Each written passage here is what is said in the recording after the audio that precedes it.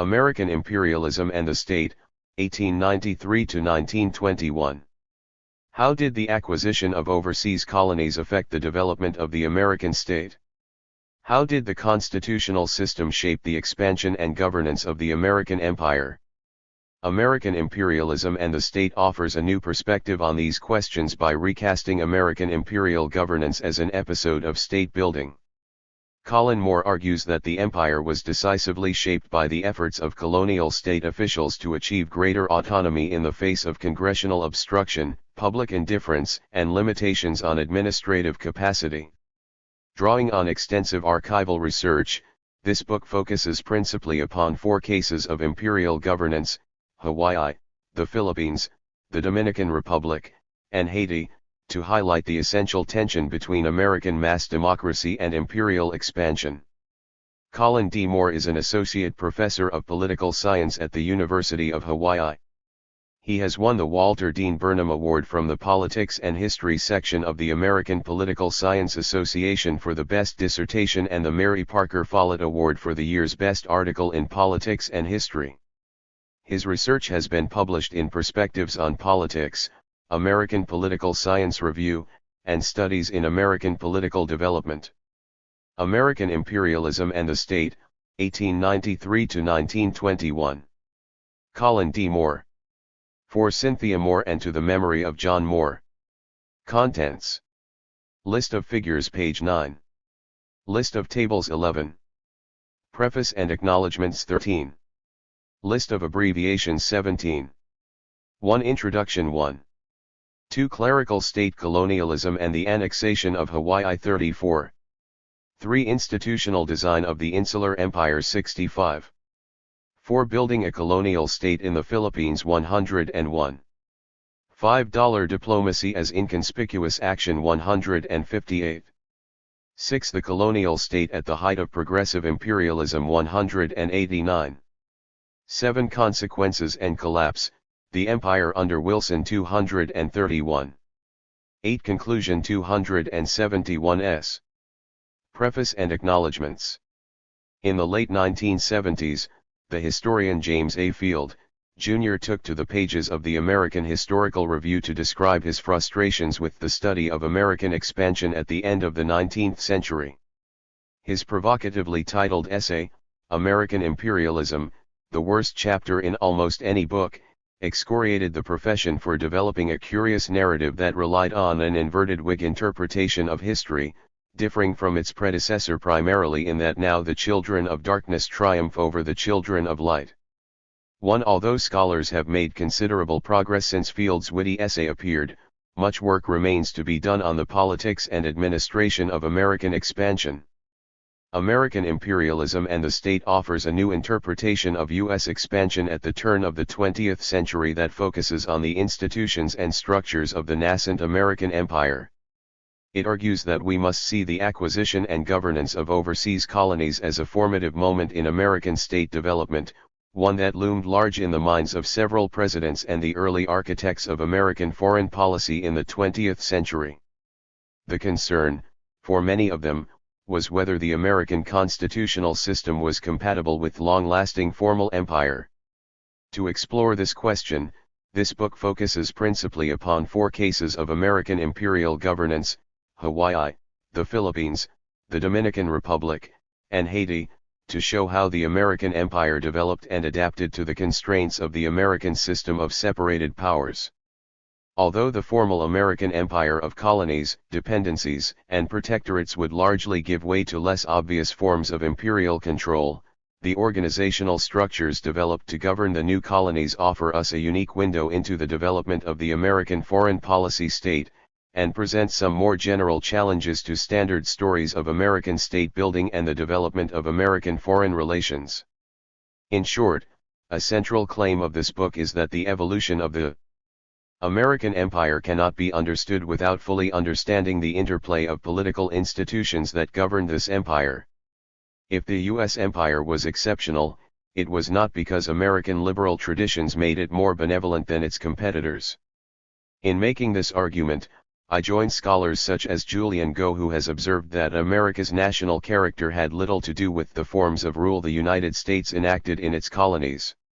2. Where this book departs from Go's incisive analysis is its focus on the structure of the American state and the autonomous actions of state officials.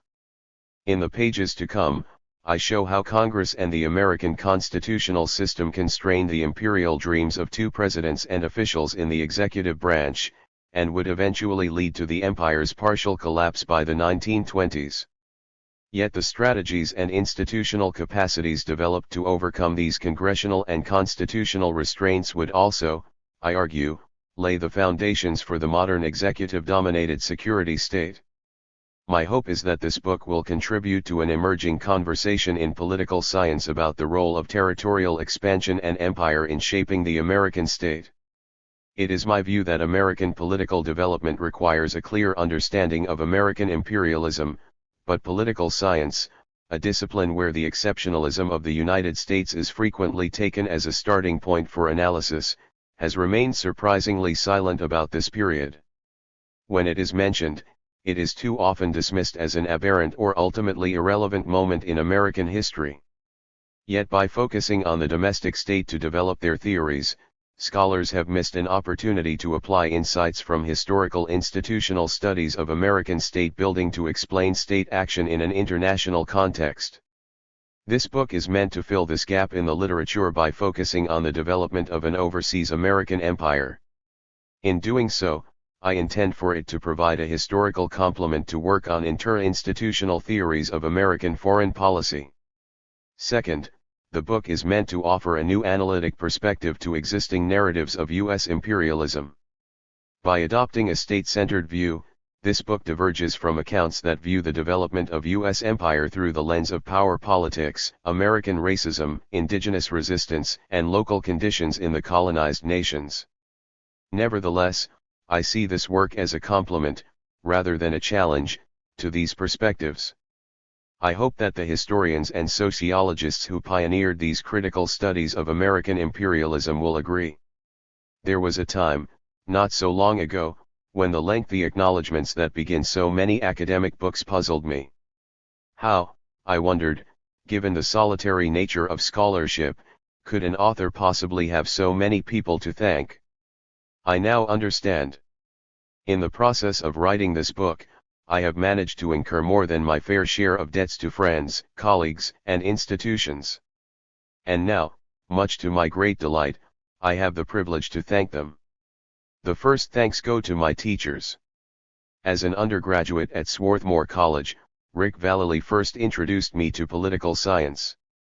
Were it not for his inspirational teaching and enthusiasm for the study of American political development, it is unlikely that I ever would have gone to graduate school. This book began as a dissertation in the Department of Government at Harvard University. During my years as a graduate student, Eric Skickler's unrivaled knowledge of the Progressive-era Congress greatly improved my understanding of the political dynamics of American imperialism. Theda Skocpol's brilliance and deep understanding of state development and comparative historical research was matched only by her support and generosity in discussing this project from its earliest stages. My greatest debt is to my advisor, Daniel Carpenter. Throughout the process of researching and writing this book, indeed, throughout all of my time as a graduate student and a junior professor, Dan has been a patient and encouraging force. He was among the first people to see the value in this project, and he helped me shape the argument over countless cups of coffee, and even a few fly-fishing trips to western Massachusetts. This book would not have been completed without the generous support of several institutions. I am indebted to the National Science Foundation and the Center for American Political Studies at Harvard University for financial support during my years as a graduate student. The Center for the Study of American Politics at Yale University gave me the time to finish my dissertation and to begin the process of transforming it into this book. I am particularly grateful to Stephen Skowronek for his advice and support during my time at Yale. The Robert Wood Johnson Foundation's Scholars in Health Policy Research program gave me 2 years away from teaching. This time allowed me to add several new sections to the manuscript under the guidance of Margaret Weir and John Elwood at the University of California, Berkeley.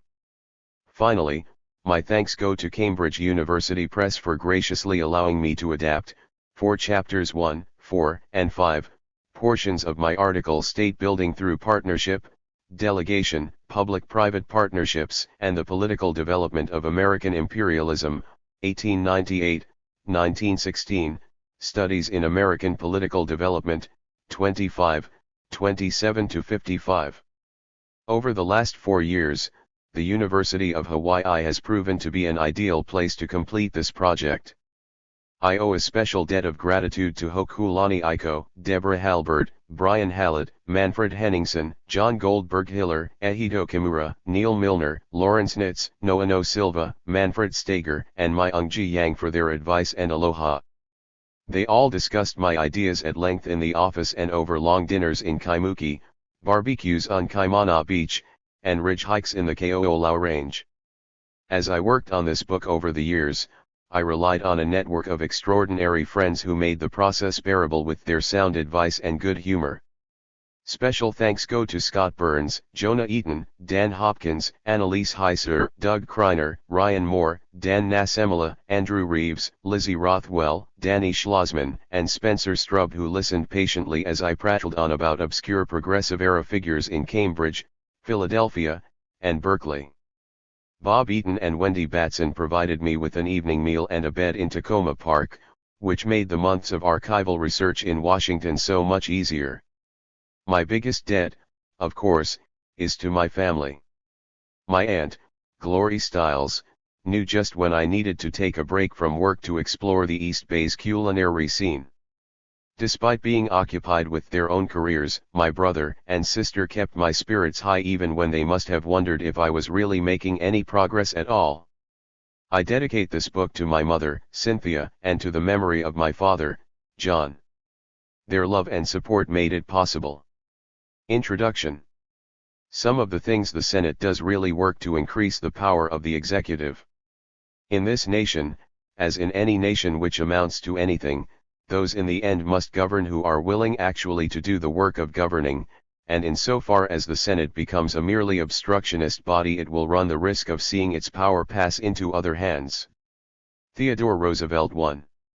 On the morning of October 12, 1898, President William McKinley rose to address a crowd of nearly 100,000 at Omaha's Trans-Mississippi Exposition, a sprawling fairground of monumental buildings devoted to American advances in agriculture, manufacturing, and administration. Just months before, the United States had emerged victorious from the Spanish-American War, and McKinley was on a 10-day tour to judge the public's reaction to America's new global role.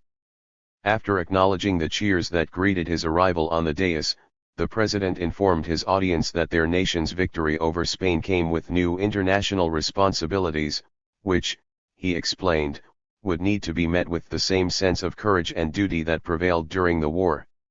Shall we, he asked the crowd, deny to ourselves what the rest of the world so freely and so justly accords to us?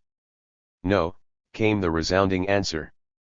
The war was no more invited by us than were the questions which are laid at our door by its results. That these new questions would be difficult ones, the president had no doubt. Whatever the challenges to come, however, he remained convinced that the nation's high and unselfish aims would pave the way to success. Right action follows right purpose, he assured his audience. 3 months later, in return for a nominal payment of $20 million to Spain, the United States would formally take possession of its new overseas colonies, bringing the small island territories of Guam and Puerto Rico, along with the entire Philippine archipelago, under American control. The president was not the only official who thought that right action followed right purpose. For the bureaucrats charged with managing these territories, America's new colonial possessions were not only a responsibility to be borne with a sense of duty, but also an abundant opportunity to demonstrate to the world the genius of American progress. To be sure, Congress and the American public soon lost interest or grew opposed to their nation's new responsibilities, but the officials who took up the task of governing the new possessions brought with them a belief in the transformative power of science, infrastructure, and rational administration.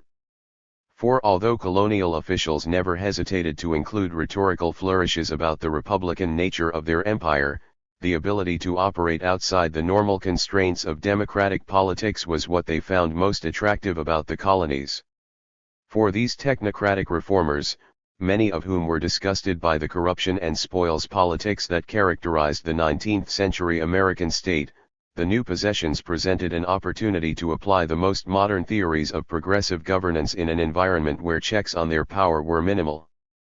There would be no political machines to dislodge, no voters to placate, and no institutional legacies to overcome in the colonial periphery. Managed by this blessings of civilization trust, to borrow Mark Twain's famous characterization of the U.S. imperial state, the colonies would become a vast billboard to advertise their nation's arrival as a world power. Although American empire is often dismissed as a weak imitation of the more potent European form, or, more troubling, its existence simply denied, it was far more capable and its goals were far more ambitious than is often recognized. 5. In an age when the transformative power of the state was still a politically charged issue at home, American colonial administrators constructed powerful and activist colonial regimes to engage in social engineering projects that often exceeded those attempted by the domestic state. 6. They built highways and railroads. They established agriculture experimentation stations and regulated narcotics. Civil service rules were in place from the earliest days of colonial administration. 7. As a result of the colonial state's extensive education programs, English became the lingua franca of the Philippines. 8. Model prisons were built according to contemporary theories of criminology, and extensive public health investments reduced tropical diseases and infant mortality, and provided Manila with its first sewer system. 9. Yet much like domestic progressive programs, these projects were bundled within a paradigm of white and specifically American cultural superiority. As one newly arrived official wrote in a passage that captures both the ambitious nature of colonial thinking and the racial lens through which the entire project was seen. A new government is being created from the ground up, piece added to piece as the days and weeks go by. It is an interesting phenomenon, this thing of building a modern commonwealth on a foundation of medievalism, the giving to this country at one fell swoop all the innovations and discoveries which have marked centuries of Anglo-Saxon push and energy. 10. Only 7 years after McKinley's address in Omaha, Theodore Roosevelt faced another foreign policy dilemma that would have equally far-reaching consequences. The Dominican Republic, deeply in debt to European creditors, was preparing to default on its loans, and Roosevelt, fearing that German, British, or even Italian interests might intervene to force Santo Domingo to maintain payments, offered to take responsibility for the debt. Unlike McKinley, however, Roosevelt famously conceded that he had about the same desire to annex it as a gorged boa constrictor might have to swallow a porcupine wrong end to. 11. That Congress and the American public would never support such an action was, of course, the unspoken subtext. Instead of outright annexation, Roosevelt brought the Dominican Republic under American control through a unique partnership between American bureaucrats and Wall Street bankers whereby the United States arranged for a private loan to refund Dominican debt in exchange for the effective transfer of Dominican sovereignty to a US-controlled protectorate. 12. Although the policy faced fierce opposition in Congress, where Roosevelt was accused of usurping the Senate's treaty-making rights and engaging in illegal negotiations with foreign powers, this controversial neocolonial solution, later dubbed dollar diplomacy by the press, would serve as the model for subsequent colonial regimes in Haiti, Nicaragua, and Liberia during the Taft administration. The American system of empire would change yet again a few years later, this time under the Democratic administration of Woodrow Wilson. His arguments for national self-determination in other parts of the world notwithstanding, Wilson ordered the invasion of Haiti and the Dominican Republic in 1915 and 1916, respectively, expanding on Roosevelt's receivership and bringing the entire island of Hispaniola under direct American administration. During these interventions, as they were euphemistically known, American officials, many of whom were transferred from the Philippines, were charged with bringing development and stability to these beleaguered nations along the model developed in the Philippines, relying yet again on Wall Street for financial support. Meanwhile, Wilson's appointees in the Philippines, although they were no less committed to right action than their predecessors, began a slow process of Filipinization, which drew down the number of American officials and nationalized large parts of the colonial economy, replacing the private railroad corporations and banks with state-owned enterprises. By the 1920s, when the empire had become a political liability for both the Democratic and Republican parties, the United States began to liquidate many of its colonial possessions and protectorates, finally granting effective independence to the Philippines and ending its occupation of the Dominican Republic and Haiti, but keeping Hawaii, Puerto Rico, and several small island nations under its control until the present day. The American age of formal empire and progressive nation building, which had begun with so much sound and fury in 1898, would end quietly less than 40 years later as the last Marines steamed out of Port-au-Prince and Manuel Quezon entered Malacanang Palace as the first president of the Philippine Commonwealth. Empire and the American constitutional system. Whether this well-known history of American imperialism is presented as the first great triumph or as the tragic social experiment that it was, it is traditionally understood as the natural outgrowth of structural and cultural factors such as industrialization, racism, and manifest destiny. 13 lost in this decades-long quest to locate the origins of imperialism in American culture and political economy, however, are the institutional developments and interbranch politics that underlay the vigorously contested expansion of American power in the Caribbean, Latin America, and Asia in the years after the Spanish-American War. In their quest to transform the United States from a prosperous industrial republic into an imperial power, a diverse set of bureaucrats and executive officials in the emerging American foreign policy state confronted the same obstacles, conditions of mass democracy, a weak central state, and the complex constraints of the U.S. Constitution, that earlier reformers had encountered in their efforts to rationalize the administration of the domestic American state. 14 Time and time again, the indifference of the American people to an empire that was too far and too foreign, as well as tenacious and strategic opposition from colonized people, stymied the efforts of the president and these officials. Yet the lack of support and funding from Congress for an expansive American empire was always the most difficult obstacle to overcome. After a brief burst of pro-imperial enthusiasm, Congress quickly soured on the imperial experiment. At first, colonial bureaucrats did try to build public support for their imperial policies. They sponsored exhibits at fairs, they tinkered with customs laws to create favorable investment environments, and they solicited positive press coverage to advertise the good works they were doing in America's showcase of democracy. Such strategies quickly proved unsuccessful for some rather straightforward reasons. Members of Congress from both parties remained uninterested in populations that could not vote, and the American public's racism and fear of possible economic competition from their own colonies made them indifferent and occasionally hostile to the new American colonies. The empire, quite simply, was bad politics in a mass democracy.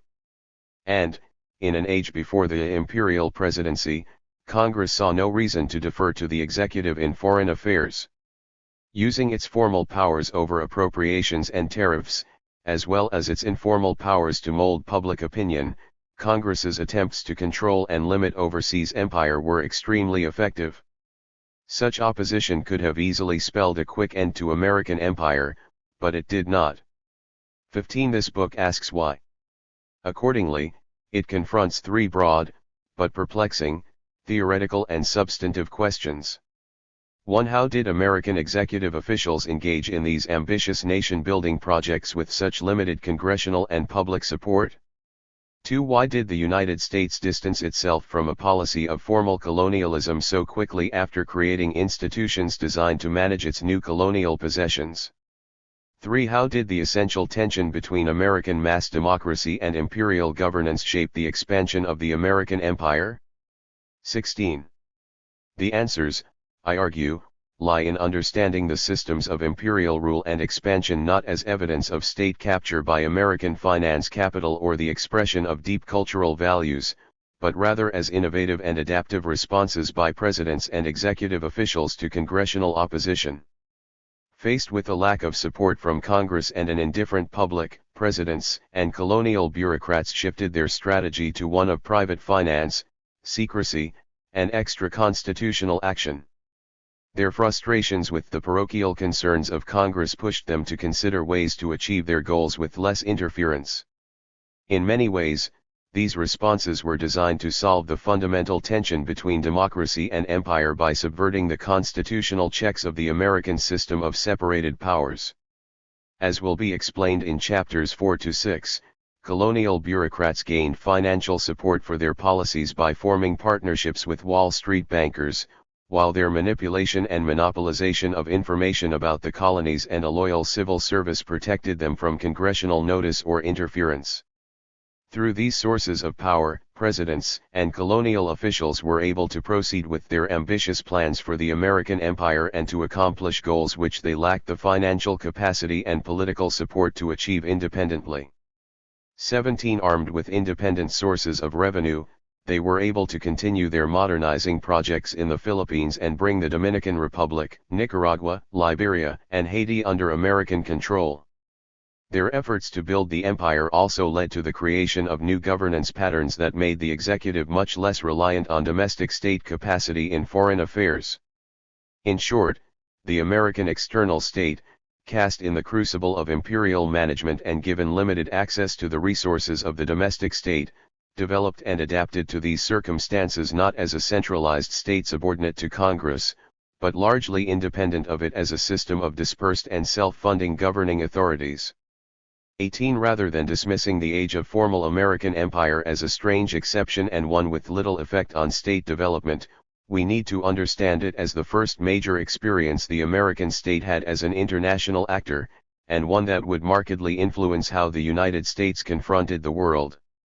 Woodrow Wilson, writing in the preface for the 15th edition of Congressional Government, recognized this possibility as early as 1901.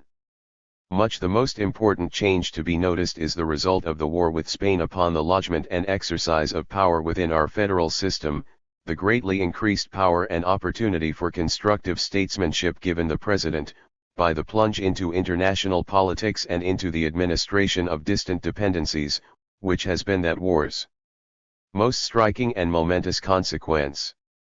When foreign affairs play a prominent part in the politics and policy of a nation, its executive must of necessity be its guide, must utter every initial judgment, take every first step of action, supply the information upon which it is to act, suggest, and in large measure control its conduct.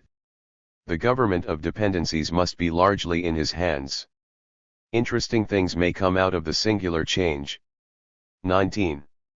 Such developments are not merely of historical interest.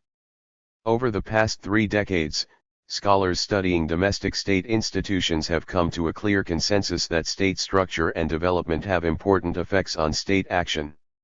20 Yet by focusing on the domestic state to develop these theories, researchers have missed an opportunity to apply these valuable insights to explain state action in an international context.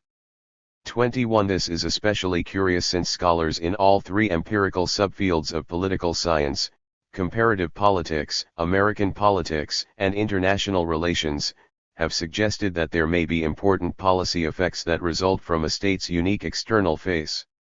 In a seminal volume on the state written over 3 decades ago, Theda Skocpol and her co-authors hint at this possibility.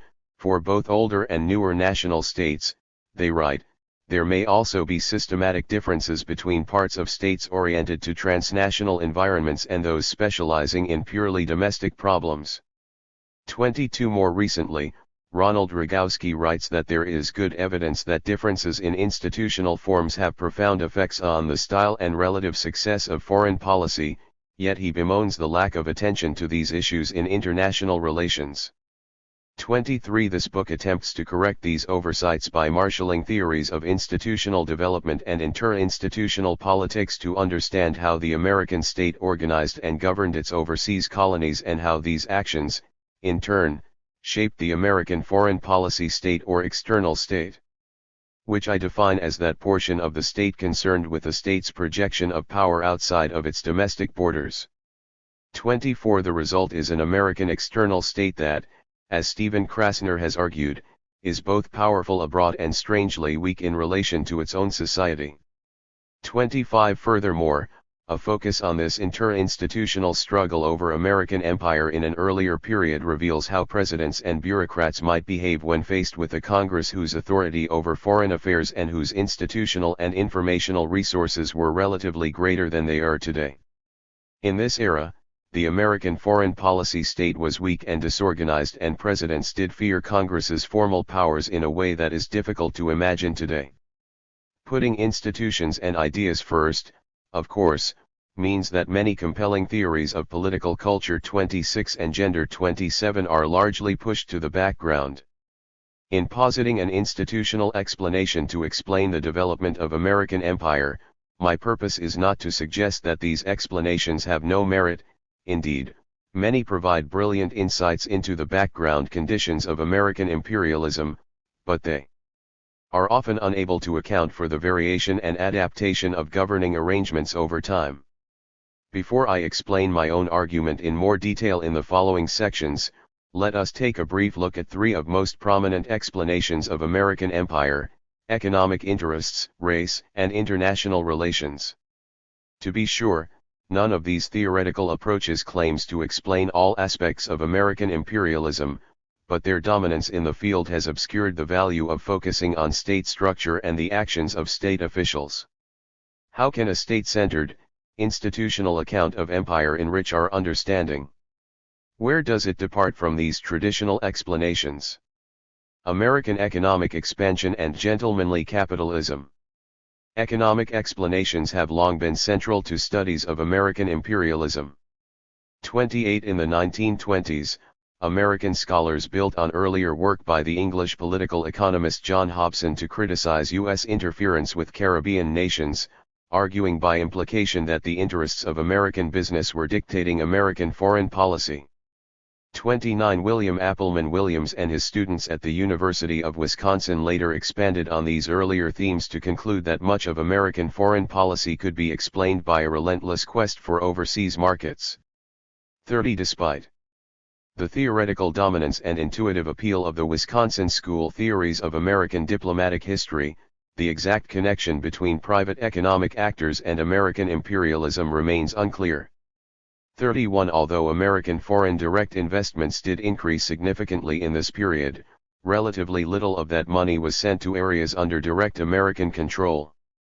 As Table 1.1 demonstrates, investment in the Caribbean and Latin America represented but a fraction of total American foreign investments both before and after the Spanish-American War, increasing only by 3 percentage points between 1897 and 1914. Furthermore, as Table 1.2 shows, even by 1911 most American investment in the Caribbean region was concentrated in the lucrative Cuban sugar industry, a business in which American investors had long played a central role. In contrast, American direct investment in the Dominican Republic, Haiti, and Nicaragua, all three of which saw dollar diplomacy interventions, was extremely modest, accounting for half of the investment in Guatemala alone, a nation that never came under direct American administration. As economic historians Lance Davis and Robert Kull argue, it is difficult to rationalize the level of intervention with the size of the Americans' investment stakes in those countries.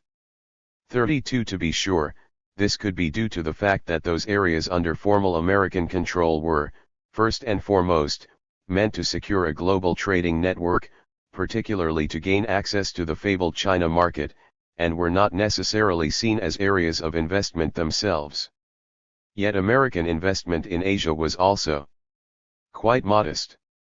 Even by 1900, trade with China and Japan amounted to less than 4% of total foreign trade. 33. American capitalists, it seems, simply saw no reason to enter fragile developing markets when there was easier money to be made in the rapidly expanding economies of Western Europe, Canada, and Mexico. Nor did they necessarily need the state's assistance to expand their markets. As one detailed study of American industrial exports in this period holds, for the most part, the larger producers had their own sources of market information and their own business employees to represent them abroad. Big business did not rely on the American government to further its interests in foreign markets. 34 Nevertheless, the value of considering economic motivations cannot be dismissed.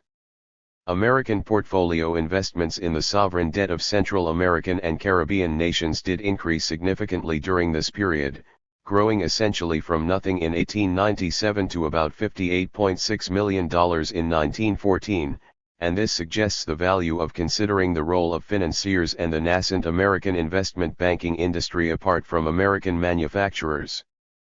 35 During this period, American bankers were becoming increasingly interested in the sovereign debt market of Latin America, but this market presented unique challenges that did not confront manufacturers, particularly the need to be backed by a state that would provide a vigorous defense in the case of default. 36 Of course, the role of financiers is central to older theories of imperialism. Both Bukharin and Lenin distinguished the export of capital from the export of commodities, and both emphasized that imperialism emerged from the necessity of finding profitable investment opportunities for so-called surplus capital. 37 Yet the search for new markets, even markets for investment capital, leaves much unexplained, including the role of the state. As a rule, classical Marxian theories of imperialism treat the state as the agent of financiers, an assumption that does not allow for the possibility that state actors may have their own set of interests, a proposition that would be much more difficult to defend today. 38 What is needed, then, is a more nuanced interpretation which allows for the possibility that the interests of American finance capital and state actors became aligned, one which acknowledges these activities as a partnership rather than a relationship of capture or coercion.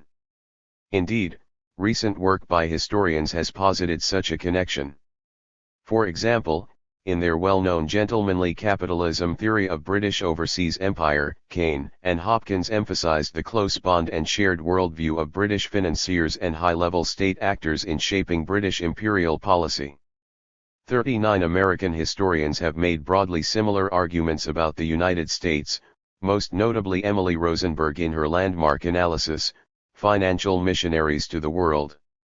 Yet the specific causal mechanisms that led to this shared project, as well as the generalizable lessons for state development that such partnerships imply, are not always made as clear as they might be in these more descriptive works. 40. Race and American Empire. No study of American empire can ignore the central role of race in American expansion. Americans' confidence in the racial superiority of Anglo-Saxons reached its height during the imperial age as these long-held beliefs gained the patina of objectivity through newly popular theories of social Darwinism and pseudo-scientific studies of racial capacities. 41 The grotesque caricatures of Latinos and Asians that filled newspapers during the imperial era are well known to students of American history. It should come as no surprise, then, that race is found as a major explanatory variable in many prominent accounts of American imperialism. 42 Some historians have even connected the increasingly oppressive racial regime in the South with the advent of American imperialism. No less an authority than C. Van Woodward, for example, wrote that by the 1890s the North was looking to Southern racial policy for national guidance in the new problems of imperialism resulting from the Spanish War. 43 Other scholars posit that the invocation of racial Anglo-Saxonism was an attempt to legitimate American colonialism by emphasizing its racial ties to the British Empire. 44 As compelling as these accounts are, a lingering problem with theories of imperialism that use race as their primary explanatory variable is that they operate at a relatively high level of abstraction. This leaves little room to consider other important variables like political institutions and state capacity. While American beliefs in the superiority of white culture and values may have encouraged expansion, they were often checked by Americans' equally powerful aversion to the incorporation of non-white territories into the United States. 45 Indeed, as historian Eric Love argues, race ideas were used most openly, aggressively, and effectively by enemies of imperialism. 46 As we will see, much of the opposition to imperialism was caused by the American public's strong antipathy to the incorporation of non-white citizens into the Republic. In this work, race is included as one of several ideas that shaped thinking about American imperial administration. Particularly significant in my account are the different racial understandings of colonial state officials, which often differed from those of American soldiers. Top colonial administrators were far more likely to emphasize the behavioral or historical aspects of race over essentialist or biological theories. 47 As Julian Go has argued, race was a contested category even among the soldiers and bureaucrats charged with overseeing the empire. For some, race was a matter of biology and blood that remained fixed, while for others race was merely seen as correlated with certain behaviors or intellectual abilities. 48 For these officials, race was an inherited set of characteristics that could be overcome with the help of aggressive social engineering projects to hustle the East, as they often described it, to a more advanced stage of development. This study, when race is considered, focuses on how racial understanding affected the concrete actions of colonial administrators themselves. 49. Empire and international relations. Scholars of international relations have long accounted for imperial expansion through the lens of power politics. If Thucydides is correct and the strong do what they have the power to do, then we should expect that as its economic and military power increased, the United States would expand more aggressively. 50 According to Robert Gilpin, a more wealthy and more powerful state will select a larger bundle of security and welfare goals than a less wealthy and powerful state.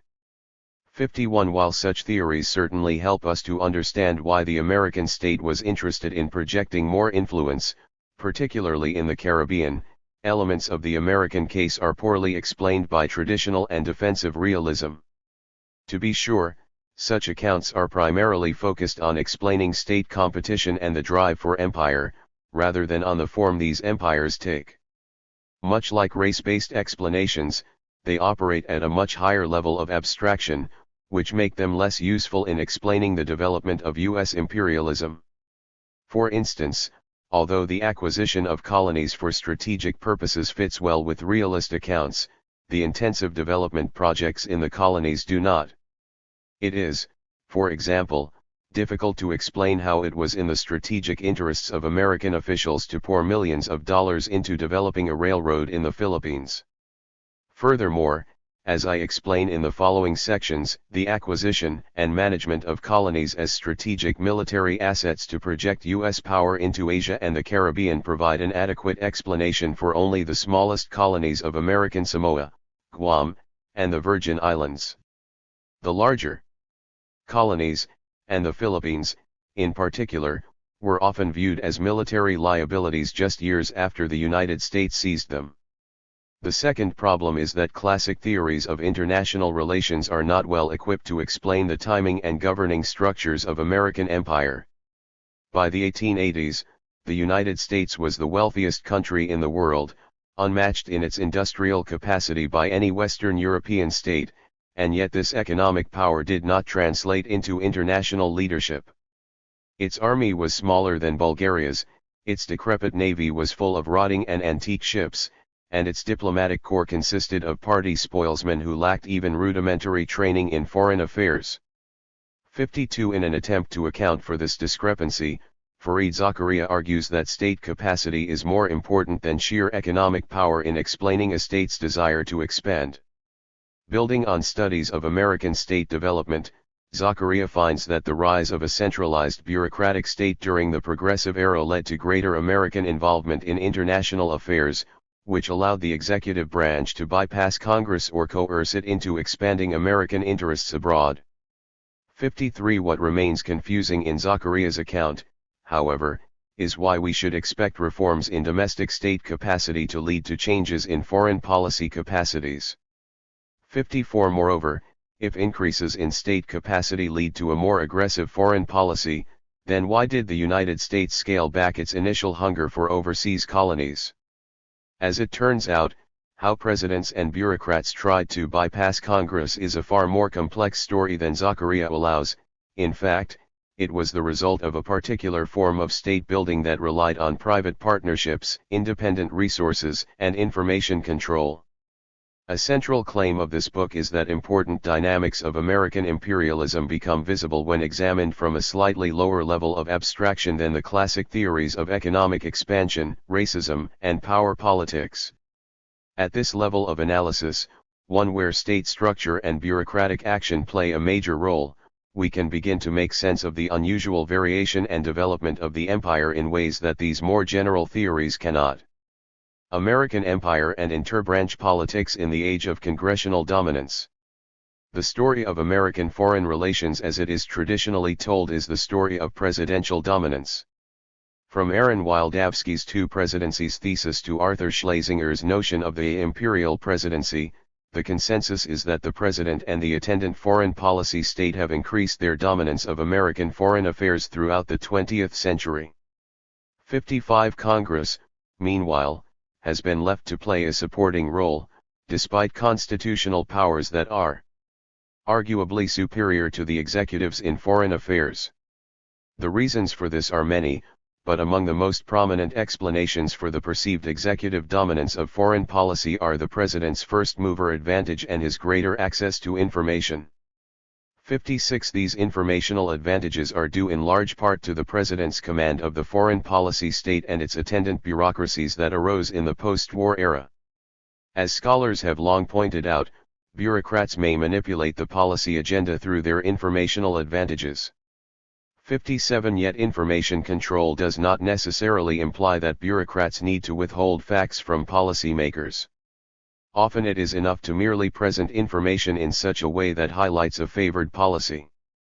58 While such informational asymmetries are present in all relations between bureaucrats and policymakers, they may be particularly acute in foreign affairs. Knowledge about domestic conditions is often cheap and plentiful, and, perhaps most important, members are likely to have independent sources of information from concerned interest groups. Yet these conditions are much less likely to hold in a foreign policy environment when information is extremely costly and the interest group environment is weak. As Robert Dahl recognized over 50 years ago, in foreign affairs the executive holds a quasi-monopoly over important information. 59 Many scholars have observed that in the modern era Congress has difficulty competing with this tremendous informational advantage, one provided by the multitude of foreign policy agencies and officials who report directly to the president. Electoral incentives play a role as well. Given that members of Congress represent single geographic districts, they are unlikely to get much of the credit for decisions made in the conduct of American foreign relations. 60 Few doubt that the president has dominated foreign affairs in the post-war era, but new work has called into question many assumptions about Congress's supposed weakness over executive actions. William Howell and John Pevhouse find that Congress can yield significant influence over the decision to use military force, while Douglas Kreiner has shown how Congress exercises a surprising degree of influence once military actions are underway. 61 Although Congress rarely uses its legislative powers to block presidential actions, much of this influence comes from presidential anticipation of congressional support or opposition. In other words, when presidents know that their policies are likely to be opposed, they are less likely to pursue an aggressive course of action. Yet as Kreiner points out, presidential anticipation is not the only mechanism at work. Congress can raise the costs of these actions by launching high-profile debates, by appealing to public opinion through speeches and press conferences, and by engaging in a variety of other informal actions in the public sphere. 62 One potential problem with this line of scholarship is that it tests congressional influence almost exclusively during the post-war era, a period in which the executive has undisputed informational advantages and in which Congress has rarely exercised its formal powers to limit presidential action. Naturally, showing any significant congressional influence in the modern era is a major finding, but the president did not always have these advantages over Congress. The imperial presidency is itself a historically conditioned development dependent on the growth of the post-war foreign policy state. Would the executive still dominate foreign affairs if Congress were more powerful and assertive? The American Age of Empire offers an opportunity to investigate this question. 63 During this period, Congress was at the height of its power and the president was in no way imperial. As is often pointed out, it was Congress, not the president, which led the charge to the Spanish-American War. It was in this environment of congressional dominance and executive fear of Congress's formal powers that the American empire took shape. As I explain in the following sections, congressional opposition to imperial expansion profoundly influenced the development of the empire, but it did not stop it, because the executive and its emergent bureaucratic state adapted to these restrictions. Ironically, congressional power may have shaped a foreign policy state that developed in such a way to avoid congressional scrutiny and control. Nevertheless, the fragile structure of American empire also offered an opening for colonized people to resist U.S. control by using these inter-institutional conflicts to their own advantage, a process that also shaped how colonial officials expanded the empire. Inconspicuous action, state building through collaboration, and ideas as road maps. A principal contention of this book is that institutional theories developed in political science can illuminate the development of American imperialism, while a careful look at the development of the American empire may also improve theories of interbranch politics and state building in foreign affairs. There is no doubt, as the literature suggests, that presidents and executives do anticipate congressional opposition, but they, too, may develop ways to avoid such congressional scrutiny and sanction while still pursuing their preferred policies. Yet in an age when congressional constraints were far more threatening, and when the executive had, at best, a modest informational advantage, this required an adaptive strategy. One important way bureaucrats may gain independence, as Daniel Carpenter has shown, is by cultivating a diverse set of public constituencies through reputation building to gain political support for their policy goals. In this way, they can develop a form of bureaucratic autonomy from Congress and even, in some cases, from the president. 64 But the mechanisms of bureaucratic autonomy in its strict sense do not explain executive strategies in imperial expansion. Although the preferences of presidents are clearly reflected in these actions, a new cadre of bureaucrats who were led by some uniquely entrepreneurial executive officials developed the strategies of imperial expansion that avoided congressional scrutiny and attention. As I show in the pages to follow, the officials involved in the management and creation of American empire joined a new agency, the Bureau of Insular Affairs, that would come to govern most of the American colonies. They came from a diverse array of backgrounds, the military, law, and academia being the most common, and together they developed a commitment to a progressive, technocratic version of U.S. imperialism. Their interest was not in promoting their own bureau's reputation, but in bringing order, stability, and discipline to the colonies. As we will see, the diversity of their professional backgrounds also allowed them to forge partnerships with U.S. banks and the law firms that would administer colonial loans. In this book, I show that the systems of imperial control developed by colonial bureaucrats allowed them to exercise considerable power without a broad coalition of domestic constituencies, apart from a rarefied group of financiers, to form their insular empire.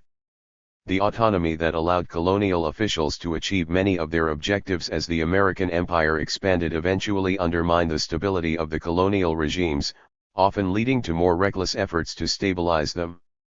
As the supervisory regimes installed in the Dominican Republic and other nations began to fail in spectacular fashion by World War I, for example, the Wilson administration was forced to shore them up by extending formal imperial control, leading to another round of nation building and borrowing that would itself collapse in the 1920s, resulting in more congressional investigations. Thus, a policy designed to extend American hegemony on the cheap and one designed to avoid congressional scrutiny would become both expensive and highly politically visible, a bad outcome for American colonial state officials and a tragic one for the millions of people unfortunate enough to come under their rule.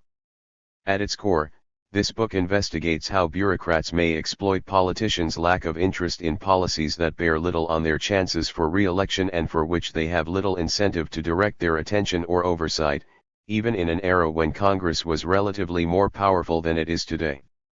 Three mechanisms are crucial to the pages that follow: inconspicuous action as a bureaucratic strategy, the formation of public-private partnerships as an alternative means of state development, as well as the unique pitfalls of this approach, and the role of ideas as focal points and roadmaps for actors operating under conditions of uncertainty and in decentralized organizational environments. Taking each point in turn, let me first explain the theoretical motivation for understanding the process in question and then illustrate how each process explains the development of American imperialism.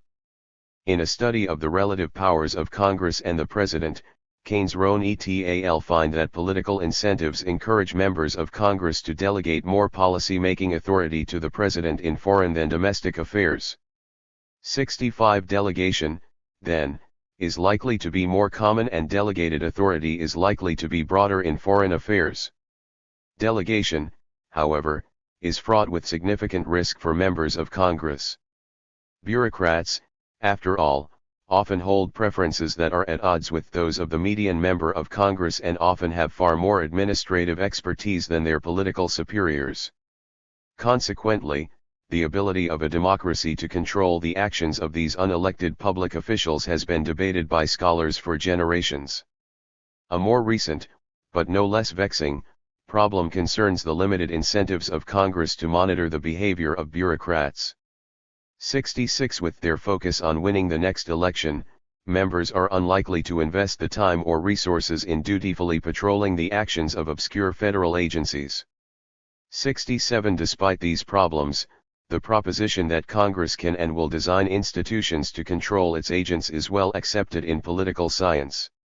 68 According to this literature, when Congress delegates responsibilities to a federal agency, it can build in ex-ante checks through statutory controls and administrative procedure requirements that lower the costs of oversight, and through ex-post actions such as oversight hearings.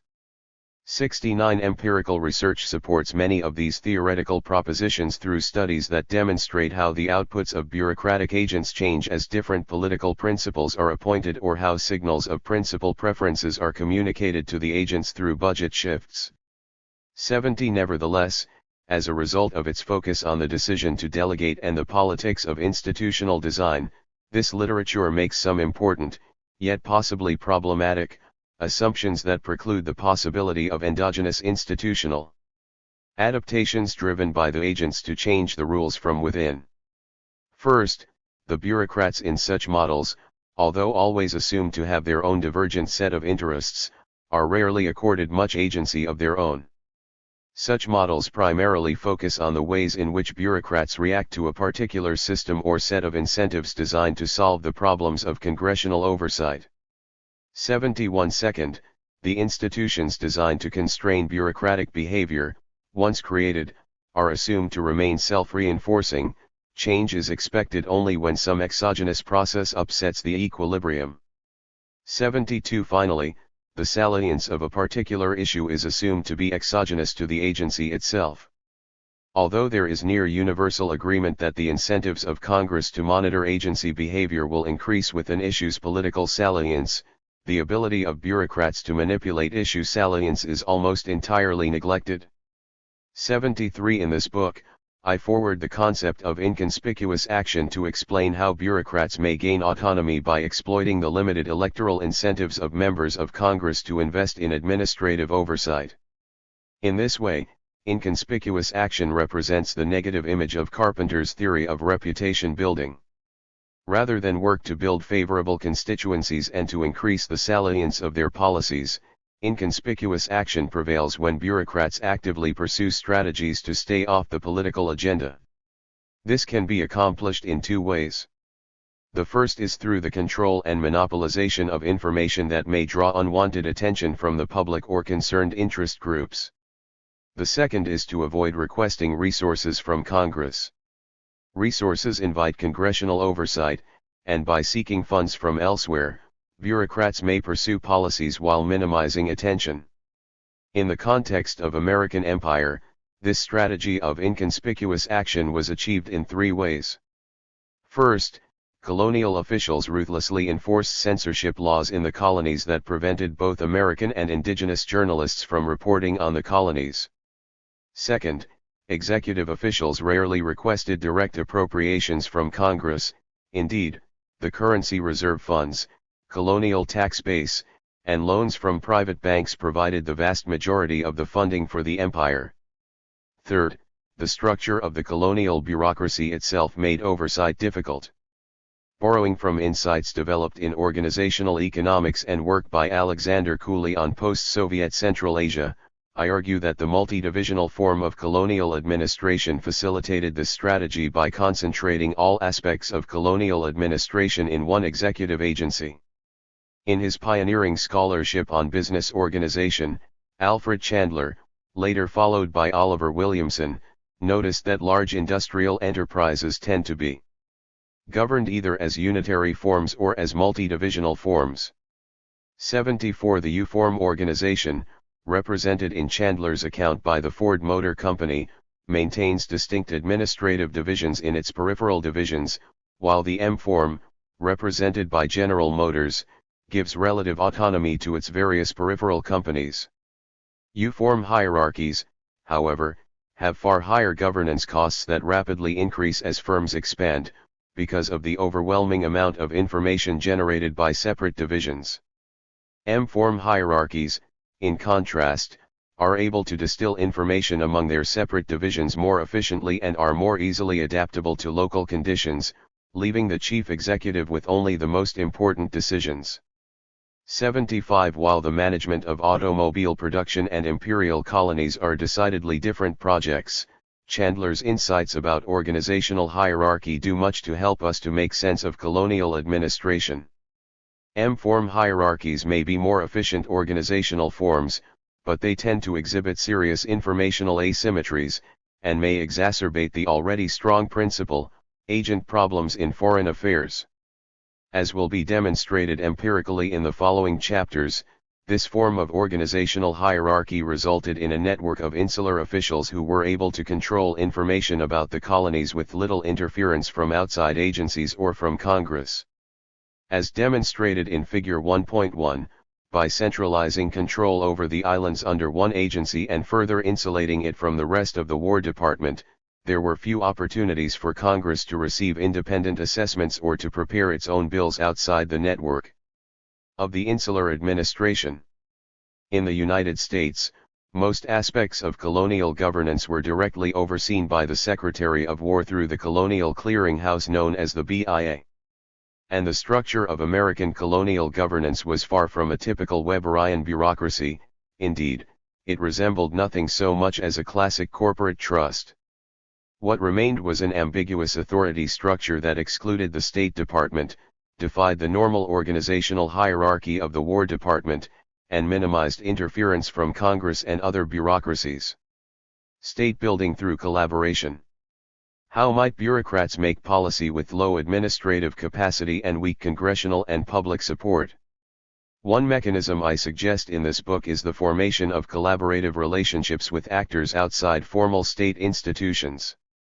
One point that nearly all scholars of American politics can agree on is that the American state is a Rube Goldberg state, one with untold numbers of lacunae, veto points, conflicting institutions and, it must be added, political entrepreneurs who know how to exploit them. 76 The porous nature of the American state makes it more difficult to conduct policy from the center, but it also offers determined actors abundant opportunities to realize their goals. That is, when one path is blocked, there are often other ones available. Liberal states, the United States in particular, are likely to have rich civil societies that contain a number of strong and influential non-state actors and organizations, offering abundant opportunities for bureaucrats to harness this already existing capacity for their own ends by collaborating with powerful private actors. Such public-private collaborations have occurred with surprising frequency throughout American history and in a wide variety of policy environments, from the anti-vice crusade of Anthony Comstock to the enforcement of prohibition and equal opportunity employment laws.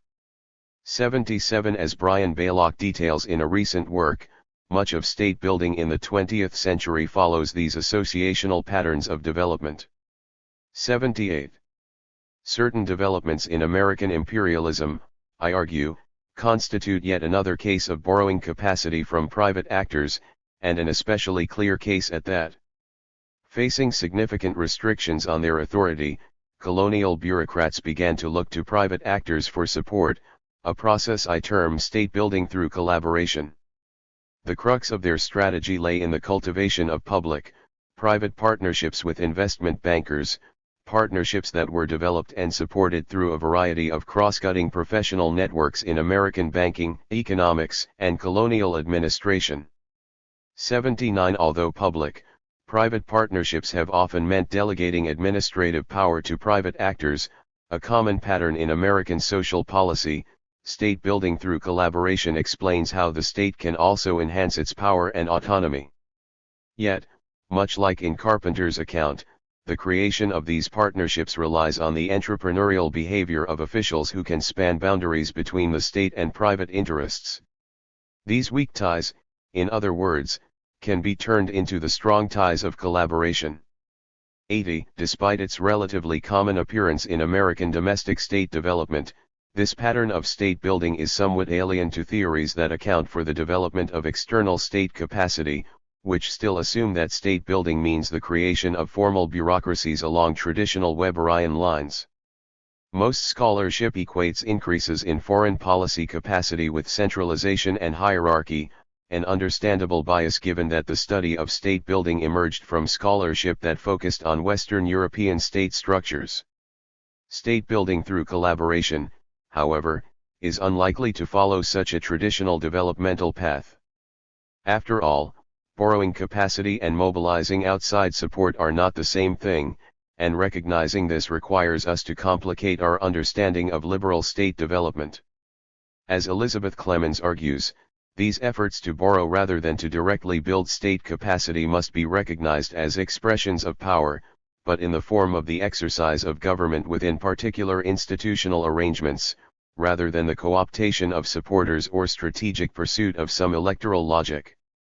81 My theory of state building through collaboration, then, builds on the work of scholars such as Ellis Hawley, whose concept of the associationalist state began this area of inquiry, as well as Clemens and Baylock, who have reinvigorated it.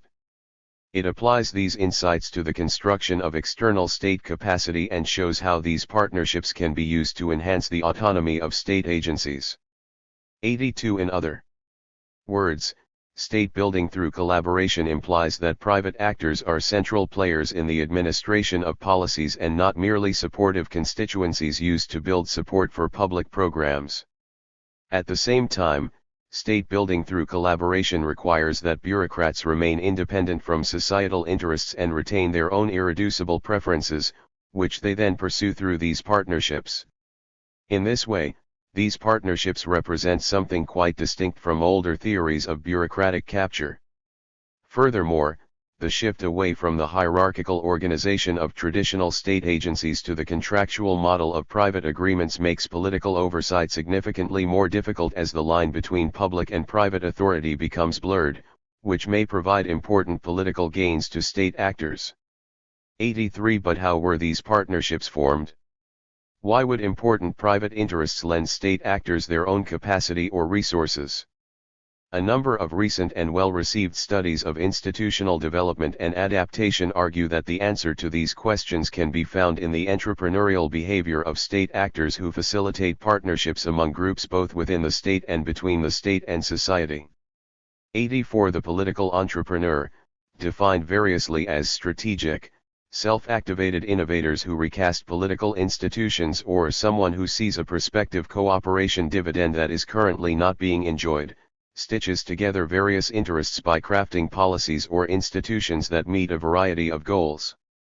85 Furthermore, these entrepreneurs are likely to sit at the center of multiple cross-cutting networks, which gives them access and influence with other groups.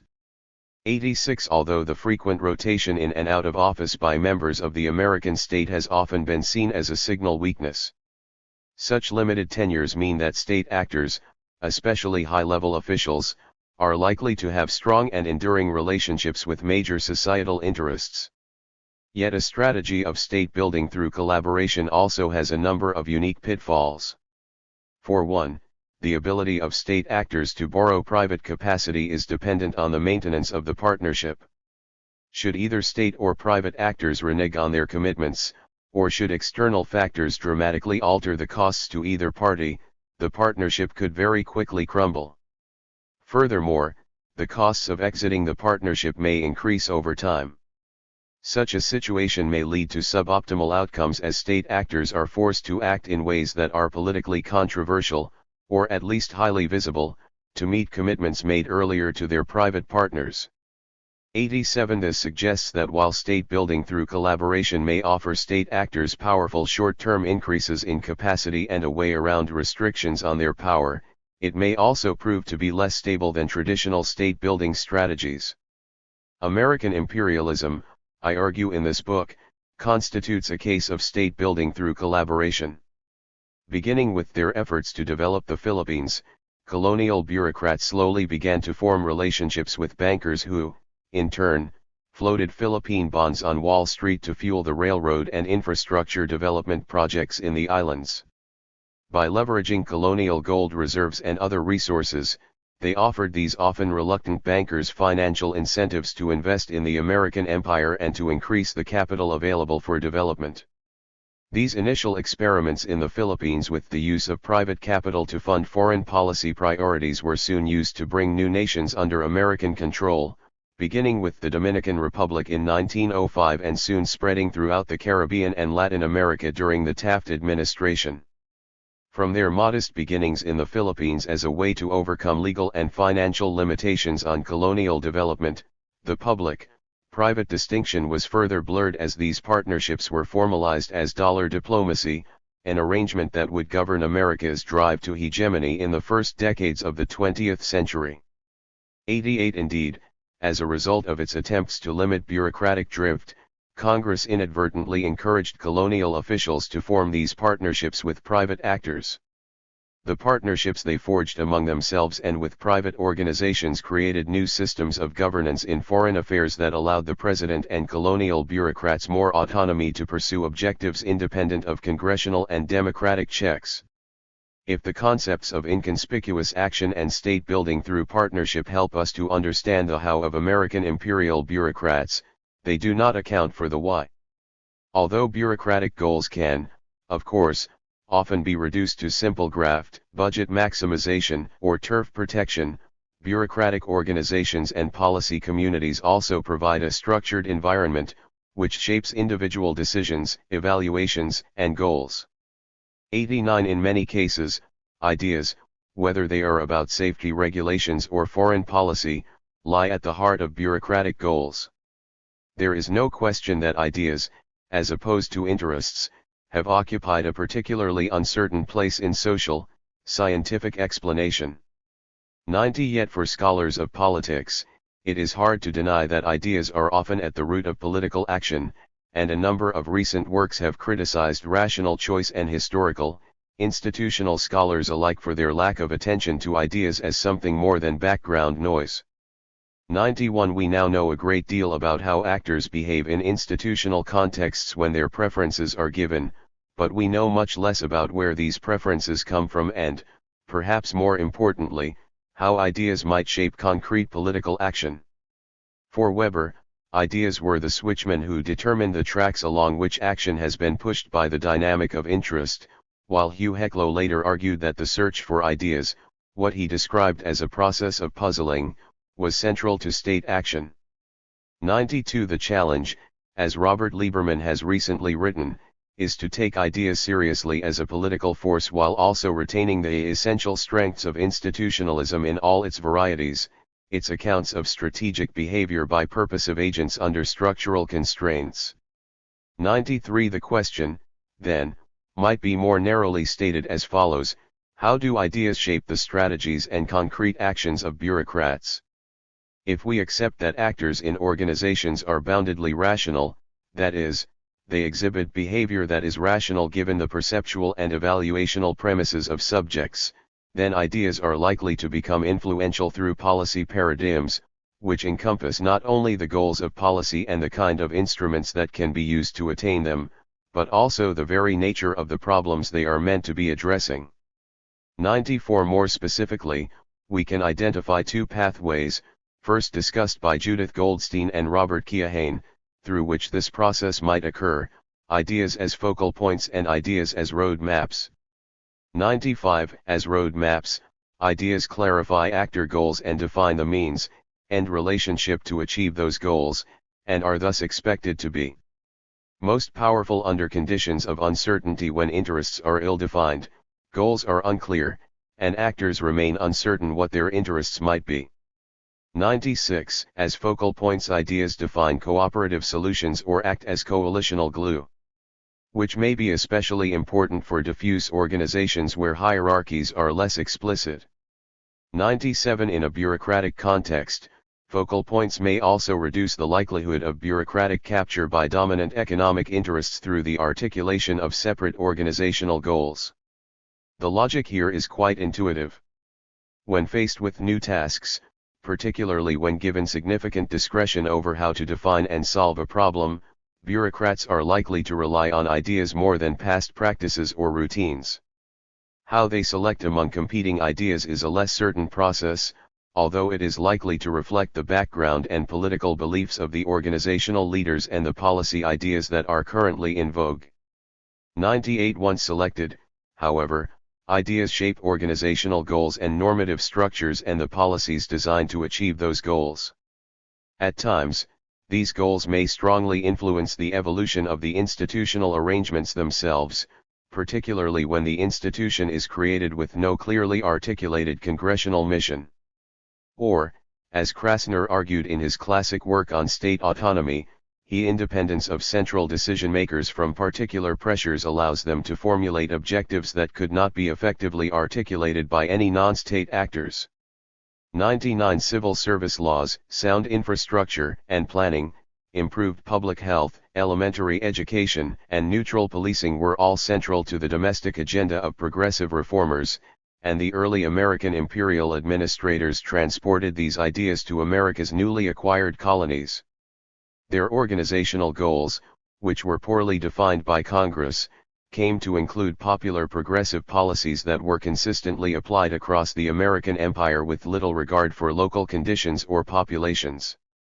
As will be emphasized in the empirical sections of this study, American colonial policy was mainly a collection of progressive-era social policies, rather than a separately articulated imperial policy. In many cases, these new domestic policy prescriptions for agriculture, education, and even urban design were transported largely intact to America's overseas colonies. To give one well-known example, American architect and urban planner Daniel Burnham, famed for his design of Chicago's Outer Drive and Washington's Union Station, proposed a similar makeover for Manila in the City Beautiful style. 100 Although only parts of his design were ever built, the broad boulevards and neoclassical buildings of contemporary Manila remain among the most visible reminders of America's colonial occupation. The focal points provided by these progressive ideas also help to coordinate action despite the distance from Washington and a diffuse organizational environment.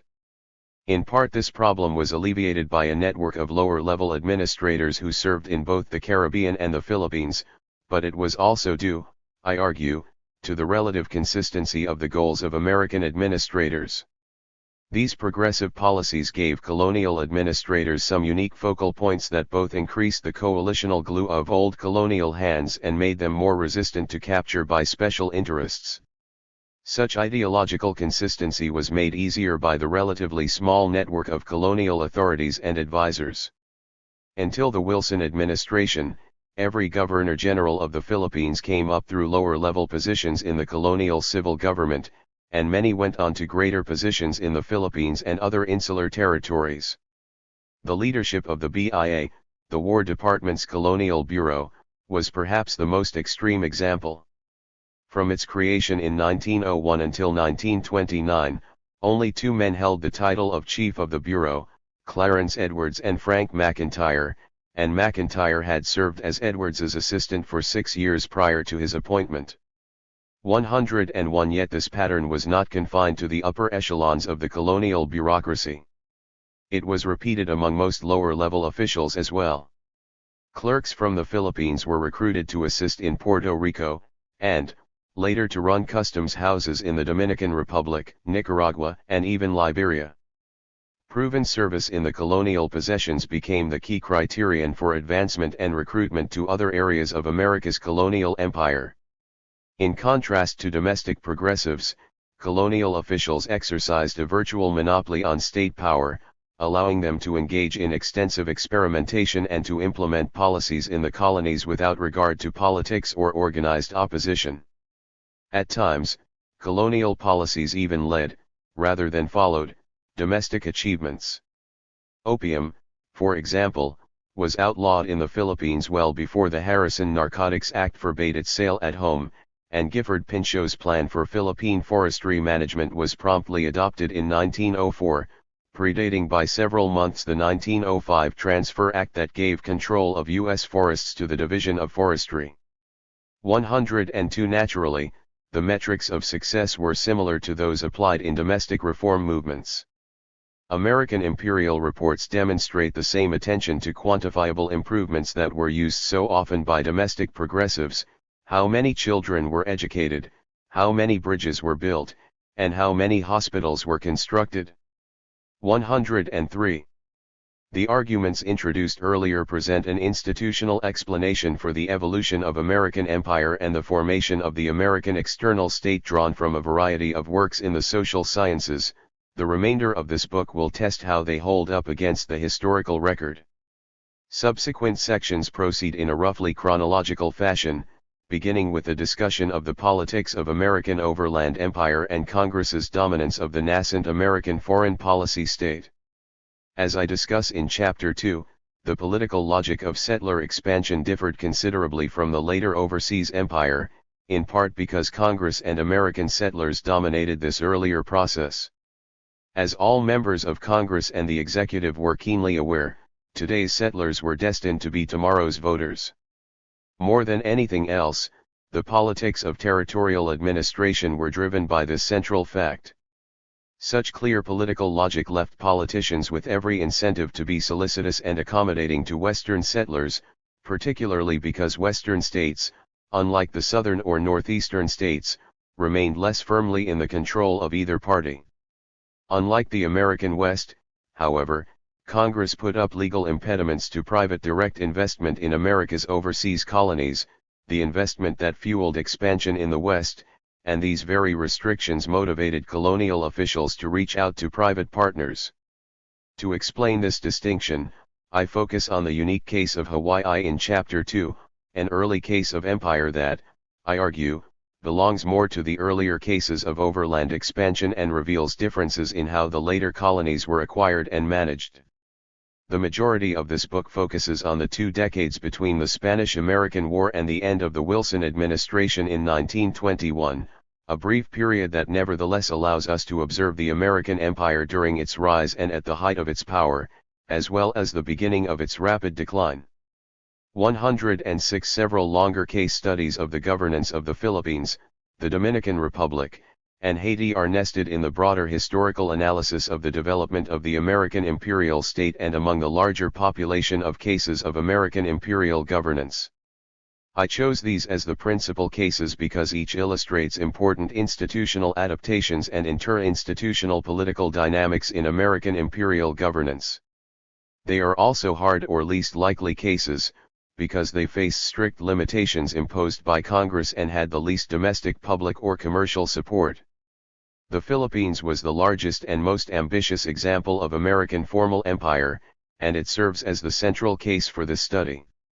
The Dominican Republic and Haiti are considered together as the first dollar diplomacy cases where the public-private receivership system of colonial control transformed the entire island of Hispaniola into a de facto colony despite never being formally annexed by the United States. The major cases that motivate this study offer illustrations of the different and evolving strategies that colonial officials employed to create autonomous and ambitious colonial regimes despite congressional restrictions.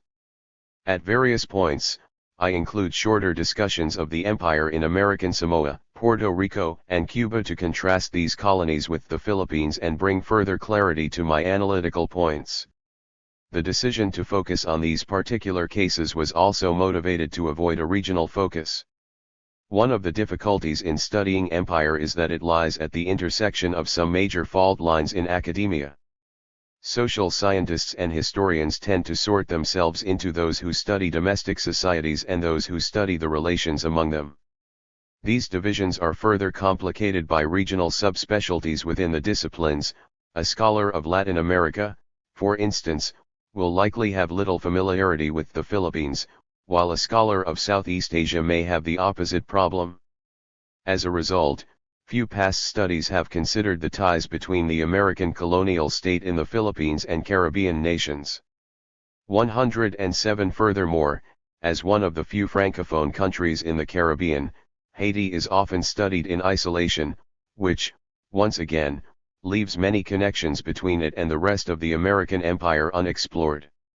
108 Empire is a notoriously vague concept, and I borrow Michael Doyle's very useful definition of empire as a relationship, formal or informal, in which one state controls the effective political sovereignty of another political society. 109 Naturally, no book of any reasonable size can do justice to every territory that came under American occupation and control. Although I refer to these cases in passing, I leave in-depth investigations of Guam, the Virgin Islands, Liberia, and the Panama Canal Zone to other scholars. Finally, a note on terminology: to avoid confusion, I use the term colonial state whenever I am referring to colony-specific governments. In the case of the Philippines, for example, the colonial government began as an arm of the BIA, but became a hybrid government controlled by American officials and a Philippine assembly. I use the terms imperial state or insular state when I am referring to the BIA and other coordinating agencies in Washington, D.C. I use the terms external state or foreign policy state to mean the collection of bureaucracies that include the State Department and Department of War, the precursors to what is often described as the national security state today. Methods: comparative history and archival data. Methodologically, this book offers a series of comparative histories to assess variation over time and across cases. Although each example of American imperial rule is considered in depth, they cannot be considered cases in the traditional sense, that is to say, they are not independent and identically distributed. As my theory of imperial rule suggests, earlier experiences with colonial government had important effects on the later colonies. Consequently, I employ a method of narrative panel analysis, which allows me to assess how these critical experiences, sequences of events, and interactions among separate authority structures affect the development of institutions, in this case, those of the American Empire, over time. 110 Any historical study primarily focused on institutional development confronts serious endogeneity problems, and this work is no exception. Yet such difficulties do not mean that genuinely historical social, scientific analysis is impossible. To confront these problems, this book adopts Peter Hall's method of systematic process analysis. 111 Hall recommends that scholars first develop a set of theories that identify the relevant causal factors and how they operate, followed by predictions about the patterns that will appear in observations of the world if the causal theory is valid and if it is false. The theories outlined earlier, if correct, contain a number of observable implications, and I try to test them as clearly as possible in each empirical chapter. Interinstitutional politics.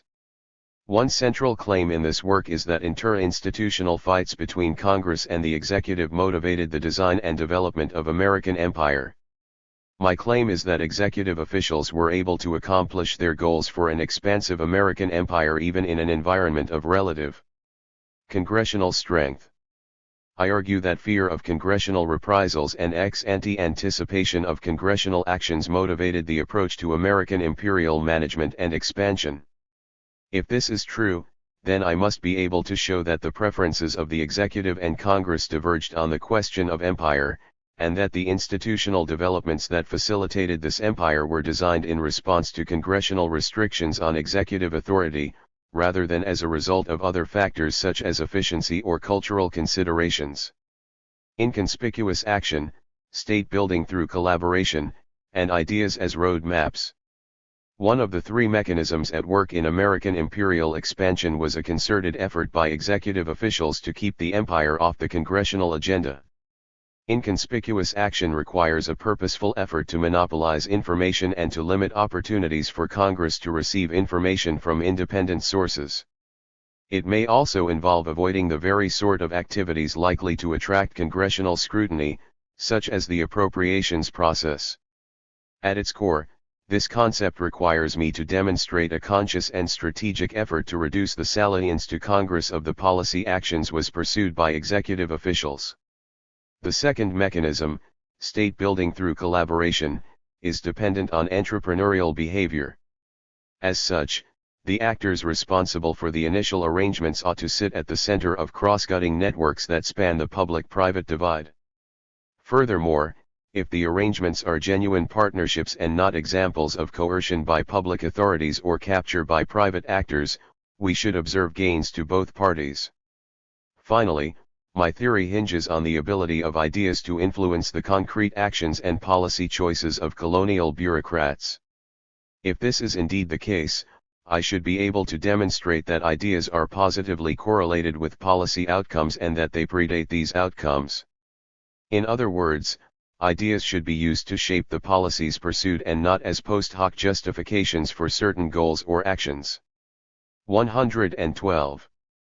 Sources. The blurring of public and private authority in the governance and expansion of American empire, as well as the fact that much of my story is designed to uncover actions and strategies that were designed to be hidden, necessitated that the evidence provided range far wider than government reports or congressional testimony. Relying on these more traditional sources exclusively may bias the analysis, because bureaucrats are often quite selective about the information they share with Congress. While politicians tend to make their preferences quite well known, bureaucratic opinion and strategies are more often hidden in the formulaic and neutral language of official reports, which obscures the behind-the-scenes preferences and strategies.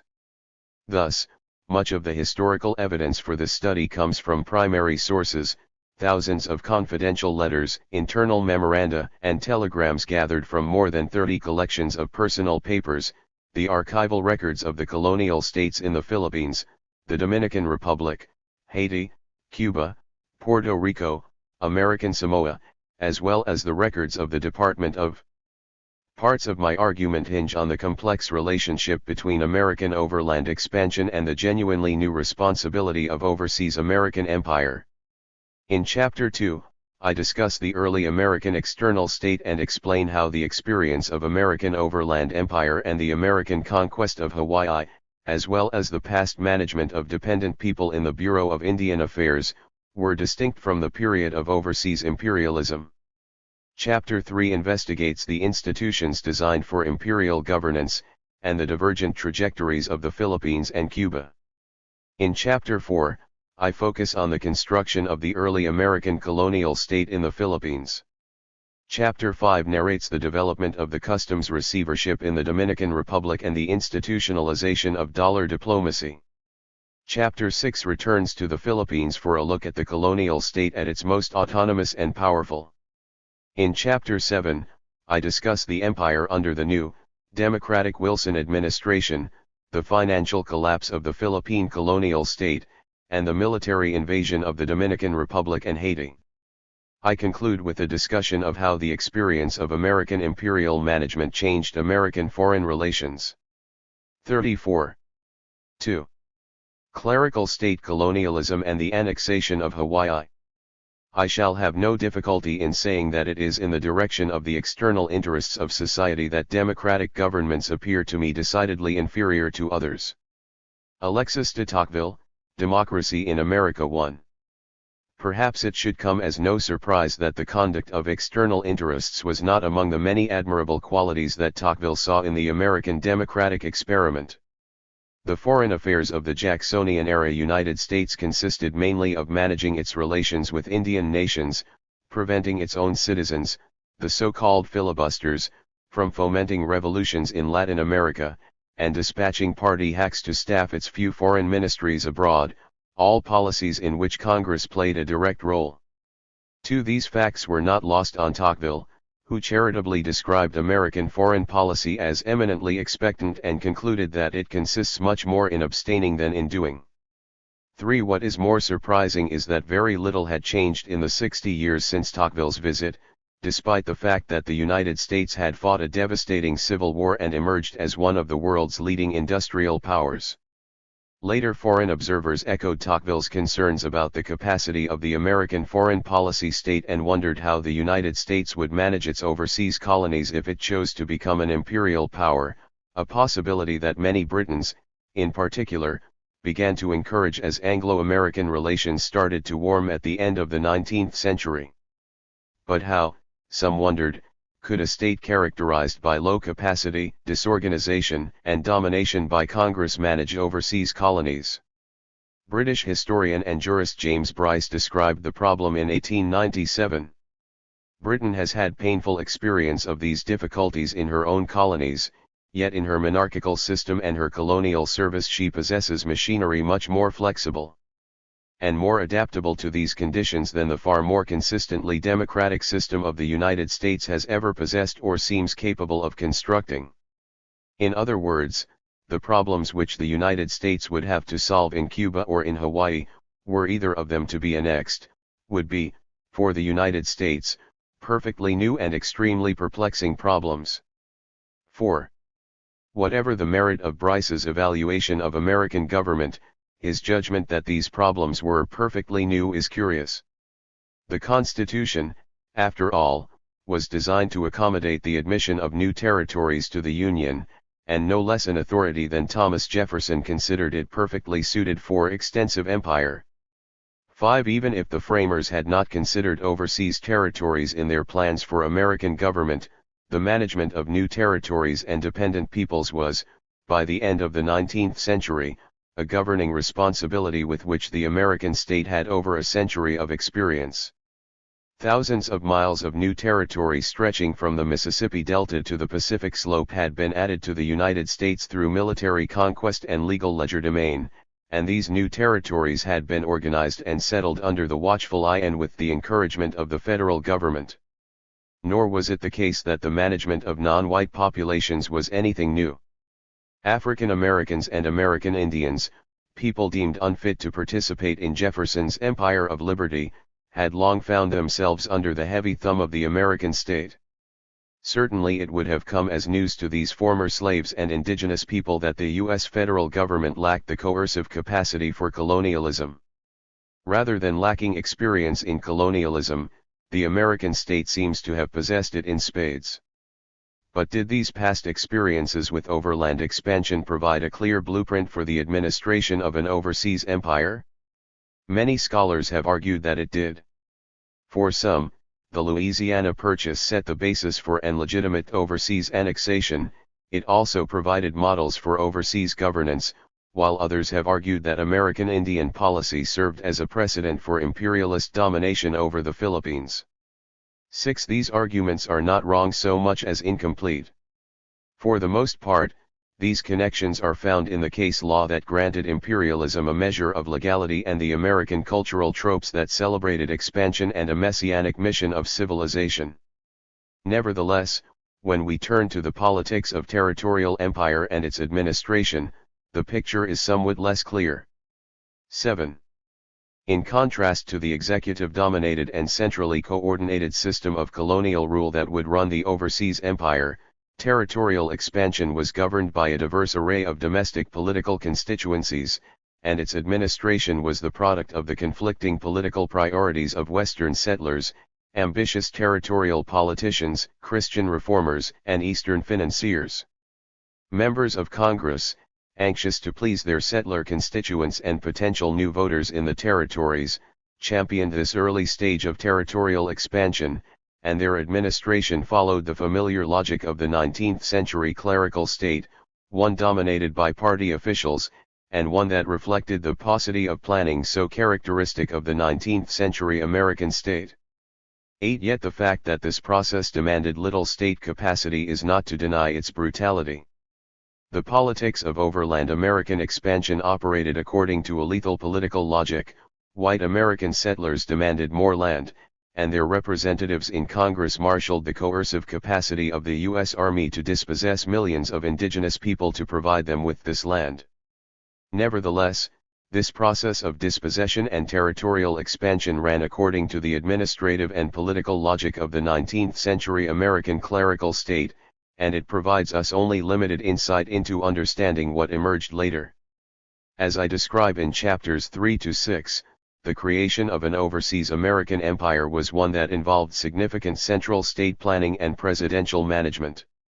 This chapter documents how the clerical state created a territorial empire and managed its foreign relations. The first section describes the institutions and inter-institutional politics that governed territorial expansion and the subsequent settler empire. With few exceptions, this process was dominated by members of Congress who saw settlers as valuable future voters, an electoral fact that left Congress with every incentive to defer in most matters to the preferences of white territorial residents. Naturally, this did not result in the development of a territorial office that could operate independently from Congress or create the state capacity to discipline settlers in anything but the most superficial ways. This is not to suggest that the state played no role in territorial settlement, it did. As Paul Fremer has persuasively argued, the state was most directly involved in the creation of settler empire through its strategic use of land policies, variously encouraging or preventing white settlement in territorial lands seized from Indian nations. 9. The following sections show how it facilitated white settlement and provided federal jobs and subsidies. But the territorial office never developed the sort of capacity that would make it a plausible home for a future overseas colonial bureau. Even the Office of Indian Affairs, the precursor to today's Bureau of Indian Affairs, and a plausible place to look for overseas imperial precedents, became known mainly for its bumbling incompetence, a charge that, if not always true, demonstrates the contentious politics that shaped Indian dispossession and territorial expansion. The second section focuses on the American foreign policy state, that small set of executive agencies in the State Department charged with managing U.S. foreign relations. Although control over these diplomatic and national security agencies would later become a hallmark of the president's informational advantage over Congress and helpful in leading the expansion of overseas empire, the executive had no such information monopoly in the latter half of the 19th century. The Senate played an active and perhaps dominant role in American foreign affairs, and the same party spoilsmen and clerks who managed American domestic affairs dominated this foreign policy state. It was this lack of a disciplined diplomatic or colonial corps that European observers like Bryce and many American elites regularly identified as a central impediment in transforming the United States into a colonial power. To understand how this set of external state agencies would later evolve, it helps to understand their status at the end of the 19th century. This chapter concludes with a discussion of the annexation of Hawaii, a case that fits uneasily into traditional stories of American territorial expansion or overseas empire. Although it was an overseas colony, its acquisition owes more to the political logic of settler expansion than to a later politics of formal empire, particularly because the descendants of white Americans controlled its government after the monarchy was overthrown. Nevertheless, its large non-white population and its existence as a sovereign state means that Hawaii also fits poorly with the traditional process of American territorial expansion. As such, the hybrid nature of the Hawaiian case provides a revealing look at how the clerical state sought to grapple with an overseas possession on the eve of the Spanish-American War. Territorial expansion, the political logic of settler empire. Senator Thomas Hart Benton, among the more vociferous proponents of Western settlement, wrote in 1843 that American expansion was not an act of government leading the people and protecting them, but like all the other great emigrations and settlements of that race on our continents, it was the act of the people going forward without government aid or countenance, establishing their possession and compelling the government to follow with its shield and spread it over them. 10. As historians such as Patricia Nelson Limerick, Richard White, and Brain Baylock have conclusively demonstrated, this long-standing trope of Western history conveniently ignores the many activities of the American state in overland expansion. 11. For one, the federal government usually led rather than followed white settlers, and the violent subjugation of American Indians demanded significant state strength. Nevertheless, in matters of territorial administration, there is a certain truth to what Benton had to say. The federal government may have had considerably more latitude to operate in the territories than in domestic states, but aside from truly exceptional cases, most famously, the persecution of Mormons in Utah, it chose not to exercise much control. What little administrative oversight the state did provide was notable mainly for the patronage opportunities it offered to members of Congress rather than for its coercive capacity. Much of this reluctance, I argue, can be explained by the political logic of American settler empire, whereby the United States overcame its limited capacity for imperial management by developing land policies to encourage whites to settle on territorial lands.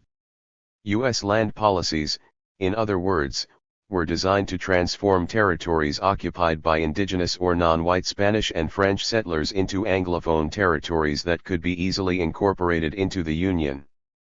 Once the territories had gained a sufficient white population, Congress could consider them for statehood. 12. When settlers arrived in these new territories, the policy also had important implications for how these territories were administered.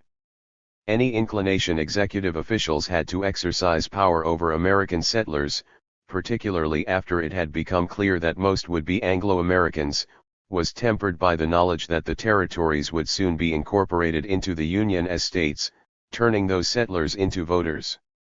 The federal government, then, had considerably more constitutional latitude to operate in the territories, but such capacious legal authority did not translate into administrative capacity or an enhancement of executive power. As all members of Congress were keenly aware, today's settlers were destined to be tomorrow's voters. More than anything else, the politics of territorial administration were driven by this fact. Such clear political logic left politicians with every incentive to be solicitous and accommodating to Western settlers, particularly because Western states, unlike the Southern or Northeastern states, remained less firmly in the control of either party.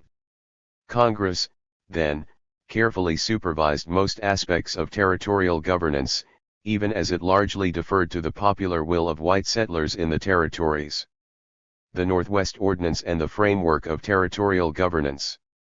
Although the Constitution did not outline any specific policies to govern Western territories, Article 4, Section 3 clearly vested this power in Congress. 13. The Northwest Ordinance of 1787, largely designed by James Monroe, laid out a three-step process that would eventually end in statehood. 14. First, Congress would choose a governor for a 3-year term and 3 judges. Once the population of the territory had reached 5,000 free men, a bicameral legislature could be established, although the governor retained an absolute veto and the power to prorogue the territorial legislature. 15. When the population reached 60,000, the territory could apply for statehood.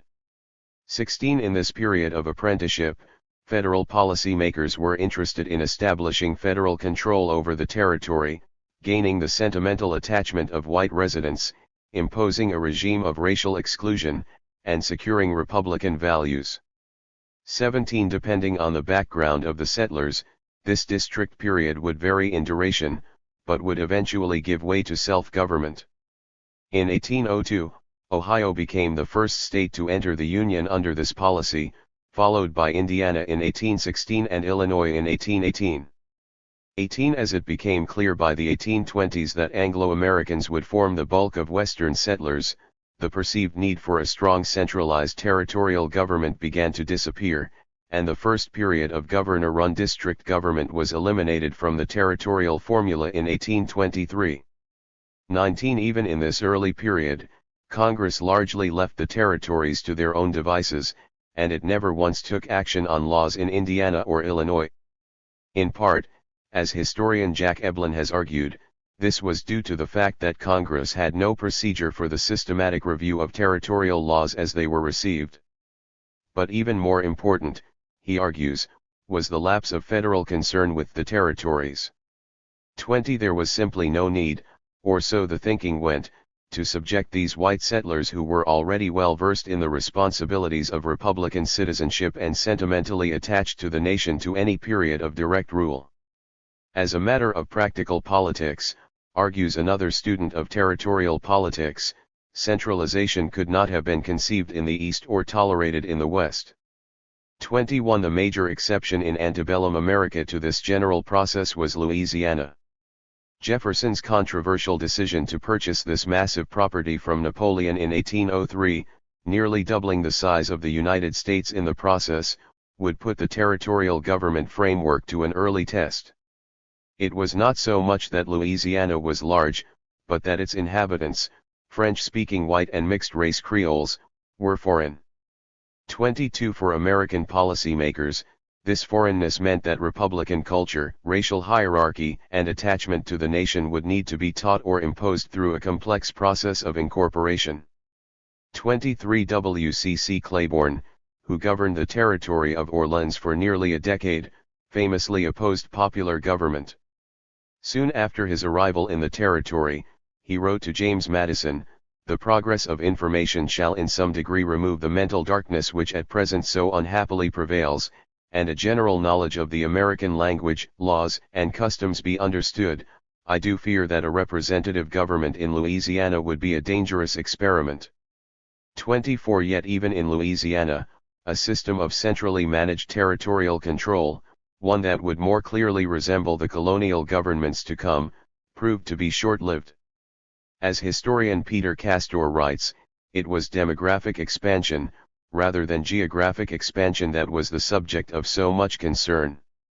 Once settlers began to arrive and local elites made common cause with the American administrators, any rationale for the establishment of a coercive colonial government quickly evaporated, and, in fact, became politically costly. Although Louisiana's admission as a state was hurried along by the War of 1812, by 1820 its identity was firmly American, decidedly Southern, and completely self-governing. 25. The brief attempt by Claiborne to use his office to develop Louisiana as a colony was stillborn, and territorial governance did little to enhance executive power for the governance of overland expansion. The effect of this demographic expansion gave the United States easy control over Louisiana, but did not leave it with increased capacity for formal imperial management. Federal territorial administration, future voters and federal subsidies. Territorial administration was never truly centralized at the executive level, even if, officially, there was a small territorial office housed in the executive bureaucracy. The Department of State initially served as the principal administrative body, but these responsibilities were slowly given over to the Interior Department after its creation in 1849. 26. Yet as Earl Pomeroy, the foremost student of federal, territorial relations writes, it was an undefined jurisdiction which the department received, and an undefined jurisdiction which it passed on to the Department of the Interior in 1873.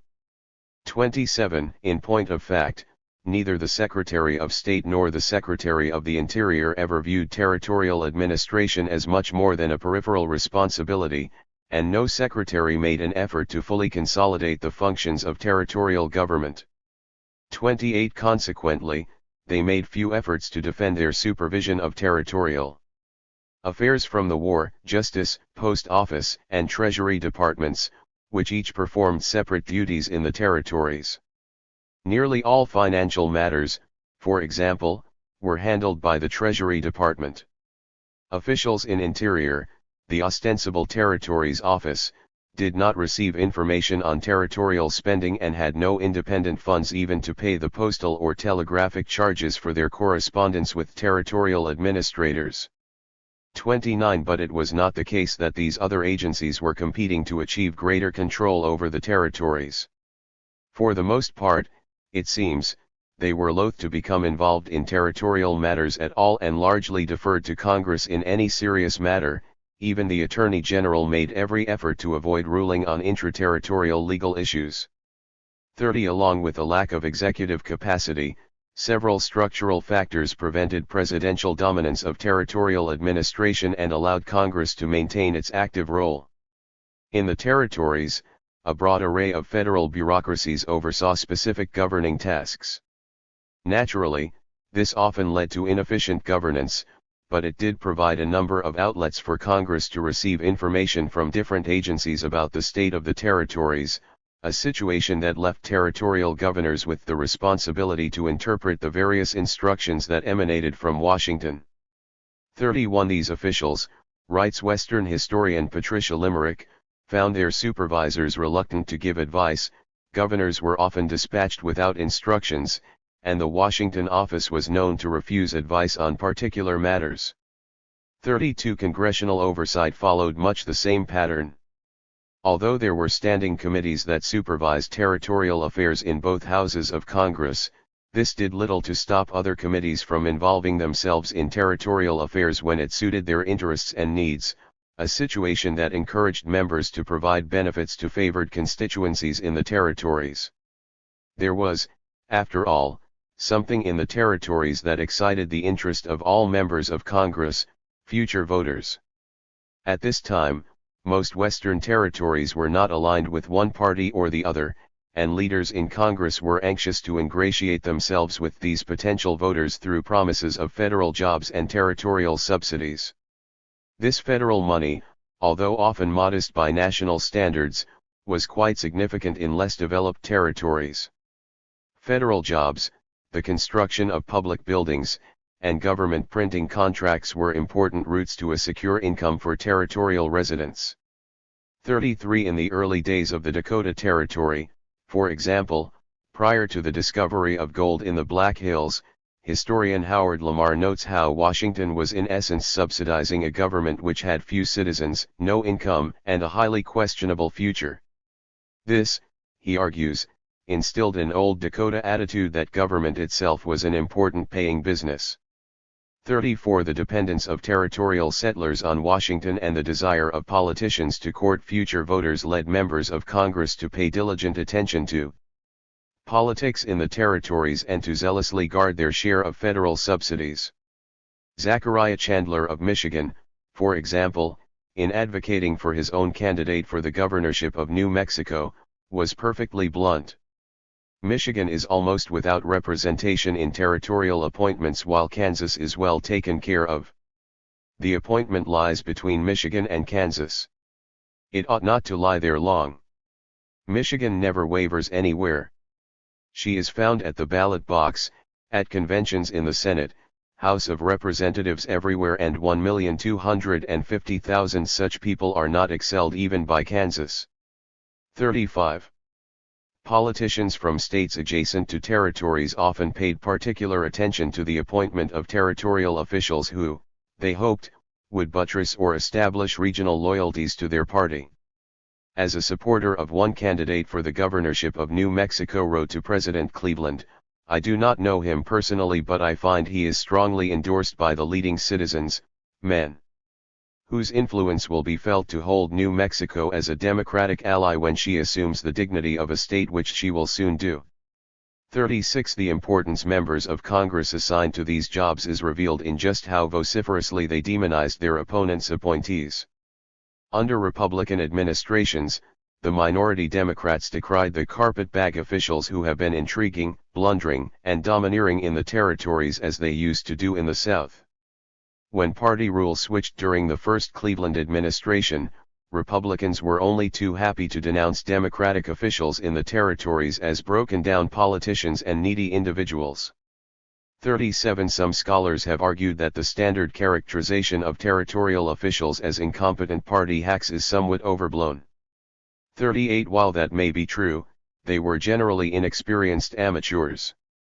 Only 32 of the 424 governors, secretaries, and territorial judges appointed between 1861 and 1890 had held a previous territorial office. 39 The United States never created a specific territorial service, and there were consequently few old hands in territorial administration. By and large, governors served relatively short terms, an average of 3 years from 1788 to 1912, and nearly 40% were already territorial residents. 40 settlers usually resisted outsiders arriving to govern them. Furthermore, the pay, as a rule, was modest, while living costs in the territories were high. Such realities discouraged more prominent men and outsiders from taking these jobs. As the Seattle Weekly Post-Intelligencer noted in 1882, the 3 judges of the Supreme Court of Washington Territory, with the judicial affairs of 100,000 people in their hands, get salaries aggregating $7,800 per annum. The 5 judges of British Columbia, having jurisdiction over 30,000 white people, and 20,000 Indians, receive $22,670, with not to exceed half the work done. On this side, 41 to support themselves on these relatively small salaries. Most territorial officials, including those who had arrived from other states, tried to establish businesses in the territories.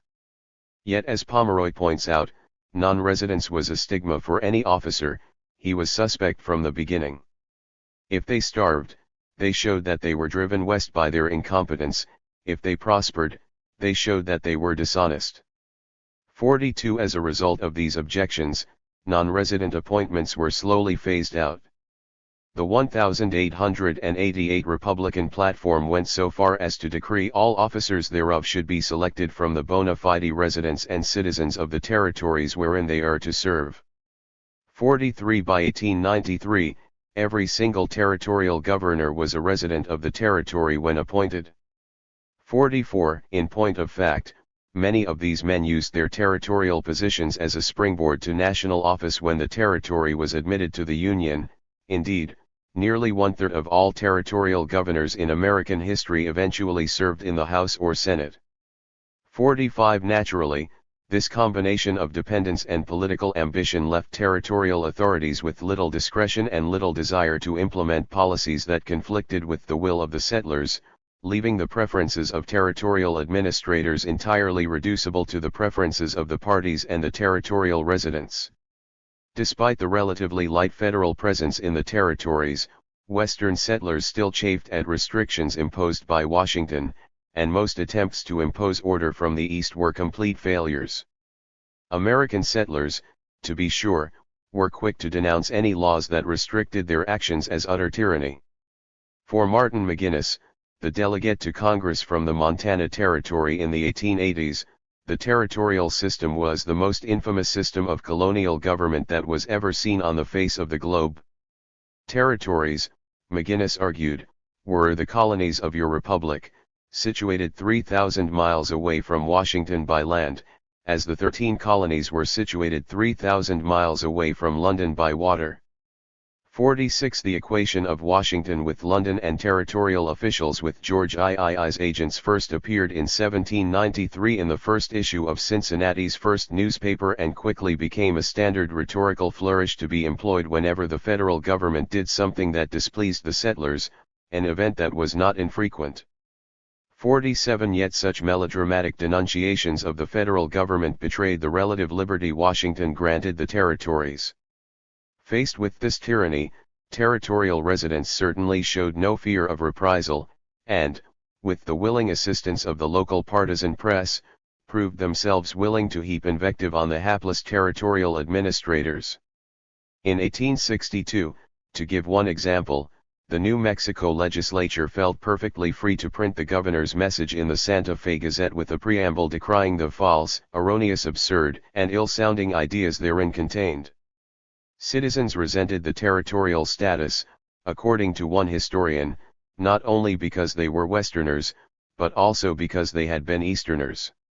Officials in Washington understood this, too. No coercive system of territorial administration was established because none was needed. Although the fact that most settlers were formerly state residents made them more resistant to control from Washington, it also meant that federal officials could leave them in relative peace with the knowledge that U.S. sovereignty would not be compromised and that settlers would retain their sentimental attachment to the Union.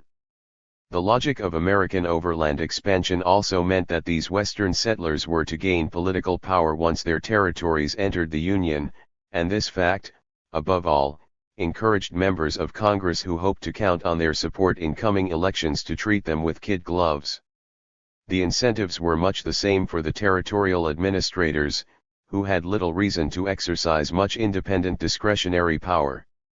Most were residents of the territories themselves and had little interest in imposing unpopular projects on people whose votes they very much wanted to win when the territory became a state.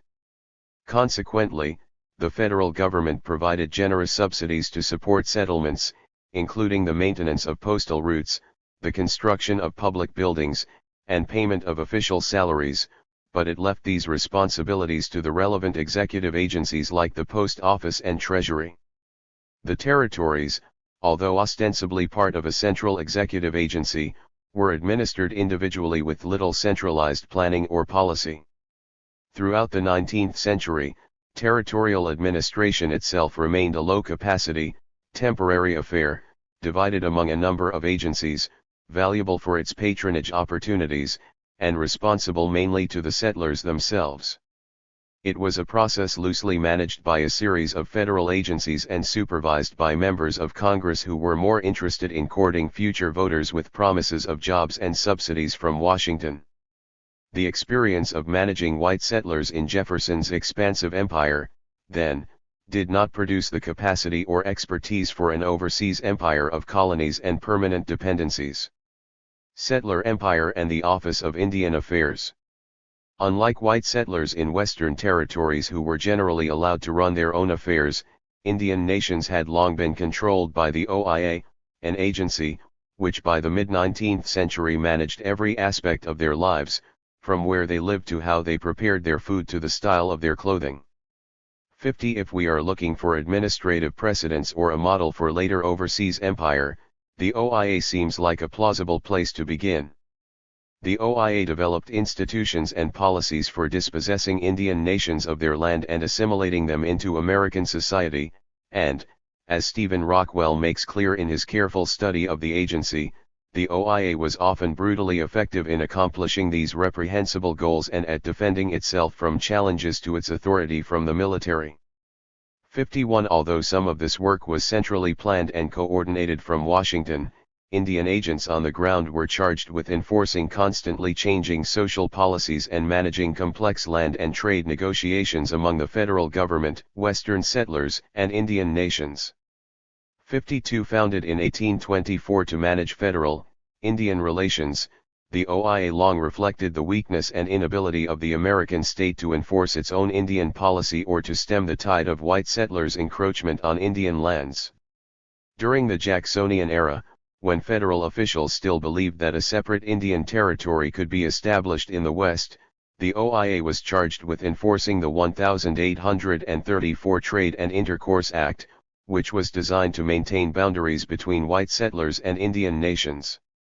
This policy quickly proved to be ineffective as more settlers moved west, and as Congress showed that it had no intention of enforcing treaties that gave away such vast tracts of land to Indian nations.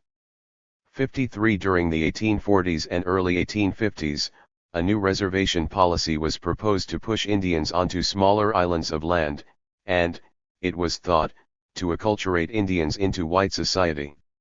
Yet as Richard White writes, the reservations were political plums available to the party in power. National administrations doled out the offices of agent, teacher, and reservation farmer as political rewards to minor party functionaries. 54. Consequently, by the late 1860s, the OIA was widely considered to be rotten to the core. The Indian Ring, a dark cabal of Indian Bureau officials, Western settlers, and politicians, was blamed for a host of problems by early reformers, the most acute being the constant flare-up of hostilities in Indian country. 55. As Indian uplift became a cause célèbre among Eastern intellectuals and Christian missionaries, one solution to the endemic corruption of the Indian office was to allow these organizations to participate directly in Indian affairs. 56. As one historian writes, the political origin of the corruption was taken for granted, and the notion began to be advanced that an effective antidote to such corruption might be found by the participation of churches in Indian affairs. 57. The Board of Indian Commissioners was born in 1870 to reform the Indian service by trusting the appointment of Indian superintendents as well as the general management of agencies to religious societies. 58 Yet the efforts of these Christian reformers were hampered by the continued appointment of party loyalists to the Indian service and the increasing dominance of Western politicians in Indian affairs. In the late 1880s and 1890s, 7 states with large Indian populations entered the Union: the 2 Dakotas, Montana, Washington, Utah, Wyoming, and Idaho, and the representatives these new states sent to Washington were keen to solve the Indian problem once and for all. 59 It was not until 1896 that most Indian office employees were brought under civil service protection, merely 2 years before the outbreak of the Spanish-American War. As Stephen Rockwell has documented, Indian agency officials were more disciplined and competent than is often acknowledged, and they did exercise considerable coercive power over Indian nations. 60 Nevertheless, positions in the OIA continued to go to Republican or Democratic votaries until the end of the 19th century, and frequent corruption scandals involving Indian agents and Western suppliers left the OIA with one of the most tarnished reputations in the executive branch. Despite its unique organizational mission, the Indian office had earned itself an infamous reputation for corruption and mismanagement by the end of the 19th century. Francis Paul Prucha, the foremost historian of federal, Indian relations, concludes, the Indian service, upon which rested much of the responsibility for solving the Indian problem of the post-Civil War decades, was itself a large part of the problem. 61 The OIA's dreadful reputation was due to the complex politics of Indian affairs, which were buffeted by Western settlers, mining and railroad concerns, and humanitarians. 62 There was little the OIA could do that would not earn it the ire of at least one of these powerful constituencies. The agency's location within this complicated web of territorial politics led it to pursue policies that reflected, at first, the goals of Eastern Christian reformers, and, later, the preferences of Western politicians and white settlers, and often the OIA agents were left to their own devices with few explicit instructions from Washington. Rather than gaining more autonomy over Indian affairs, the President and the OIA's authority was slowly diminished after Congress stopped the practice of making treaties with Indian nations in 1871, a move that allowed the House of Representatives significantly more involvement over Indian affairs. Although many of the previous administrative practices developed during the treaty period endured, this reform made it even easier for the multiple interests concerned with Indian affairs to influence policy, and to accuse the OIA of corruption and mismanagement. As Chapter 3 will detail, the architects of America's overseas empire were well aware of the Indian office's infamous reputation, and it became, for many, precisely the sort of model to avoid. As with territorial expansion, cultural notions of manifest destiny and some legal principles from the Indian office did influence the design of overseas empire, but the political environment was vastly different. Clerical state foreign policy. American foreign policy in the late 19th century evinced no more state capacity or presidential leadership than did territorial administration. Prior to the 1890s, what passed for a foreign policy in the United States amounted to various isolated encounters with foreign powers and occasional standoffs with Great Britain. 64 While the United States certainly had foreign relations between the age of Jackson and the end of the 19th century, it would be a stretch, with the exception of the Civil War period, to describe these encounters as a formal foreign policy. 65 Most foreign policy actions were, in the words of one historian, the result of the activities of individual pressure groups, enterprises, and statesmen rather than the deliberate choice of the American people themselves or their representatives in Washington. 66 Given the importance foreign affairs had played in the initial decade of the Republic's existence, it likely would have shocked the founders to see what had become of the American external state less than a century later. As Henry Cabot Lodge wrote in his 1889 biography of George Washington, our relations with foreign nations today fill but a slight place in American politics, and excite generally only a languid interest. We have separated ourselves so completely from the affairs of other people that it is difficult to realize how large a place they occupied when the government was founded.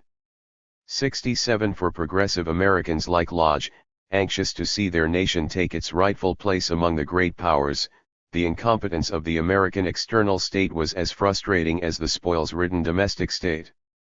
But as these American elites knew all too well, America's traditional isolationism and the increasing dominance by Congress of American foreign policy made it difficult to construct a coalition to reform the external state. Yet we should be clear that this was not a stateless space. As with territorial administration, the federal government played a central role in the foreign affairs, as scholars such as Brian Baylock have so persuasively shown. But to suggest that the state was the major player in foreign affairs is not to concede that it conducted them effectively or well. 68 The state's essential role in managing foreign relations is why progressives like Lodge so desperately wanted to reform the external state bureaucracies in a way that would allow for a muscular American foreign policy. Authority was not their concern, they feared that the United States would prove unable to manage an overseas empire. Patronage, spoils, and the reputation of external state bureaucracies.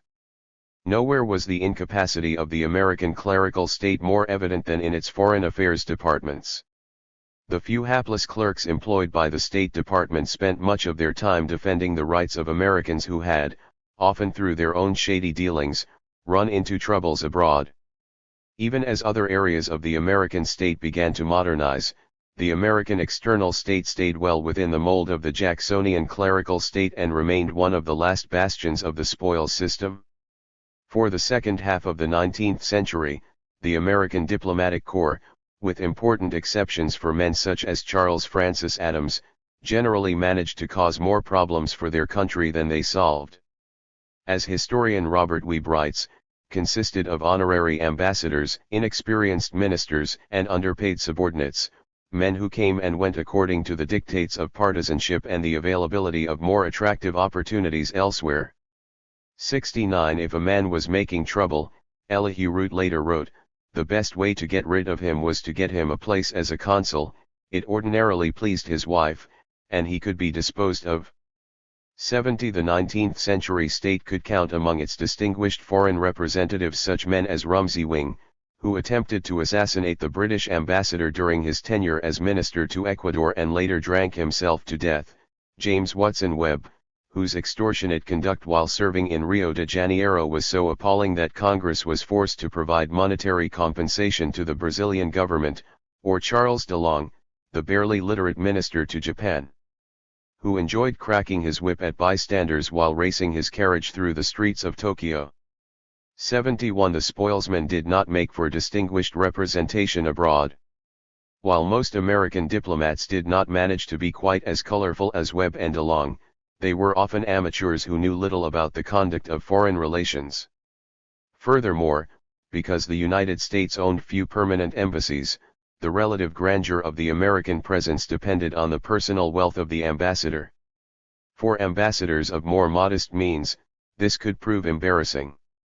While serving as American ambassador to Italy, one diplomat complained to the Secretary of State that it was really ignominious for the representative of a great power to be at a local landlord's mercy, especially an Italian landlord. 72 The consular service was in no better shape. Much as they had been in the early days of the Republic, foreign affairs were divided between the diplomatic and consular services, both of which theoretically reported to the Department of State, but rarely did so in practice.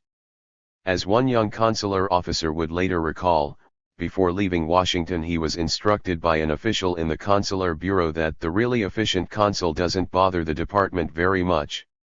73 In truth, nobody bothered much with the external state bureaucracies.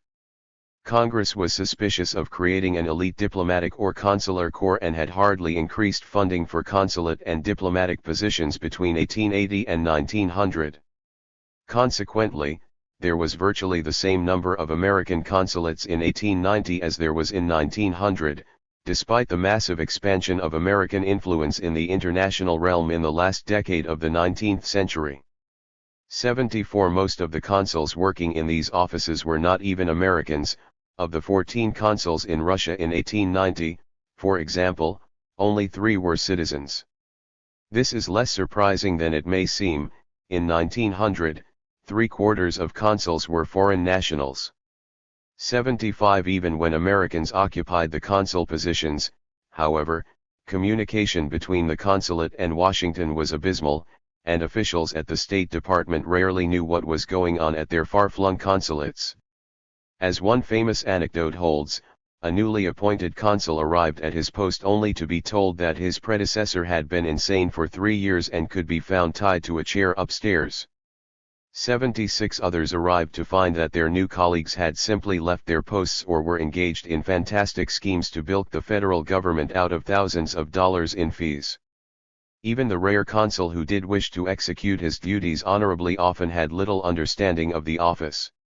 In theory, newly appointed consuls were required to attend a 30-day instructional program in Washington, but in reality their instructions usually amounted to a one-day stopover to pick up a copy of the Consular Relations Handbook. Often the new consuls did not even bother with this, and they left the country without any instructions whatsoever. 77 Neither the consular nor the diplomatic branches of the external state were helped by their public image. If American ministers were generally seen as wealthy dilettantes in the popular mind, the less illustrious consuls were often seen as washed-up drunks, and there was, it seems, some truth to the stereotype. The American consul, wrote Foreign Service reformer Wilbur Carr, could be truthfully pictured sleeping under the proverbial palm tree with his bottle beside him. 78 Even by the relatively low standards of the American patronage state, the consuls stood out as particularly incompetent, a consequence of the fact that American political parties used these positions as a dumping ground for their most troublesome members, the drunks, the debtors, and the degenerates. In the words of one Secretary of State, the consular offices were treated by both parties as a place to shelve broken-down politicians and to take care of failures in American life whose friends were looking for some way to support them at government expense. 79 Not that there was much motivation for consuls to remain honest or to execute their office in an efficient manner. The official salaries were low and there was almost no opportunity for advancement. By 1899 the salary scale for individual consulates had not been changed since 1874, and even that was but a minor fix to the 1856 classification. As a result, the United States remained woefully underrepresented in South America, where trade relations had greatly increased since the Civil War, and overrepresented in Europe and Canada. The lack of any rational organizational system also meant that there was no clear way to promote consuls within the service, which left most officials with little motivation for hard work. The logic of the spoils system exacerbated these problems through the constant rotation of offices. These problems were further compounded when the Pendleton Act reduced the number of positions available to politicians, putting even more pressure on the consular service to accept party hacks. 80 After McKinley took office in 1897, for example, he proceeded to replace 238 of the 272 most senior consuls with Republican loyalists. Even as it began to disappear in other areas of the American state, the spoils system remained an essential part of the external state by the close of the 19th century. Consequently, when the time came for progressive Republicans to look for an agency to manage the newly acquired colonies, the incompetent ranks of the State Department's consular and diplomatic corps did not seem particularly desirable. As domestic bureaucracies began to become more professional, centralized, and dominated by the executive after the adoption of the Pendleton Act, the American external state remained largely unchanged since the Civil War. Furthermore, the Senate, through its control of offices and its treaty power, remained an important, even dominant, force in American foreign affairs. The Senate's dominance and the clerical foreign policy state. The disorganization of the American foreign policy state made the conduct of foreign relations difficult for 19th-century presidents. But state incapacity and the incompetence of the bureaucracy was only part of the problem. The period between the end of the Civil War and the Spanish-American War was also the height of senatorial dominance over foreign affairs. 81 The Senate controlled appointments to the American consular and diplomatic corps, blocked treaties, and generally intimidated executive officials and the president. Henry Adams, reflecting on John Hay's tenure as Secretary of State, described the results of the Senate's dominance accordingly. The Secretary of State exists only to recognize the existence of a world which Congress would rather ignore, of obligations which Congress repudiates whenever it can, of bargains which Congress distrusts and tries to turn to its advantage or to reject. Since the first day the Senate existed, it has always intrigued against the Secretary of State whenever the Secretary has been obliged to extend his functions beyond the appointment of consuls in senators' service. 82. At the turn of the century, this position would have seemed entirely reasonable. The Senate of Adams's day was responsible for blocking countless treaties and trade agreements, and according to historian Robert Beisner, any more accords never went beyond the negotiating table or never were submitted for ratification, because of anticipated Senate hostility. 83. Indeed, between 1871 and 1899, the Senate did not approve one significant treaty and it rejected 20. 84. Among the more revealing examples of how this clerical state foreign policy and congressional dominance prevented presidential action came with President Ulysses S. Grant's aborted attempt to acquire the Dominican Republic. Following a policy originally outlined by Andrew Johnson, Grant sent American representatives to annex the Dominican Republic and to secure for the United States a stronghold in the Caribbean to protect the planned canal through Central America.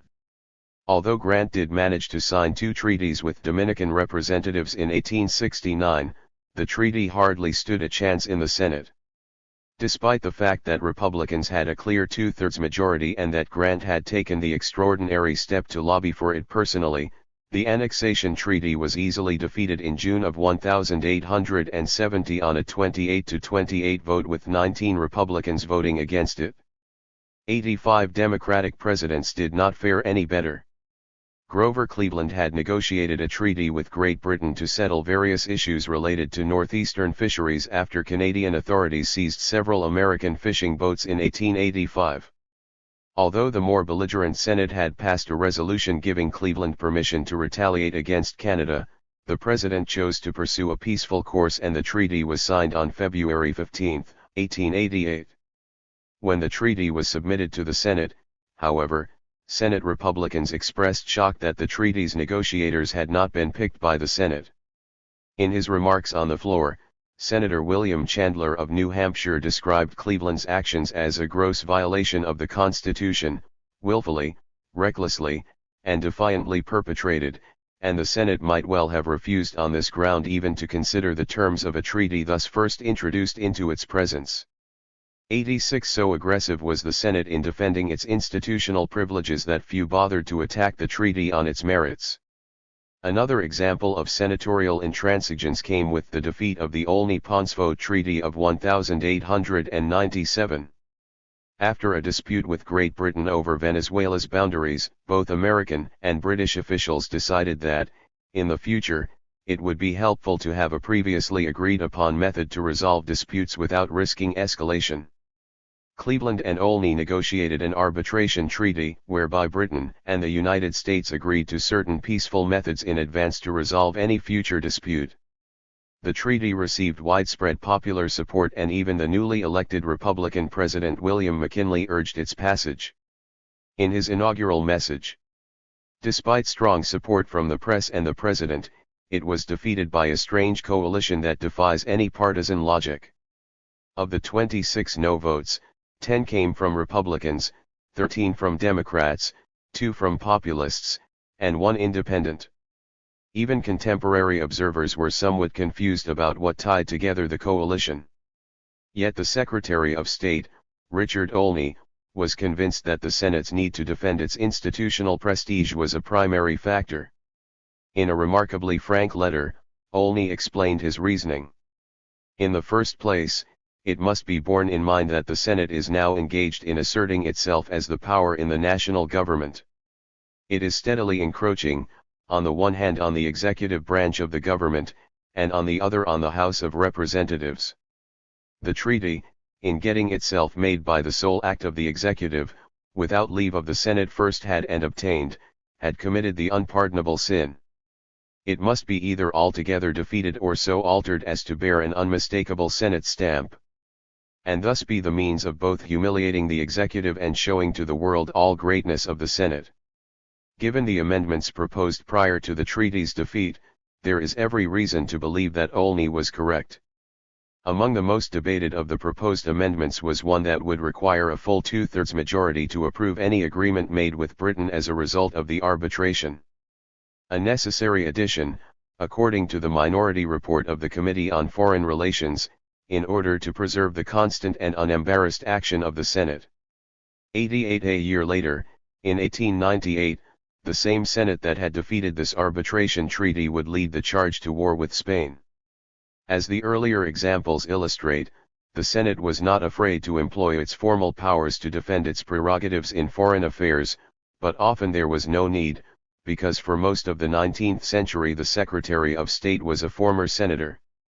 Between Monroe's appointment in 1811 and Blaine's resignation in 1892, only 4 of the 24 Secretaries of State had not previously served in the Senate, and only 2 of the 4 served after the Civil War.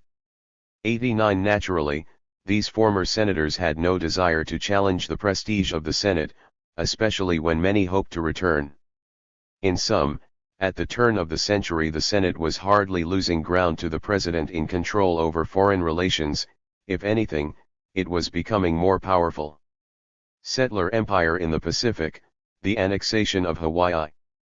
The 1893 overthrow of the Kingdom of Hawaii has always fit uneasily into standard stories of American expansion, a difficulty reflected, in part, by the historiographical confusion over whether the Hawaiian case belongs to the history of the American West or to the history of American imperialism. Was Hawaii the last case of Western expansion or the first case of overseas imperialism? Although this distinction is largely a matter of interpretation, the overthrow and subsequent annexation of Hawaii provides a revealing look at how the weak American foreign policy state acquired its first overseas territory with a significant non-white population. At first blush, of course, it appears that Hawaii may have served as a model for the governance of overseas empire. For one, Hawaii was the first major territory outside of North America to be annexed to the United States. Furthermore, its small white population and plantation economy left little chance that there would be significant Anglo-American immigration to the islands. When President McKinley signed the joint resolution to annex Hawaii in July of 1898, there were only about 4,000 Americans out of a population of 110,000. Nevertheless, from an administrative and political perspective, Hawaii largely resembled earlier settler territories. Although its white population, known in Hawaiian as Haoles, was small, these descendants of American missionaries had overthrown the Hawaiian monarchy and maintained an iron grip on its economy and government. As a result, acquisition required no new institutional arrangements and followed a similar political logic to the settler empire that had reigned in the West. 91 It was overseen, much like any other territory, by the Department of the Interior, and local white residents were appointed as federal representatives in the islands. As this brief look at the politics of Hawaii's acquisition reveals, this outcome was far from certain. As this section argues, the overthrow is not a story of an organized and aggressive imperial state's dominance of a weaker island nation, rather it is a story of how an ambitious group of American settlers took advantage of the disorganization that prevailed in American foreign policy at the time. During the brief period of Hawaii's existence as an independent republic, after a white-led coup to overthrow the monarchy and before its annexation by the United States, the leaders of the so-called Hawaiian Republic labored to show Congress that Hawaii could be governed as a territory. In making these claims, the planters of Hawaii made direct comparisons to their own rule and the regimes of racial hierarchy that prevailed in the American South. 92 The fact that it was overseas and had a small white population was not necessarily an impediment to the older system of territorial administration. In fact, the overthrow of the Hawaiian monarchy and the later annexation of Hawaii reveals how a small group of white planters took advantage of America's bumbling foreign policy agencies and Congress's parochial concerns. Understanding the politics of the acquisition of Hawaii, then, helps us to understand how the politics of territorial acquisition and the clerical state led to the annexation of this island kingdom, and puts into bold relief the changes in the governance and management of overseas colonies after the Spanish-American War. The United States and the Kingdom of Hawaii had maintained formal diplomatic relations since 1842, when King Kamehameha III dispatched a member of his court to meet with Daniel Webster in Washington. Through these early contacts, a policy emerged that was mutually beneficial for both nations. By pledging to support Hawaii's independence, the United States was able to discourage European powers from annexing the islands, a possibility that Americans feared because of the archipelago's strategic proximity to California. 93. The more significant American contact with Hawaii, however, came from the American missionaries, whalers, and adventurers who began to wash up in Honolulu with some regularity by the mid-1800s. As Americans became more established in the islands, they also began to serve in formal advisory capacities to the royal court. When Mark Twain visited the islands in the late 1860s, he was surprised to find that Hawaii's prime minister was a renegade American from New Hampshire, whom Twain derisively described as all-jaw, vanity, bombast, and ignorance. 94. American-born lawyer John Record, for example, became Hawaii's Attorney General in 1844 and created a system of Hawaiian courts modeled on American and British common law. 95. These early experiences in the islands paved the way for the establishment of a new industry that would dramatically alter Hawaii's economy, sugar. In 1876, King David Kalakaua signed a reciprocity agreement that allowed for the free importation of Hawaiian sugar to the United States in exchange for a promise not to lease Honolulu's magnificent natural harbor, Pu'ulo, to any foreign power. Although reciprocity treaties had previously been signed, Louisiana sugar interests had always prevented their adoption in the Senate. By the 1870s, however, a majority was convinced that military considerations and the importance of cementing the political and economic ties of Hawaii to the United States outweighed the small loss in national revenue that would inevitably result from free trade, a decision that sparked a sugar boom in the islands and made the white settlers some of the Hawaiian kingdom's most powerful residents. 96. In 1891, two events occurred that would push the white settlers to mount a revolution. Hawaii lost its preferential trading status with the United States and a new monarch was enthroned. The McKinley Act of 1891 removed duties on all sugar imported into the United States and granted domestic producers, primarily based in Louisiana, a 2-cent per pound price support. 97. This left the planters at a serious disadvantage to domestic sugar producers and stripped Hawaii of its former advantage over other foreign sugar producers in the American market. For white sugar planters in Hawaii who had built up their businesses to take advantage of American reciprocity, this was a catastrophe, and the planters sustained losses estimated at nearly $12 million. 98. Along with this economic blow, the white settlers faced the prospect of a more recalcitrant Hawaiian monarch. The kingdom's new leader, Queen Liliuokalani, had plans for a national lottery and an opium licensing bill to raise revenue, measures that the settlers fiercely opposed. Her more radical move, however, came on January 14, 1893, when she prorogued the American-dominated legislature, and presented a new constitution that restored most of the monarchy's powers and denied the franchise to all but native Hawaiians.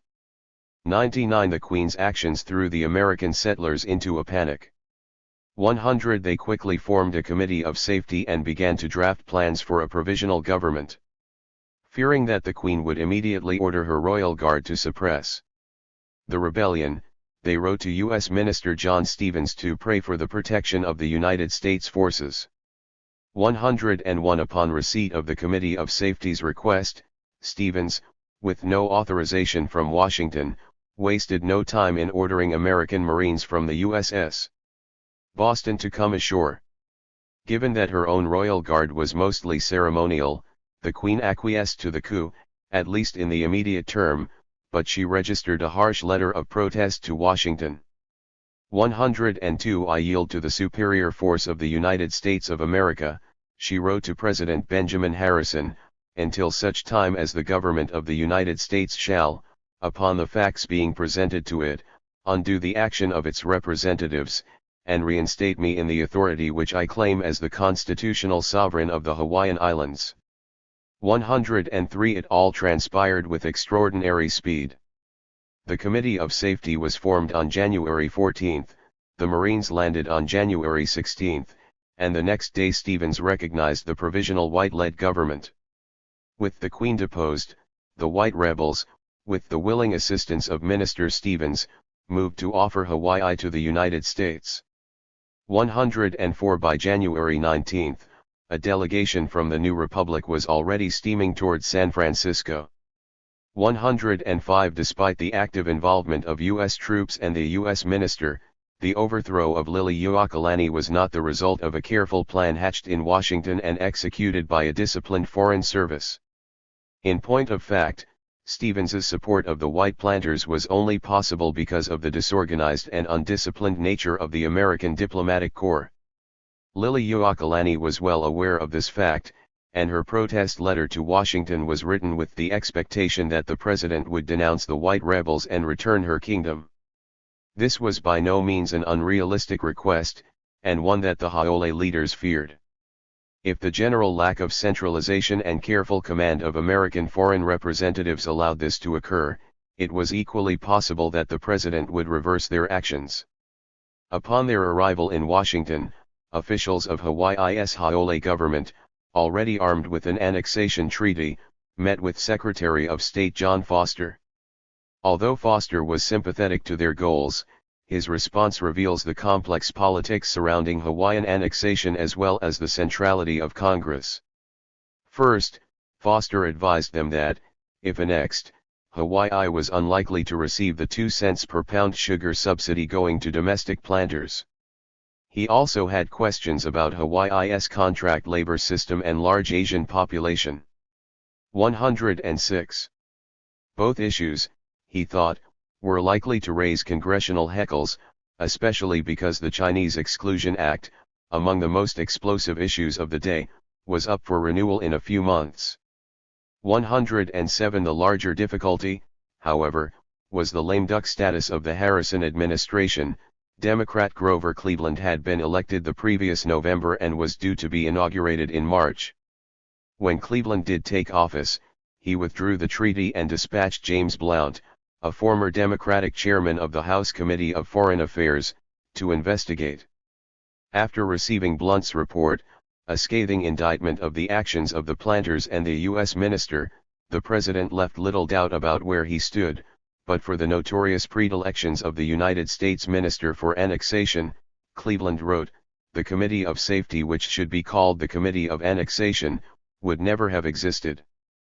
108 The president was probably right to lay immediate responsibility at the American minister's feet. Stevens, it seems clear, was a longtime advocate of Hawaiian annexation. In November of 1892, well before Liliuokalani had prorogued the legislature, he had written the Secretary of State to encourage the annexation of Hawaii, dismissing the Hawaiian monarchy as an absurd anachronism and noting that as a territory the islands could be as easily governed as any of the existing territories of the United States. 109 Stevens, for one, was so convinced that the new republic would be immediately annexed that he was already making recommendations for the form of its territorial government just weeks after the revolution. As he explained to Foster in a message that presented Hawaii as yet another Western territory. This plan and method of government could be maintained as a transition government until experience should prove it best to change it to a more popular form. In the meantime, the responsible voters would rapidly increase and American ideas and interest would gain in force and volume. My private consultation with the provisional government since the departure of the commissioners for Washington has led us to think highly of the Jefferson Act of 1804 for Louisiana as a transition expedient for Hawaii. This would cause no shock and would allow affairs to move along on safe and conservative lines until time and experience demands something better. 110. Given time, Stevens seemed to think, enough white settlers would immigrate to make the islands like Southern California. bringing everything here into harmony with American life and prosperity. 111 But however much annexation Agitprop Stevens dispatched to Washington, it is unlikely that the State Department or President Harrison directed the American minister to assist with the coup. This is not a minor distinction. The disorganization of the diplomatic corps and the lack of discipline among its appointees allowed a relatively minor official to support the overthrow of a sovereign monarch without receiving clear instructions to do so from Washington. To a degree that would seem unfathomable even a decade later, Stevens was operating independently in his support of the coup. Even if Harrison and Foster were pleased by the result, both expressed some discomfort in their minister's involvement. Harrison later disapproved of Stevens's use of the Boston's Marines, and Foster pointedly warned him that he should not impair the independent sovereignty of that government by substituting the flag and power of the United States, and he immediately ordered Stevens to lower the American flag which had been flying above Iolani Palace. 112 Although Cleveland did find the coup illegal, he refused to reinstall the Queen by force and left Congress to decide the kingdom's fate. As he later wrote, the Congress has signified that nothing need be done touching American interference with the overthrow of the government of the Queen. 113 Cleveland later used Stevens's questionable actions as a pretext to withdraw the treaty from Congress, but in doing so, he was also adhering to an established policy, and the balance of public opinion. This, after all, was certainly not the first time the United States had considered taking Hawaii. In 1852, 1863, and at various points during the Civil War, annexation had been considered, but, as one historian documents, at each point Congress decided that it was too distant, too tropical, too unknown, too strange, its population too heterogeneous. 114 In the early months of Cleveland's administration, when Hawaiian annexation was still on the table, similar arguments were made to oppose annexation in the press. The Chicago Herald called the very idea ridiculous, and suggested that they would form a pygmy state of the Union, while the New York Evening Post argued that we have enough race problems on our hands already without adding the Canuck to the Negro, Indian, and Mongolian question. 115 Carl Schurz, the legendary Civil War general, Republican U.S. Senator, and former Secretary of Interior, used similar logic to make a forceful argument against annexation. The Constitution, he argued in an October 1893 article in Harper's, required that land annexed to the nation must eventually join the Union on an equal basis, and this would mean welcoming Hawaii's non-white, tropical population into the family circle. 116 Such a possibility, Schurz hardly needed to point out, was unthinkable. The entire idea of territorial administration was premised on white settlement and eventual statehood. If this process could not occur in Hawaii, then it simply could not be annexed, whatever its strategic or economic value might be. It was not only Cleveland's misgivings or American racism that slowed the path to annexation. One similarity between Hawaii and later overseas colonies was the move by colonized people to use the American state's own weakness to resist occupation. The Queen herself, anticipating a strategy that would later be used in the Philippines and the Caribbean, journeyed to Washington to protest the occupation and request the return of her kingdom. As Noeno Silva has shown, Hawaiians, working in conjunction with the Queen, organized associations in opposition to annexation, such as Hawaii Alohaina, an organization that represented over half of all the enfranchised Hawaiians in the islands. 117 This group presented petitions opposing annexation, and a closely associated delegation visited Washington to assist the Queen's anti-annexation efforts. Resistance by the Queen and her allies exposed the lies and propaganda spread by the pro-annexationist leaders of the so-called Republic, who now needed Congress to accept Hawaii as a land fit for white settlement, and may have contributed to the defeat of an annexation treaty. 118. The Hawaiian Republic and annexation. The Haole elite now faced a serious problem. 119 They had assumed that if they presented Hawaiian independence as a fait accompli, the islands would be immediately annexed to the United States. They now knew that this would not be the case, at least not immediately. 120 in the past, these men had relied on the good graces and shared economic interests of the Hawaiian monarchy to sustain their prominence and to protect their property. With the monarchy now gone, a small white oligarchy would not retain power in Hawaii for long without access to far more coercive capacity than was available to the new state. 121 The two men at the heart of the annexation campaign, both of American missionary parentage and lifelong residents of the islands, were the Republic's President, Sanford Dole, and Loren Thurston, the Attorney General. 122 As Dole and Thurston were well aware, the major argument against Hawaiian annexation, that the islands could never be governed like other territories because of their large non-white population, explained more about annexation's failure than Cleveland's misgivings over the actions of Minister Stevens or the niceties of international law. To proceed, the white elite would have to convince Congress that Hawaii could plausibly fit into the older model of territorial expansion. Soon after the original treaty was withdrawn, Dole had encouraged the Republic's minister in Washington, Francis Hatch, to consider any feasible form of government that would bring Hawaii into the Union, even suggesting the development of a new, quasi-colonial status for the islands. It is desirable that arrangements for annexation shall not be limited by the precedents which the American law on territories furnish. I now suggest the word colony as an additional. It will be of great advantage to us if the deliberations of our friends in Congress can be free from the precedents of their territory laws. It is perhaps an occasion for them to make something of a new departure in their acquisition of new domains.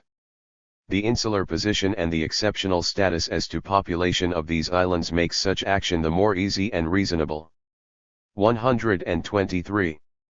This approach, however, seems to have been quickly discarded in favor of an aggressive campaign to encourage Congress to see Hawaii as a territory, an Anglophone republic governed by white men.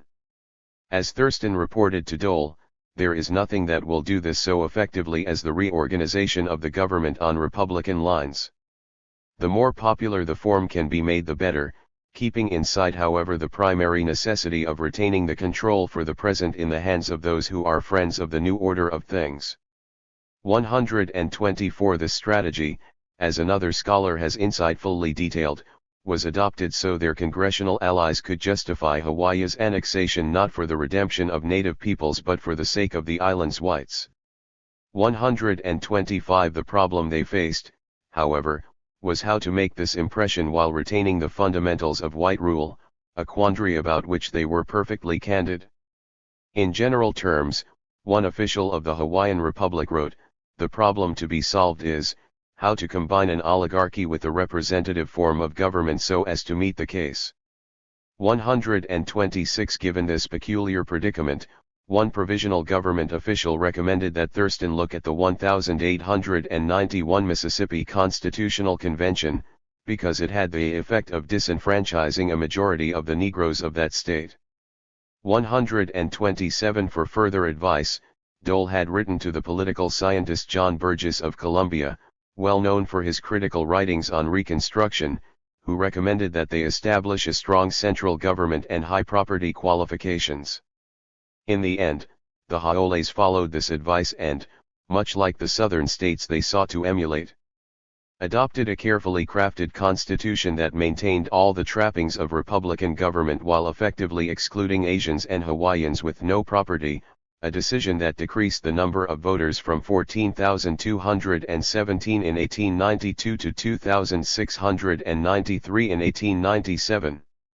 128 With the establishment of this republican government, the Haoles could now assert their Americanness with greater confidence, and insist on its suitability as an American territory, rather than an imperial colony.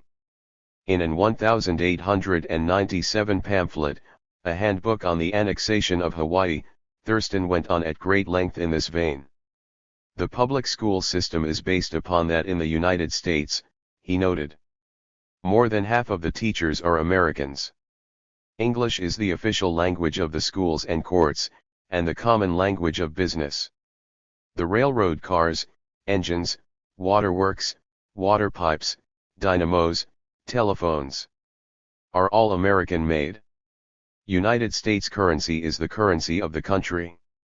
All American holidays, Washington's birthday, Decoration Day, 4th of July and Thanksgiving Day are as fully and enthusiastically celebrated in Hawaii as in any part of the United States. This is not the growth of a day, but of 2 generations, so that even to the native Hawaiian it appears to be the natural order of things. 129. Hawaii, in other words, could be annexed and administered as a territory because it was already American.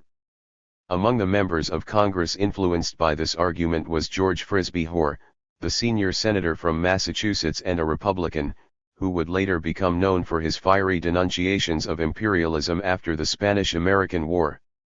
130. As Hoar later detailed in his autobiography, he came to the conclusion that the islands were exceptional in their relationship to the United States. We had sustained a peculiar relation to it, he noted, and American missionaries had redeemed the people from barbarism and paganism. 131. Along with these sentimental connections, the Republican nature of the white-led government seemed to convince him of Hawaii's suitability for territorial status. It was said that the Constitution was the result of usurpation which would not have come to pass but for American aid and the presence of one of our men of war, he wrote. But that government had been maintained for 6 or 7 years. 4 of them were while Mr. Cleveland was president, who it was well known would be in full sympathy with an attempt to restore the old government. 132. Through this line of reasoning, Hoar reached the rather dubious conclusion that if the people had been against it, the government under that constitution would not have lasted an hour. 133. Similar arguments seem to have held sway with the newly elected Republican president, William McKinley, who wrote in his annual message of 1897. The wisdom of Congress will see to it that, avoiding abrupt assimilation of elements perhaps hardly yet fitted to share in the highest franchises of citizenship, and having due regard to the geographical conditions, the most just provisions for self-rule in local matters with the largest political liberties as an integral part of our nation will be accorded to the Hawaiians. No less is due to a people who, after nearly 5 years of demonstrated capacity to fulfill the obligations of self-governing statehood, come of their own free will to merge their destinies in our body politic. 134. Although the final push for annexation came as a result of the Spanish-American War, the terms of its annexation broadly reflected Hoar's and McKinley's conclusion that because Hawaii was controlled by whites, it could be admitted as a self-governing territory without any significant institutional innovations. 135. Whether McKinley and Hoar honestly believed these absurd claims is less important than the fact that they began to use them as the public justification for Hawaii's annexation. In other words, while the acquisition of colonies remained politically impossible, the extension of American sovereignty for the protection of white settlers had more than a century of legal and political precedence. Nevertheless, the decision to annex Hawaii could never gain the requisite 2/3 majority in the Senate, so McKinley, led by Roosevelt, Lodge, and other imperialist Republicans, annexed the Pacific Archipelago by joint resolution, which required only a majority vote, on July 7, 1898. The annexation of Hawaii was considered acceptable because it fit within the well-known experiences of territorial expansion whereby white settlers slowly pushed out indigenous populations, and it would be governed as a territory. Indeed, once annexed, McKinley largely left the officers of the Hawaiian Republic in place. I appreciate your action in continuing the personnel of the independent government, Dole, the former president of the Republic and its new territorial governor, wrote to the president in August 1898. It is an endorsement which is very grateful to us, and it is, as well, significant of a conservative policy in regard to Hawaii which will be of great importance in our transition period. 136. The Haole's view that they should be seen as a territory persisted after the war during the debates over Hawaii's Organic Act. As Hawaii's Supreme Court Justice, The Progressives and the End of Clerical State Colonialism 63. Alfred Hartwell put the matter in an 1899 issue of the Yale Law Journal, there is no occasion for classifying Hawaii as one of our insular possessions, or for deferring legislation for organizing its government. Hawaii is no more a possession in the sense of being a dependency than are the territories of Arizona, New Mexico, Oklahoma, and Alaska. 137 Congress broadly agreed with this assessment. As with territories lying within the continental United States, the 1900 Hawaiian Organic Act mandated that the governor and territorial judges of Hawaii be residents of the islands, and in an attempt to ensure that Hawaii would retain its American character, the Organic Act encouraged the swift disposal of public lands to encourage more immigration to the islands from Anglo-Saxon settlers. 138 The case of Hawaii, then, at least from an administrative perspective, belongs to the older American settler empire. Its geography and population were unique, but its system of administration required no institutional innovations or expanded state capacity. The Progressives and the End of Clerical State Colonialism. For many progressive thinkers, the development of a respectable American foreign policy, one that would provide a clear and consistent American voice to the world, was a key part of their movement. If they were not united on how to achieve this goal, they had reached consensus that the American external state bureaucracies, the dumping ground of the spoils system, were inimical to the nation's best interests. Whether or not they desired the United States to acquire overseas colonies, the embarrassment of American representation abroad and the vindictive behavior of the Senate led many progressives to advocate for increased efficiency and reform in American foreign relations. Richard Olney, reflecting on his experience as Secretary of State under Grover Cleveland, made the case for reform in a March 1900 issue of the Atlantic Monthly. The isolation policy and practice have tended to belittle the national character, and have led to a species of provincialism and to narrow views of our duties and functions as a nation. They have caused us to ignore the importance of sea power and to look with equanimity upon the decay of our navy and the ruin of our merchant marine. They have made us content with a diplomatic service always inadequate and often positively detrimental to our interests. 139. Nowhere was this connection made more explicitly than in Herbert Croly's The Promise of American Life, in one of the most illuminating, if least read, chapters in his book.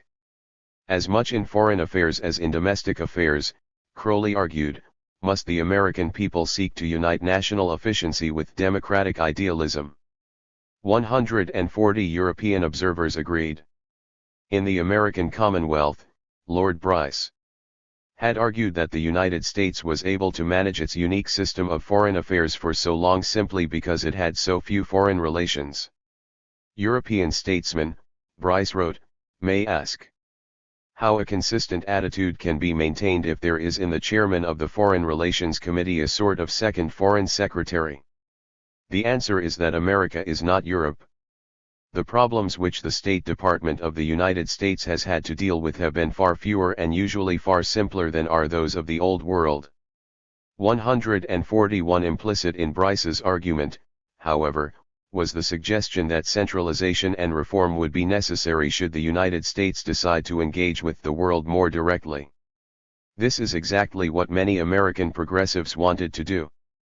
The tendency of modern times is toward consolidation, wrote Henry Cabot Lodge in a March 1895 article.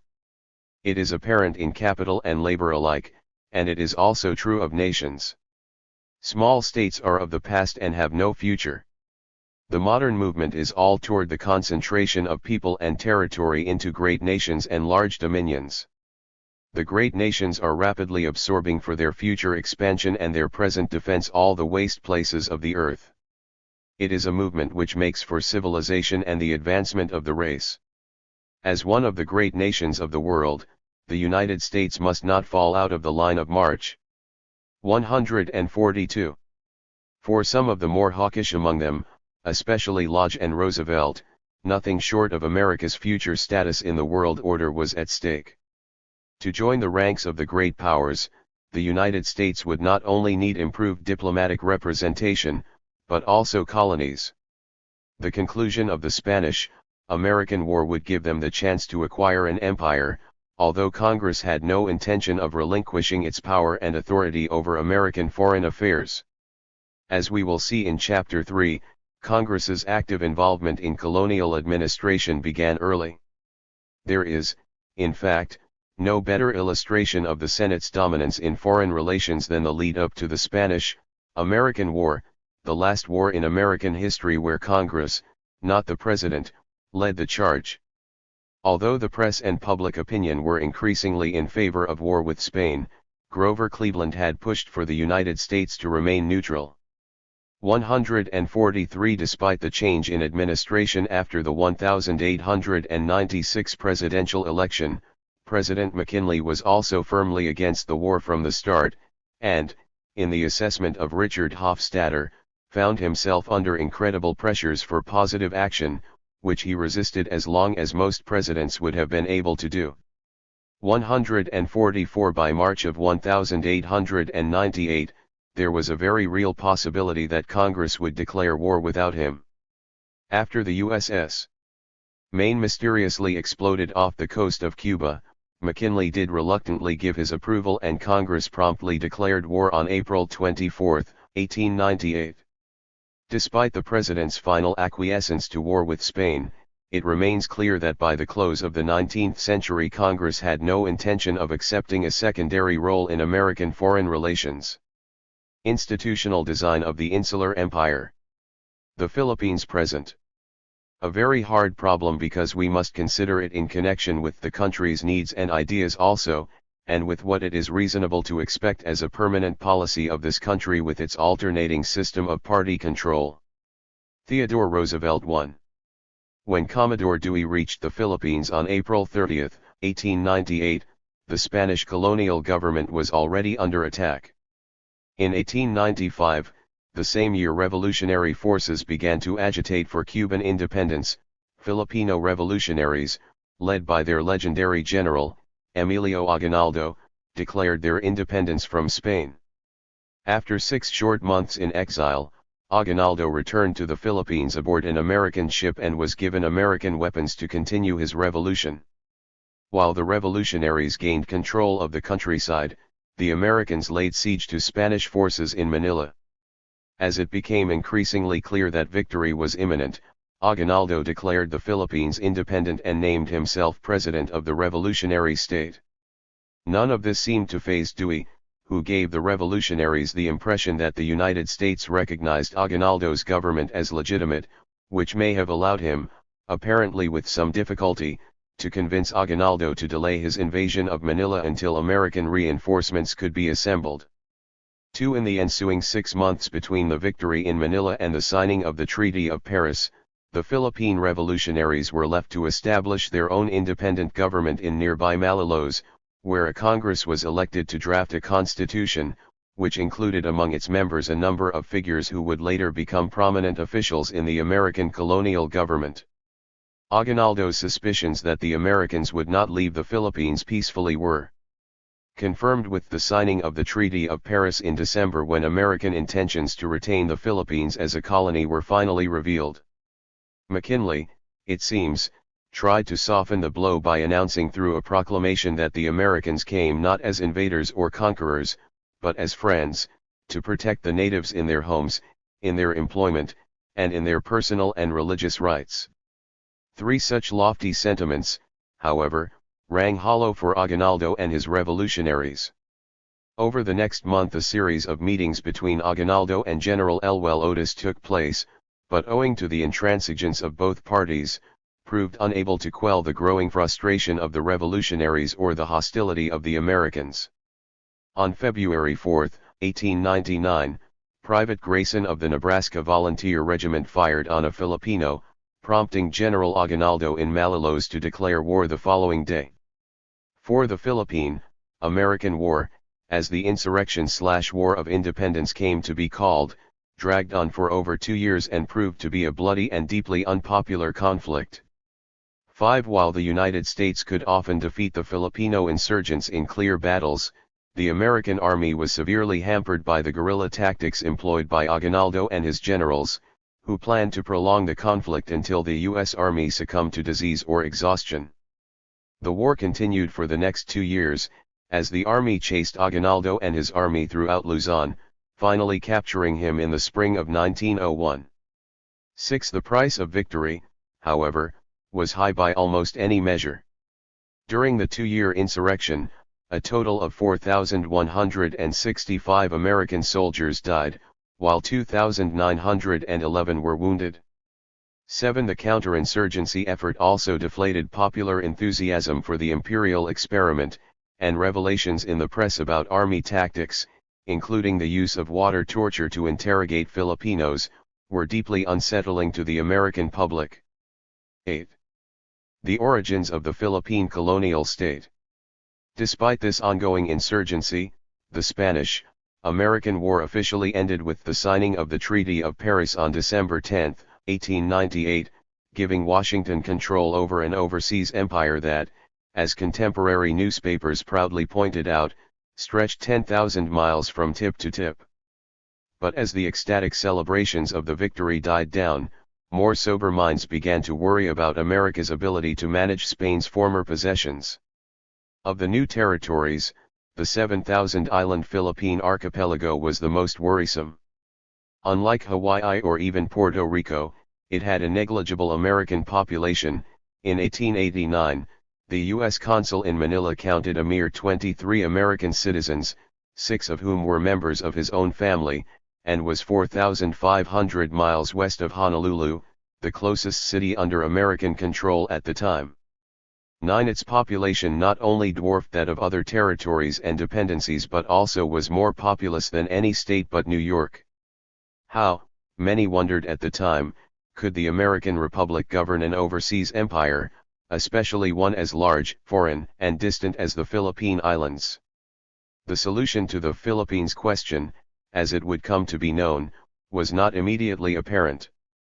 As Frank Vanderlip, Assistant Secretary of the Treasury, frankly assessed the situation in the August 1898 edition of the Century, it is a problem for the solution of which we have surprisingly little data. Neither precedent nor experience can be satisfactorily drawn on, and we see with sudden clearness that some of the most revered of our political maxims have outlived their force. 10. When the time came to solve this problem, Congress demonstrated that it was far less concerned with managing the colonies than with pleasing its domestic constituencies. In a move that would frustrate American imperialists, Congress did not authorize a comprehensive system for colonial administration and rejected suggestions from the Department of War. There was, for example, to be no large colonial service. It appropriated little money and refused to place the Philippines, its own colony, behind the steep American tariff wall. Finally, in an effort to placate domestic sugar and tobacco producers, subsequent legislation placed restrictions on land sales and franchise laws to make the establishment of plantation agriculture more difficult.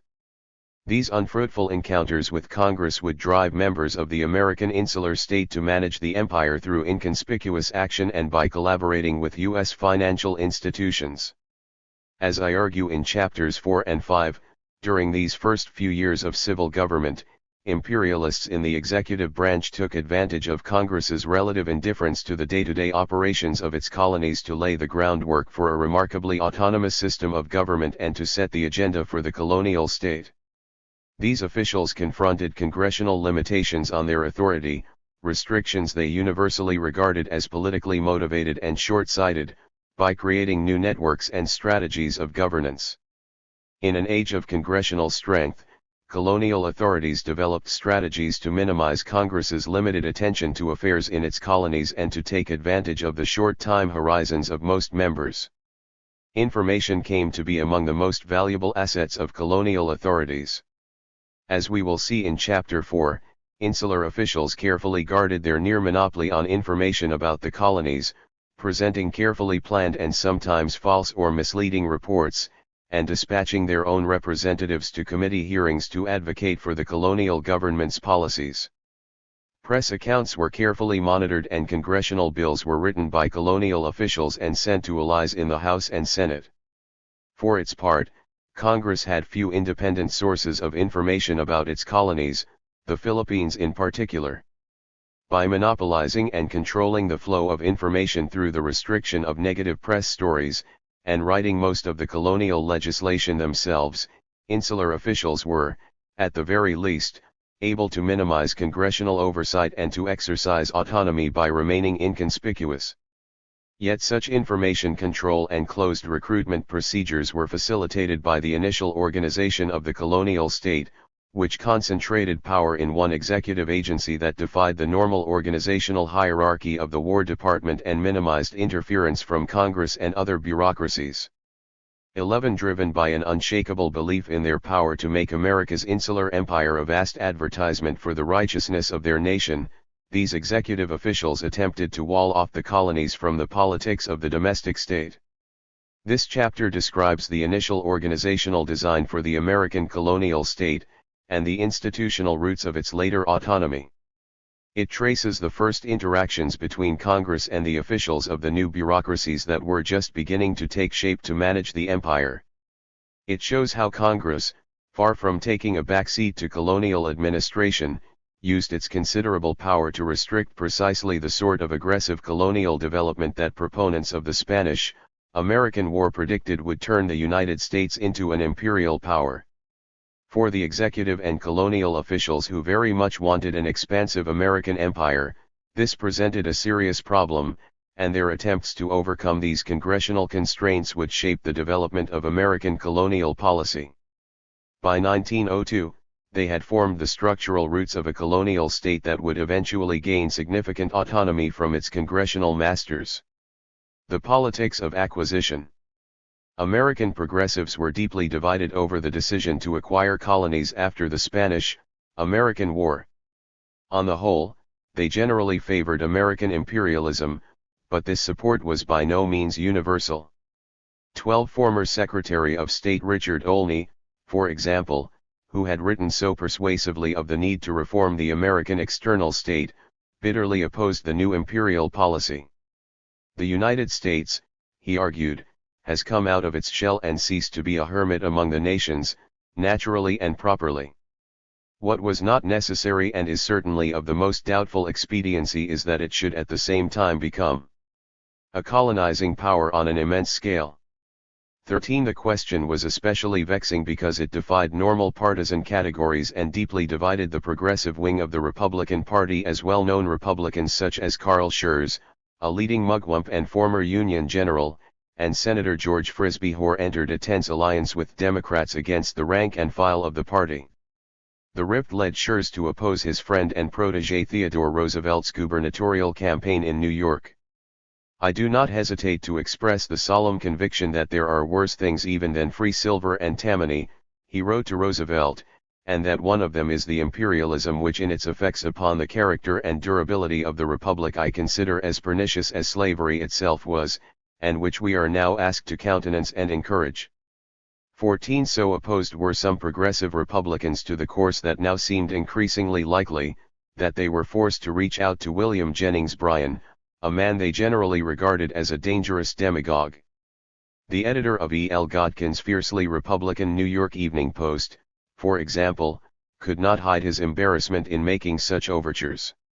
"You may be surprised, sir," he wrote to Bryan, "to learn that an editor of the Evening Post has any sympathy with your cause." 15. Those Republicans opposed to colonialism primarily focused on the anti-republican nature of colonial rule or the unfitness of so-called tropical people for the rights and privileges of a democracy. 16. Carl Schurz led the latter faction, which opposed imperialism on racist grounds. In an August 19, 1898 speech in Saratoga, New York for the Civic Federation, he made this clear: "Now I challenge the advocates of annexation to show me a single instance of a tropical country in which people of that kind have shown themselves able to carry on democratic government in a manner fitting it for statehood in our Union. Show me a single one."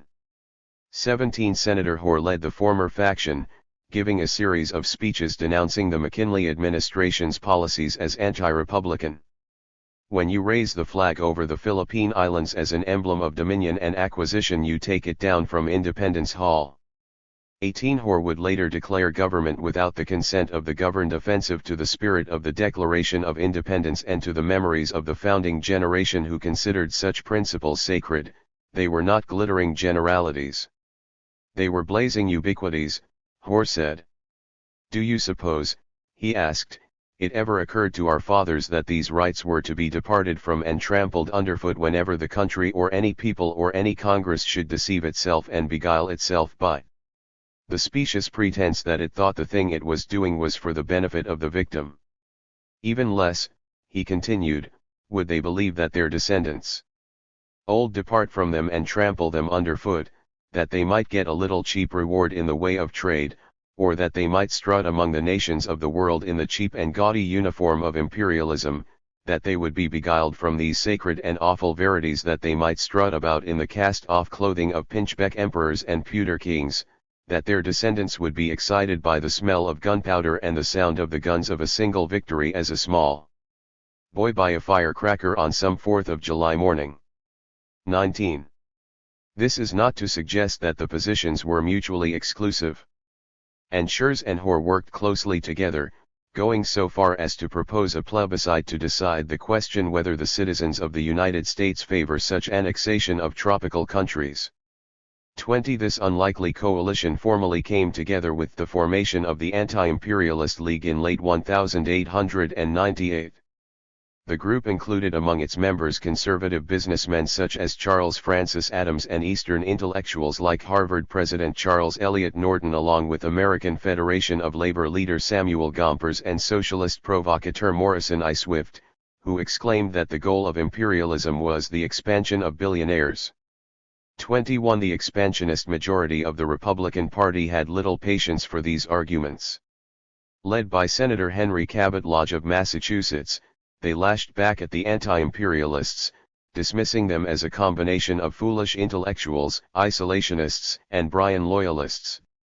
Imperialism, they argued, was simply the next phase of America's manifest destiny and its mission to bring democracy to the world. In Indianapolis, Senator Albert Beveridge delivered what would become his famous March of the Flag speech on September 16, 1898, "Will you affirm by your vote that you are an infidel to American power and practical sense? Or will you say that ours is the blood of government, ours the heart of domination, ours the brain and genius of administration? Will you remember that we do but what our fathers did, we but pitch the tents of liberty farther westward, farther southward, we only continue the march of the flag?" 22. For Beveridge and the expansionist Republicans, America's new empire was simply the next step of American expansion. The fight would be played out on the floor of the Senate when the Treaty of Paris was sent for ratification in January 1899. Lodge had earlier warned Roosevelt that we are going to have trouble over the treaty.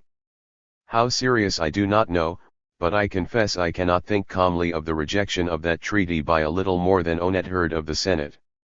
The Senate opposition, led by Senator George Vest of Missouri, introduced a joint resolution on December 6, 1898, 4 days before it was signed with Spain, declaring the acquisition of foreign colonies unconstitutional, except such small amount as may be necessary for coaling stations.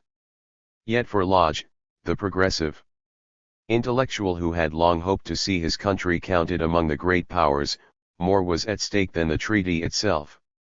If the Senate should fail to adopt it, he wrote, it would be a humiliation of the whole country in the eyes of the world, and would show we are unfit as a nation to enter into great questions of foreign policy. 23. There was every reason to be fearful. The Senate had not approved one important treaty in over 25 years, and to gain the necessary 2/3 majority in the Senate, several Democrats would need to support ratification.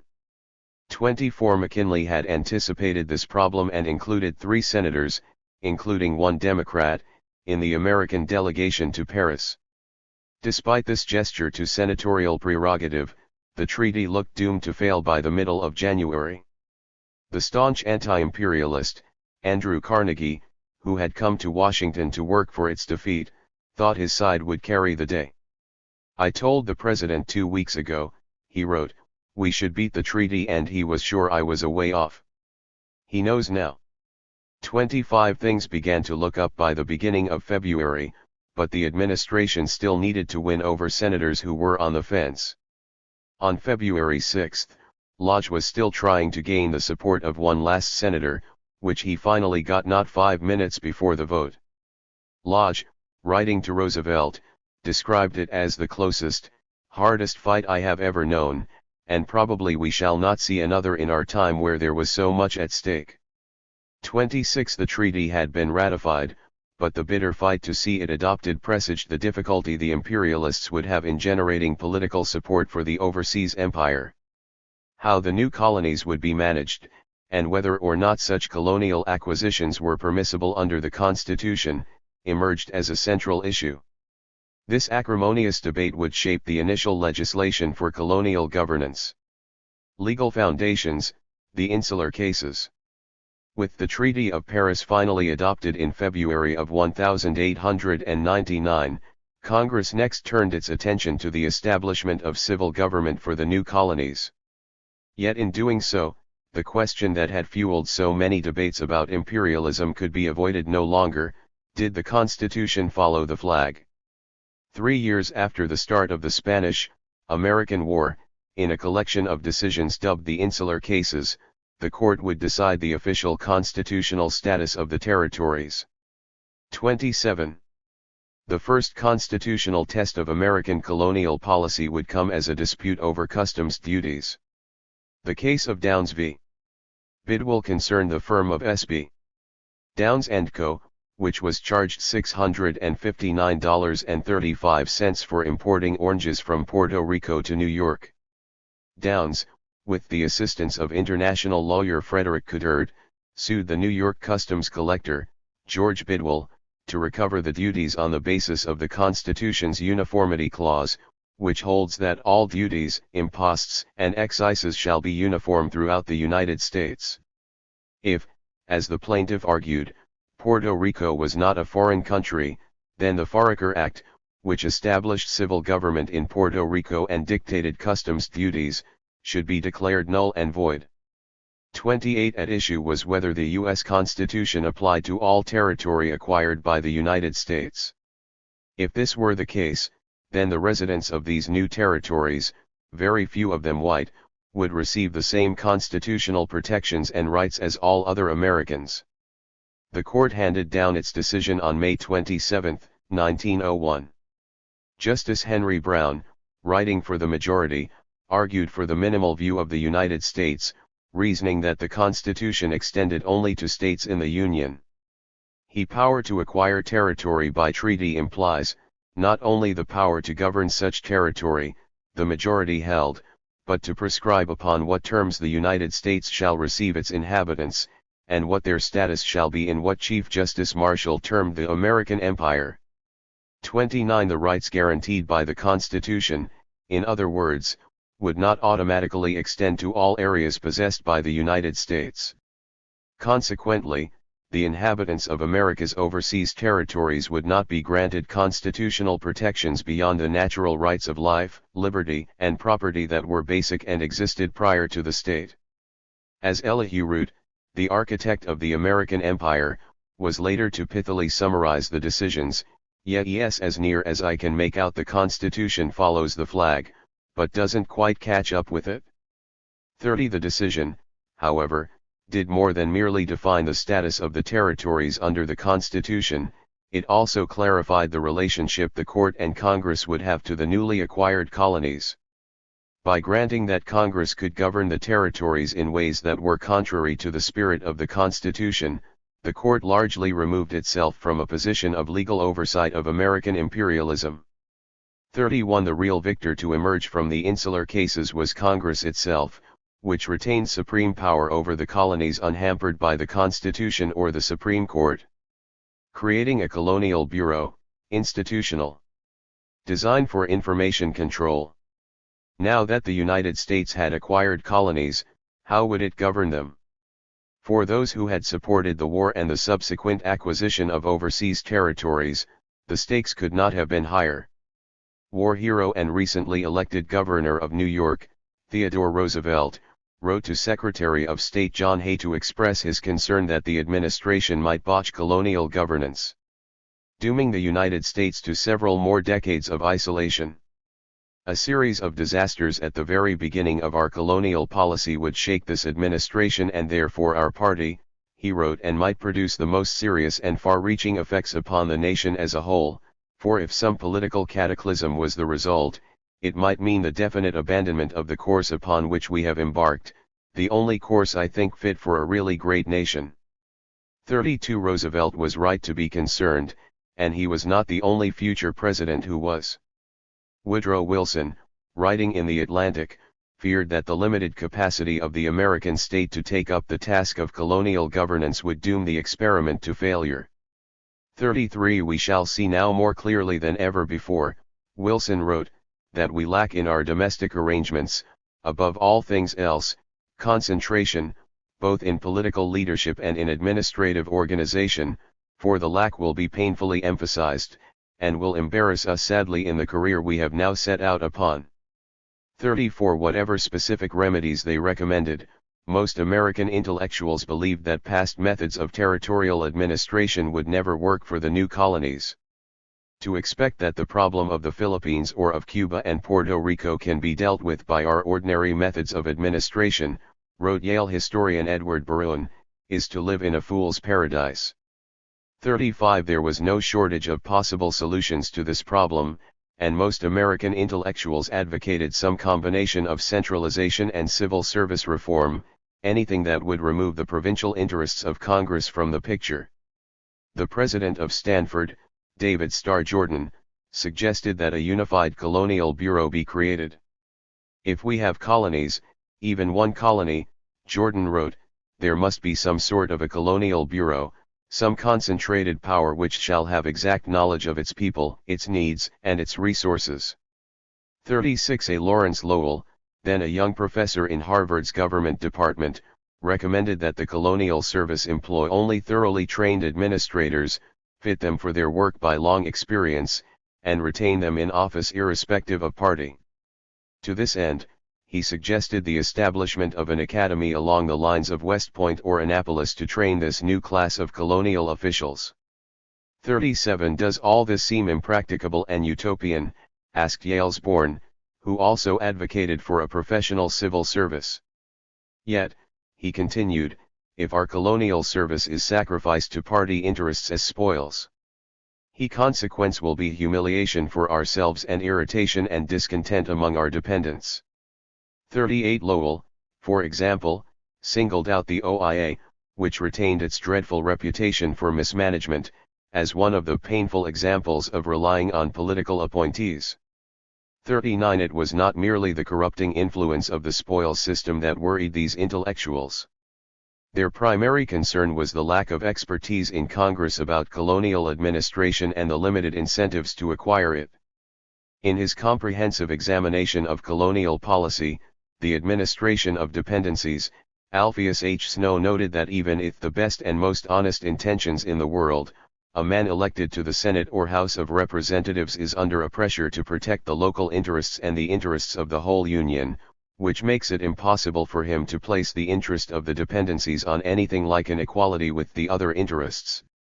40 Even the President, Snow argued, was likely to be swayed by partisan considerations.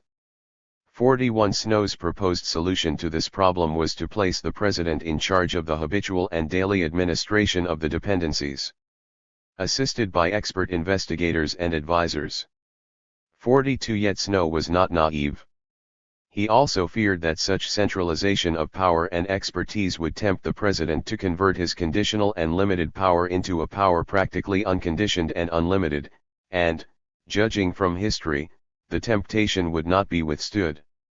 43 The only way to confront this additional problem was to vest the superintendence and final control of the administration with Congress. This would allow genuine expertise to develop in colonial administration without a concomitant increase in presidential power. It would also allow for more continuity of policy, as only one actor would be ultimately responsible for the day-to-day administration.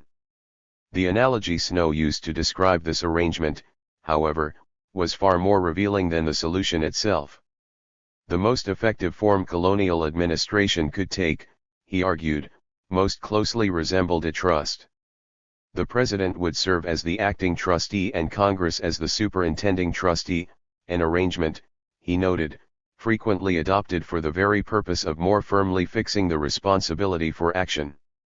44 It also resembled the system that was then being designed by Elihu Root, among the most famous corporate attorneys of the Gilded Age, who, as William Howard Taft would later recall, initiated our Philippine policy, is responsible for its success from the standpoint of statesmanship and farsightedness. 45. Elihu Root, architect of the Empire Trust. As Secretary of War under McKinley and Roosevelt and Secretary of State during Roosevelt's second term, Elihu Root, perhaps more than any other person, was responsible for the formation of an American colonial policy and the foundation of the new American external state.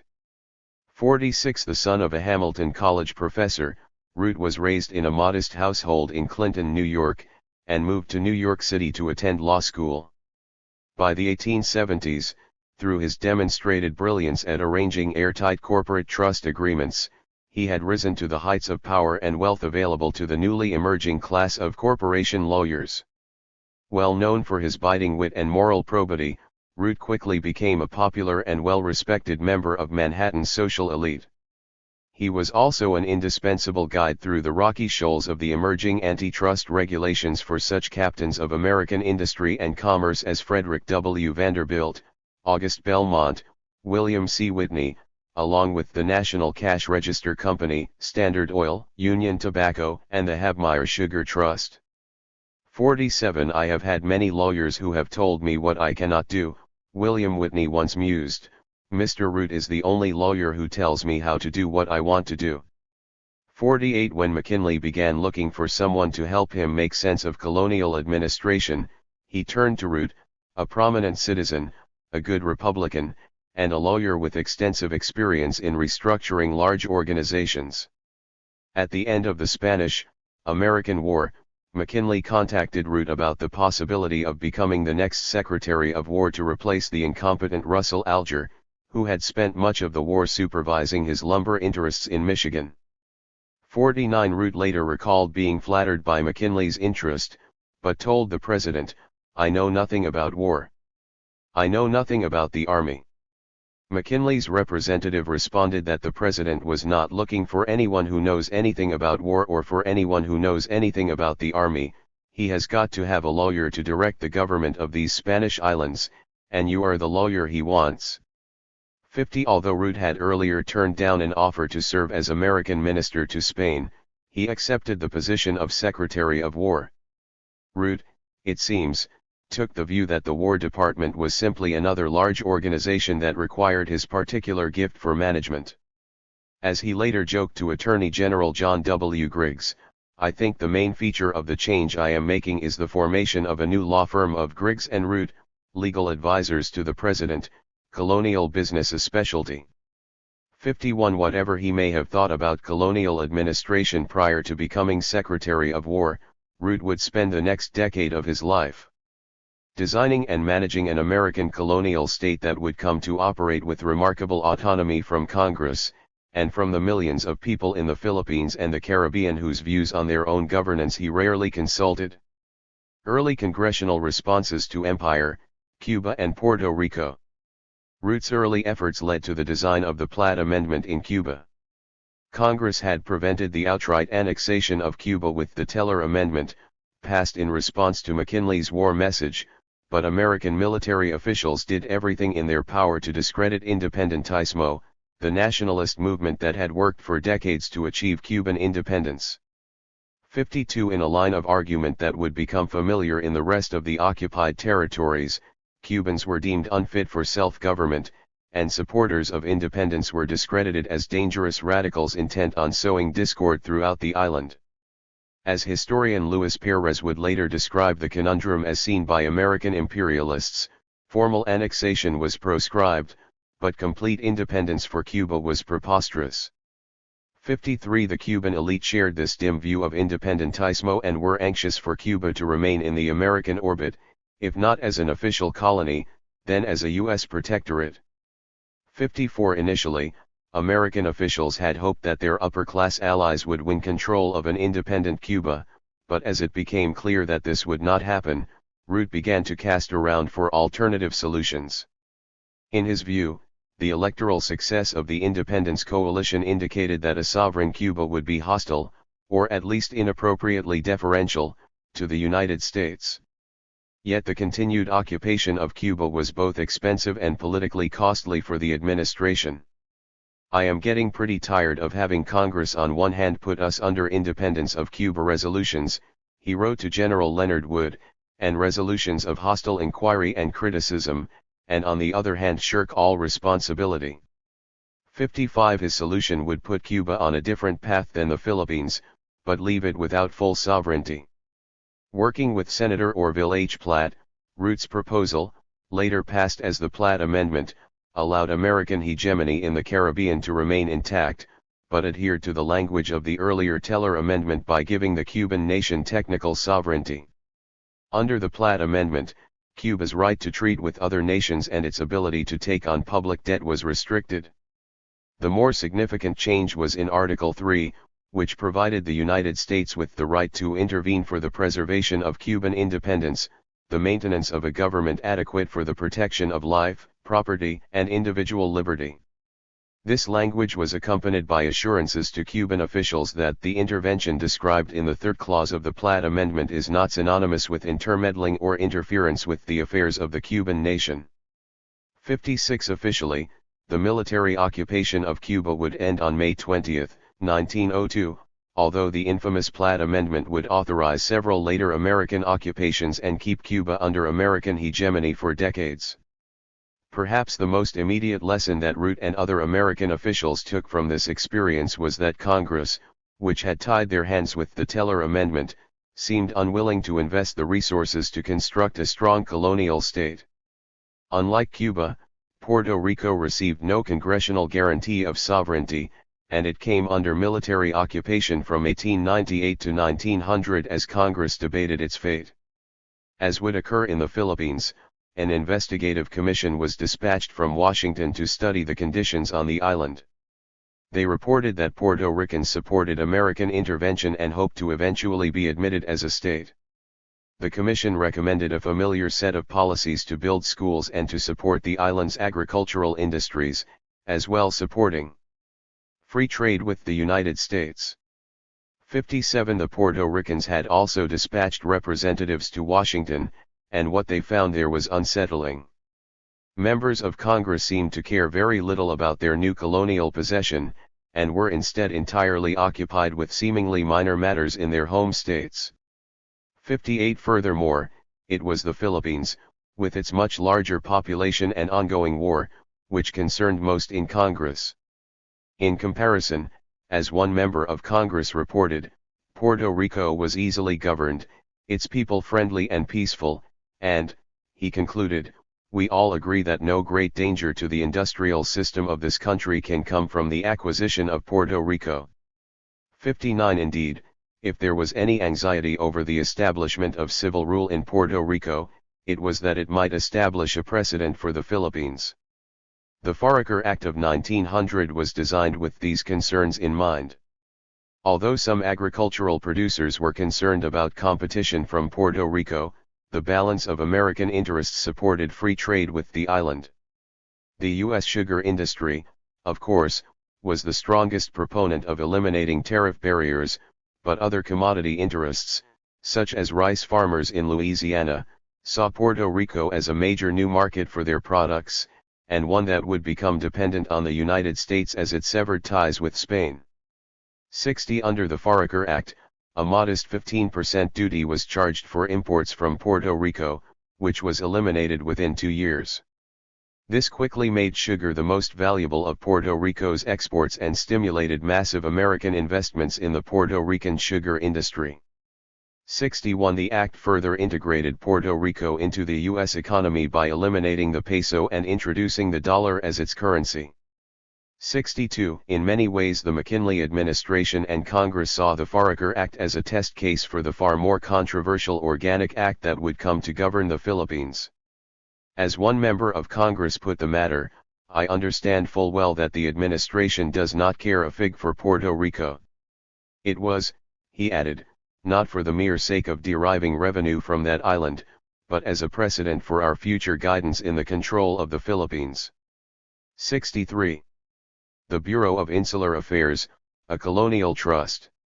Although the Teller Amendment blocked the formal annexation of Cuba and the Foraker Act set Puerto Rico on the path to full integration with the U.S. economy, the Philippines was another matter entirely. This archipelago would be directly managed and governed by the American state, not as an overseas settler territory like Hawaii, but as a formal colony. Precisely how that would be done, however, was left to the new Secretary of War, who was unequivocal in his belief that the United States could legally govern the newly acquired colonies as it saw fit. In his first annual report of 1899, Root described the relationship between the United States and the colonies as one of dependency, and noted that the people of the islands have no right to have them treated as states, or to have them treated as the territories previously held by the United States have been treated, or to assert legal right under the provision of the Constitution which was established for the people of the United States themselves and to meet the conditions existing upon this continent, or to assert against the United States any legal right whatever not found in the treaty. 64. And, as previously discussed, the Supreme Court largely affirmed Root's interpretation, granting Congress total control over the Philippines and Puerto Rico, with exceptions for the protection of basic rights such as life, liberty, and property.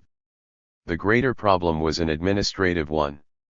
Although he had been appointed as Secretary of War to develop an administrative system for the colonies, it was clear, as he noted in his annual report of 1901, that the War Department had no machinery for the purpose. No provision for any administrative machine was made by law. 65. While Root was indeed correct that the War Department had no clear machinery, it was certainly not the case that there were no precedents to follow. The United States, after all, had a rather clear system of administering territories, a fact that many members of Congress suggested be applied to the new possessions. During early debates on the status of the newly acquired colonies, Senator Shelby M. Cullom of Illinois argued, "I do not believe the Constitution of the United States puts Congress in a straitjacket and requires a particular form of government for every new acquisition of territory. We can give them a territorial form of government, such as is our usual form. So far as I am concerned, I believe in the ordinary territorial form of government, but so far as the Constitution is concerned, I do not regard the country as tied down to any particular form." 66. Yet Root dismissed such suggestions as ill-considered and inappropriate. As he argued in his 1901 annual report, "We have no precedents, save the simple and meager proceedings under the occupation of California and New Mexico, more than half a century ago, and it has been necessary to decide every question upon its own merits and to make our own precedents for the future." 67. Naturally, Root approached the challenge of colonial administration from his perspective as a corporate attorney, and the organizational structure he developed resembled nothing so much as a corporate trust. From the beginning, Root was anxious to shield the islands from congressional interference, and to centralize their administration in the War Department, while giving significant autonomy to local administrators. What was needed, he concluded, was a clearinghouse that would manage communications between metropolitan authorities in Washington and the colonial government in Manila. To accomplish this, Root transformed an obscure division of the War Department known as the Division of Customs and Insular Affairs from a records office into the American Colonial Office. The DCIA, later renamed the BIA, became the de facto colonial office of the United States and served as the clearinghouse for colonial state communications. 68. In the beginning, it was no foregone conclusion that the management of colonial government would end up in war. As the Spanish-American War was drawing to an end, most department secretaries, including Interior, Navy, Treasury, and State, were angling to have some control over the civil government. For a short time, it seemed that McKinley seriously considered entrusting their administration to the State Department. 69 The history of American territorial administration gave all of these departments a greater claim to experience in territorial administration. As discussed in Chapter 2, until 1873 the State Department had general supervisory powers over American territories, while the Department of Treasury handled their finances, and legal concerns were sent to the Attorney General. Although Interior gained control of territorial administration in 1873, it still left Treasury and Justice to supervise financial and legal matters. 70 Root apparently thought it prudent to avoid dividing authority among several bureaucracies. He convinced McKinley to leave colonial administration under war, and he guarded this power jealously. In his draft of the Philippines Bill of 1902, for example, Root defined the BIA's role in extremely broad language, merely noting that it had control over all matters related to civil government in the island possessions of the United States subject to the jurisdiction of the War Department. 71 When the Department of Treasury attempted to require that the insular government submit to it revenue reports, Root quickly put a stop to it, because, as he wrote to Senator William Fry, it would create an element of double control, which would be quite intolerable. 72 And, in the frank assessment of former BIA Director Frank McIntyre, one of the BIA's chief responsibilities was preventing other American agencies from interfering with the government of the islands. 73 Not only was the BIA separate from other government agencies, but it also retained some autonomy from the rest of the Department of War.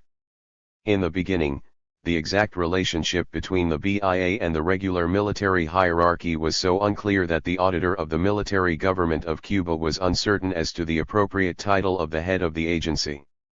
"Will you please tell me," he wrote to Edwards, "how I should address communications to your department from this office? Should it be the Adjutant General, U.S. Army, or the Chief of the Division of Customs and Insular Affairs?" 74 To solve this confusion, Root placed the BIA under the control of the Secretary, and the Chief of the Bureau reported directly to him. Partly this was a result of Root's strong belief in the importance of civil government for the islands, but it also allowed him to isolate colonial administration from the rest of the Department of War, where Congress exercised far more oversight. As he wrote in his 1901 annual report, "The policy followed by the American executive in dealing with the government of the Philippines has been to determine and prescribe the framework of insular government, to lay down the rules of policy to be followed upon the great questions of government as they are foreseen or arise, to obtain the best and ablest men possible for insular officers, to distribute and define their powers, and then to hold them responsible for the conduct of government in the islands with the least possible interference from Washington." 75.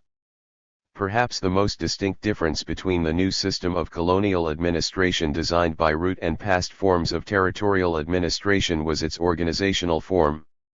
As discussed in Chapter 2, the administration of past American territories was divided among a number of bureaucratic agencies, and, while this often resulted in inefficient governance, it did provide a number of outlets for Congress to receive information from a variety of different agencies that had a hand in territorial administration. In contrast, the administration of the Philippines was concentrated in a small bureau in one executive agency, which allowed the Philippine colonial state to maintain a monopoly on colonial information.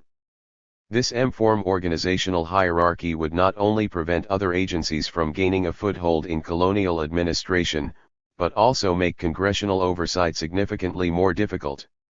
For its part, Congress came to rely almost exclusively on the BIA for information about the Philippines. According to historian Romeo Cruz, insular knowledge of Congress was next to zero, and whatever the Senate Committee on the Philippines and House Committee on Insular Affairs learned about the islands had been furnished by the Compilation Division and Library of the BIA. 76 By 1907, Congressman Herbert Parsons could write an article about the BIA he frankly titled, "A Bureau of Information and Report for the Insular Possessions." "He who would get assured facts in regard to any matter in the Philippines," wrote Parsons, "can ascertain them from this bureau. From it he can learn the progress made on the new railroads in the Philippines, the prospects of capital being invested in the agricultural bank in the Philippines, conditions in regard to banking, currency and finance. And thus, Parsons concluded, a great service to this, the home country, and of potent usefulness to the Philippines is the Bureau of Insular Affairs. 77. If this central source of information was useful to Congress, it was doubly useful to the executive branch, which was able to present a carefully curated set of facts about colonial progress and to shield the colonial governments from potential scandals. The BIA also became the de facto lobbying and acquisitions arm of the Philippine colonial state at home. As Edwards frankly described the role of his bureau, it may be called a clearinghouse for all questions as between the government of the Philippine Islands and the government of the United States. 78. By May of 1902, at least one clerk was charged with reading and making notes in the congressional record and with furnishing a response to any charges made against insular authorities. 79. Although the BIA remained small even by the relatively modest standards of U.S. federal agencies in this period, in 1902, it could count only 61 employees. It produced thousands of reports and answered a steady stream of congressional inquiries. 80. As Root himself would acknowledge in 1901, it performs with admirable and constantly increasing efficiency the great variety of duties which in other countries would be described as belonging to a colonial office, and would be performed by a much more pretentious establishment. 81. In sum, Root considered the office essential to the administration of the empire. It is, he later wrote, the only thing which enables us to keep our hands at all on the government of our distant possessions, and it is admirably organized for that purpose. It is really doing the work of a colonial department. 82. Institutional and ideological origins of the Philippine colonial state. In March of 1899, a month after hostilities commenced between Aguinaldo and the American Army, the First Philippine Commission arrived in Manila. Known as the Sherman Commission after its leader, Jacob Sherman, the group included Rear Admiral George Dewey, Gen. Elwell S. Otis, Charles Denby, a former U.S. minister to China, and Professor Dean Worcester, a zoologist from the University of Michigan who had previously done research in the Philippines. The commission made a surprisingly thorough investigation of the islands. They traveled throughout Luzon and spoke to a number of wealthy and influential Filipinos, known as ilustrados, including Felipe G. Calderon, the principal author of the Malolos Constitution, who provided them with a description of the Filipino population that would prove to be the dominant view of most American administrators throughout the initial years of colonial governance. As Calderon testified to the commission, the archipelago as a whole is composed of three classes of individuals: the rich and intelligent element, the poorer element of the country, the element that is willing to devote itself to work, and an element that may be called intermediate, made up of clerks and writers, who have a habit of stirring up the town. 83. Calderon's characterization of Filipinos was reinforced in the minds of American officials as they toured the islands, and in their final report, they confidently concluded that the majority of the population was decidedly primitive and in need of a firm hand to guide them. Furthermore, the commission held, the insurrection was largely made up of disaffected leaders who could be drawn to the American side through promises of stability and economic advancement. 84. The commission also took away a decidedly negative opinion of Spanish stewardship. The Catholic friars, who had long served as quasi-official representatives of the Spanish crown throughout the Philippines, were especially hated. In rural areas, where royal officials had little to no presence, the clergy served nearly every administrative role. According to Father Juan Villegas, who testified to the Second Commission, he was, among other roles, Inspector of Primary Schools, President of the Board of Urban Taxation, Censor of Municipal Budgets, Member of the Prison Board, President of the Board of Statistics, and Censor of Plays, Comedies, and Dramas. 85. The friars had also managed, in their nearly 400 years of rule over the islands, to amass huge tracts of land, amounting roughly to 400,000 acres by 1900. Compounding the resentment over their near monopoly on offices and their significant wealth was clear evidence of corruption and rampant sexual abuse of the population. 86. In the end, the Commission largely condoned the principal complaints the revolutionaries had of the Spanish regime as well as the reformers' goals, which the Commission concluded were the following: the expulsion of the friars and the restitution of the lands held by them to the townships or to the original owners, the recognition of Filipino priests in filling the incumbencies vacated by the friars, absolute religious toleration, the equality of all persons, Filipinos as well as Spaniards, before the law, the assimilation of the laws of the archipelago to those of Spain, and the equality of Filipinos with Spaniards in the civil service, the freedom of the press, the establishment of representative institutions, home rule, abolition of deportation and other unjust measures against Filipinos, and the continuance of the war as a means to coerce Spain into granting these rights. 87. What the commissioners decided unequivocally was that the Philippines could not be given independence. In their final report, presented to McKinley on December 31, 1900, they declared that the Filipinos needed the tutelage and protection of the United States. But, the report continued, they need it in order that in due time they may, in their opinion, become self-governing and independent. For it would be a misrepresentation of facts not to report that ultimate independence after an undefined period of American training, is the aspiration and goal of the intelligent Filipinos who today so strenuously oppose the suggestion of independence at the present time. 88. The style of imperialism they envisioned, however, was to be uniquely American.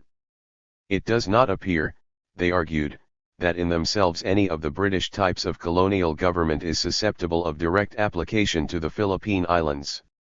89. Jacob Sherman, it seems, rejected the idea of colonial autonomy as practiced in Canada and Australia, but also of the model of direct rule in India.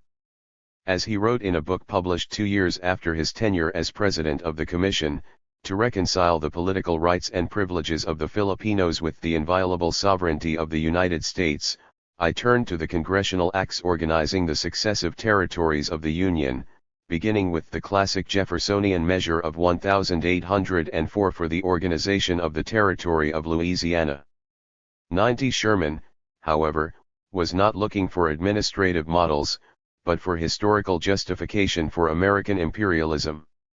As the Commission noted, seems to have felt no incongruity between the principles of the Declaration of Independence of the 13 self-governing colonies and the scheme of government of the politically inexperienced inhabitants of Louisiana. 91. What they would settle on, however, was a decidedly American, obsessively progressive vision for the islands, where theories of scientific management would complement imperial control. From an administrative perspective, the aspect of Filipino society that surprised the Americans most of all was the centralized nature of Spanish colonial government, which demonstrated a total rejection of absolute home rule for their town and provinces. 92. That this was repeated in the revolutionaries' Malolos constitution surprised them even more. As Sherman later wrote, the Constitution of the Philippine Republic expressly provides for intervention of the central government in the affairs of the provincial and municipal government. This idea of intervention, which is foreign to us, is fundamental to the whole political life and thought of the Filipinos. 93. For Americans accustomed to the weak federal state, such centralized government must have seemed impossibly Spanish, and they quickly recommended that the government be decentralized to allow Philippine towns and provinces to be vested with substantially the same powers as are now enjoyed by town and counties in the United States.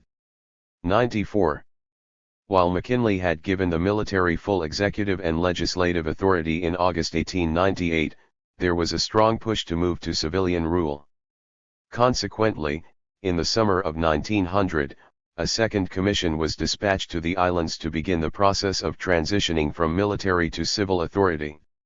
At the time, there was some talk of sending members of Congress along to judge conditions for themselves. As the New York Times reported, as to the question of again sending a commission to the Philippines, it has been suggested in the Congress, by both senators and representatives, that a joint committee of members might be named for that purpose. It would be very popular, and also very expensive, but it is insisted that it would be a better way of preparing Congress for legislative action than the plan of making up a commission outside of Congress and expecting members of both houses to read their report after it had been made in order to become more informed. 95 The Second Commission, however, left the United States unaccompanied by any congressional delegation, and, as they would be forced to do for most of America's occupation of the archipelago, members of Congress were indeed left to read the Commission's report to become more informed about the islands. William Howard Taft and Civil Government. More than any other American, William Howard Taft would become the dominant figure in U.S. imperialism. 96 As he rose through the ranks from Governor General of the Philippines to Secretary of War to President, he maintained an active interest in the islands, famously returning in 1905 and 1908 to make a special report to President Roosevelt. Yet he initially did not want the job.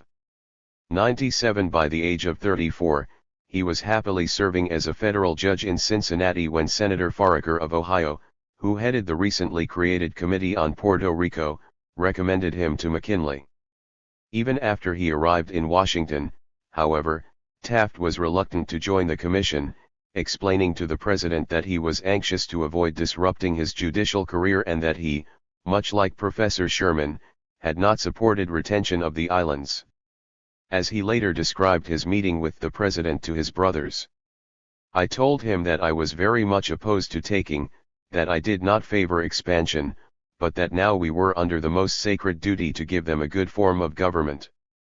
I explained that I did not agree with Senator Hoare and his followers that the Filipinos were capable of self-government, or that we were violating the principles of our government, or the Declaration of Independence as far as they were concerned, that I thought we were doing them great good but that I deprecated our taking of the Philippines because of the assumption of a burden by us contrary to our traditions at a time when we had quite enough to do at home, but, being there, we must exert ourselves to construct a government which would be adapted to the needs of the people so that they might be developed into a self-governing people." 98. McKinley reassured him that the position would not hurt his chances for a seat on the Supreme Court. But Root, who was also in the meeting, put the matter more starkly: "This is the parting of the ways. You may go on holding the job you have in a humdrum, mediocre way. But here is something that will test you, something in the way of effort and struggle, and the question is, will you take the harder or the easier task?" 99. Taft decided on the harder task, but on the condition that he could be president of the commission. 100. Writing to Senator Foraker a week later, he reflected, "The work now to be undertaken is of the most perplexing and original character and I gravely fear that I am not qualified. But the die is cast, I must accept it." 101. Along with Taft, the Second Philippine Commission was composed of Dean Worcester, the only returning member of the First Philippine Commission, Luke Wright, a corporate lawyer and Gold Democrat from Tennessee, Henry Cide, a former U.S. court judge in Samoa, and Bernard Moses, a professor of Latin American history from the University of California, Berkeley. Although they probably did not realize it upon appointment to the commission, these men, with the exception of Moses, would dominate the Philippine civil government for the initial years of American occupation. Their instructions, as drafted by Root, were incorporated in the annual message of McKinley to Congress on December 3, 1900. And these instructions, which became one of the most remarkable, if largely unknown, statements of American foreign policy, left no doubt about America's ambition in its newly acquired colony. They are worth quoting at length. In all the forms of government and administrative provisions which they are authorized to prescribe, the Commission should bear in mind that the government which they are establishing is designed not for our satisfaction or for the expression of our theoretical views, but for the happiness, peace, and prosperity of the people of the Philippine Islands, and the measures adopted should be made to conform to their custom, their habits, and even their prejudices, to the fullest extent consistent with the accomplishment of the indispensable requisites of just and effective government. At the same time the Commission should bear in mind, and the people of the islands should be made plainly to understand, that there are certain great principles of government which have been made the basis of our governmental system which we deem essential to the rule of law and the maintenance of individual freedom, and of which they have, unfortunately, been denied the experience possessed by us, that there are also certain practical rules of government which we have found to be essential to the preservation of these great principles of liberty and law, and that these principles and these rules of government must be established and maintained in their islands for the sake of their liberty and happiness, however much they may conflict with the customs or laws of procedure with which they are familiar. 102. Taft called it one of the greatest state papers ever issued, and William F. Willoughby gushed that will always occupy a leading place side by side with that of the Northwest Ordinance. Its significance lies in the fact that in its few pages is formulated, in the most authoritative way, the whole theory of the American people in respect to the government of dependencies. 103. It would also prove to be a gross misrepresentation of the later reality of American empire. Lofty rhetoric notwithstanding, the Commission had relatively little capacity. As Taft wrote to his friend, Assistant Attorney General Henry M. Hoyt, "You can get some idea of what we have to do if you imagine a large state like Pennsylvania or New York without any laws at all, and think of yourself as attempting to provide all the necessary legislation for the establishment of a civil government." 104. Yet by November of 1900, Taft could confidently write Root that we have threshed out the matter of taxes and are convinced that the only adequate tax is a land tax. 105. Despite this early work on taxation, Taft's first battle was with the leadership of the U.S. Army, which was reluctant to acknowledge the new authority of civilians in pacified areas after waging a war against the Philippine revolutionaries.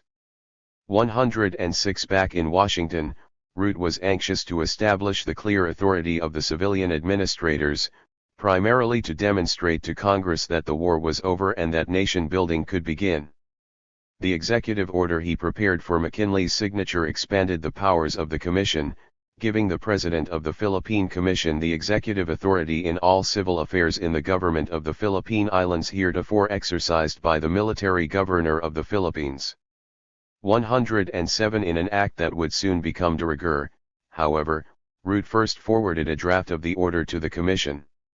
As he explained to Taft, the executive order to be substituted for that of May 8, 1899, and the revised rules and regulations pursuant thereto, have been in fact approved by the President, but his signature to the order, and mine to the rules and regulations, are withheld until your Commission shall have had an opportunity to examine them, for two reasons: first, that you may make by cable any criticism or suggestion which occurs to you, and, second, that when finally determined upon they may be incorporated by you in the form of a statute, which has already received the approval of the President and the Secretary, instead of being published as an order which might appear to overrule your action and might possibly interfere with the authority and prestige or the Commission, a thing which I am very desirous to avoid.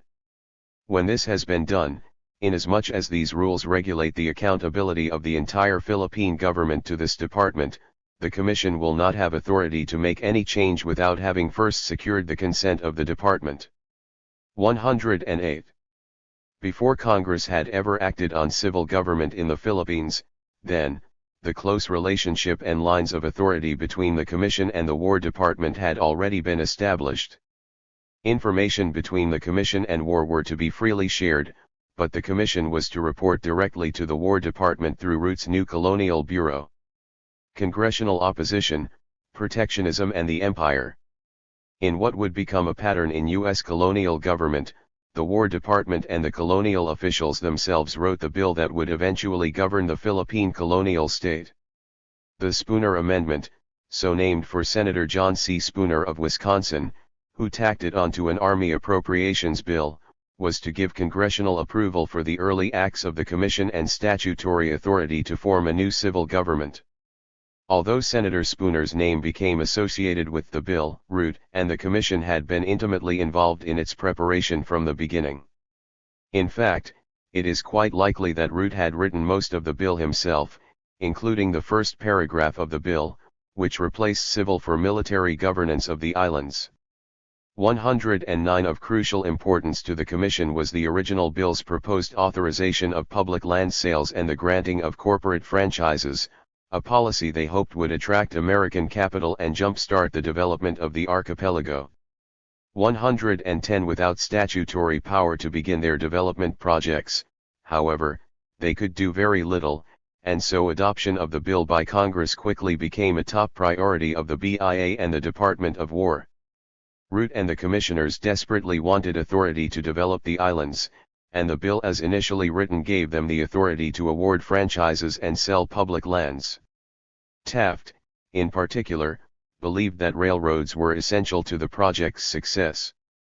In his view, the rich natural resources of the country held the key to the colony's economic success.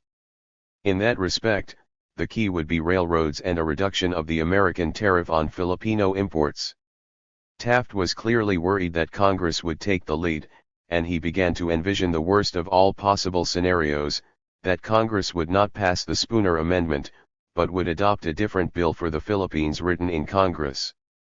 The report in the newspapers today is that a special session of Congress is to be called to legislate for a civil government for the Philippines, he wrote to Root. I shall be very sorry if this results in an attempt to frame a government for the Philippines, because I do not think the conditions are ripe for the action of Congress yet, and I believe that you and the President can very much better frame a civil government than Congress, for the government by Congress would be rigid and yours could be changed as conditions require.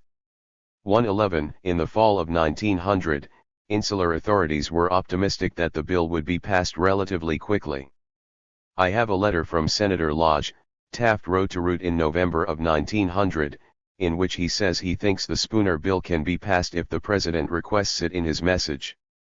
Naturally, for Taft and his colleagues on the Commission, the bill was essential.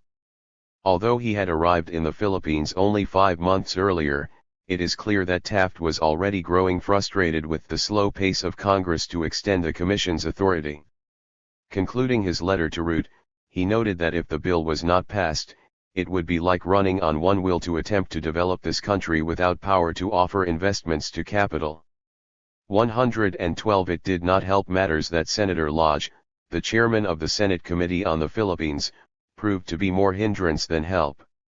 He had long been a vocal proponent of American expansion and had strongly supported the retention of the Philippines, but the patrician Lodge, Boston incarnate according to Henry Adams, had no intention of taking orders from the Department of War or the Philippine Commission.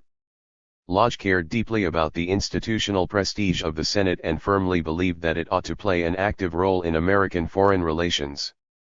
113 For Lodge there was no reason why the Senate's role should be limited to approving or amending colonial laws written by the War Department. Although Lodge likely thought his independence from the War Department good for public policy and American foreign relations, Taft found it merely obnoxious. Even the equanimous Root grew frustrated by Lodge's dithering, writing in an especially frank letter to Taft. I have been unable to get the Senate to take up the Spooner Resolution, or either branch of Congress to take up any measure for our relief in regard to coinage in the Philippines, or any measure which would make it possible to build the railroad into Benguet, but the chairman of the Senate Committee on the Philippines has, without any consultation with the President, or the War Department, and without asking for any information on the subject, introduced a resolution to prohibit the importation and sale of intoxicating liquors in the Philippine Islands, and the Senate has delayed the progress of the Army bill to discuss that subject seriously for several days. Of course, the absurdity of attempting to legislate a subject of which they were wholly ignorant was so great that it was overwhelmingly defeated. 114. Taft was even more blunt. T is perfectly evident. He wrote to Root several months later, that Senator Lodge is entirely useless as the head of the Committee for the Philippines. He does not seem to have much influence in the Senate and is constantly playing to the galleries. 115 Senator Spooner, both men felt, was a far more reliable ally. Yet even Spooner was pressured to push the bill through more aggressively. For Taft, the Senate's delays and Lodge's grandstanding were costing the Commission valuable time to recruit American capital, which was the first step in the Commission's economic development plan. For heaven's sake, he wrote to Spooner in November of 1900, "Press it to a passage. It is this which we need now to assist us in the development of this country and make these people understand what it is to have American civilization about them." 116 The low opinion of Lodge's effectiveness as a result of this episode would become further solidified in the minds of colonial officials in subsequent battles with Congress. This episode also demonstrates that the White House and particularly the architects of the imperial state saw prominent Republican members of Congress, such as Lodge, as impediments to their plans. For his part, Lodge was never the reliable partner Root and Taft hoped he would be, and he and other prominent Republicans were rarely invited to craft insular legislation.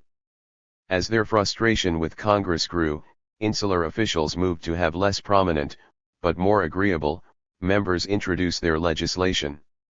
Their difficulties with Lodge also shaped the strategy that insular authorities would begin to employ with Congress. Indeed, Root's letter about Lodge is most revealing because it gives an indication of the importance he placed on information, particularly information supplied by his own bureau, in colonial lawmaking. That the Senate had attempted to legislate without asking for any information on the subject struck him as perfectly absurd, an experience that likely influenced his decision to mount an organized lobbying effort when it came time to pass the Philippine organic laws. For this, he would instruct the BIA to prepare, at enormous expense, thousands of pages of informational material for Congress.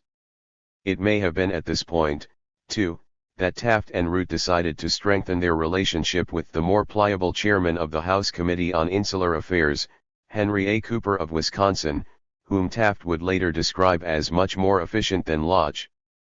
117 Whether it was this event or something else, it is clear that within the first 2 years of Commission government, Cooper became the preferred conduit of the Commission and the BIA, and it was he, not Lodge, who would introduce the Organic Act as well as most subsequent legislation.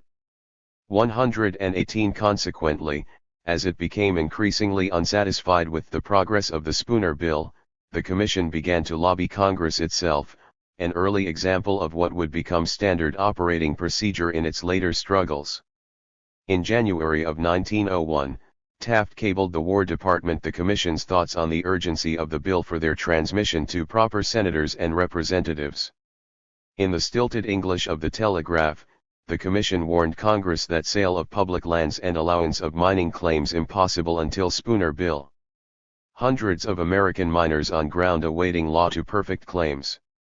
More coming. Good element in pacification. Urgently recommend amendment Spooner Bill so that its operation be not postponed until complete suppression of all insurrection but only until in President's judgment civil government may be safely established. 119 Although the Commission tended to paint a rosy portrait of the American adventurers who had recently arrived in the Philippines, privately, it seems, Taft was wary of them as well. Later that same year, he would dismiss them as the ragtag and bobtail of Americans, who are not only vicious but stupid.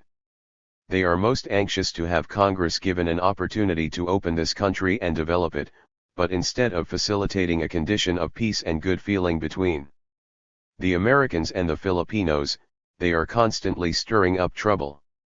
120 While Taft and his fellow commissioners were anxious to develop the islands, they were insistent, and would remain so throughout the early period, that they were firmly in charge. 121 It was not only the Senate that had concerns about possible exploitation. Root, the ever-cautious attorney, wanted the Commission government to begin on more sturdy statutory grounds than were provided by an amendment to an appropriations bill. In the near term, as well, he wanted quick congressional authority for some of the Commission's actions, and so when it looked like Congress was becoming bogged down in debates over the planned economic development program, he decided to compromise. He wrote into the Spooner Bill certain restrictions on the Commission's power to sell or lease public lands, which were to be granted only with the President's express approval and which could not without great public mischief be postponed until the establishment of a permanent civil government. 122 Root's hope was that these issues could be revisited in the following session when the Philippine Organic Act would come up for a vote. Despite the acquiescence to a number of their demands, the opposition remained less than satisfied. As Senator Augustus Bacon would later recall, the Spooner Bill, as originally introduced in Congress, was one which had no limitation upon the power of exploitation, and that bill was not only introduced in Congress, but it was pressed under whip and spur. Everything was subordinated to it. We were threatened with extra sessions, and everything else, if it were not passed, and when it was passed, and the provision was put upon it which limited the power of exploitation, it was immediately dropped as a useless piece of furniture, and there has never been any action taken under it. 123 In the end, the Spooner Bill, finally passed in March 1901, was a partial victory for the insular government. It created an exact separation between military and civil control in the Philippines, and gave civil authorities broad powers in their establishment of a civil government. But the Commission's plans for economic development, at least by way of traditional channels, were severely restricted.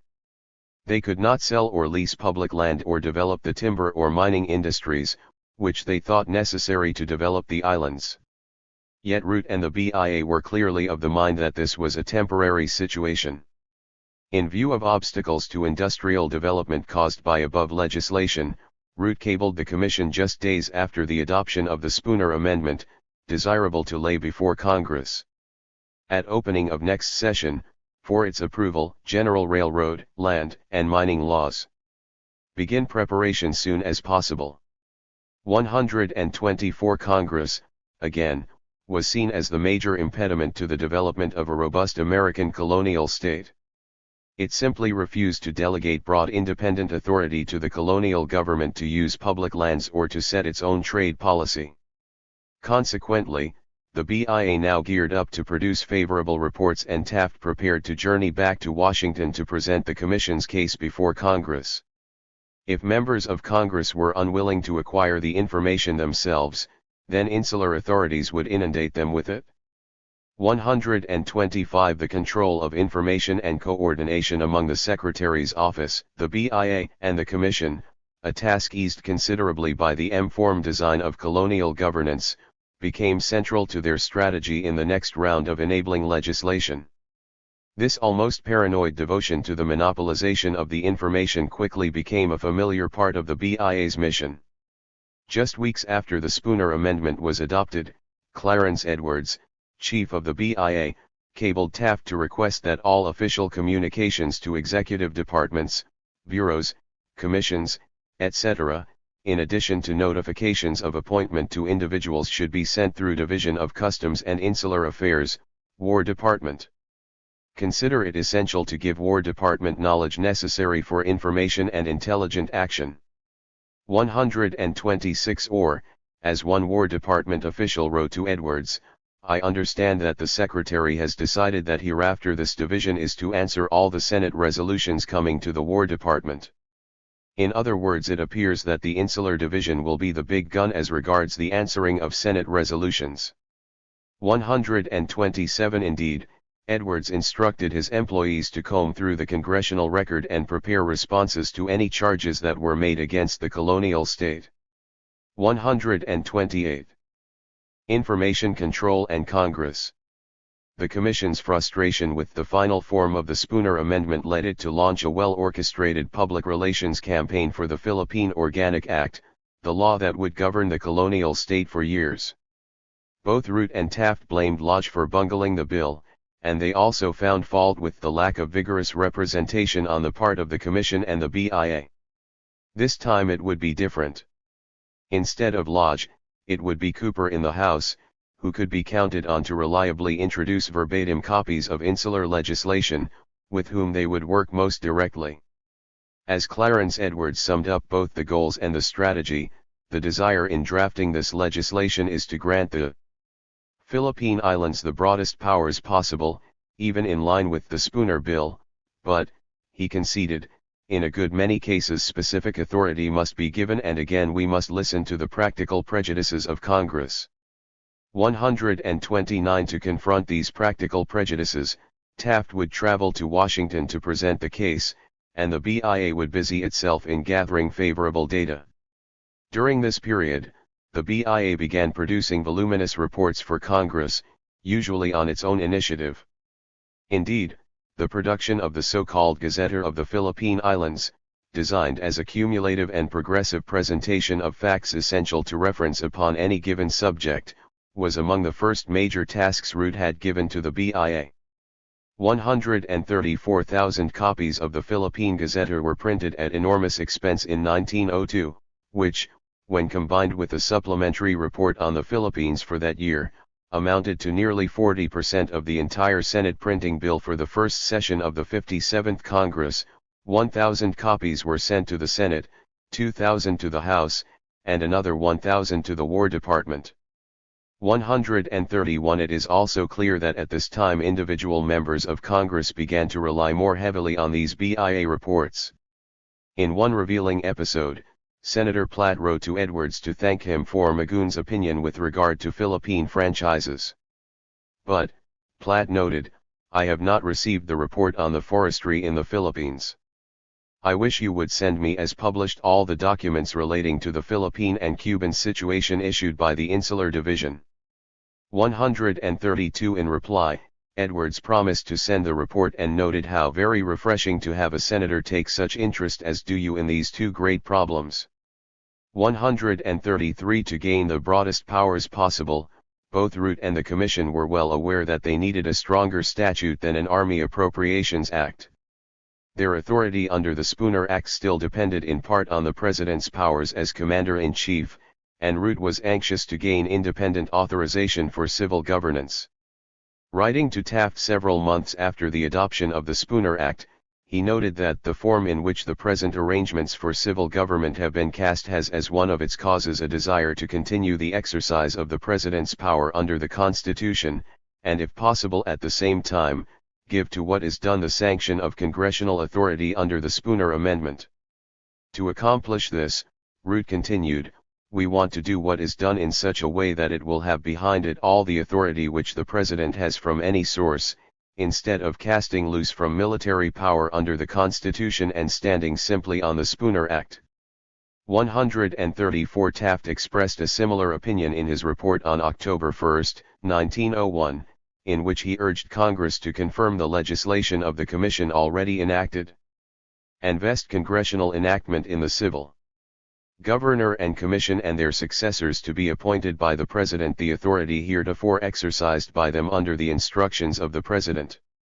135. What the insular government desired most of all, however, was the power to grant franchises, to survey and sell public lands, and to develop mining interests.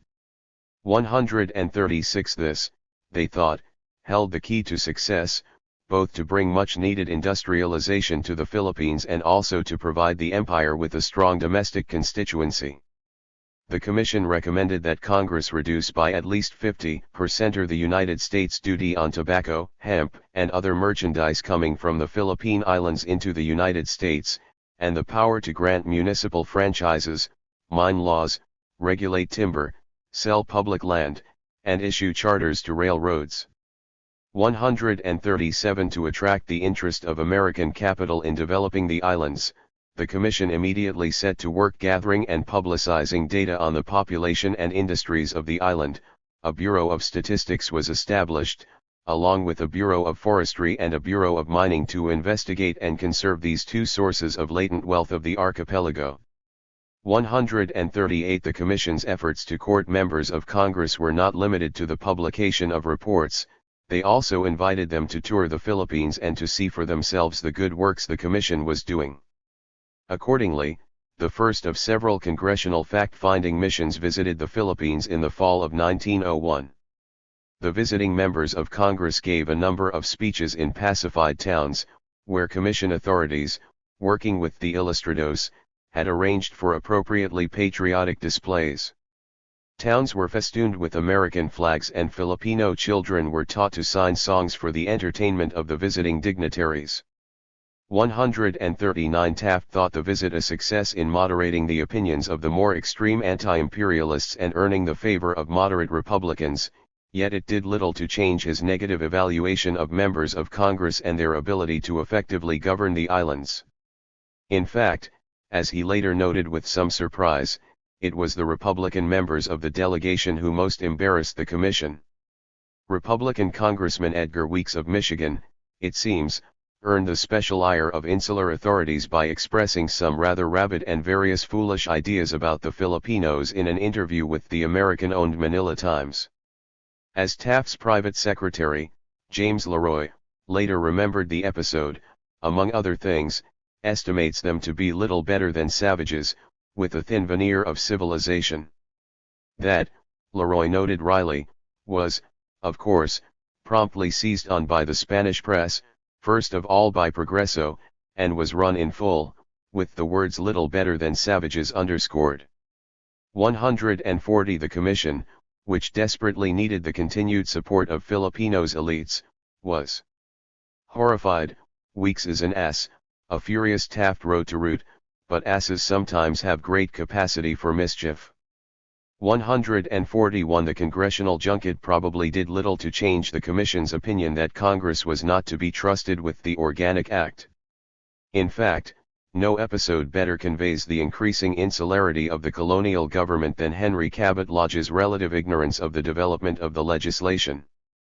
If any member of Congress was expected to have intimate knowledge of the insular government's work on the Act, it was Lodge, yet he seemed to be left completely in the dark. Work on the Act had commenced just weeks after the Spooner Bill was adopted, and by the late spring hundreds of cables on the bill's progress had been exchanged between Washington and Manila. 142 By the summer, Root was in search of someone to study the currency system, and Charles Magoon of the BIA was busy developing laws to govern property and business in the Philippines. Lodge, however, had no knowledge of any of these developments. In June of 1901, he wrote to Root to ask what the idea is in regard to the organic legislation, because the Philippine legislation will necessarily be in the hands of my committee. When any draft of a bill is made, Lodge continued, or of any legislation, for the Philippines, if you would kindly send me a copy I should be very much indebted, for I should like to have an opportunity to study it during the summer and familiarize myself with it. 143 By late July, Lodge, who had still not seen any evidence of the bill, warned, if the commission have not one ready it would be impossible for Congress to frame one. 144 To all of these pleas, Root replied that it was best for him to wait. I do not expect to have anything for Congress to tear to pieces before the middle of October, he advised Lodge, and if you return then you will be in ample time. He did, however, note that there should be a series of specific acts governing the tariff, public lands, mines, and corporate franchises. Leaving the commission to work out the form and machinery of government under the general rules which have been prescribed. In any case, he added, I presume that no committee sitting in Washington would work the subject out so well as Taft and his associates can do in Manila, dealing from day to day with the practical problems as they arise.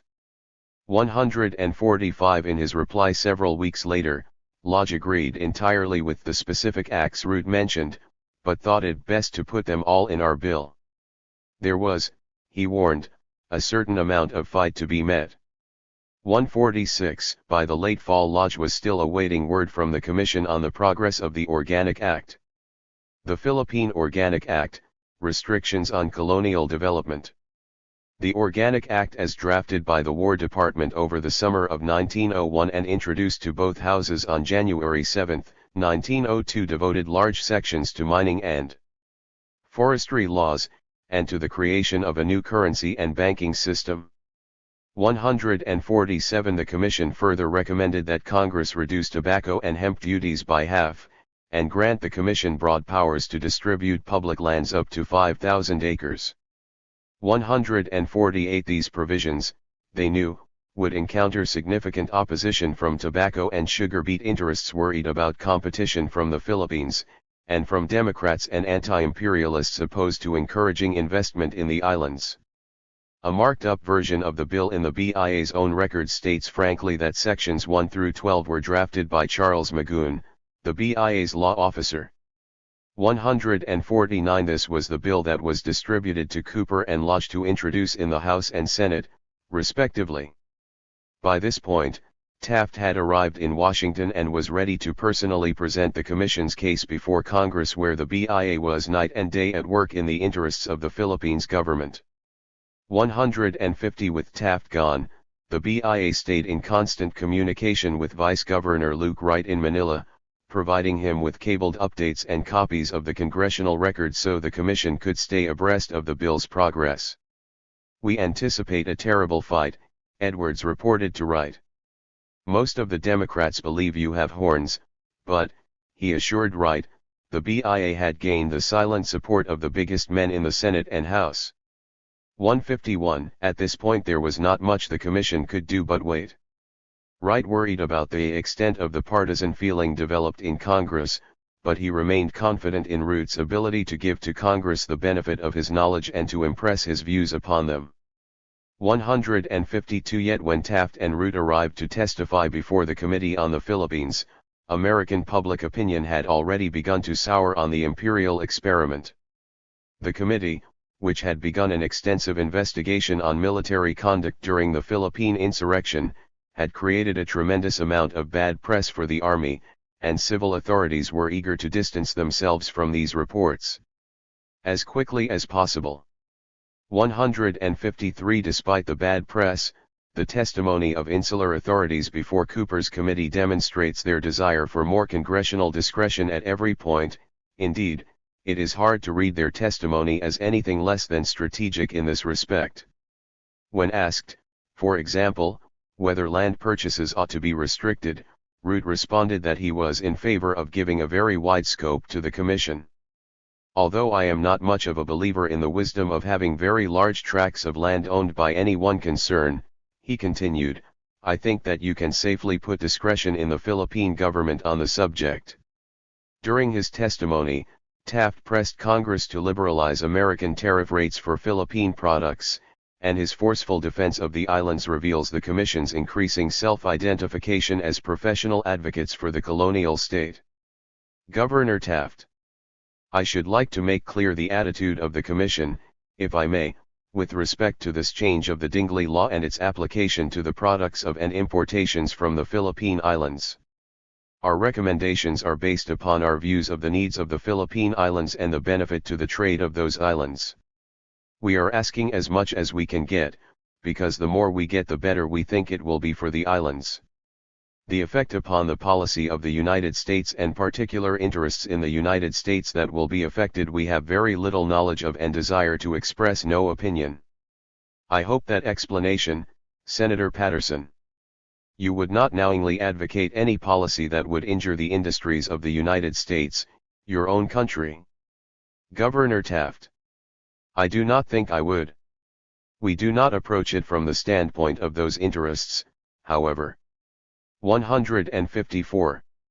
The hearings before the committee also reveal the increasing dependency of Congress on the BIA and War Department reports for information about the islands. Even opponents of the act and the imperial project itself were left to combat it using the BIA's own publications, and their reliance on this strategy often left them grasping at straws, or, ironically, insisting on the veracity of the BIA's own reports. For example, consider Taft once again sparring with Colorado's Thomas Patterson. Senator Patterson: "In this connection I wish to call your attention to a letter from the Secretary of War transmitting an article on the people of the Philippines, compiled in the Division of Insular Affairs of the War Department, and transmitted to the chairman of this committee, Senator Lodge. This paper, speaking of the Tagals, uses this language: most of them, both men and women, can read and write. Is that a correct statement?" Governor Taft: "No, sir, it is not." Senator Patterson: "Further, I should like to call your attention, Governor Taft. If you will permit me, I gained my information from tax collectors, who have to find out." Senator Patterson: "This document is sent to us in this way, and I should like to read some further statements made in this communication from the War Department by some officials, compiled in the Division of Insular Affairs, with reference to the Filipinos, and to ask what you have to say about it." 155. Throughout the exchange, which goes on for some time, Patterson makes repeated references to the official nature of the document and its publication by the authority of the War Department and the Insular Division thereof. In truth, the document Senator Patterson was quoting from was a compilation of returning officers' impressions of the Filipinos. It was published by the BIA, but the BIA did not endorse all the opinions. The point, however, is this: even at this early stage, the lack of independent information from the islands left members of Congress at the mercy of the BIA for most of their knowledge.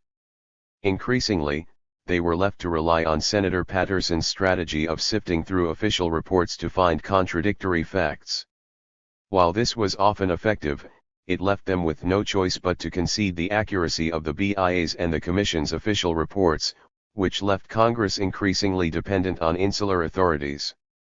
Despite Taft's spirited defense, when the bill was finally reported out of committee at the end of March, significant compromises had been made. Republicans on the committee from sugar beet regions worried about the development of Philippine sugar plantations that would compete with domestic supplies. As a result, Lodge's committee report recommended the reduction of individual leases from 160 to 40 acres and prohibited the lease of public land to corporations until a law regulating the disposition of the public lands was enacted. 156. Why Lodge was so willing to amend sections of his own bill is hard to explain.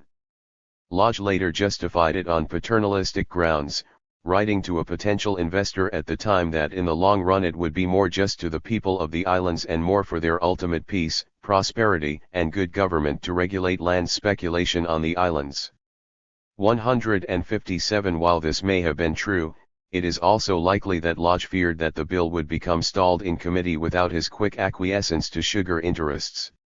This would have given Cooper in the House, whose Committee on Insular Affairs had not yet reported a bill, the upper hand, and further diminished Lodge's position as the central legislative actor in insular affairs. Whatever Lodge's reasons, this maneuver did not improve his standing with insular authorities, who were convinced that his motivations were entirely selfish. Taft was absolutely furious about the amended bill, calling it one of Lodge's subterfuges to avoid criticism, and Lodge himself one of the most cowardly men I know.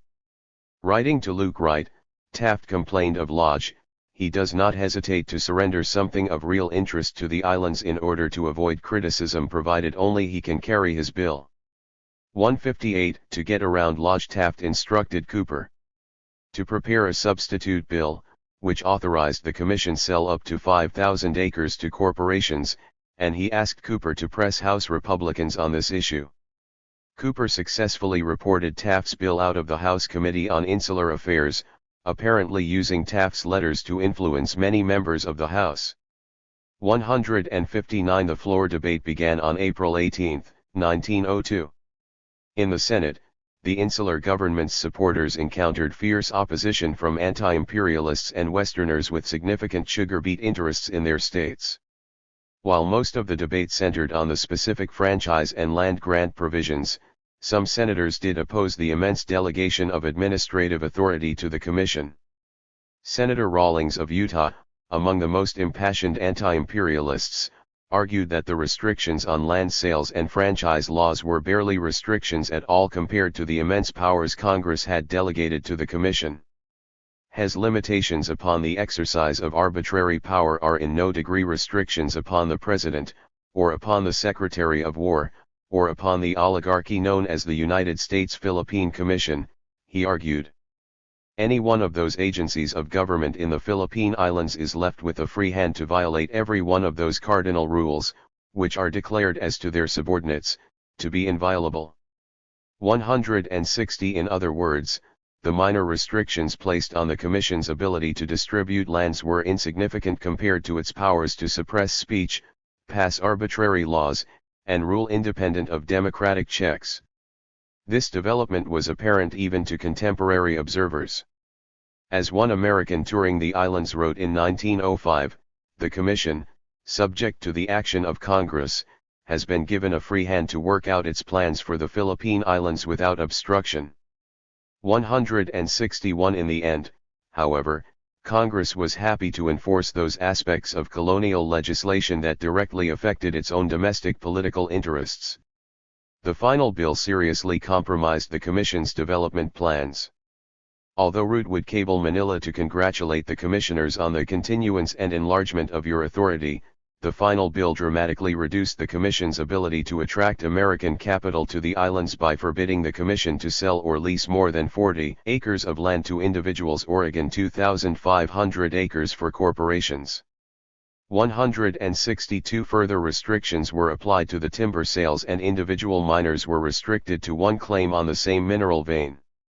For insular authorities, the more significant defeat was over tariff legislation. The Philippine Tariff Act of 1902, adopted on March 8, only allowed for a 25% reduction in Dingley tariff rates, the same provided in the Spooner Amendment. As Wright cabled Taft in Washington on hearing the news, "This is prohibitive and, if expressive of ultimate policy, most unfortunate. Consider, for a moment, just how restrictive these limitations were. Congress had, for all practical purposes, prohibited American investment in its own colony by restricting land ownership and, through its refusal to significantly lower the Dingley tariffs, had made the export of raw materials from the Philippines to the United States largely unprofitable. By granting it no appropriations, by restricting its ability to attract investments, and by refusing to lower American tariff rates in any significant way, Congress had designed the Philippine colonial state to fail. This was a blow to the insular government, and it would portend a long struggle of insular authorities to fix this. Indeed, just months later, Taft was already cabling to the War Department the Commission's wish to put a tariff reduction before Congress yet again. 164 Nevertheless, there were reasons to be optimistic. In their battle with Congress, colonial bureaucrats were able to gain a significant degree of autonomy to run the Philippines and, through the unique organizational form of colonial administration, to control information about the colony. Furthermore, Taft, now back in Manila, thought there was little more political hay to be made of the issues that motivated the anti-imperialists.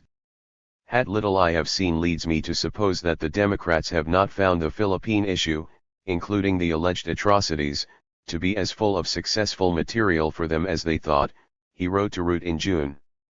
165 Naturally, the colonial government would not dare to directly flout the will of Congress, but congressional restrictions would not stop them from exploring other ways to achieve their goals for an expansive American empire. The whole thing illustrates how foolish our representatives can be when dealing with something that does not affect their chances of re-election and concerning which they have no knowledge, nor the ambition to acquire it. Daniel Williams, Secretary to the Philippine Commission 1. On July 4, 1901, 125 years after throwing off its own colonial shackles, the United States commenced its imperial experiment in the Philippines as William Howard Taft took the oath of office to become the first Governor-General. While serving on the Second Philippine Commission, Taft had concluded that education, improved infrastructure, sound money, and favorable tariffs would stimulate trade with the United States and transform the islands from a backwater in Spain's quickly crumbling empire into a showcase of American progress. Nothing will civilize them so much as the introduction of American enterprise and capital here, the future governor had written to Henry Cabot Lodge the year before. Too honest administration, Taft thought, maintained through strong civil service laws would give necessary, but limited, support for these projects, and local elections would allow Filipinos some practical experience with democracy. Finally, American wanderlust would provide a steady stream of miners and loggers to extract the rich deposits of minerals and harvest the forests for timber. 3. Taft never changed his mind that these progressive Republican policies were the right ones. Despite his grandiose title, he had limited resources at his disposal to impose these modernization projects on the Philippines. Congress had appropriated no money for civil governance, and American capitalists were hesitant to invest when domestic tariff rates remained so high. American public opinion had grown increasingly tepid toward America's imperial conquest in Asia due to congressional hearings on the horrific methods used to subdue Filipino revolutionaries during the war. To make matters worse, Taft was welcomed back to the islands by an outbreak of cholera that threatened thousands of lives and an infestation of the rinderpest parasite, which killed off 90% of the carabaos, the Philippine water buffaloes crucial for rice farming. For these two epidemics, coupled with 6 years of civil unrest, had so devastated rice production that the new Governor-General had to confront the very real possibility of a widespread famine throughout the Philippines. Taft's dreams of Yankee capital and sugar plantations were quickly replaced by the daily reality of dead carabaos and famine conditions. To make the Philippines the shining example of American progress that they envisioned, it became clear to Taft and to his fellow officials that they would have to play a much more active role in economic development. The Commission would need to do far more than to maintain law and order on the islands. It would need to rely on its own resources to develop the archipelago and achieve the Commissioner's ideological goal of creating a colony in the image of American progressivism. Thus, the inability to gain robust congressional support to tap the resources from the American state shaped Taft's strategy of colonial administration from the beginning, one that would eventually increase its autonomy from Congress. The Commission and its allies at the BIA would continue to lobby Congress for more favorable legislation and, initially, they engaged in a series of misguided publicity campaigns to increase public interest in the islands. Nevertheless, insular authorities quickly learned to rely on other strategies to develop the islands. This chapter traces how they coped with congressional roadblocks not by flouting the restrictions imposed on them by Congress, but by cultivating new sources of power that attracted little congressional attention. In a lesson that would have profound effects on the development of the American external state, insular authorities learned to take advantage of Congress's short time horizons to create their own, nearly autonomous colony in Asia by embracing a policy of inconspicuous action and forming collaborative partnerships with American bankers. Fidelity to the colonial state, the civil service and the constabulary. Progressive ideas of government efficiency guided the goals of American colonial administrators from the earliest days, making American imperialism less tutelary than prescriptive, and the civil service became an early test of their philosophy. Given the dominance of progressive intellectuals and attorneys on the Philippine Commission, it should come as no surprise that one of their first legislative acts was the establishment of an independent civil service. The Fifth Act of the Philippine Commission on September 19, 1900 mandated an examination for all civil service appointments. The reasons for this were practically axiomatic for Taft and his colleagues. As they were well aware, the American consular service had remained an incompetent mess for years as a result of Congress's predilection for filling every slot with men whose political connections were far superior to their diplomatic skills. 5. Taft, in his inaugural address as Governor-General, put it bluntly, the civil service is the bulwark of honesty and efficiency in the government, he exclaimed. It avoids the marked evil of American politics, the spoils system. Without it, success in solving our problem would be impossible. 6. The Commission, after all, was not interested in American government as it was, but American government as these technocratic reformers thought it ought to be. Such a policy would have been a novelty for most state-level bureaucracies in the United States. At the time, only 3 states had adopted such laws, and the Philippine civil service had arguably adopted the most stringent requirements for employment. 7. Their ideological goals were not the only motivation for a technocratic colonial service, however. An independent civil service allowed for more efficient governance, but it also created a body of bureaucrats largely free of congressional control, and loyal, not to their party at home, but to the colonial administrators in the Philippines. According to the official policy, at least, qualified Filipinos were given first preference for jobs, then honorably discharged American military personnel were considered, and finally general American citizens. 8. This policy served the dual purpose of co-opting certain Filipinos, while also giving American soldiers a chance to stay in the islands. By sealing off colonial positions from congressional spoils and giving preference to former members of the military and Filipinos, the insular government simultaneously limited congressional interest by denying members patronage positions and guaranteed that the Americans in the insular service would maintain their loyalties to the colonial state, rather than to metropolitan political parties. With this decision, jobs in the colonial service, a possible source for patronage appointments, were taken off the table. This is not to say that members of Congress made no appeals to the BIA to find jobs for party loyalists. To be sure, the archival records contain hundreds of letters requesting special consideration for an esteemed constituent. In most cases, the BIA answered that insular appointments were strictly governed by the rules of the Philippine Civil Service Commission and that they could make no exceptions. I am sorry to say that there is nothing I can personally do in the way of appointing Mr. Spratt, began a February 1902 letter from the BIA to Senator Penrose of Pennsylvania. This department makes no direct appointments of this nature, the same being under the sole jurisdiction of the insular authorities and embraced under the Philippine Civil Service. 9. The relative lack of spoils appointments became a major point of pride among the top insular officials. No officer, high or low, Root noted in his 1901 annual report, has been appointed upon anyone's request, or upon any personal, social, or political consideration.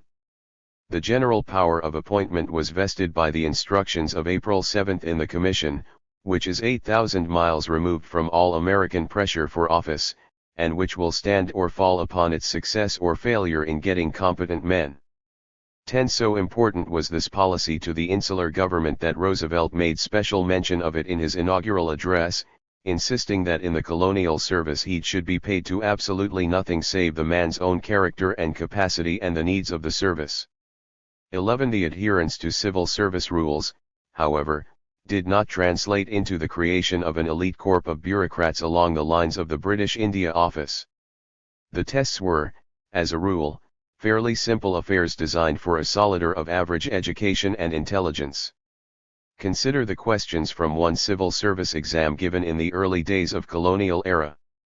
Spell the words Philippines, qualify, principle, and civilization. On April 7 a Manila merchant desires to obtain $1,440. For how much must he give his note, due September 14, without interest, to obtain the required sum when discounted at the rate of 9% per annum? Name 5 American statesmen who died before 1850. 12. This was a far cry from the famously difficult British test which required, among other things, a general acquaintance with the works of Chaucer, Langland, Shakespeare, Milton, Dryden, Pope, Gray, Collins, Johnson, Goldsmith, Crabbe, Cooper, Campbell, Wordsworth, Scott, Byron, Keats, Shelley, Coleridge, Bacon, Sir Thomas Browne, Cowley, Bunyan, Swift, Defoe, Addison, Burke, and Macaulay, as well as a section on Sanskrit language and literature including the ability to translate Sanskrit into English and English into Sanskrit. 13. Even top-level officials were recruited in a self-consciously nonpartisan way. In fact, social or class connections appear to have trumped partisanship, another factor that cut off the colonial government from the partisan discipline of other American bureaucracies. Both Governors Luke Wright and James Smith were Democrats, and Governor Cameron Forbes, while a nominal Republican, had a patrician's disgust for politics in general, and had never held political office. Roosevelt, it seems, had maintained it as a matter of personal pride that he had little knowledge of any colonial official's political beliefs, a fact that he apparently expounded upon at great length whenever the subject came up. 14. Took occasion to say that there was absolutely no politics in Philippine appointments, and asked me if any political influence had been brought on me in regard to any places there. I answered, none whatever, and turning, added low to Alice, I wonder what your father knows about my politics. With the exception of certain high-level appointments of Filipino elites to positions such as head of the Civil Service Commission and Chief Justice of the Supreme Court, Americans filled most of the higher civil service roles during the first decade of American rule, a decision that left them firmly in control of the colonial state. The Commission was especially cautious to appoint Americans to positions in the legal system and to roles that would allow them careful supervision of provincial spending, which they justified with the questionable assertion that Filipinos were more corrupt than Americans. As early as 1900, Taft wrote to a friend, reflecting on the perceived corruption of the Filipino judicial system, "We are obliged therefore, much against our will, to fill the judicial office generally with American lawyers." 15 Yet preferential hiring of Filipinos and American Army personnel was also a matter of necessity. The distance and supposedly dangerous conditions made it difficult to recruit qualified officials from the United States. During the height of the cholera epidemic, Edwards, who as chief of the BIA did most of the recruiting in the United States, cabled Taft, "Large number of declinations Philippine appointments probably due to cholera scare. Can we say anything favorable? If so, what?" 16 Tellingly, the answer was not forthcoming. The difficulty of recruiting Americans was only part of the problem. They were also significantly more expensive. Throughout the colonial period, Americans were paid much more than Filipinos for the same work, a policy justified by the dubious reasoning that Filipinos would need less money to support themselves. 17 For example, a senior Filipino clerk in the Bureau of Audits was paid 1,800 Cuban pesos, while a slightly more junior American was paid 2,800 Cuban pesos.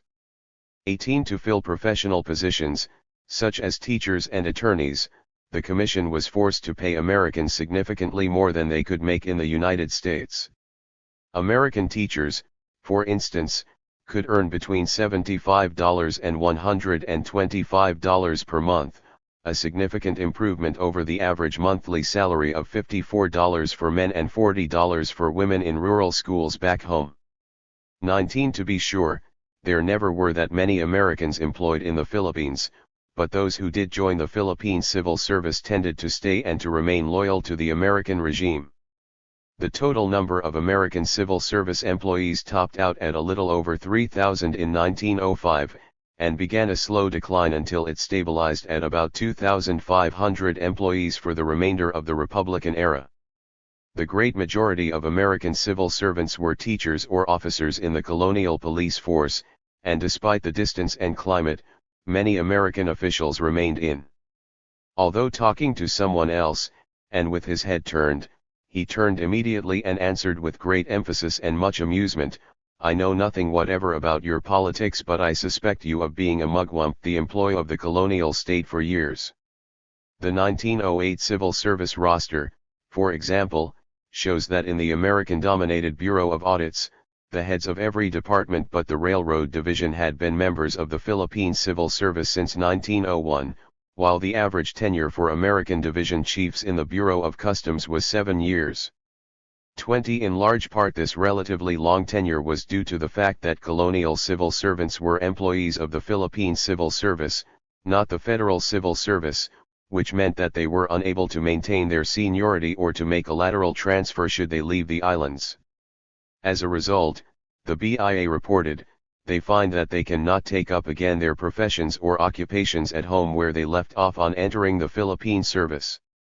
21 This final restriction made it so difficult to recruit highly skilled Americans to the colonial service that the BIA had worked out an agreement with the U.S. Civil Service Commission to allow returning employees of the colonial service to maintain their status. Nevertheless, this understanding applied irregularly and to certain classes of employees. This put the BIA and the Commission in a difficult position.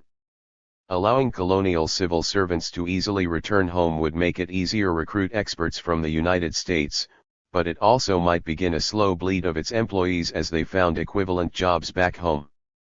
The solution to both problems, the BIA concluded, was to develop a retirement and pension system for Americans in the Philippines, a move that reveals their plans to occupy the archipelago for decades. Although never adopted during the Republican period of colonial administration, the law the BIA proposed in 1907 granted pension benefits to American members of the colonial service, but restricted access only to employees with 10 or more years of service in the islands. 22 For insular officials, however, the long tenure and relative loyalty to the colonial service meant that they had at their command an experienced and disciplined bureaucratic force whose members had a direct material interest in making the colonial experiment work. 23 The Philippine Constabulary. Certainly the most useful bureaucracy in maintaining coercive control over the islands was the Philippine Constabulary, the paramilitary force that maintained order in the pacified regions and reported to civilian authorities in the colonial government, not to the U.S. Army. This served both ideological and strategic goals. The PC had been recommended by the First Philippine Commission as early as 1900 and inaugurated a year later, and its budget, as Table 4.1 shows, was dramatically higher than other colonial bureaus. Americans filled most positions in the PC officer corps and nearly all came from the regular army, many personally selected by its first chief, Army Capt. Henry T. Allen, while the majority of enlisted men were Filipinos.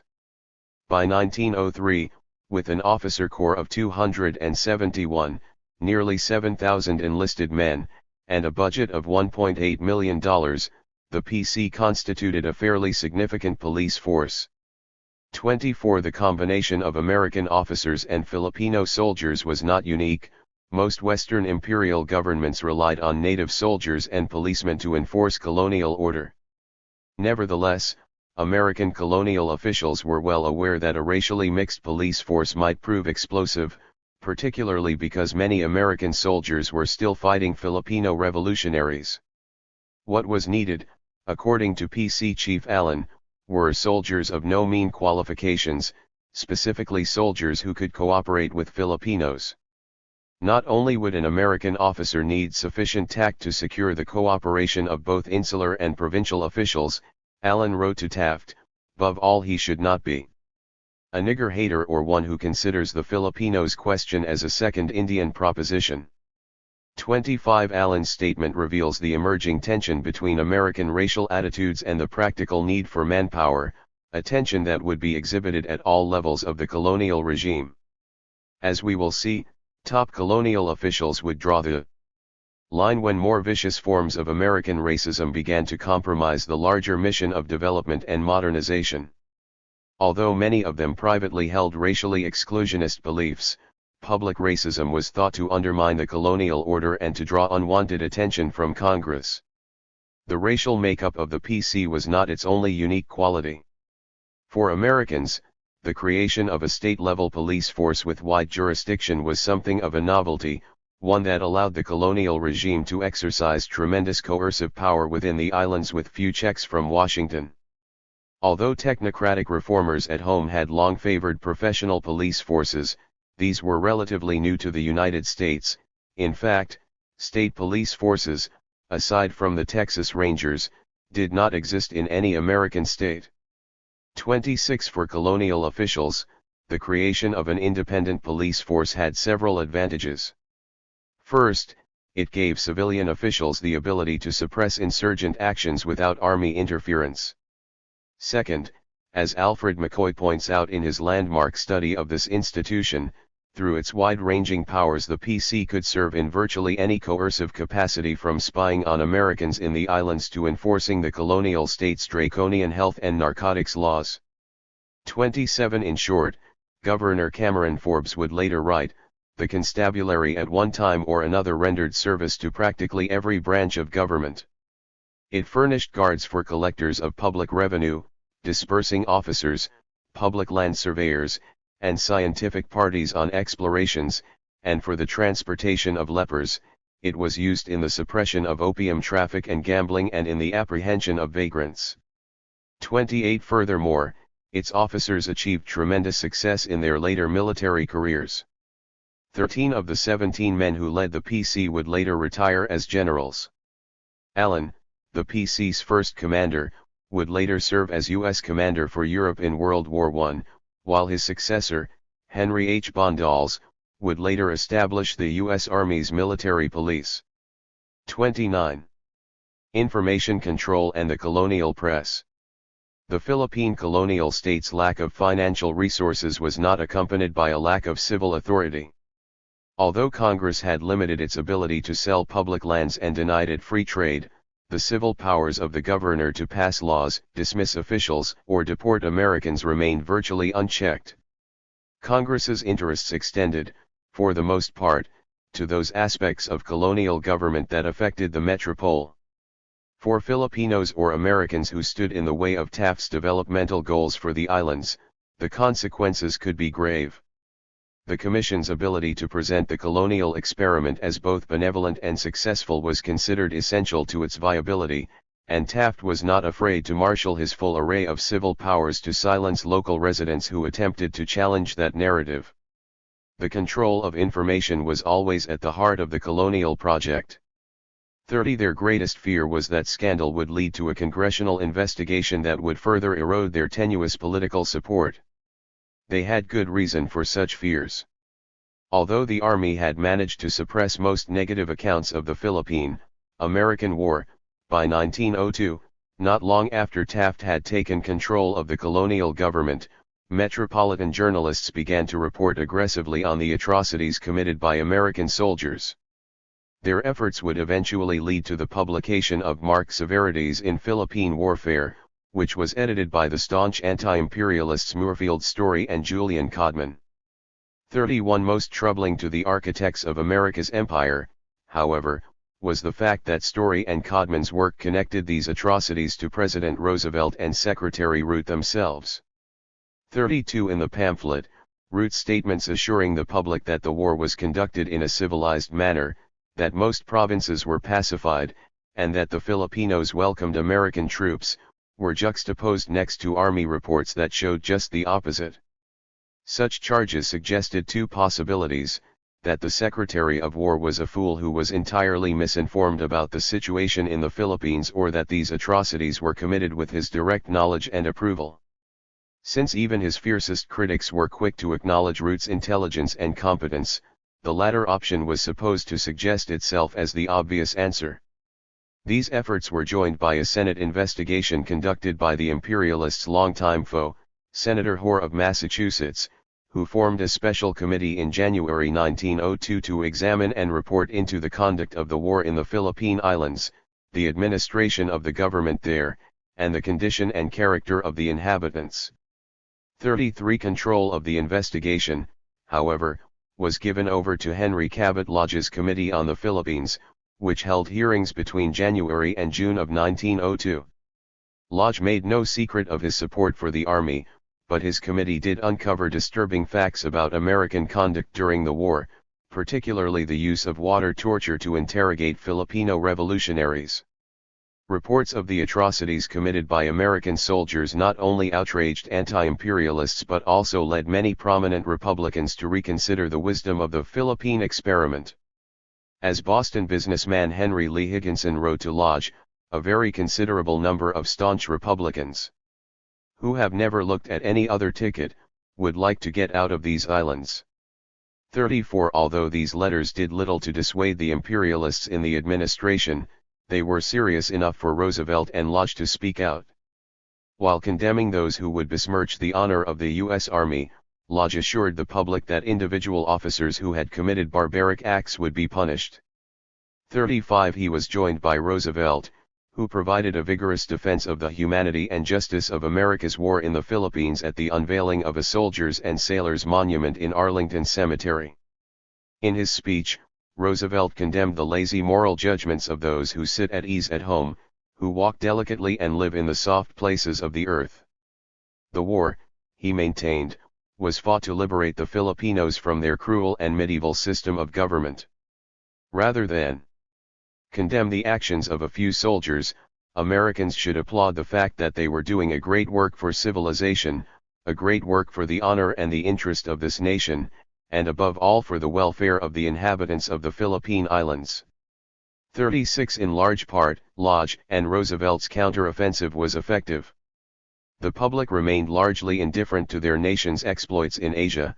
Concerns about the Army's contact did not lead to dissent among the majority of Americans or the mainstream press.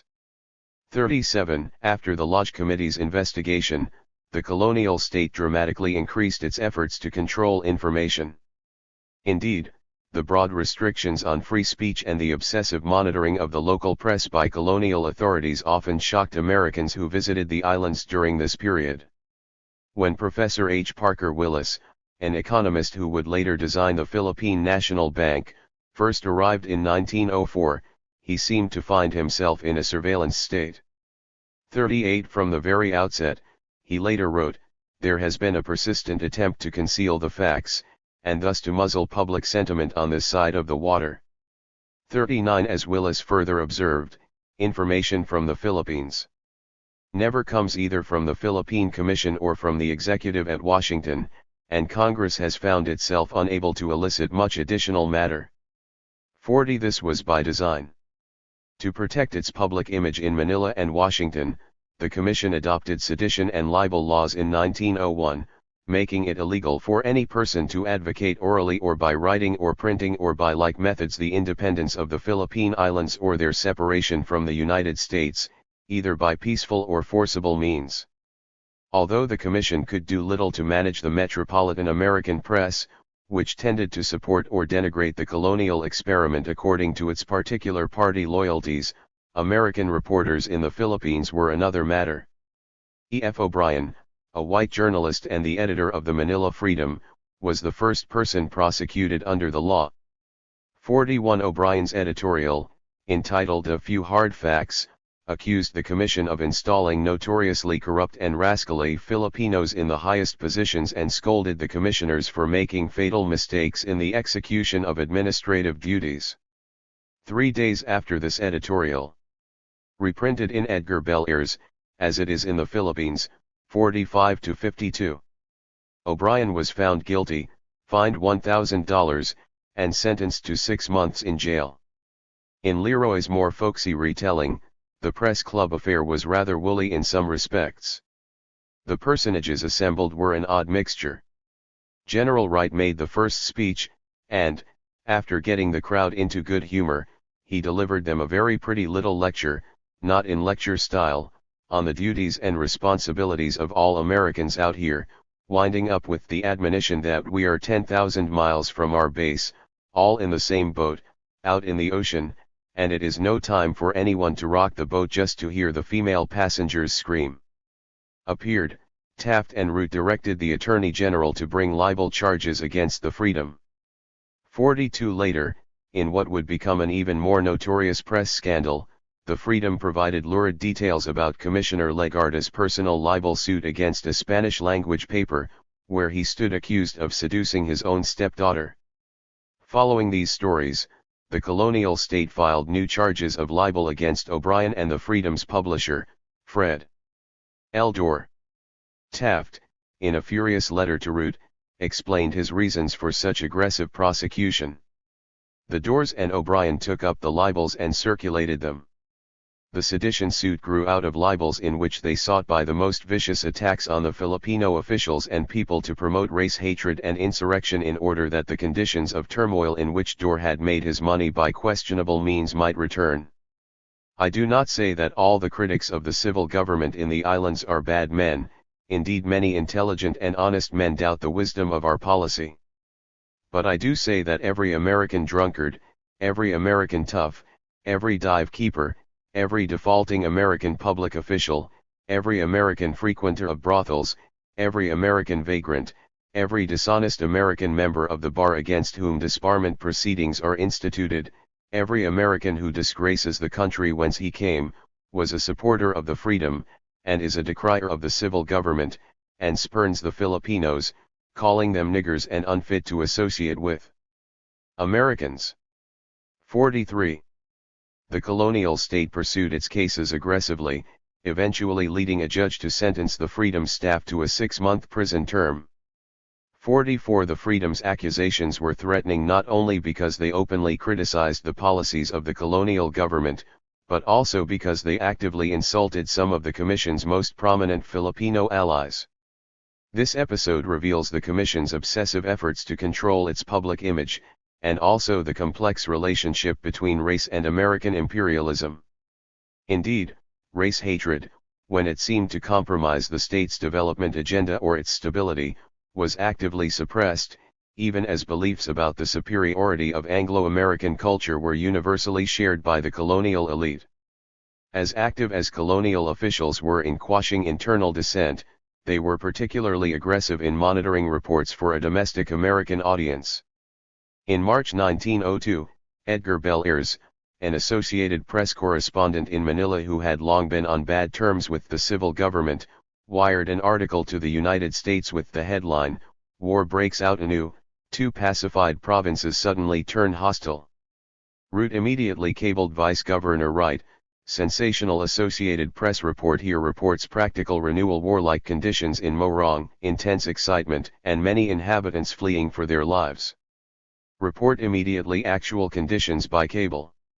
Wright quickly responded, assuring both Taft and Root that Bellairs's statement had no foundation and described it as grossly exaggerated.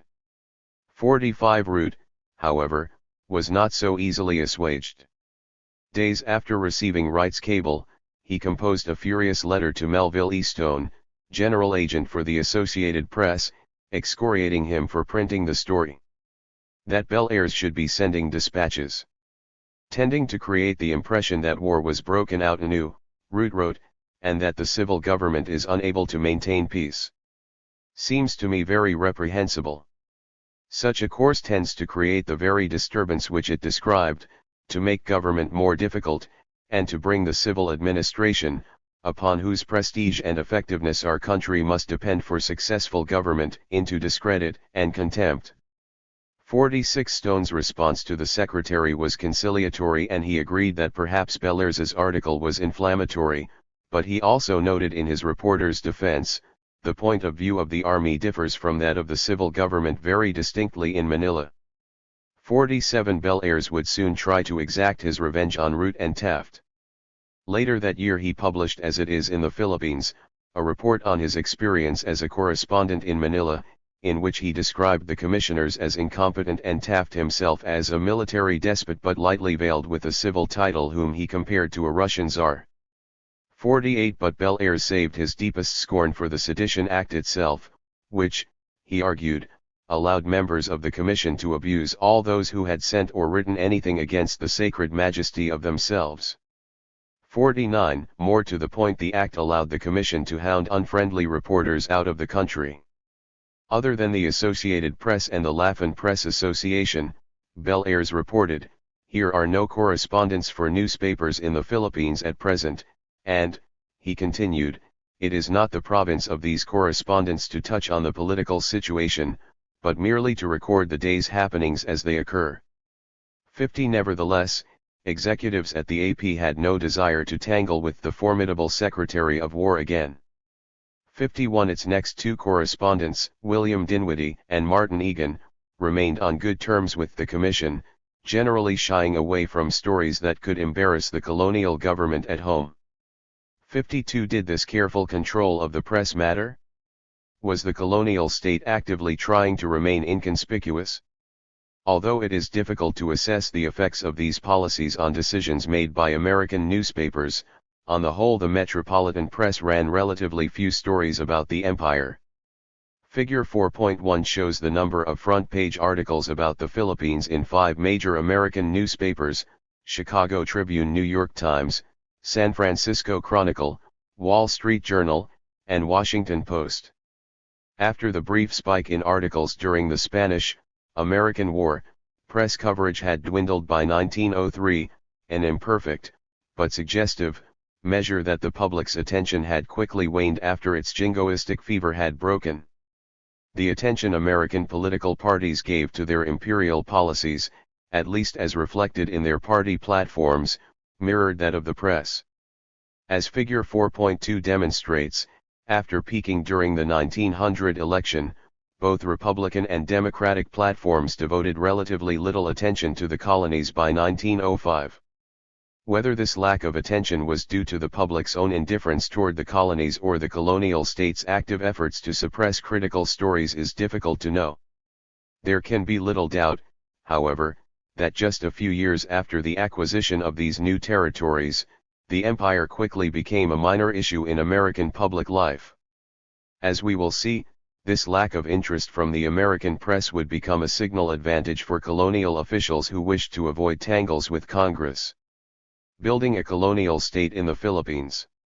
Promoting the empire.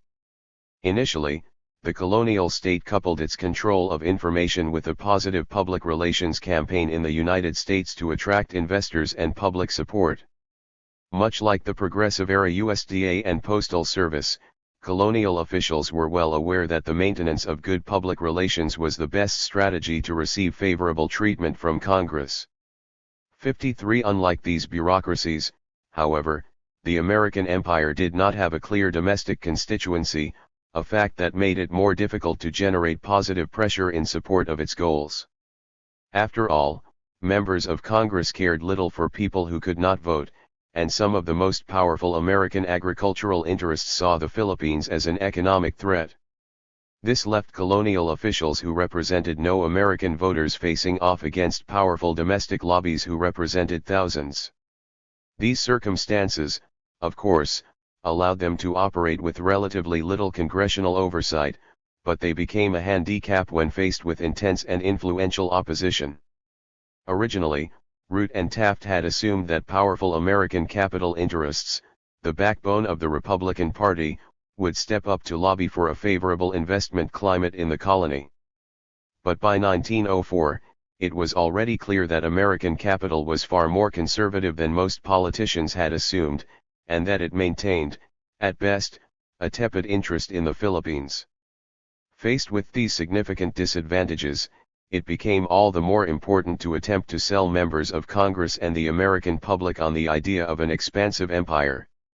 The importance insular officials placed on this goal is demonstrated by the extraordinary number of resources, both time and money, that they poured into promotional campaigns, an effort made easier by the almost seamless coordination of War Department, BIA, and Commission efforts.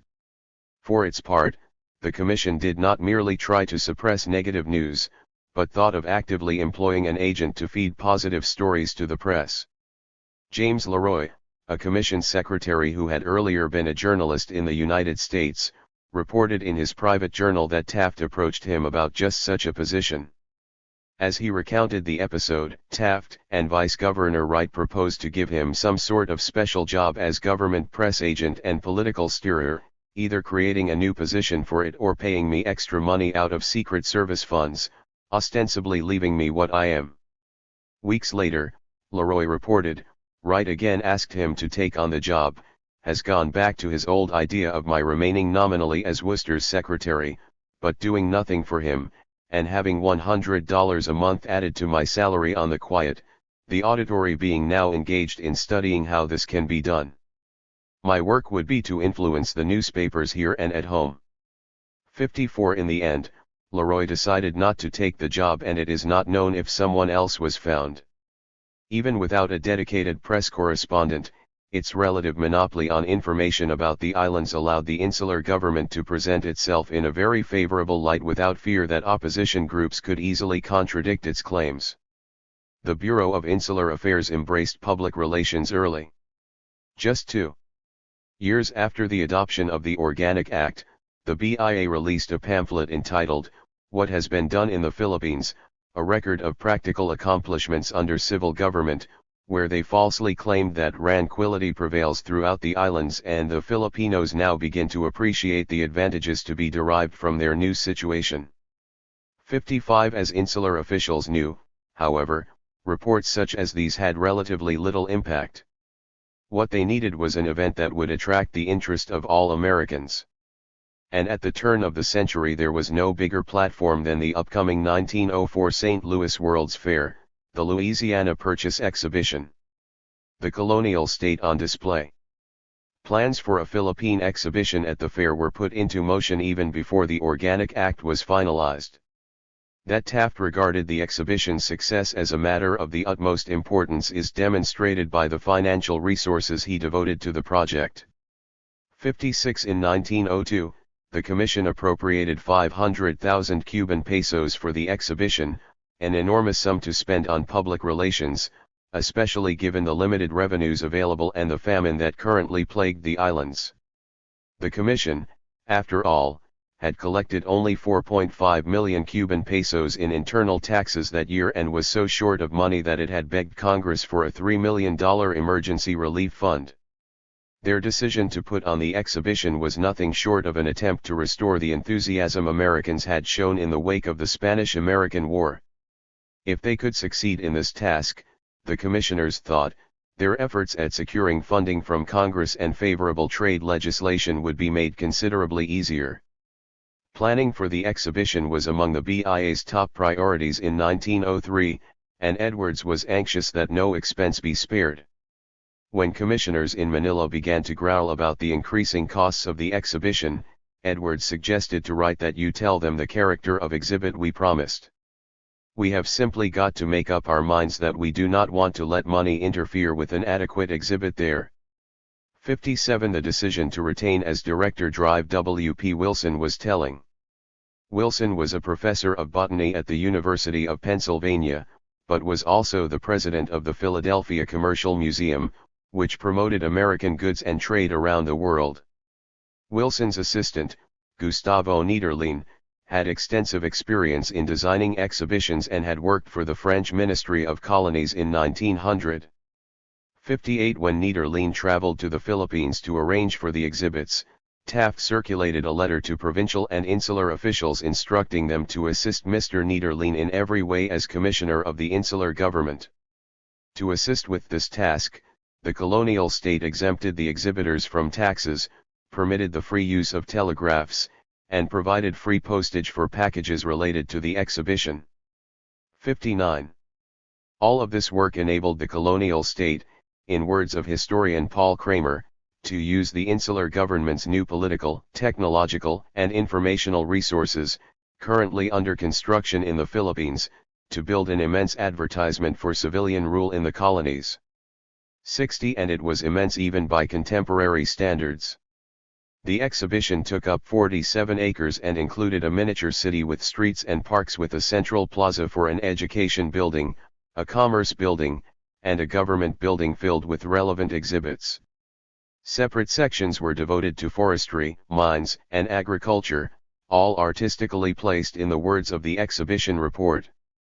61 5 different villages with their inhabitants, from around the islands were transported to St. Louis from the Philippines. In all, over 70,000 exhibits from all over the archipelago were on display in the 20 exhibit palaces and 100 tents and lodges. 62 The BIA had 20,000 posters printed to advertise the exhibit, which opened on June 17, 1904 with a parade of 1,100 Filipinos led by the Philippine Constabulary Band. 63 In his inaugural address, Taft made clear that the exhibition's purpose was to advertise the good works of the imperial state, or, in his more artful phrasing, to make the people who come here to commemorate the vindication of one great effort of American enterprise and expansion understood the conditions which surround the beginning of another. 64 In many respects, the exhibition was a success, ticket sales were high and many visitors considered it the highlight of the fair. As Wright wrote to Taft from Manila, we hear from all sides that the Philippines exhibit at the St. Louis exhibition was the best part of the show, and whilst it came high, indeed, I may say damned high in view of our resources, still I believe that we will ultimately more than get our money's worth out of it. 65 It would make an enormous impression on those who visited, yet it was decidedly not the impression that the colonial state had hoped to convey. Rather than focus on the economic opportunities in the islands or the good works the Commission advertised, most Americans, it seems, focused on the savagery and exoticism of the tribal people who had been coerced into joining the exhibition.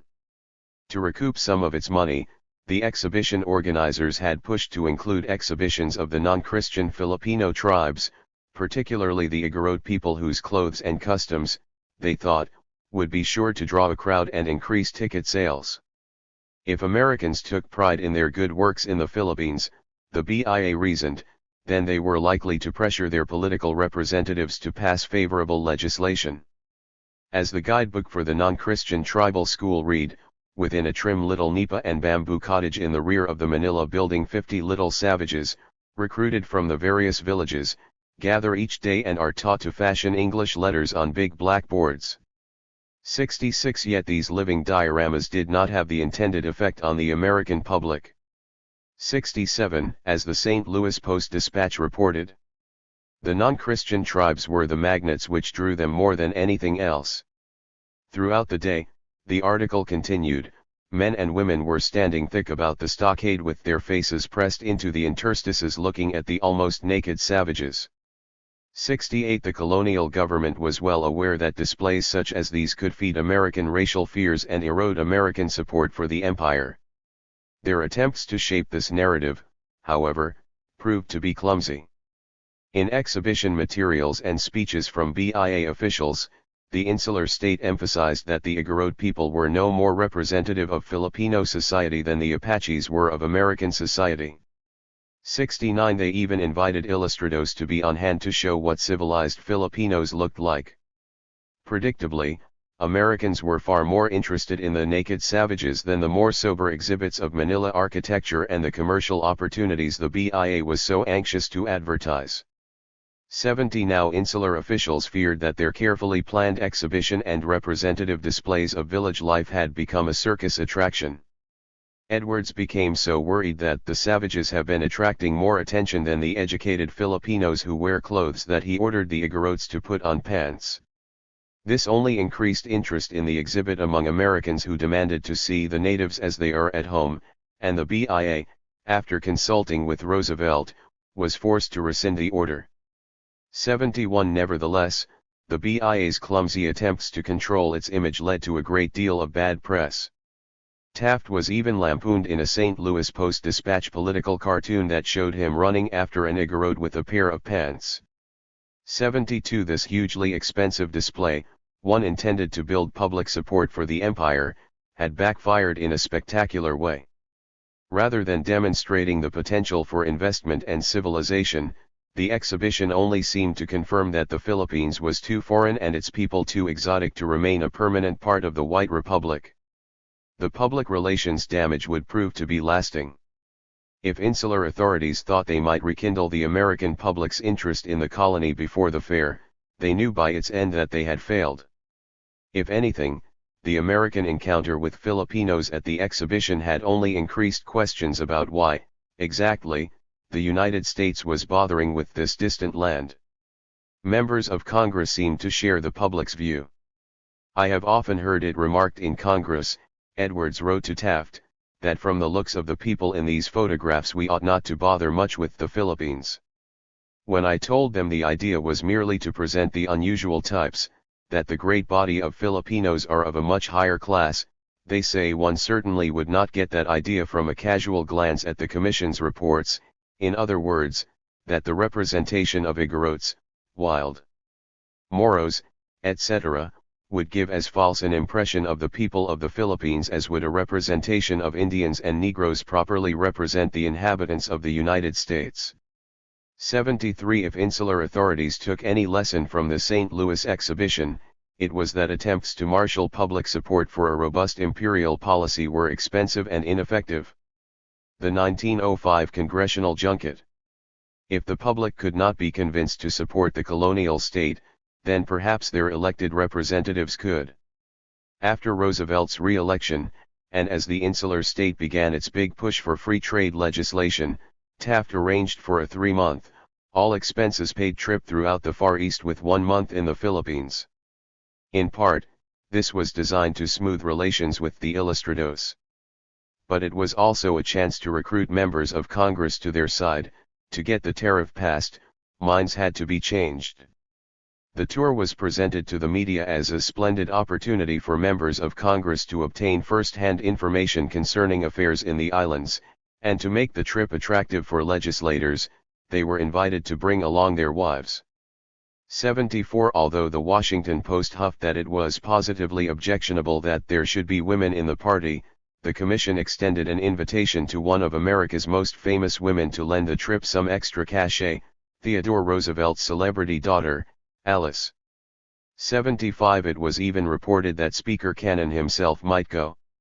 76 Some in the press saw the trip for what it was, a public relations junket, and criticized the colonial state for paying for it.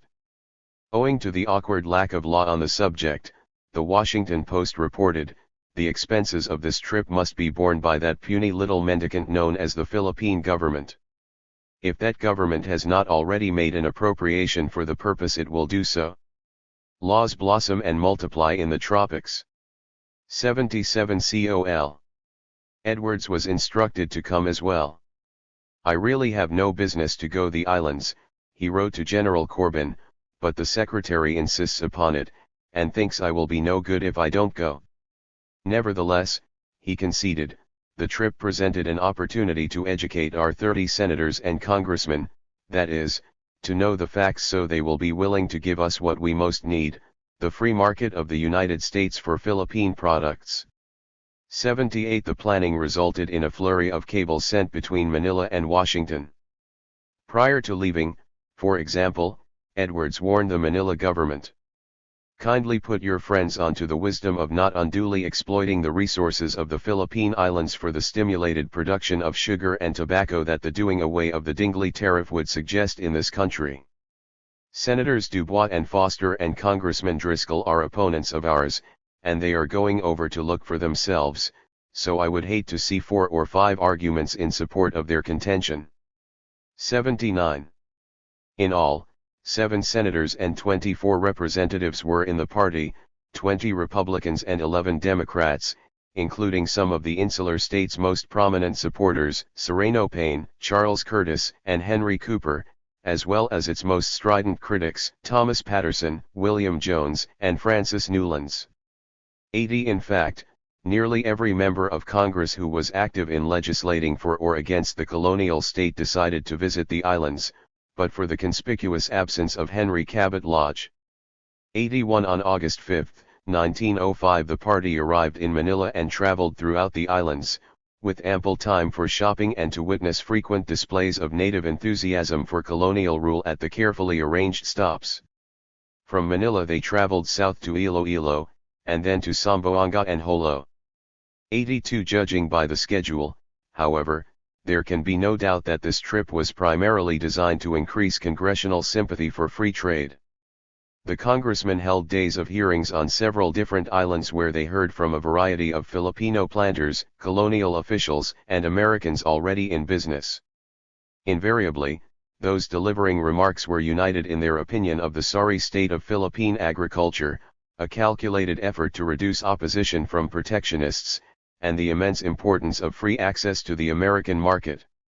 A number of witnesses also repeated the BIA's claim that even under free trade conditions Philippine tobacco was unlikely to make many inroads in the United States.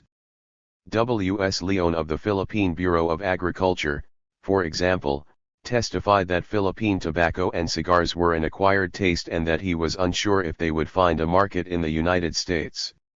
At the very least, it would take time for Americans to cultivate a taste for Philippine cigars. The first time he had tasted a Philippine cigar, he confessed to the visiting congressman, "I thought it was simply vile." 83 The trip, it seems, was largely considered a success. All our enemies that we took with us were converted, Edwards thought, except in the cases of Patterson, Dubois, and Jones, and the 2 former I am quite sure will not be as virulent in their opposition as heretofore. Privately they are absolutely in accord with the Taft policy, as is everybody else. The Secretary won them all. 84 Although Taft may have concluded that the colonial government's charm offensive was effective, the public was, at best, indifferent to the tutelary efforts of the American colonial state. At worst, it was beginning to fear that the colonies would compete with American agricultural producers. For the Philippine Commission, which had counted on the maintenance of robust support and favorable trade relations with the metropole, this was nothing short of a disaster.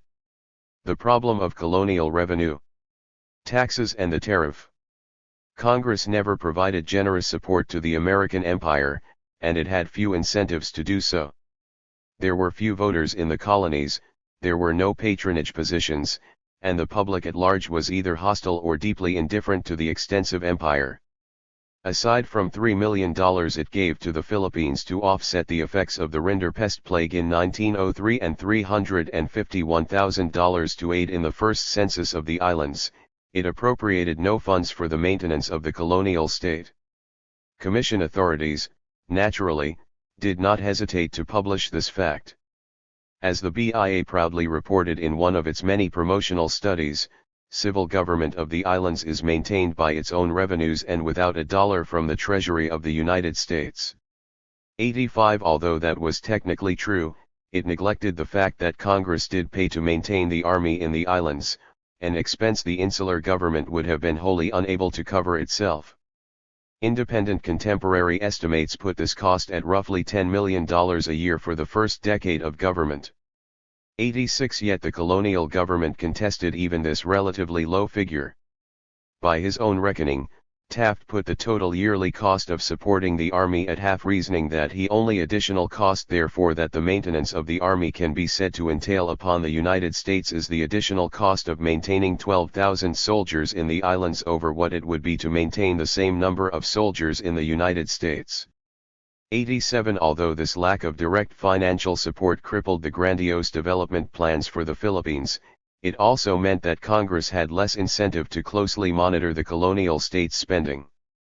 For its own revenue, the colonial state, much like the domestic American state, relied primarily on customs duties.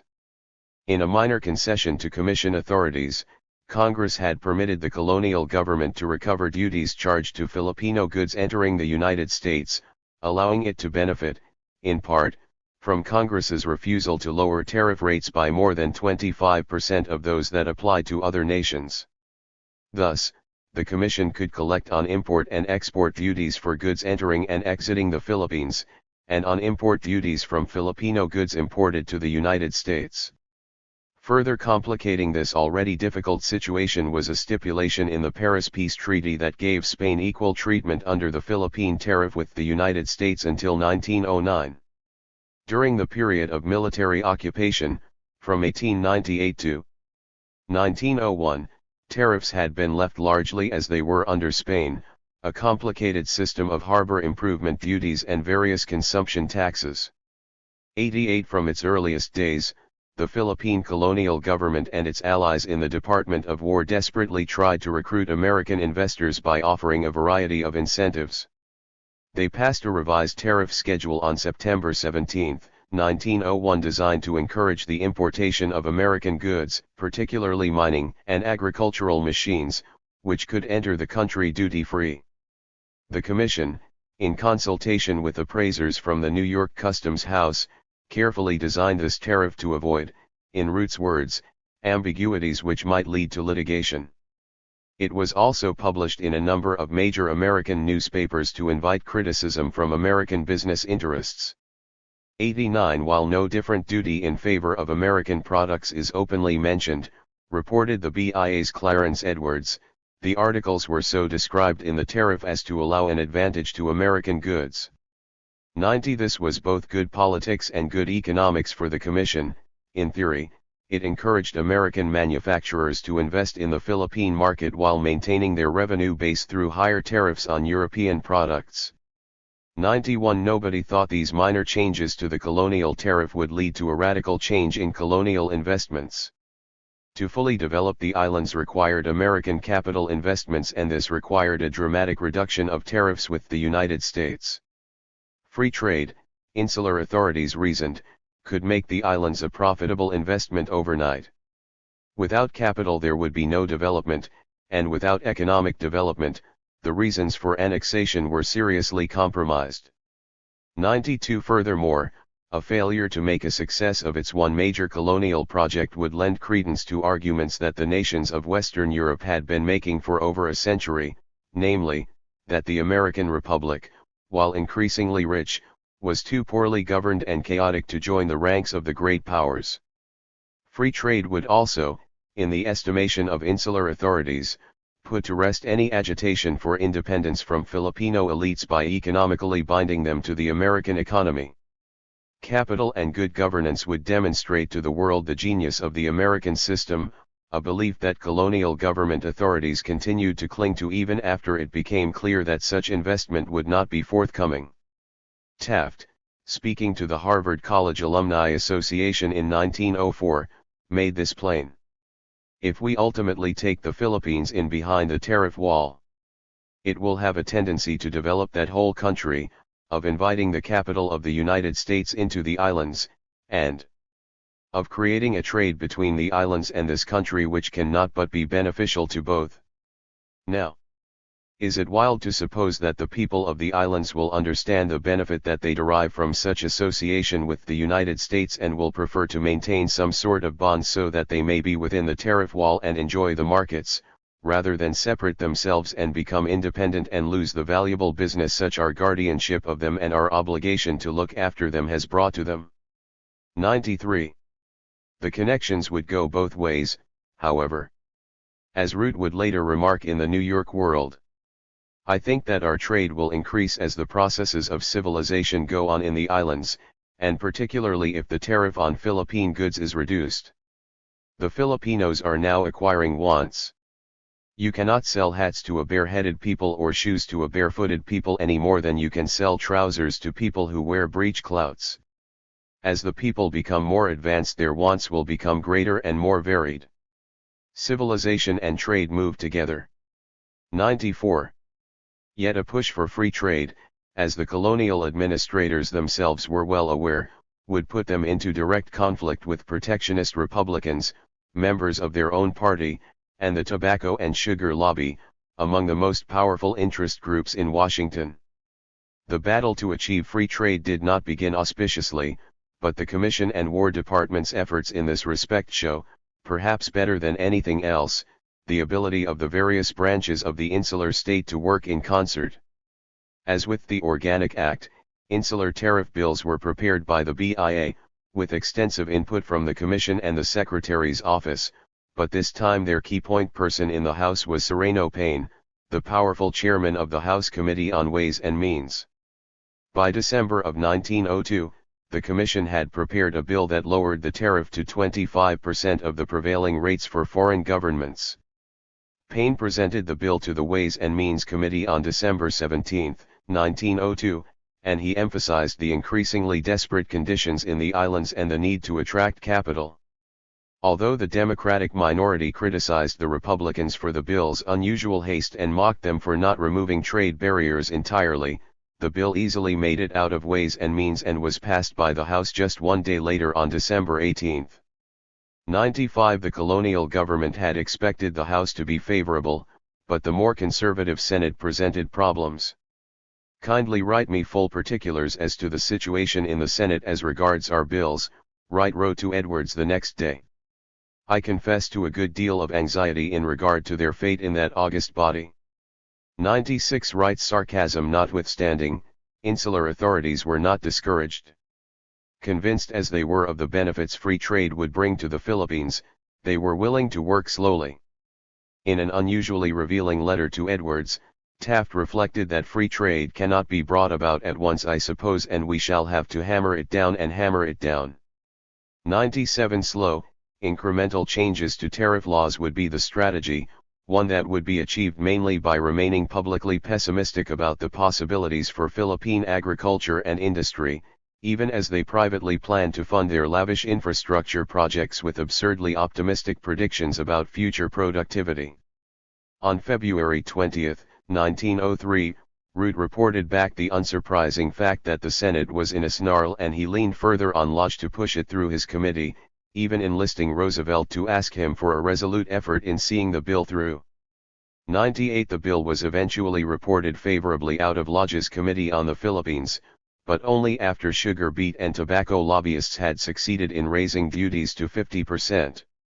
Even this did not stop the most vehement opposition from Western Republicans. Senator Patterson, the Commission's longtime critic from Colorado, declared that if trade barriers were removed, the sugarcane industry of Louisiana and the beet industry of Michigan, Colorado and other beet sugar-raising states, in 10 years will be wiped out on account of the immense area of the Philippine territory that may be used for the cultivation of sugar. 99. This was a preposterous prediction given the limited sugar and tobacco production in the islands. It did not matter. As Patterson himself frankly admitted in the same debate, as long as protection, whatever its phase may be, is the controlling economic position of this country, I propose to stand for the protection of the products of my section. 100. Such was the protectionist hysteria in the Senate, a belief that was fueled by American agricultural interests who not only were uninterested in investing in the Philippines, but also were actively working to make any investment unprofitable.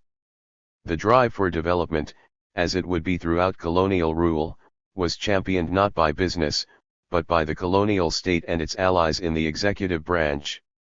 When the bill finally reached the Senate floor in the spring of 1903, no action was taken and it died with the session's end.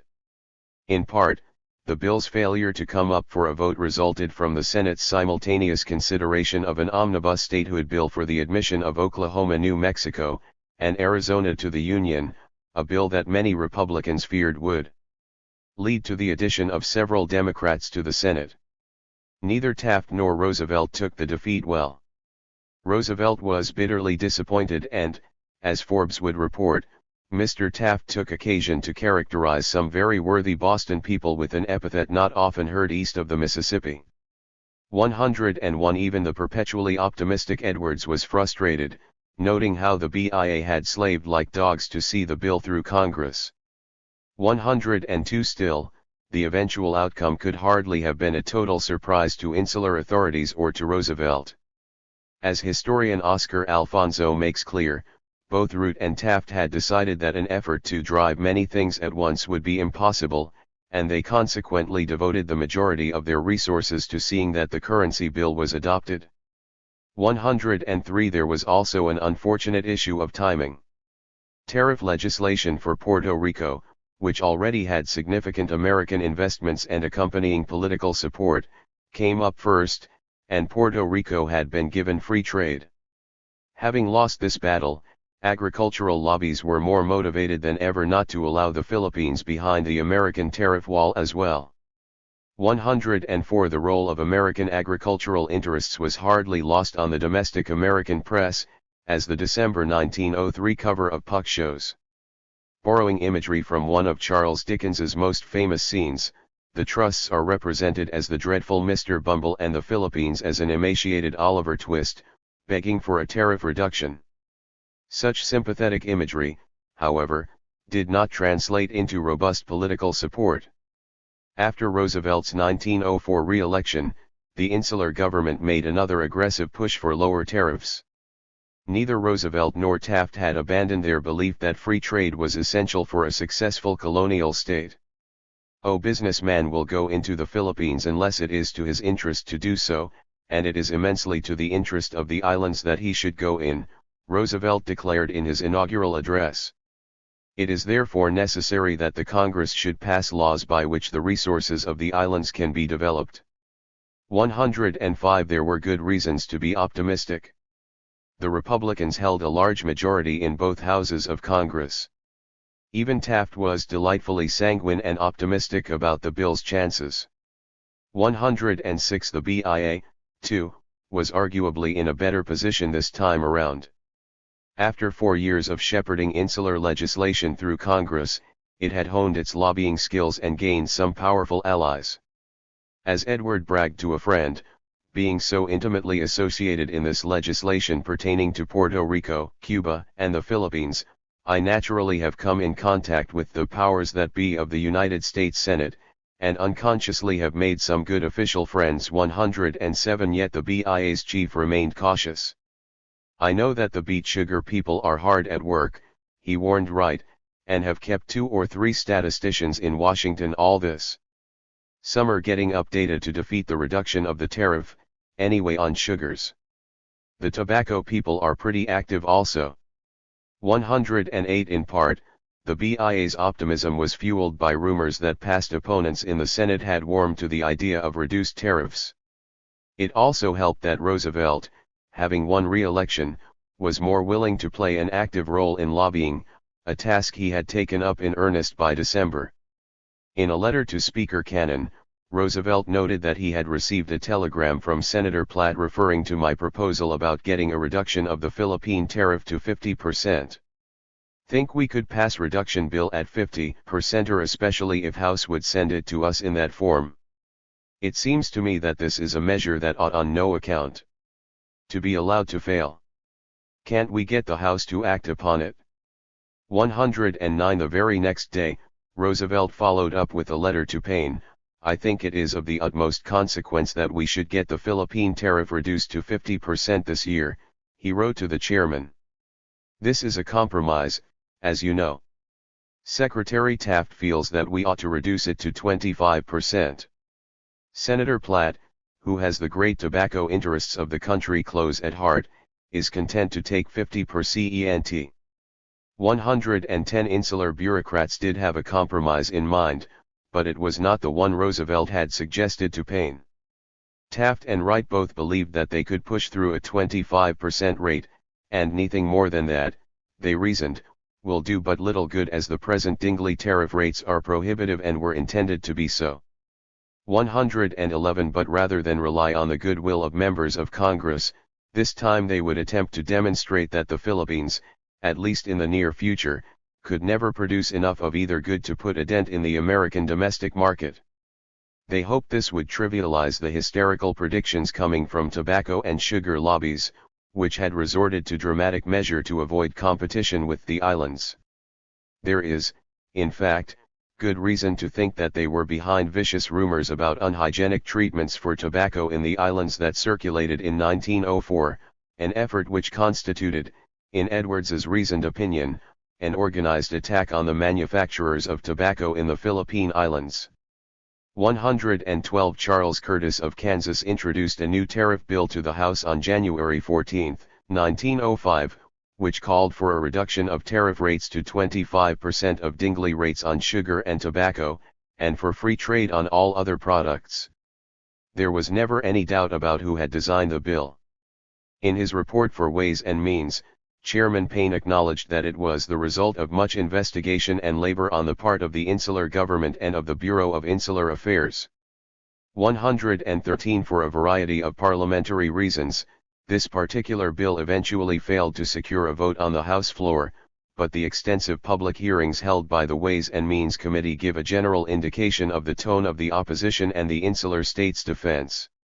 Much as Edwards had predicted, tobacco and sugar interests were better mobilized now, and they led a parade of farmers and manufacturers, as well as industry lobbyists, to testify as to the dire consequences of free trade with the islands.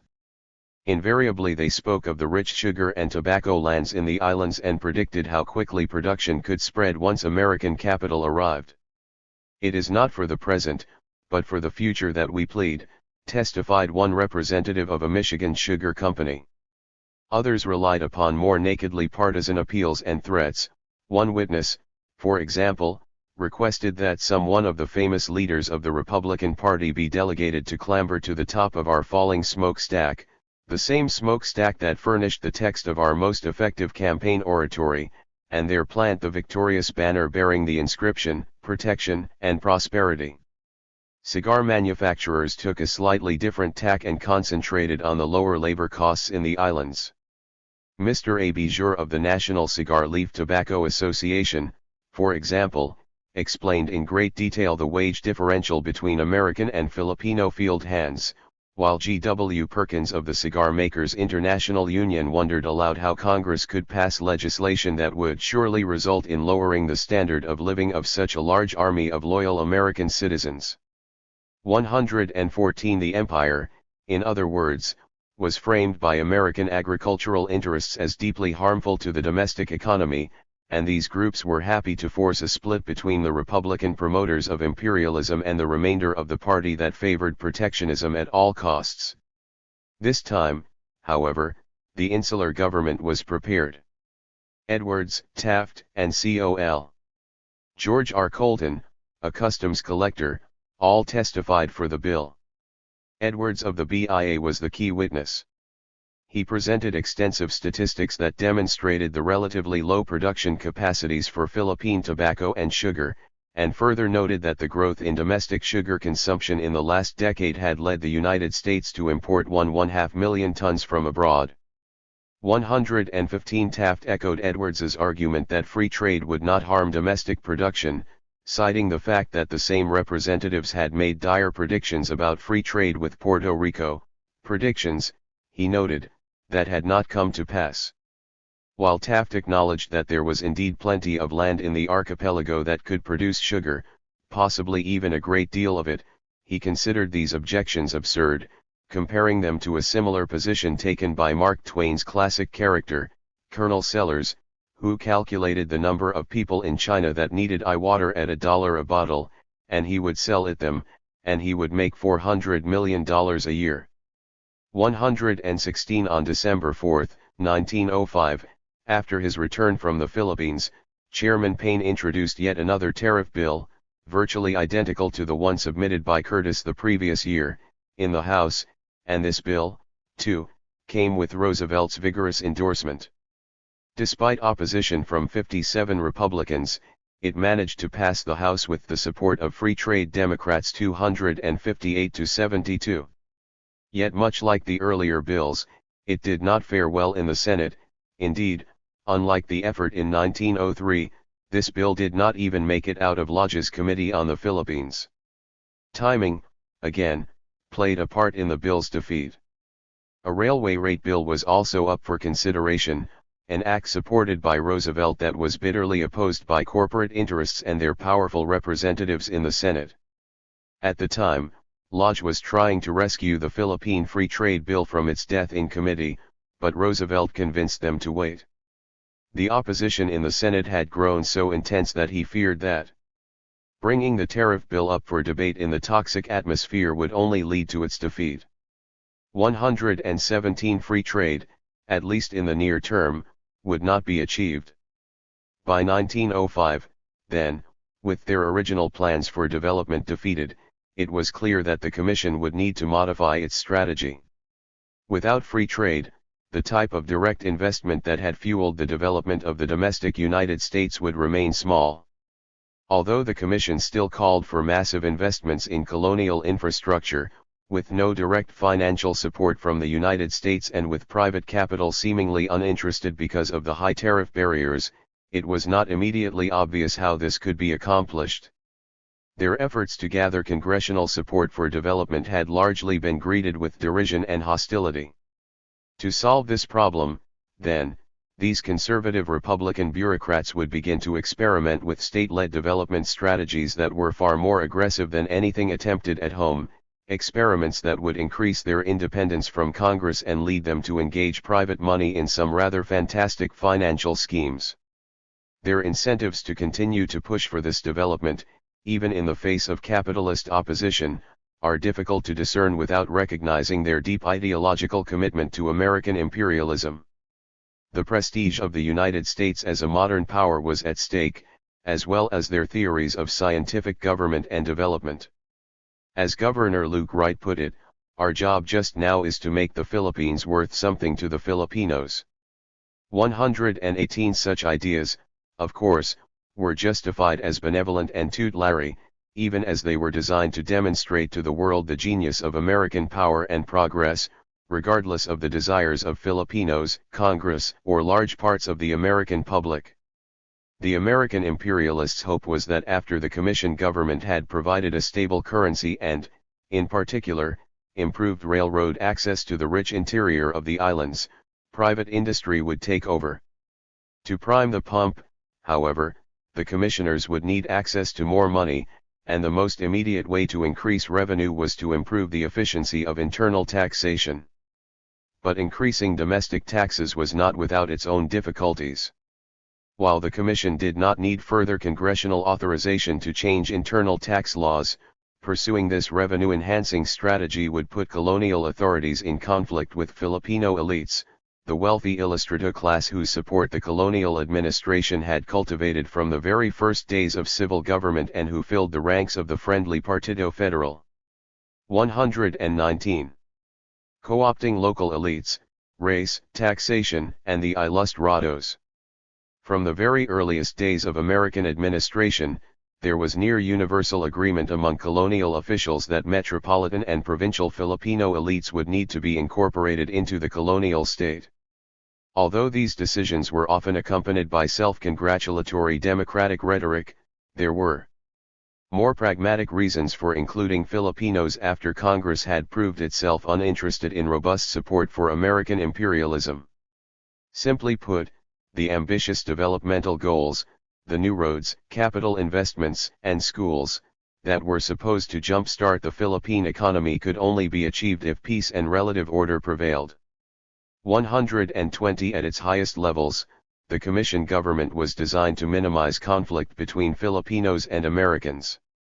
The ilustrados, wealthy and educated members of Manila society, many of whom had been involved in the formation of the revolutionary government, were thought to provide two resources to the colonial state: their knowledge of the islands and influence on important sections of the population, and their inclusion at the highest level of governance made criticism from American anti-imperialists more difficult. 121. One decision made early on to reduce possible conflict was to include the Governor-General as a member of the commission, so that, in Taft's words, he should not be brought by the exercise of the veto power in natural opposition. 122. The commission itself was to consist of 8 members, with 5 seats reserved for Americans and 3 for Filipinos, so that the American majority would be large enough to survive the absence of one commissioner.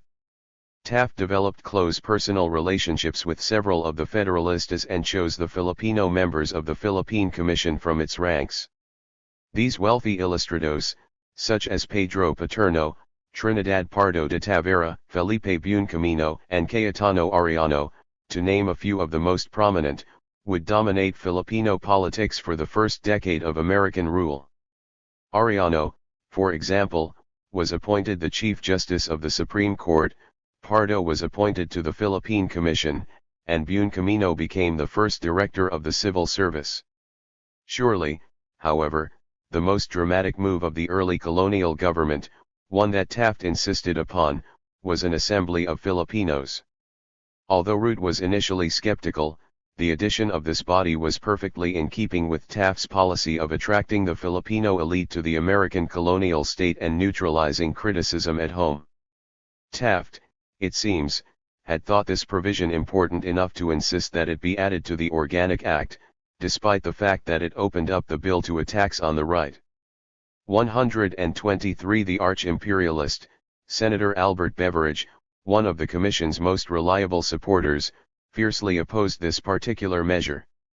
124. Taft, however, would not budge, and he urged Lodge not to strike it in committee. "If Congress shall withhold the provision now," he wrote to Lodge, "I very much fear discouragement on the part of our friends in the islands." 125. The policy of attraction was coupled with one of official decentralization. The Spanish colonial state was highly centralized and based almost entirely in Manila, while the provinces were largely left in control of the Catholic Church, which had served Spain in a quasi-official capacity. The Americans, partially due to their experience with U.S. federalism and also due to the great variety of tribes and languages that made up the archipelago, decided early on that the governance structure would be decentralized, and that provincial and municipal governments would be vested with some independent powers and responsibilities. 126. Furthermore, given the number of civilian officials and the civil government's desire to remain independent of the American military, the Commission had no choice but to include large numbers of Filipinos in local administration. Thus, the Provincial Government Code, enacted on February 6, 1901, provided for the indirect election of a provincial governor by members of the provincial municipal councils. The American Governor-General would then appoint the other 2 members of the provincial board, a provincial treasurer and supervisor of public works. 127. Municipal authority, it was decided, would be given to a president, vice president, and council who would be chosen by popular local election. A treasurer and secretary would be appointed by the provincial president with the council's consent, but only the president, secretary, and treasurer would draw a salary. Finally, suffrage was limited to males aged 23 or more who had held office under Spanish rule, owned property with a value of at least 500 pesos, or paid an annual tax of 30 pesos, or who were literate in Spanish or English. 128. Nevertheless, much of this local power proved illusory. First, local governments were overseen by an executive bureau housed in the office of the governor, which kept a watchful eye on provincial governments.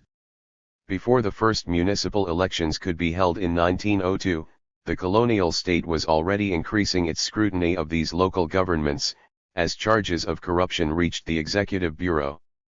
Yet, as historian Michael Colin argues, What concerned them the most was not so much the abnormal political behavior of the Filipinos, but rather their mishandling of public funds, which prevented them from carrying out many important functions.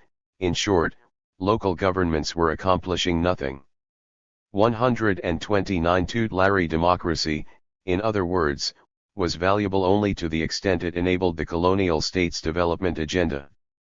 Beginning in 1903, municipal treasurers became civil service appointees, while further regulations increased the supervision of spending at the provincial level. In one unusual move, Taft went so far as to endorse the Partido Federal, a political party largely made up of wealthy ilustrados. As early as January 1901, he cabled Root for permission to give them official recognition. "Party is composed of best men in islands," he wrote, "main object peace and civil government under sovereignty of United States. Approval of organization does not involve approval of all its aspirations after that." 131 A month later, on February 22, 1901, George Washington's birthday, the party celebrated its official inauguration. The president of the newly formed party, Trinidad Pardo de Tavera, a wealthy ilustrado educated in Paris and ostensibly a personal friend of Taft's, gave the keynote address, a florid speech that left no doubt as to the Federalista support of Americanization. "I see the day near at hand," he exclaimed, "when it shall transpire that George Washington will not simply be the glory of the American continent but also our glory, because he will be the father of the American world, in which we shall feel ourselves completely united and assimilated." 132 By May of 1901 the Federal Party could claim 150,000 members and 290 local committees, including most of the Filipino elite. And Taft's support extended beyond official sanction to financial support. He gave $6,000 from commission accounts to the party's newspaper, La Democracia, and even made an unsuccessful attempt to secure $20,000 from the U.S. Republican Executive Committee for their use. 133 Taft further recruited most Filipino employees of the colonial state from the party. As he later testified to Congress, in the appointment of natives the fact that a man was a member of the Federal Party was always a good recommendation for him for appointment, for the reason that we regarded the Federal Party as one of the great elements in bringing about pacification, and if a man was in the Federal Party it was fairly good evidence that he was interested in the government which we were establishing, and would do as well as he could. 134 Along with these more material forms of support, Taft mixed socially with the ilustrados, pointedly dancing with their wives at Filipino, American balls, a shocking display to many of his fellow Americans. As the Commission's secretary, the ever-observant James Leroy, wrote in a 1901 letter to a friend back home, has had from the first the warmest support from the Commission, has been patted on the back in little bouquets in public sessions, has been strengthened by little dinners and receptions and otherwise nursed along. 135 Despite his good public relations with the Filipino elite, Taft's private opinion was less rosy. He found in the ilustrados a certain tendency to venality and thought them born politicians, as ambitious as Satan and as jealous as possible of each other's preferment. 136 Yet Taft understood that good social relations were crucial to the success of the colonial state. His successor Luke Wright did not. The circumstances surrounding Wright's eventual dismissal illustrate just how the ambitious developmental agenda shaped the experience of race in the islands, and are worth exploring at some length. Although Governor Wright had great personal charm, described by all white officials as a true Southern gentleman, he and his wife rarely mixed socially with prominent Filipinos. 137 For ilustrados who had grown accustomed to the gregarious Taft, this was deeply offensive. As a result of these apparent indignities, there were rumors that Pardo would resign from the commission, or, even worse, that the Federal Party would change its platform to call for independence. In part, the ilustrados' anger had to do with the Internal Revenue Law that the Commission was trying to enact, but Wright's inability to defuse the situation seems to have convinced the BIA that changes had to be made. Taft, now Secretary of War, decided to personally visit the Philippines to calm the situation before rumors could spread to the domestic press and give congressional opponents further ammunition. 138 Indeed, just before Taft's visit, Pardo wrote to Congressman Cooper, the insular government's central ally in the House and chair of the House Committee on Insular Affairs, to complain of his treatment under Wright's administration. 139 Whatever Taft's personal feelings about the justice of these charges, they threatened the carefully constructed portrait of American colonization efforts, the BIA's monopolization of information, and its close relations with key members of Congress. If Wright could let things unravel to this point, Taft thought, then he would simply have to go. Reflecting privately to his wife, Helen Taft, he concluded that Wright had managed now to get the government into a condition where it is supported by no party and where the Filipinos of Manila having social aspirations are setting their faces like flint against him. 140 Without the support of the Ilustrados, the Commission would never be able to raise the necessary funds to develop the islands. Repairing relations, however, would mean that the Wrights would need to be publicly snubbed, something Taft was perfectly willing to do, if it meant regaining the support of Filipino elites. As Leroy later recorded, I drove to the Limp Jap house, to attend the ball given to Miss Roosevelt by the Filipino ladies. It had been arranged since Taft got here, and partly at his interference, Mrs. Wright having shown a disposition to give these people to understand their participation in the reception to Miss Roosevelt was not wanted. Taft, arriving late, at once organized a rigodon and took out SRA. Limp Jap. Danced several round dances, once with the little American wife of young Torres, this purpose of course, to show that he disapproved of the race prejudice now being displayed here more strongly even than in the full days of military rule. 141. Privately, both Taft and Roosevelt admitted that Wright's personal racism was at the root of the problem.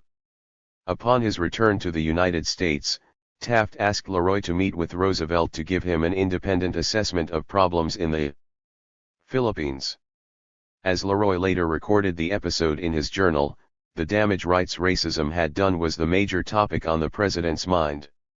He blurted out squarely the question, as I was again trying to tell him the situation we found, the whole truth of the matter is it not, that General Wright will not do for the place?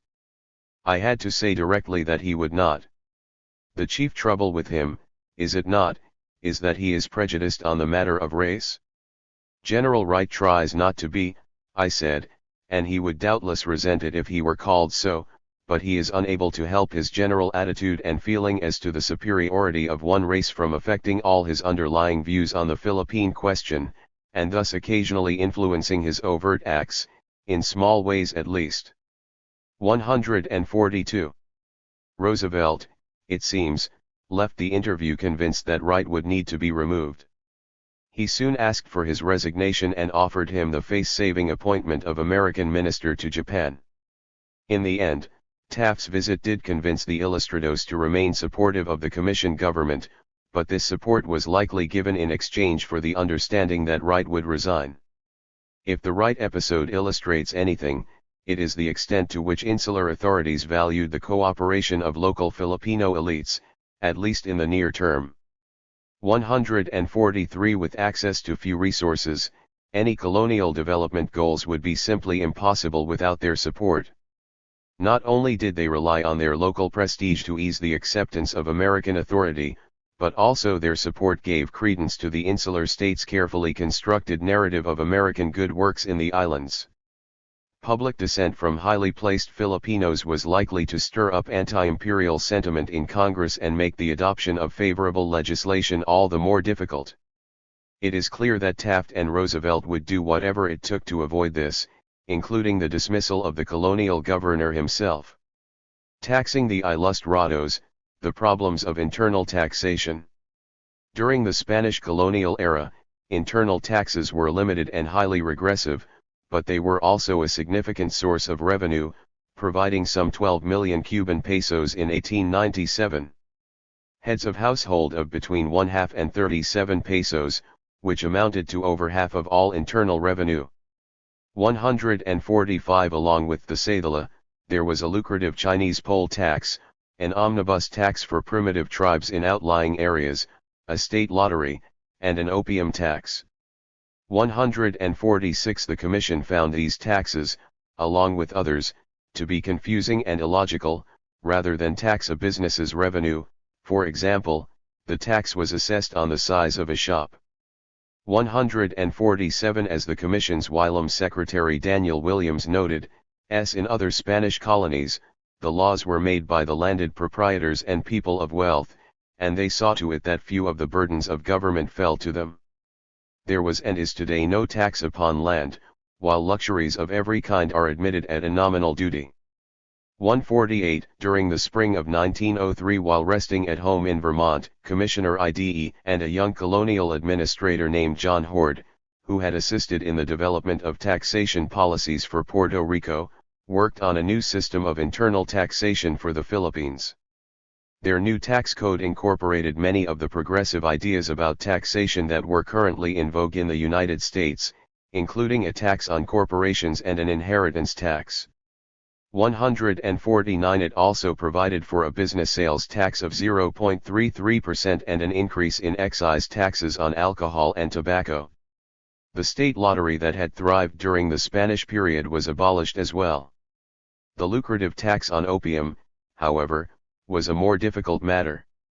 150 During Spanish administration, the colonial state's opium monopoly had proven to be a significant source of funds, accounting for almost 7% of total revenue during 1894-5. Although the Americans quickly worked to eliminate the state's monopoly on the narcotic, they allowed the opium trade with China to continue. The drug, after all, remained perfectly legal in the United States at this time, subject only to import tax provisions. 151 By 1906, however, the Commission attempted to tax it out of existence after facing pressure from American missionary groups. 152 Overall, the new American tax plan as proposed by IDE and Hord was a slightly more progressive version of the Spanish system. It shifted the highest taxes from basic clothing and food to luxury items, especially alcohol and tobacco. 153 Despite this shift in the tax burden, the colonial state continued to rely on the cedula and excise taxes on alcohol and tobacco, and both of these regressive taxes continued to make up nearly half of all internal revenue receipts throughout the Republican era.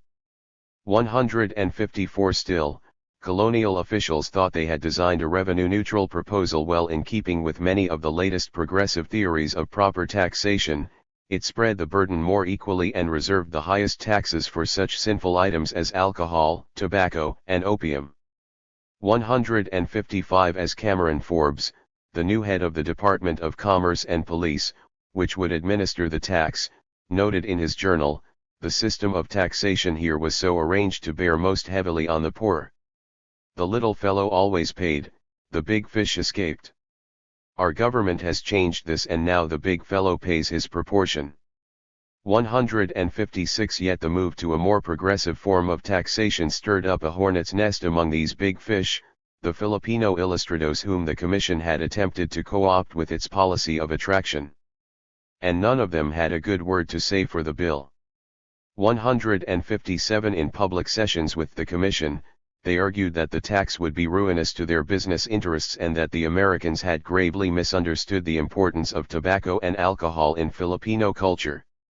These drugs, they claimed, were not luxuries but necessities, a position, Hord noted sarcastically in his report, they maintained in all seriousness. 158 American colonial authorities greeted these complaints with a collective frustration that they made no attempt to hide in their letters back to Washington. As originally drafted, it was intended as a comprehensive scheme of taxation which would raise an amount of revenue equal to that now derived from our customs receipts, Governor Luke Wright wrote to Taft in the summer of 1904.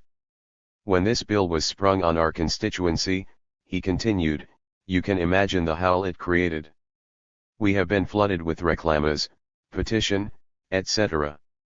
159 Others were even more blunt, the taxes are extremely moderate but the rich people are squealing like stuck pigs. It is pitiable to have a revenue so small that to be skeptical that it did much at all. It is, however, clear that the changes in the law ended the opium tax as a significant source of revenue. Under the Opium Law of 1906, opium tax revenues declined from 4.6% of total revenues in 1907 to 0.2% of total revenues by 1914. Luton, American Internal Revenue Policy. We cannot give these people the improvements they ask for.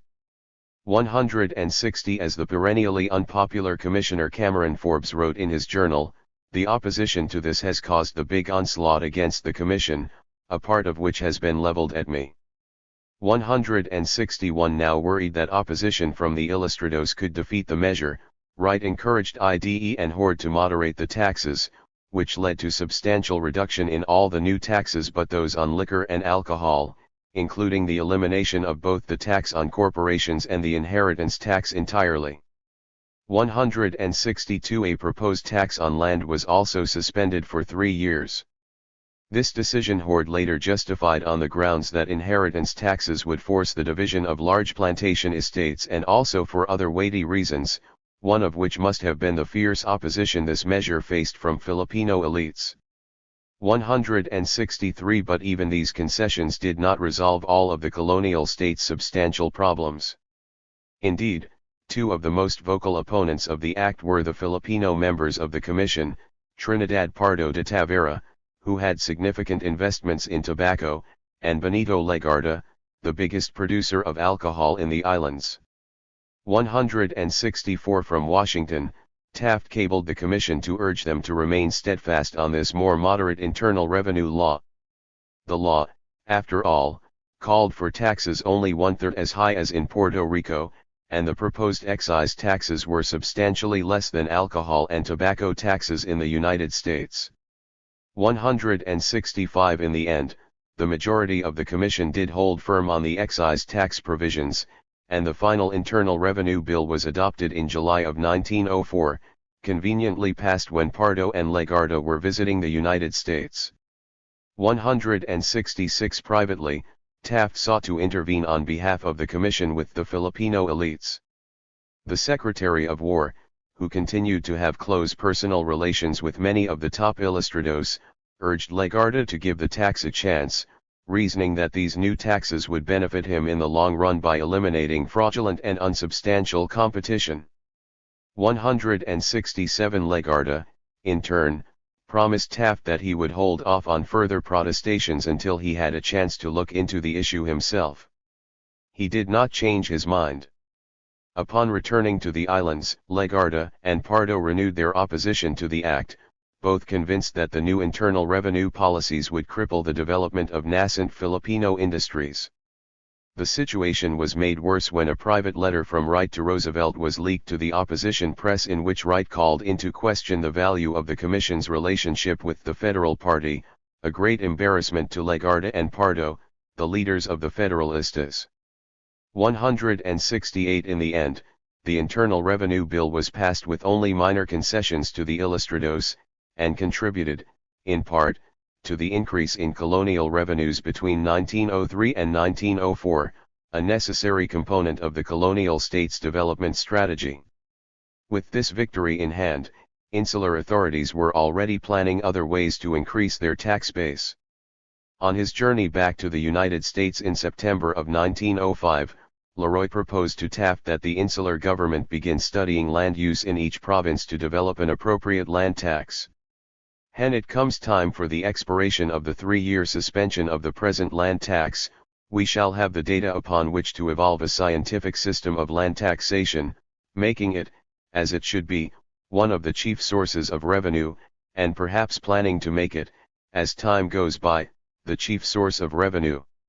This would open the way for the abolition or great reduction of the customs tariff, and for the scientific revision of the internal revenue imposts. We have been legislating thus far over there for temporary exigencies, and it is time we began to evolve a scientific and permanent fiscal system.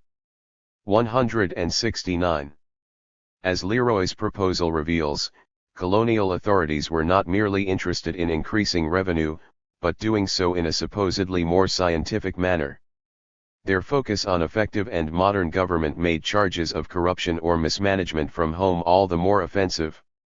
Yet charges of excessive taxation continued to dog the Commission throughout the Republican period, accusations that insular authorities went to great lengths to dispel, particularly because it drew attention from the U.S. Congress to colonial spending.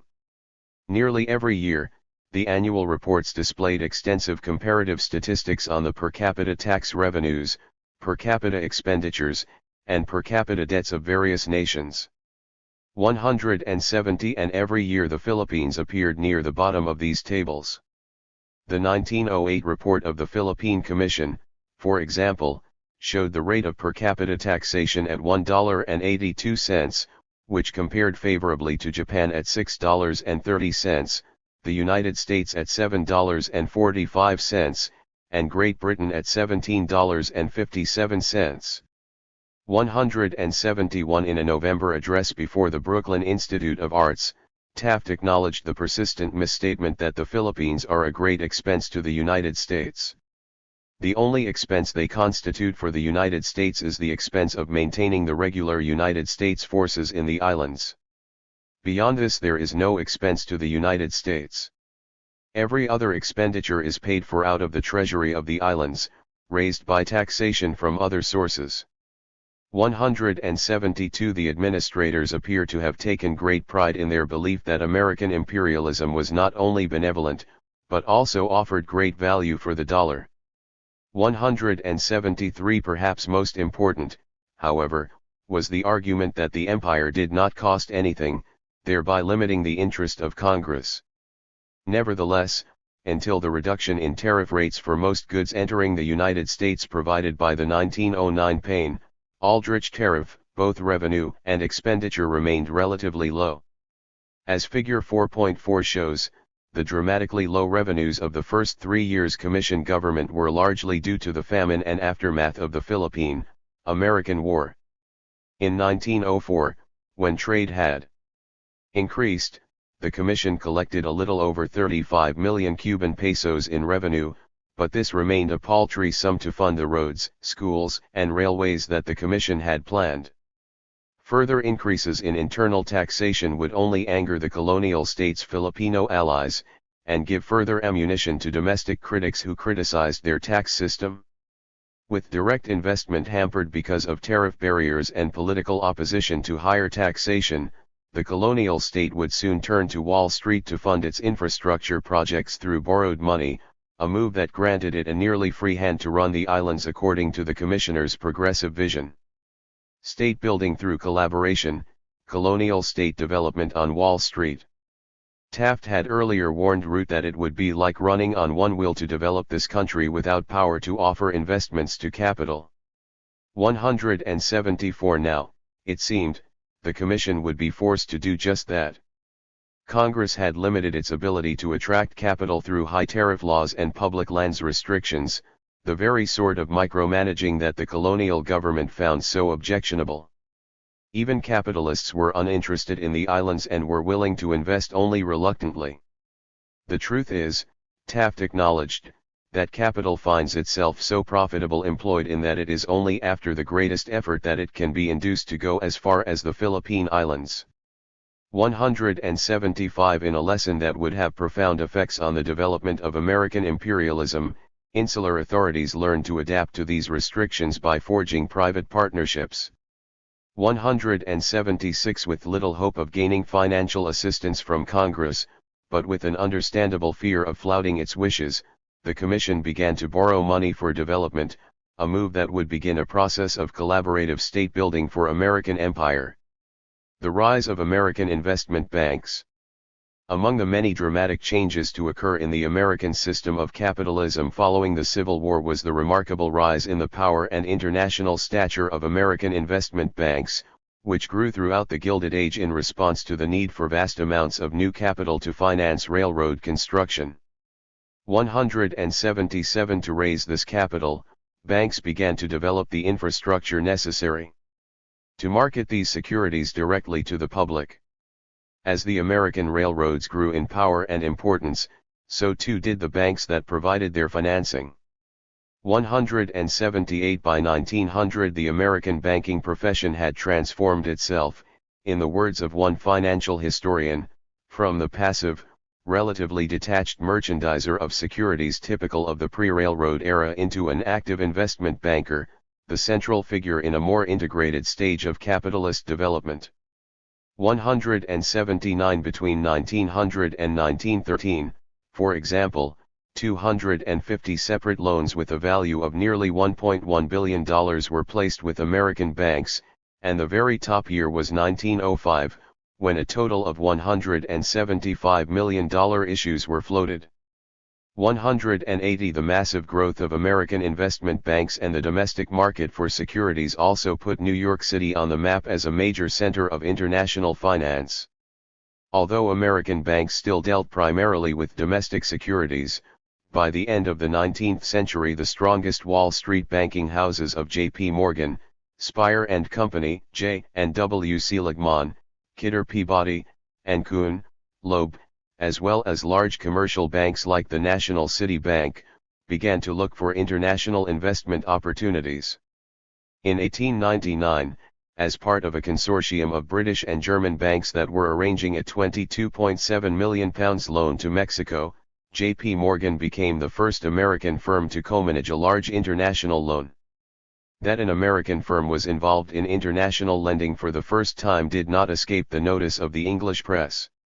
The strangest fact of all, noted London's Daily Mail, is the appearance for the first time of an American banking house on a foreign loan prospect. 181 For American empire builders, the timing could not have been more fortuitous. Just as they began looking for money to finance their imperial policies, New York was beginning to look for more international investment opportunities. Trading currency and floating bonds. To facilitate American investment, the Commission planned to put the Philippines on a solid financial footing, preferably a gold standard, which could easily be exchanged for dollars. Given the financial chaos in the islands, however, this was no small task. During the Spanish colonial period, Madrid had maintained an official gold standard for the Philippines, but had also permitted the exchange at parity of Filipino gold coins with the more commonly circulated Mexican silver coins. As the price of silver began to decline in the 1870s, Filipino gold coins were routinely traded for Mexican silver and shipped out of the country at substantial profits. As a result, by the time the Americans arrived, the Filipino gold coin existed mainly in theory, and the day-to-day currency of the Philippines was a confusing mix of Mexican silver and various of the other silver-based currencies that circulated throughout Asia. 182 This was much to the advantage of exporters, who sold their goods abroad for gold and paid their workers in silver, but crippled importers who were forced to do the opposite. In the eyes of the Republican colonial authorities, such financial chaos was completely unacceptable. In Root's estimation, the currency was in as bad a condition as is possible. 183 Yet they were well aware of the need for caution given the combustible nature of currency issues back in the United States.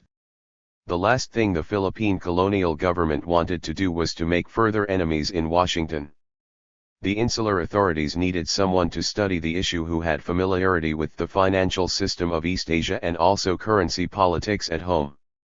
On the recommendation of Secretary of the Treasury Lyman Gage, Root had retained Charles A. Conant, a well-known business journalist and vocal proponent of imperialism, whose book, The United States and the Orient, had established him as an authority on monetary issues.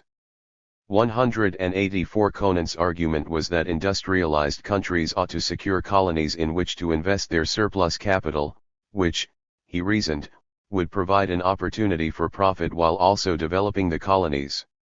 The acquisition of colonies was necessary not merely for profit, however, but also for national prestige.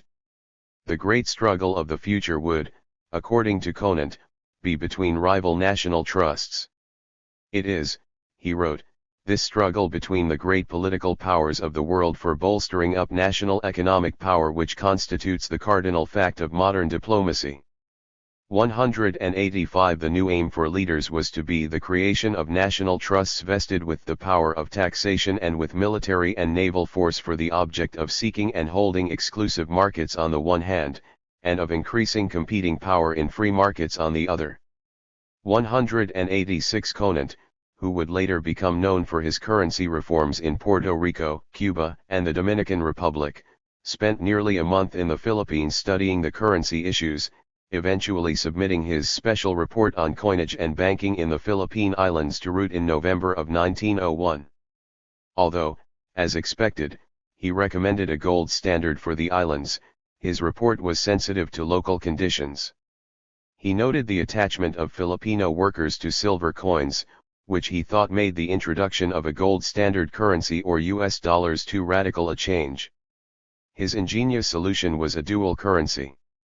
The Philippines would have a silver peso pegged to the dollar, thus easing trade between the United States and the islands, and also avoiding any shock that might accompany the introduction of a foreign currency. 187 Such a dual currency, it was also thought, it had the added advantage of minimizing opposition from silver state representatives whose constituents stood to profit from the coinage of the new currency.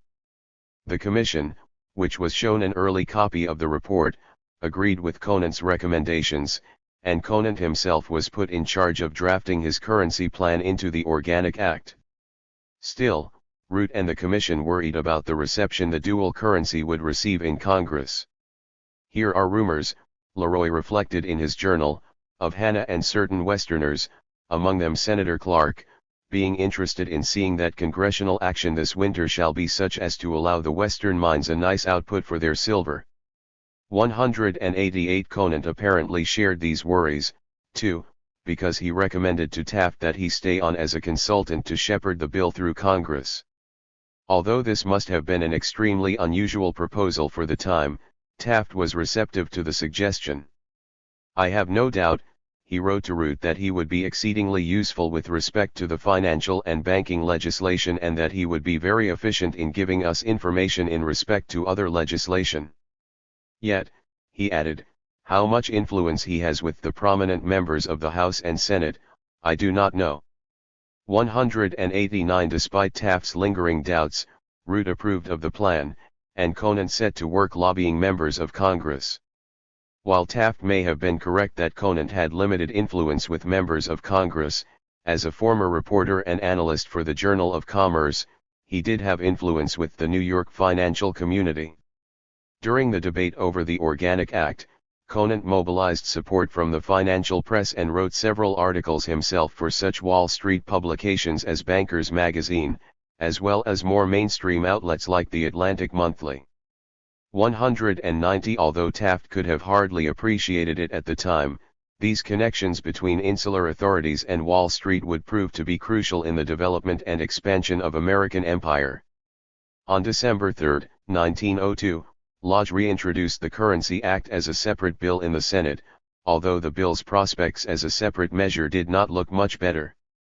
Conant's measure, it will be recalled, recommended the creation of a separate circulating silver peso backed up by the US gold dollar at a ratio of 2:1. This would allow for the limited circulation of silver pesos and paper currency that would be backed by a gold reserve fund in New York. Predictably, the law became caught up in the intense monetary policy debates of Washington. In many respects, Conant and the commissioners had anticipated this difficulty, and muted the opposition somewhat by allowing for the circulating currency to be silver, thus ensuring that the silver mines of the American West could turn a profit on the new coins. Still, there was a considerable amount of fight to be met. Roosevelt made a valiant effort to push the legislation forward through a special message to both houses on January 7 imploring members to enact the measure already pending in your body for the betterment of the Philippines Islands, and warning that serious calamities may come from failure to enact them. 191 The President, it seems, even began to lobby members of Congress himself to ensure passage. 192 Even with Roosevelt's vigorous endorsement, however, the bill faced significant opposition, particularly in the Senate. Taft, writing to Edwards from the Philippines, observed that Brother Aldrich is leading a rubbershoe attack upon the proposed legislation. I suppose if he cannot prevent legislation he will emasculate it. It will be an immense disappointment to all the people if the coinage matter is not remedied, and I should much prefer even to have the radical introduction of the United States currency here to the present system. 193. For its part, the Commission arranged for the Manila Chamber of Commerce, along with the English, Spanish, and American banks in Manila, to petition Congress in support of the gold standard currency. Insular authorities, however, feared that more direct lobbying would be necessary to carry the bill through the Senate. As a nervous Edwards cabled Governor Wright, "I am going to telegraph Professor Jenks, Conant, and perhaps Mr. Peabody, to come back here. We are certainly up to the danger line in my personal opinion." 194. Conant, now employed by the Morton Trust Company of New York, sent word to silver interests in financial circles that with the value of silver bullion in decline, their interests would be hurt by delaying the passage of the bill. 195. It is not known how much influence Conant's lobbying had on the effort to pass the bill through the Senate, although the deadlock seems to have been cleared up fairly quickly, and the final measure authorizing the dual currency was adopted in March of 1903. As usual, insular authorities saw the Senate's actions as foolish and remained less than impressed with members of their own party, particularly Senator Aldrich. In point of fact, they were convinced that their own efforts were the primary reason the legislation was adopted. 196. It was an immense relief to me, as I know it was to you, Root wrote to Taft, to get the coinage bill through at the last session of Congress. I can assure you it was not done without an immense amount of hard work. 197. Lodge, however, took a different view, writing to Roosevelt, "I did a good piece of work yesterday in getting through the Philippine currency bill. Aldrich and I managed it, and I think it did credit to our head and hearts." 198. Taft's relatively public griping about Aldrich and Lodge earned him a stern rebuke from Roosevelt. Senator Aldrich, the president wrote to Taft, was at the end an immense help in the currency business, and he made a strong and loyal fight for the reduction of the Philippine tariff. 199. Although it is doubtful that Taft agreed with the president, he composed a conciliatory letter, noting that "I did not intend to do Senator Aldrich an injustice in what I wrote you." Still, he did not let the issue drop.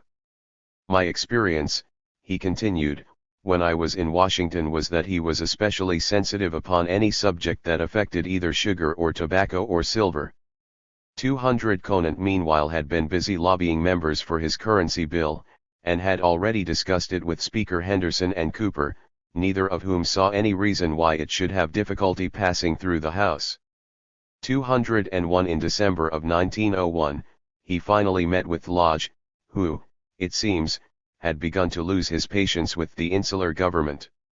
As Conant described the encounter to Root, "I saw Senator Lodge today and told him that it was your desire to secure prompt action on the coinage bill, and that, if agreeable to him, I would have the bill ready for introduction on Thursday, with a proper statement of its contents to be given to the press, with the statement that it had been prepared by him and Mr. Cooper in consultation with the officials of the War Department." This plan did not meet with the approval of the senator. He stated that he had stood aside in reference to the Philippine tariff bill and that he would not stand aside in favor of Mr. Cooper in reference to other legislation. He said that he had offered to take charge of Philippine legislation and objected to its being divided up and given to other members. Among his close words, which I promptly jotted down after leaving him, were these: "If they want it introduced bit by bit in the House, let them do it. I will take care of it when it comes over here, but if I am to have charge of Philippine legislation, I want to have charge of it." This and other statements conveyed the very plain suggestion that House legislation would not fare well at his hands under these conditions, even if originating in the War Department. He was sufficiently courteous in manner, but did not mince the fact that he wanted the credit of handling the legislation. 202. In the end, it may have benefited the Commission that the debate in both houses of Congress was mainly a proxy war for domestic monetary debates. That, at least, took the focus away from what was actually going on in the Philippines. Congress had given an executive agency permission to coin its own money and to develop its own monetary system, a power expressly forbidden to any state in the Union. It is important to be clear on this point. The Philippine currency was not U.S. currency with slightly different markings, it was a separate currency backed by its own gold reserve fund. 203 The circulating coins were silver with a silver content worth less than their face value, and they were backed by a theoretical Philippine gold peso with 1/10 of the gold as a $5 gold piece, thus fixing the pesos at exactly 1/2 of $1 and allowing its value to fluctuate with other gold standard currencies. 204 The Commission was additionally authorized to distribute paper money backed by silver pesos. But this modest delegation of authority would soon become a tool for the Philippine colonial state to finance its imperial dreams in the islands that drew little attention from Congress or the American public. Insular bonds sales. Now authorized by Congress to develop a separate currency for the islands, insular authorities had to figure out how exactly to do this. At this time, there were no professional consultants in monetary policy and currency design, and no prominent member of the insular government had the knowledge to arrange such a complex system himself. Colin had anticipated this problem nearly a year before. It seems to me that after the Filipino bill is passed, if it provides for a coinage and banking system, some official of thorough, theoretical training and practical experience will be required at Manila to attend to such matter. Would it not be well to ascertain if Professor Hollander would be willing to accept such a position? It will very likely be desirable to prepare some explanation of the law and what could be accomplished under it by the Philippine government after Congress has taken action. 205 Unfortunately, Conant, Jenks, and Hollander, all of whom had been instrumental in economic planning for the Philippines, declined the insular government's offers of employment. Eventually, however, on the recommendation of Jenks, Edwin W. Kemmerer, an assistant professor of political economy at Cornell, was given the job. To provide the gold reserves for this new currency, the act authorized the Commission to issue and sell $10 million in bonds on Wall Street, and this task was given to Col. Edwards at the BIA.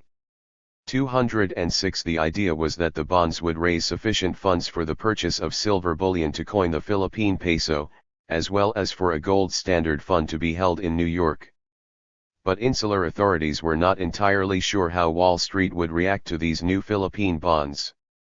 The colonial government, after all, had no credit history, and failure to make a full bond sale would contribute to the already tenuous financial position of the colonial state. Fortunately for the BIA and its allies in Manila, the sale was a success. Working through the Guarantee Trust Company, Edwards managed to easily offer $6 million worth of bonds at a favorable rate. I am told by financial men, Edwards gloated, that it was as successful an advertised bond issue as they have ever seen. 207 The importance of Edwards's ability to negotiate Wall Street bond markets was not lost on his superiors. I think Edwards has done very good work in getting 3.5% interest on balances with the Guarantee Trust Company, Root wrote to Taft, and if, as I hope, we can sell the certificates of indebtedness at a little premium, we will be borrowing the money to carry the operation through without its costing anything at all. 208 In all, 3 million silver certificates were successfully floated, giving the colonial state sufficient funds to carry out its currency operations. Following the success of their first bond offering, BIA and Commission officials again returned to Wall Street to float $7 million worth of bonds for the purchase of a Catholic monastic order's extensive land holdings in the islands. 209 Yet for cash-strapped insular officials, the successful sale of bonds on Wall Street indicated something more, that development funds could be successfully raised from private sources. It seems to me, Taft wrote to Edwards following the currency bond sale, that the premium which you obtained is marvelous and indicates that the credit of the Philippine government is such that we shall not have much difficulty in floating the bonds in more important matters. And this, Taft concluded, meant that the idea that we are to remain in the islands for an indefinite time in the future is deeply fixed, a perception that would be sure to improve the colonial state's credit among the bankers. 210 The insular government's success on Wall Street was remarkable. At the time, the prevailing interest rate in the islands on the best commercial security was 12%, and it requires some explanation. 211 While Edwards's careful planning and Conant's many connections on Wall Street likely contributed to the successful offering, these personal factors alone surely do not explain why some 3 million certificates could be sold at a good rate by an entity with no previously established credit. A further answer lies in an ambiguity easily exploited by Edwards, namely, the official status of Philippine government bonds. Few investors would normally purchase bonds from a fragile Asian government, but they would be willing to buy them if they thought the U.S. Treasury backed them, an impression that colonial officials were anxious to encourage. Indeed, as a result of BIA pressure, both the Secretary of Treasury and the Postmaster General had ruled that the Philippine government bonds were acceptable as security for deposits of public money. 212 As a matter of law, however, the U.S. government did not guarantee these bonds, but the savvy investor could reasonably expect that the U.S. Treasury would bail out the colonial government if it ever reached the point of default. Governor Taft, testifying before the House Committee on Insular Affairs in 1903 on the Friar Land Bonds offering, admitted as much. I suppose that investors have assumed that fact would lead Congress to assume the obligation of them if the government ever became bankrupt. I only know that banking houses are entirely willing to take the bonds without a guarantee by the government, and the rate at which the bonds sold is an indication that the shadow of the United States in the background is very valuable. 213. Later that year, Attorney General Philander Knox attempted to add a penumbra of legal authority to the issue. Although the loan is not legally guaranteed by the United States, he held, the issue is obviously made over its faith and credit and by its aid and recognition. At the most basic level, he concluded, the interest and credit of the United States are deeply and essentially concerned in these matters. 214 Opinions like these could only improve the insular government's credit on Wall Street. 215 Whatever the justice of these claims, congressional Democrats and anti-imperialists were not the only ones concerned about the status of these bonds. As it became clear that insular bond sales would become more frequent, and that insular officials wanted to use them to leverage more capital for development projects, the ambiguity of the official status of these bonds began to worry other Roosevelt administration officials, especially Leslie Shaw, Secretary of the Treasury. Naturally, Shaw was anxious to maintain a clear separation between the Philippine colonial state's bonds and U.S. Treasury bonds, and the speed at which the colonial state had embraced Wall Street bond markets concerned him. He had good reason to be worried. Edwards, encouraged by his success in the first bond sale, was planning to leverage the bonds to raise yet more money. I don't see why, he asked Wright, we can't get up some scheme and invite those banks that are holders of the temporary certificates, which are not in the Treasury Department covering deposits, to continue them at 1% or possible 2% interest.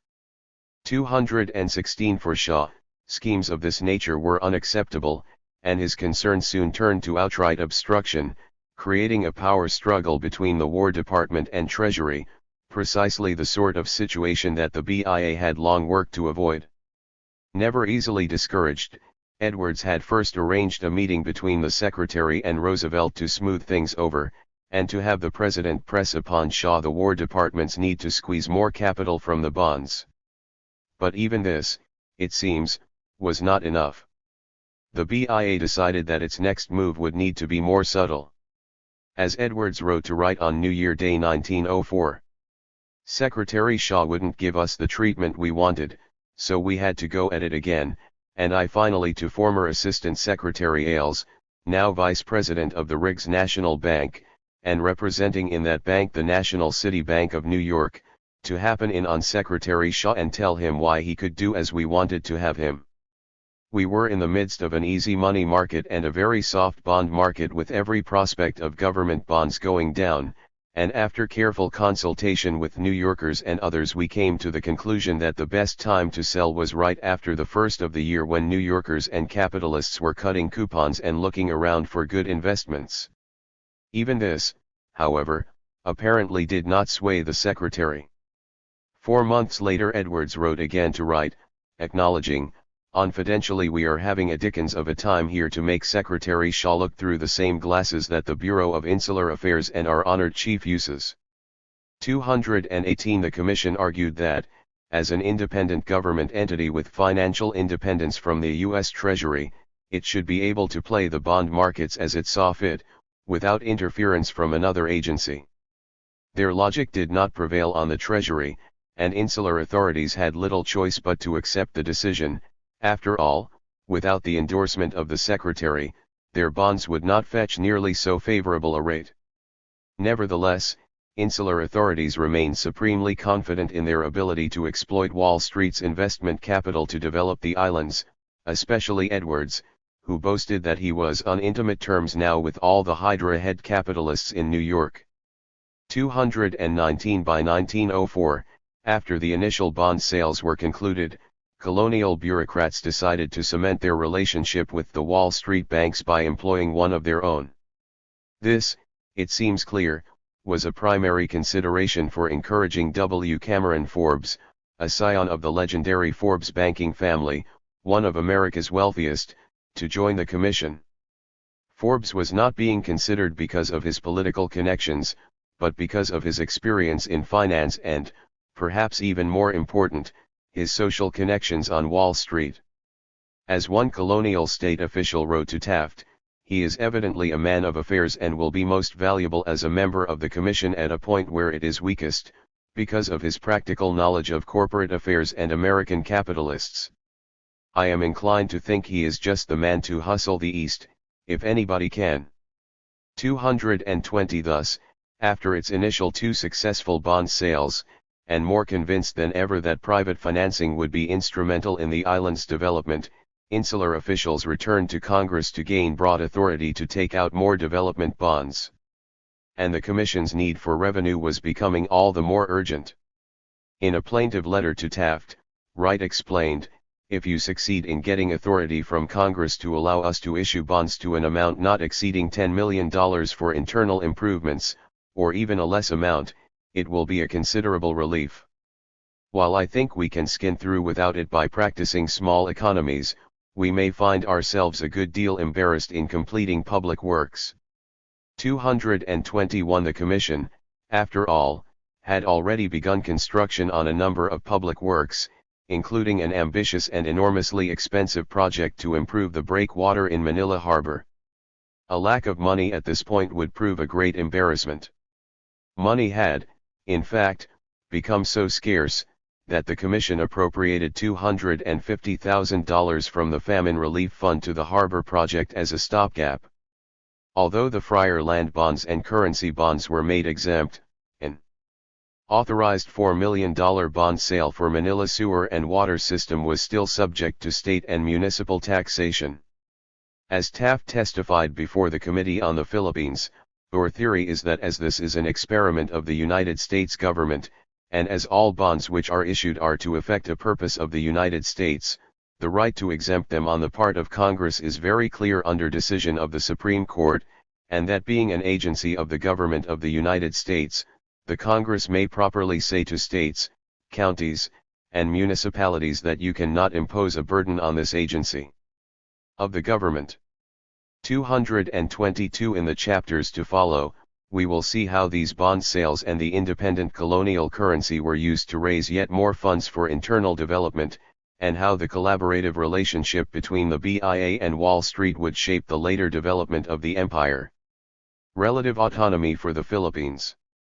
The Senate hearing in 1906, much like the hearings the previous year in Ways and Means, saw the insular state clash with domestic sugar and tobacco interests over the effects of free trade on domestic agriculture, a veritable war of figures in the words of one historian.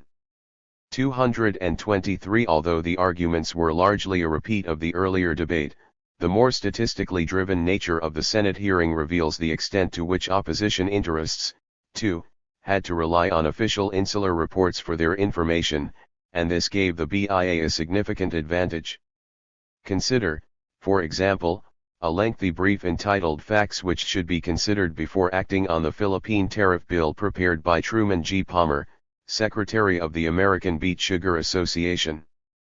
The facts cited by Palmer, although presented to support the sugar beet lobby's position, nearly all came from official commission reports or statements made by insular state officials. In one illustrative section, Secretary Taft's statements disproved by the records of his own department.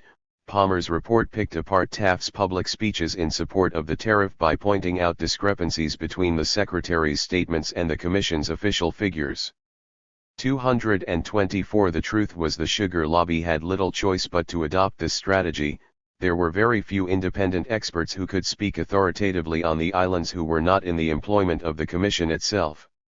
And this left the industry lobbyists in a significantly weaker position than they were in domestic tariff battles, where they could present data from their own reports. 225 And with their greater knowledge and access to information, the BIA could dismiss the opposition's data as simply outdated or improperly presented. 226. Although the bill was again defeated in 1906, the opposition was weakening. Finally, Taft's plan to hammer it down was beginning to work. 227 Even H.S. Fry, president of the New England Tobacco Growers Association, admitted privately to Senator Platt that the insular government was probably right. A reduction in tariff duties on tobacco would not adversely affect the American tobacco growers and, repeating the statement made by W.S. Leone during congressional tour, further doubted that Americans would ever develop a taste for Philippine cigars. Although he continued to publicly oppose the measure, he confessed that he had tried without success to convince his organization to drop its opposition. 228 By this point insular bureaucrats had been repeating the same message for 3 years, to wit, that Philippine sugar and tobacco production was too small to adversely affect the American market. By 1906, Roosevelt himself echoed this talking point in his annual address. I most earnestly hope that the bill to provide a lower tariff for or else absolute free trade in Philippine products will become a law. No harm will come to any American industry, and while there will be some small but real material benefit to the Filipinos, the main benefit will come by the showing made as to our purpose to do all in our power for their welfare. 229 In report after report, the Commission took pains to show that in the last 8 years there had been little increase in Philippine sugar or tobacco production and that there was no evidence that it would increase soon. 230 By 1908, as it was beginning to gain the upper hand, it did not hurt that Taft looked likely to win the presidency. The insular state brokered a compromise with Democrats and the sugar and tobacco lobbies. Taft, who in 1906 opposed any quota for sugar or tobacco, now went on record to support it. As Representative Fordney, one of the sugar beet industry's most consistent defenders, told the House, our present good president, Mr. Taft, agreed in my presence that during his administration he will not permit any further reduction in the sugar schedule if we will accept this agreement and let 300,000 tons come in free from the Philippines. 231 To gain Democratic support for the measure, Edwards, in consultation with top Democrats, agreed to let the agreement fail in 1908, if they would agree to end their opposition in 1909. 232 In the end, the compromise permitted the free entry of 300,000 tons of sugar, 150 million cigars, 1 million pounds of filler tobacco, and 300,000 pounds of wrapper tobacco. In truth, these limitations on sugar and tobacco were largely symbolic. 233 At the time, Filipino producers could not produce even close to that amount of sugar or tobacco. For all intents and purposes, trade between the United States and the Philippines became completely free.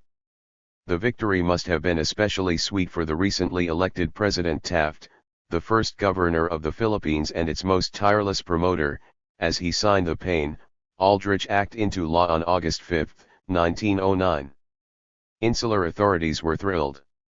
As Edwards triumphantly noted in his 1909 annual report, this legislation was the result of a continuous effort of the department and bureau extending through several years. 234 When word of the Act's passage reached Manila, Forbes, now acting governor, reported, "Sugar jumped like mad today, and orders for many millions of cigars are crowding in." 7 months later things looked even better. From all over the islands comes the same story: better crops, more cultivation, better feelings, and more prosperity. 235 Forbes's early reaction was probably overly optimistic, but free trade did significantly increase Philippine trade with the United States as well as the insular states' tax revenues. Nevertheless, there is, perhaps, no other episode that so reveals just how far the insular state had come from its humble origins less than a decade before. Indeed, as this section has argued, free trade could hardly have occurred were it not for the efforts of the colonial authorities. Their control of colonial data, their ability to tap independent sources of revenue, and the ease with which they could coordinate a political strategy were crucial to their success in getting the Philippines behind the tariff wall. 236 By 1909, then, after just 8 years of civil government, the American insular state had developed a remarkable collection of resources to run the Philippines with significant independence from Congress and with little assistance from the domestic American state. It had, among other things, established a civil service, a state police force, a new tariff system, a new currency, and a taxation system. The Philippine Civil Service, protected by civil service laws and largely made up of Filipinos and discharged American Army personnel, had few allegiances to members of Congress or the American spoils system. In their earlier battles with Congress, most insular officials had come to the conclusion that Congress and the American people would never fund the colonial experiment, at least not to the level that insular officials thought appropriate. To increase revenues and achieve their development goals for the islands, Commission officials developed a new internal tax, secured permission to raise money privately through bond offerings on Wall Street, and stabilized the archipelago's money supply to attract American capital. As Chapter 6 will show, these efforts allowed insular officials to realize large parts of their vision for the islands. Having failed to sell imperialism as a policy to Congress and the American public, they now sought to achieve their objectives through borrowed capacity and clandestine action.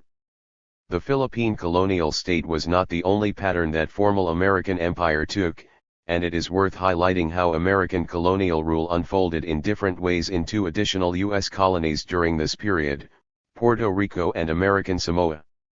Like the Philippines, both were formally annexed as American territories, but variations in their initial governing arrangements led to rather different outcomes than in the Philippines.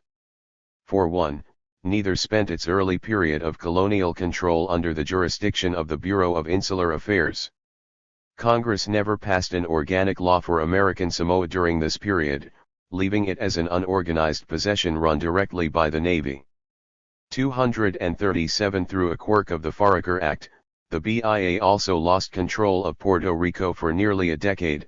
Its governing arrangements more closely resembled American territorial government on the continent. A brief look at Puerto Rico and American Samoa offers us an opportunity to comparatively assess some of the governing dynamics of the Philippines.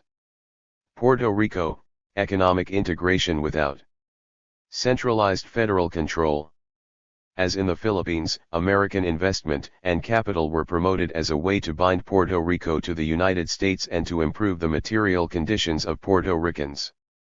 The Foraker Act granted Puerto Rico 2 concessions that were not provided to the Philippines: a low tariff that eventually led to free trade and full integration with the U.S. monetary system.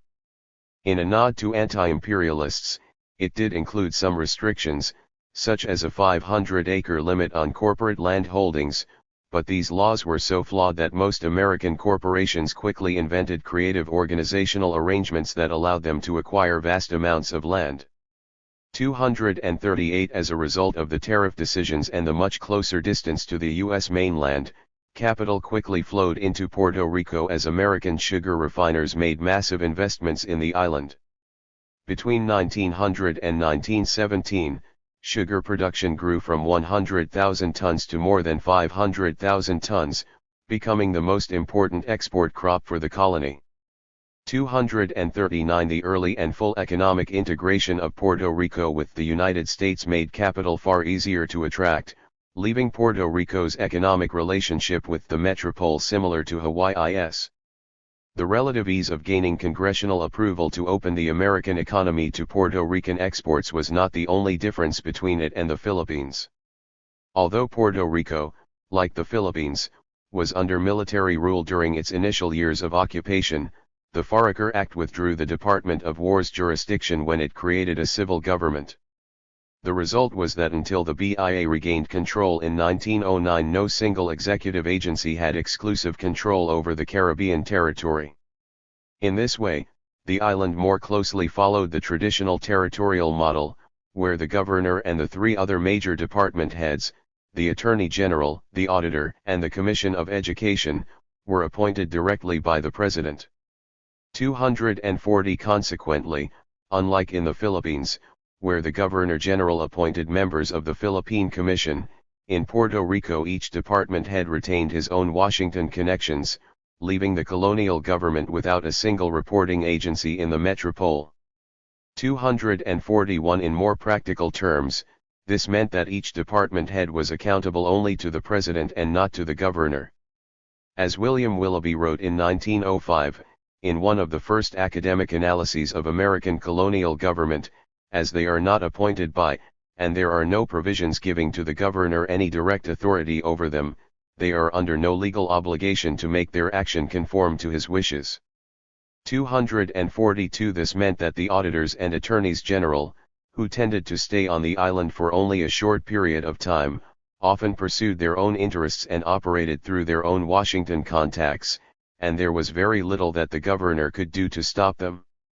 243 In short, without any centralized agency overseeing their actions in Washington and with little incentive to take orders from the colonial governor, the Puerto Rican government lacked the tight discipline of the Philippine colonial state where members of the commission served at the pleasure of the Governor-General. The result, as one former Attorney General of Puerto Rico described the situation, was that some governors would spend a good deal of energy trying to jump over the variety of bureaucratic hurdles set up by their supposedly subordinate executive colleagues. 244 Unsurprisingly, the BIA found Puerto Rico's orphan status wholly unacceptable, and BIA Chief Edwards was tasked with bringing the island under its jurisdiction with President Roosevelt's early and enthusiastic assistance. 245 By 1905, Governor Beekman Winthrop of Puerto Rico, who had earlier served in the Philippine colonial government, and was therefore familiar with taking orders from BIA officials, included a plea to bring the government in San Juan under BIA control. The insular government feels greatly the need of some bureau or division of the central government in Washington which could act as a representative in its relations to the federal government and the outside public, and which could furnish information and data without delay to officials and others interested in Puerto Rico and its resources. In dealing in the United States, the insular government frequently requires the aid of trained representatives with knowledge of the conditions and needs of the island, and, on the other hand, members of Congress and others have been too often put to the delay of writing to the island authorities for information which was imperatively needed at the time. 246. Winthrop repeated this request the following year, this time suggesting that some central agency be designated as the representative of the insular government in the same way that the Bureau of Insular Affairs at the present time represents the Philippine administration. 247 If the BIA's claim that it could provide facts to Congress in a more expeditious manner was almost certainly true, its motivation for doing so was not necessarily to provide Congress with more useful information. With centralized control over colonial communications, the BIA could send the same disciplined, carefully curated information about Puerto Rico to Congress as it had for the Philippines. The second rationale for BIA control was to provide it access to the same networks of capital that had been used to offer bonds for the Philippines. This was a curious justification. After all, unlike the Philippines, Puerto Rico did not lack for interested or able investors. By quickly granting it free trade with the United States and integrating it into the U.S. monetary system, Puerto Rico was far more integrated into the metropolitan economy than the Philippines. Furthermore, it had little difficulty attracting investors to its sugar industry. Finally, unlike the Philippines, the Puerto Rican colonial government had only borrowed the relatively modest sum of $1 million for road improvements during its first years under colonial rule. 248 Nevertheless, the BIA made a case to expand its jurisdiction over Puerto Rico, in part, through claims that the Philippines was getting a better deal in the bond markets. As the BIA labored to point out, the 1905 BIA bond offering for the Philippine colonial government received a more favorable rate than a similar 1907 bond offering in Puerto Rico. This, Edwards explained, was notoriously not due to the better credit of the Philippine government, but rather to the fact that the BIA's imprimatur, and its close relationship to the U.S. Treasury, made the bonds more valuable to investors. 249 What Edwards neglected to mention, however, is that Puerto Rico did not require the large bond offerings that the BIA claimed were necessary to encourage economic development in the Philippines. American investors had already made significant investments in the Puerto Rican sugar industry, and private colonial financial institutions were already set up to favor American plantation agriculture. The American Colonial Bank, for example, which served as the primary bank for American sugar interests, became the largest bank on the island in 1910. It restricted qualified borrowers to those with the significant collateral that could only be produced by American sugar companies, a fact that, as one economic historian notes, contributed further to a decline in local control of land and production which took place at a rapid pace during the first decade of U.S. control. 250 Nevertheless, the BIA believed that further investments in roads, irrigation, and other infrastructure improvements would speed along Puerto Rico's economic development. As we will see in Chapter 6, once the BIA gained control over Puerto Rico, the colonial government quickly embraced the high-debt strategy to stimulate development that it had pioneered in the Philippines. American Samoa, naval administration and economic isolation. Compared to the full integration of Puerto Rico into the American economy, American Samoa was almost entirely isolated. Despite requests at various points to replace naval administration with a civil government, Congress never acted, leaving the islands governed by an American naval officer with the power to run them as he would a ship, that is to say, with total control and with no input from Samoans or the small number of American settlers. 251 The United States had maintained a presence on the Samoan island of Tutwila and its valuable harbor in Pago Pago since the Treaty of Berlin divided Samoa among Germany, Britain, and the United States in 1889. The harbor in Pago Pago was meant to be a naval coaling station, but Tutwila came under American control in 1900 when the chiefs of Tutwila ceded their island to the United States. 252 The terms of the treaty turned American Samoa entirely over to the Navy, which guaranteed that there would be no outside interference from other nations or commercial interests, and provided that the islands would be governed essentially as a large, unsinkable collier. 253 The first colonial governor, Commander Benjamin Tilley, was given few instructions from Washington aside from a vague order from President McKinley: while your position as commandant will invest you with authority over the islands in the group embraced within the limits of the station, you will at all times exercise care to conciliate and cultivate friendly relations with the natives. 254 The hope, it seems, was that the Navy would receive access to a valuable port and coaling station. But do little to arouse the attention of Congress or commercial interests. Unlike Puerto Rico or the Philippines, the progressive zeal to remake colonized people did not extend to Samoa, in large part because, as Julian Go has suggested, Samoans were seen as uniquely content with their simple lifestyle. Instead, colonial forces should focus on preservation rather than on uplift. 255 In part, this was because the potential for American investment seemed limited. Furthermore, the Samoans were deemed peaceable and primitive, and were to be largely left to govern their own internal affairs. For its part, Congress paid almost no attention to its new possession in the Pacific, and would not pass an act to bring it under civil authority for decades. This, it seems, was partly Root's doing, who hoped that Congress would leave the Navy in charge.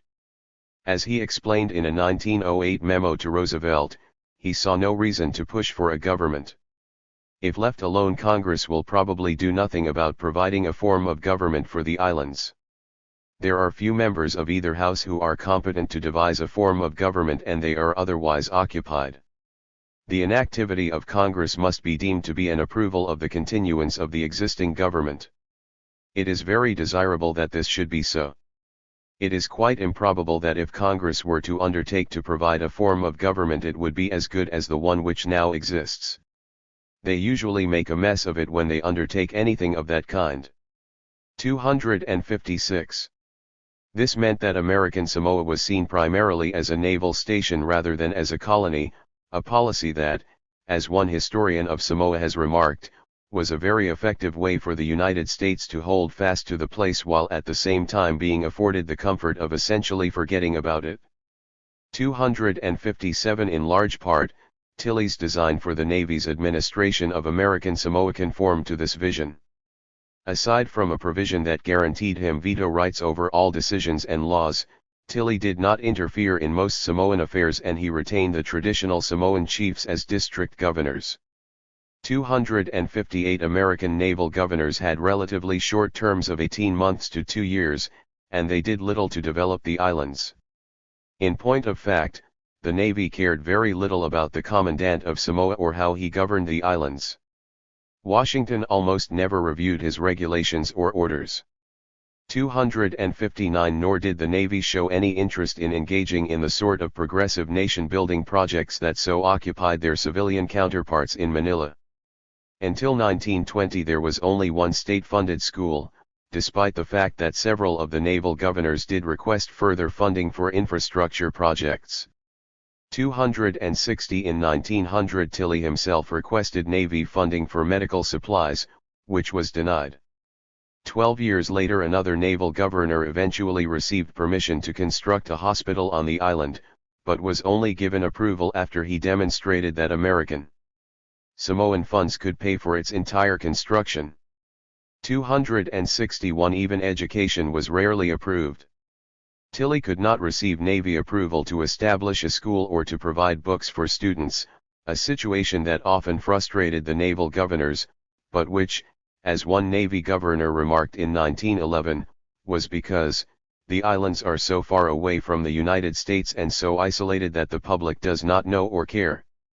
262. For the Navy, the annexation of Tutwila served a single purpose: to provide coal to American military and commercial ships. Until the 1920s, the Navy rarely interfered with the internal affairs of Samoans, a policy that ended up protecting Samoan language and customs, but left the island undeveloped and with few schools or resources. 263. From a comparative perspective, the most distinctive Navy policy may have been its careful efforts to keep American commercial interests out of Samoa. For the most part, the Navy itself managed copper production, Tutwila's one export product, and sold products through its own naval commissary. This policy infuriated the small number of American traders who arrived in Samoa. Fred Wilson, a former Navy clerk who stayed in Samoa after his discharge, condemned the American administration in a letter to the Secretary of the Navy as an absolute, arrogant despotism, and accused the naval governor himself of being an autocratic snob. Wilson's main concern, however, seems to have been the Navy's establishment of its own commissary, which competed with his own business, and the supposed wastefulness of taxes collected by the Navy administration. 264. American Samoa was seen, at least for the first 20 years of American administration, as a coaling depot rather than as a colony of the United States. Congress left the islands entirely in the hands of the Navy, and the Navy granted the Samoans wide latitude to manage their internal affairs. In contrast, Puerto Rico was closely integrated into the U.S. economy and commercial investors quickly dominated the export sugar industry.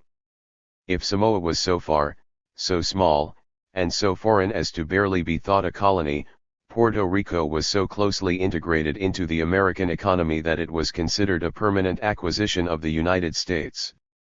Dollar diplomacy as inconspicuous action. Our San Domingo solution has worked so well that the public is now paying no heed to the matter whatever. Theodore Roosevelt 1.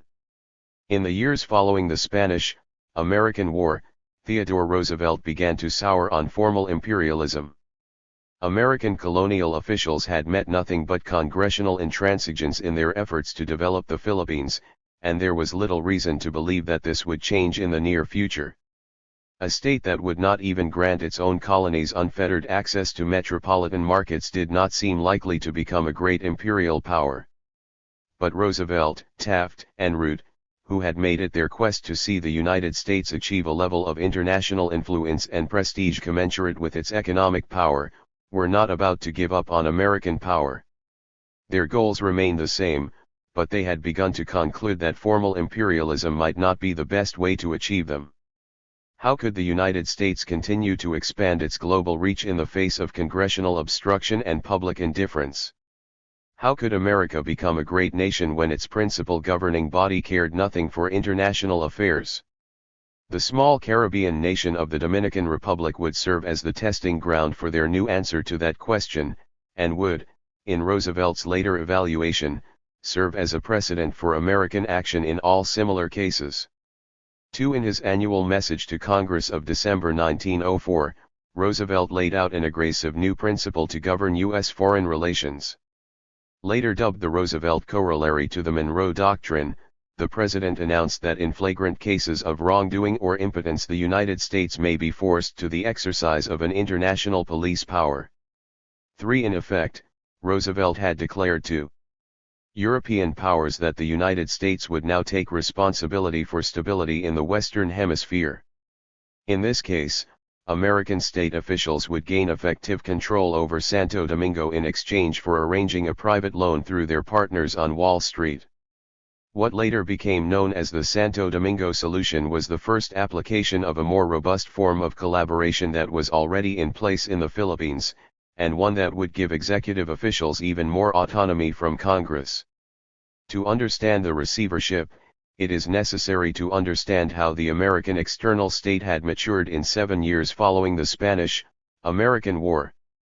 The small, closed networks of officials in the Bureau of Insular Affairs, the Department of War, and parts of the State Department could now be drawn on to assist with the Dominican Republic.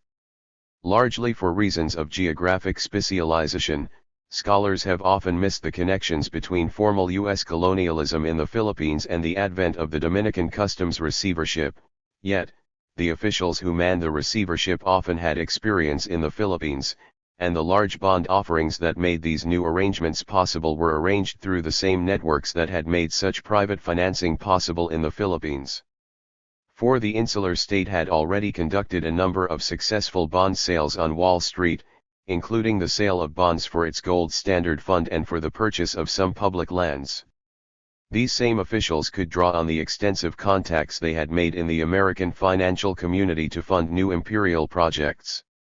As I argue in this chapter, the dollar diplomacy receiverships were supported by a more radical collaboration with banking interests that was already at work in the Philippines.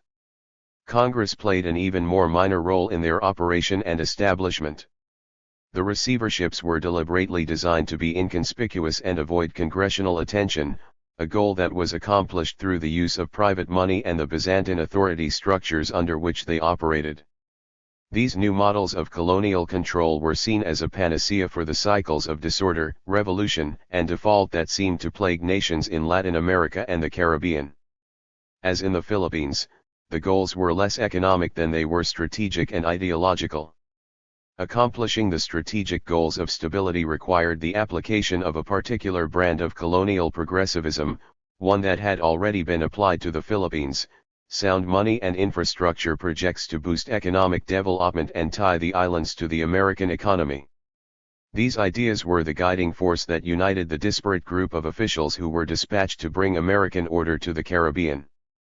The bankers, for their part, although reluctant partners in the beginning, benefited from the increasing American involvement in the Caribbean by taking advantage of the safer investment market. This strategy, however, was premised on the commitment that colonial state officials had made to the bankers that their investments would remain safe. When the promised order could not be achieved and the supervisory agreements began to fail, the instability of this form of state building would be revealed, as the receiverships were replaced. The Dominican Republic was in a state of near constant turmoil for the entirety of the 19th century. Ruled at various points by France and Spain, and suffering from repeated invasions by Haiti, its more powerful and populous neighbor to the west, it finally achieved a measure of stability under the dictatorial rule of Ulysses Hurós between 1882 and 1899. But Huros's rule came at a heavy price, namely, crushing loads of debt.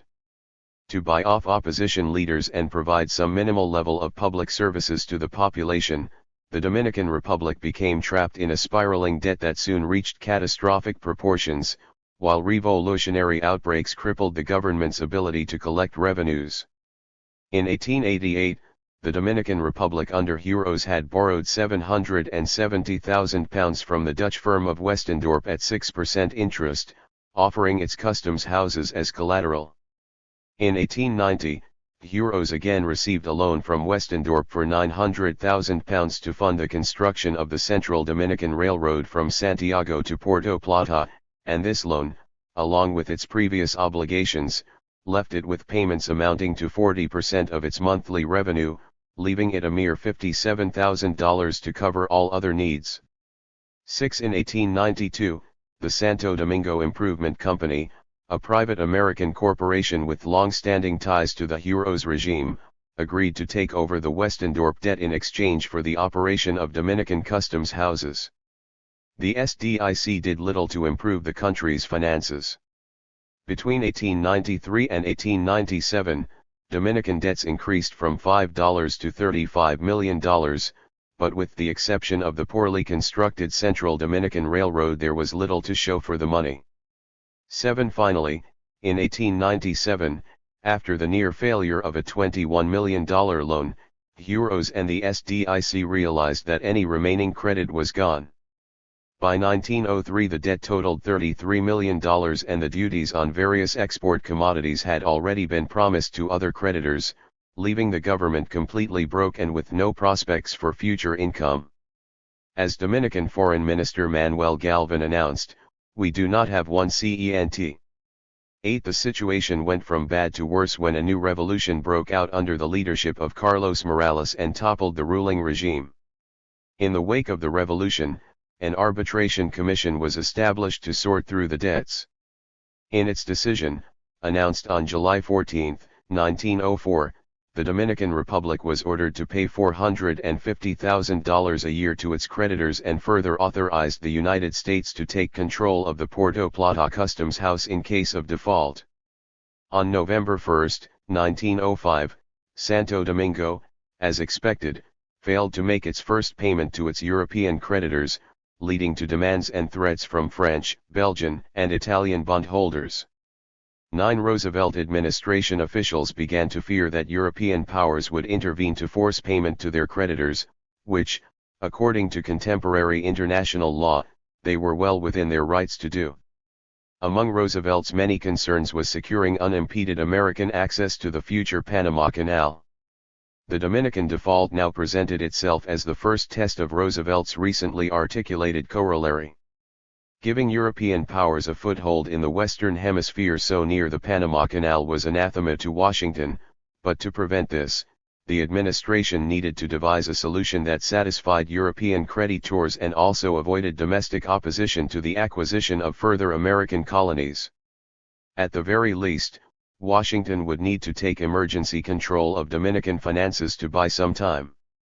Roosevelt and Secretary of State John Hay were already aware that U.S. intervention in the matter was going to be likely, at the very least to avoid European involvement.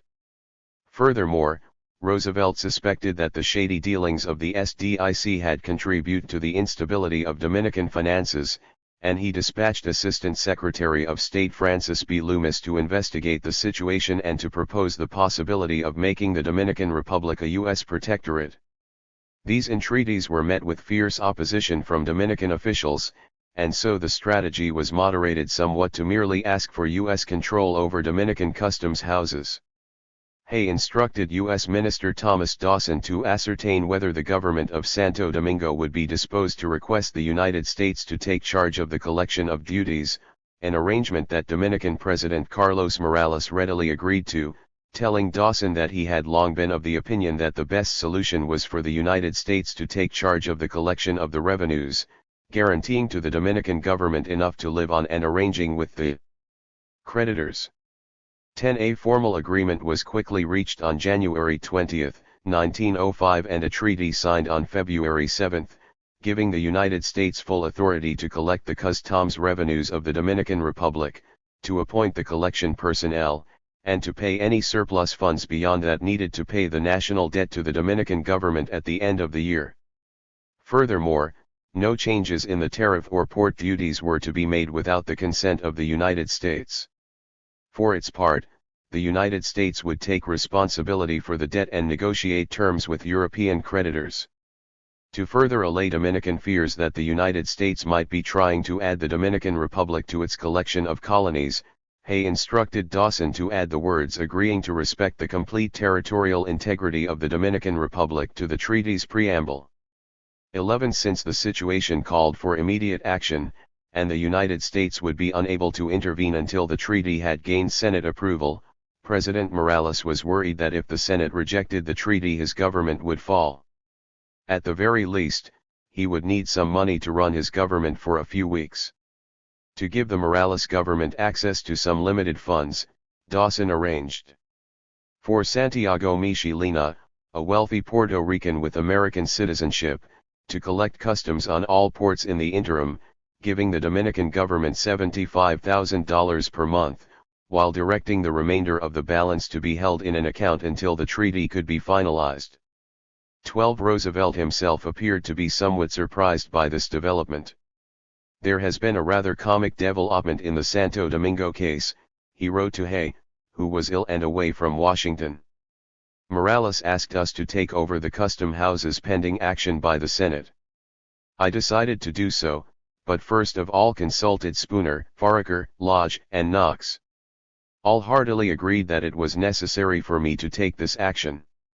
Rather to my horror Taft genially chaffed them about going back on their principles as to the usurpation of the executive.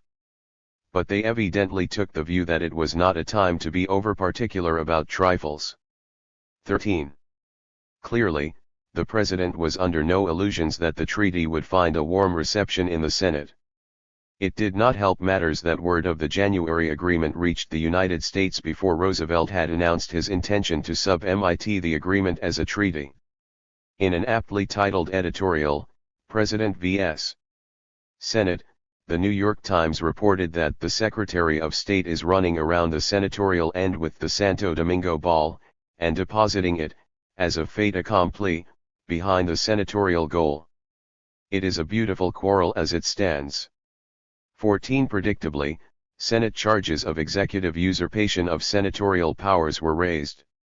I deny, Senator Henry Teller exclaimed, the right of the executive department of the government to make any contract, any treaty, any protocol, or anything of that character which will bind the United States. 15. Republicans in the Senate were anxious, too. Roosevelt had negotiated the agreement with Dominican authorities without seeking the advice of the Senate, and there was some uncertainty about whether he thought it necessary to seek Senate approval at all. Publicly, at least, even the Republicans felt obliged to defend their institutional prestige, and most tried to dismiss press accounts as mistaken rumors. I do not imagine, Senator Foraker said, the President has undertaken to exercise the treaty-making power without consulting the Senate of the United States.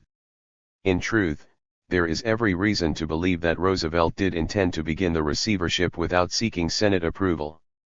The original January 20 agreement was scheduled to go into effect on February 1, and it was only when Senate heckles were raised that a new agreement was signed and drafted on February 7, which required Senate approval before it could begin.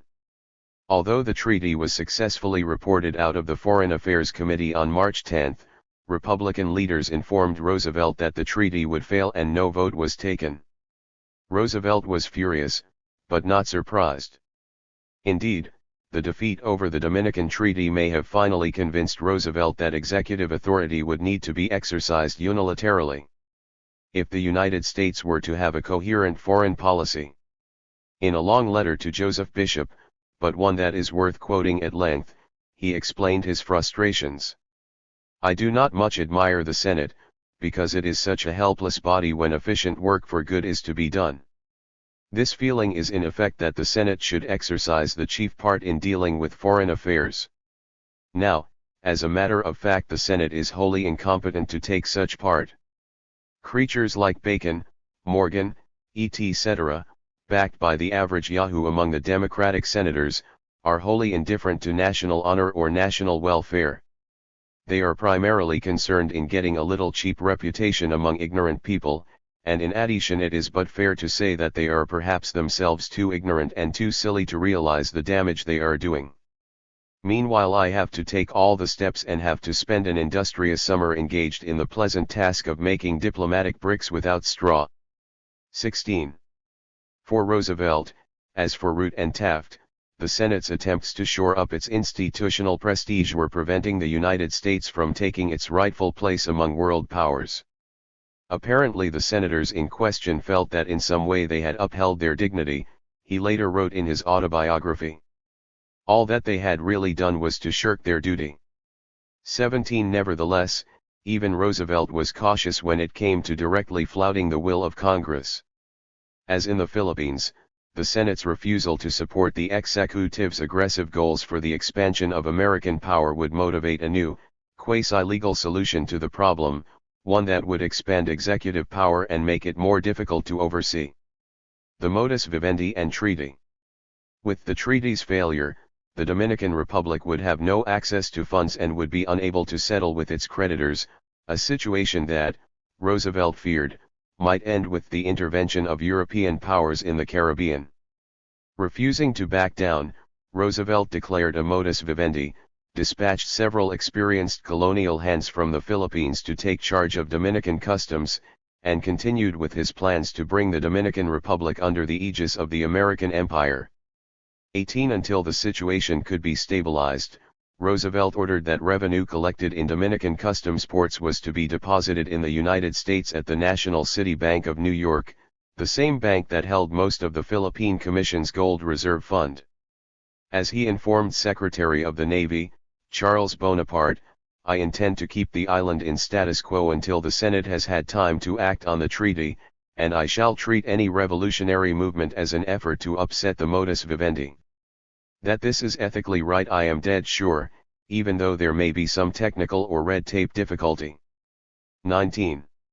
The president's actions were greeted with shock and fury among his congressional opponents. As the Washington Post reported, the president's action is construed sure to cause a revival of criticism of his Dominican policy when the Senate reassembles. Senator Morgan, of Alabama, declared last night that the president's course was unconstitutional, that it established a protectorate over Santo Domingo, and was merely an application of the original protocol, which the Senate declined to sanction. 20. Although Roosevelt would insist to critics that these were emergency measures to give the Senate further time to consider the treaty, the modus vivendi appeared to operate almost exactly as the proposed and rejected convention had outlined. Under the modus vivendi, the United States would not officially take over Dominican customs houses, but it would nominate men to do so who were to be subsequently appointed by the President of the Dominican Republic. He subsequently directed Minister Dawson in the Dominican Republic that no change shall take place in the situation which would render useless its consummation or bring complications into its enforcement. All the monies collected from both the northern and southern ports, not turned over to the Dominican governor, will be deposited in some New York bank to be designated by the Secretary of War and will there be kept until the Senate has acted. 21. Before the Senate could meet again, however, Roosevelt had bought himself some time to act.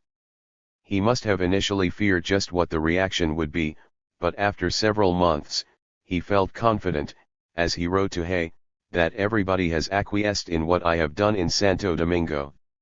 Ut, he added, of course there will be a storm over it when Congress meets. 22 Still, if he feared congressional retribution, at least he was confident that the American public remained relatively indifferent to the situation.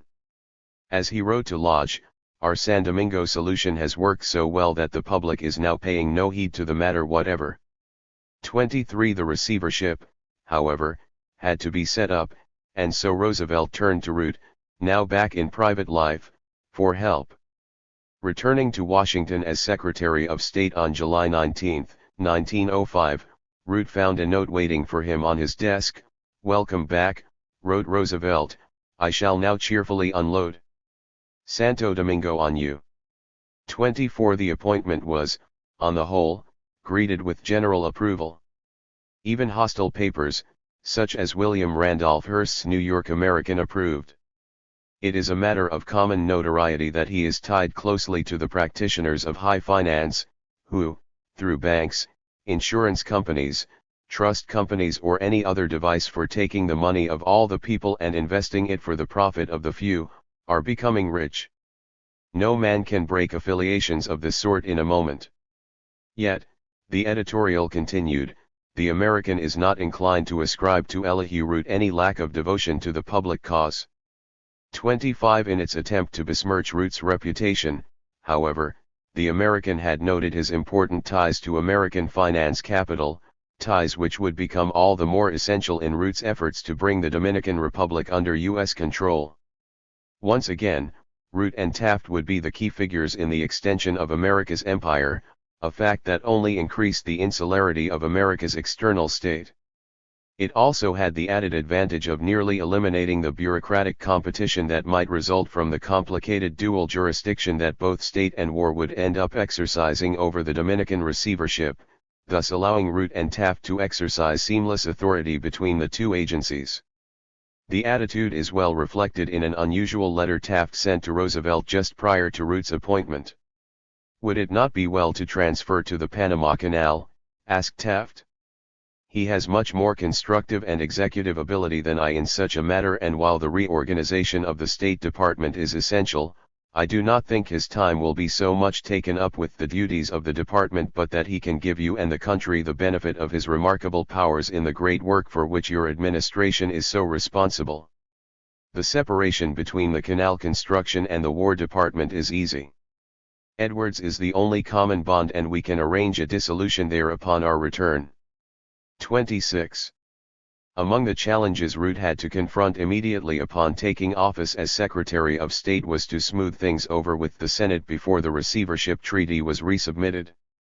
Roosevelt's unilateral actions, it seems, had further damaged his already poor relationship with the Senate, and it was left to Root, whose relations were rather good, to patch things up.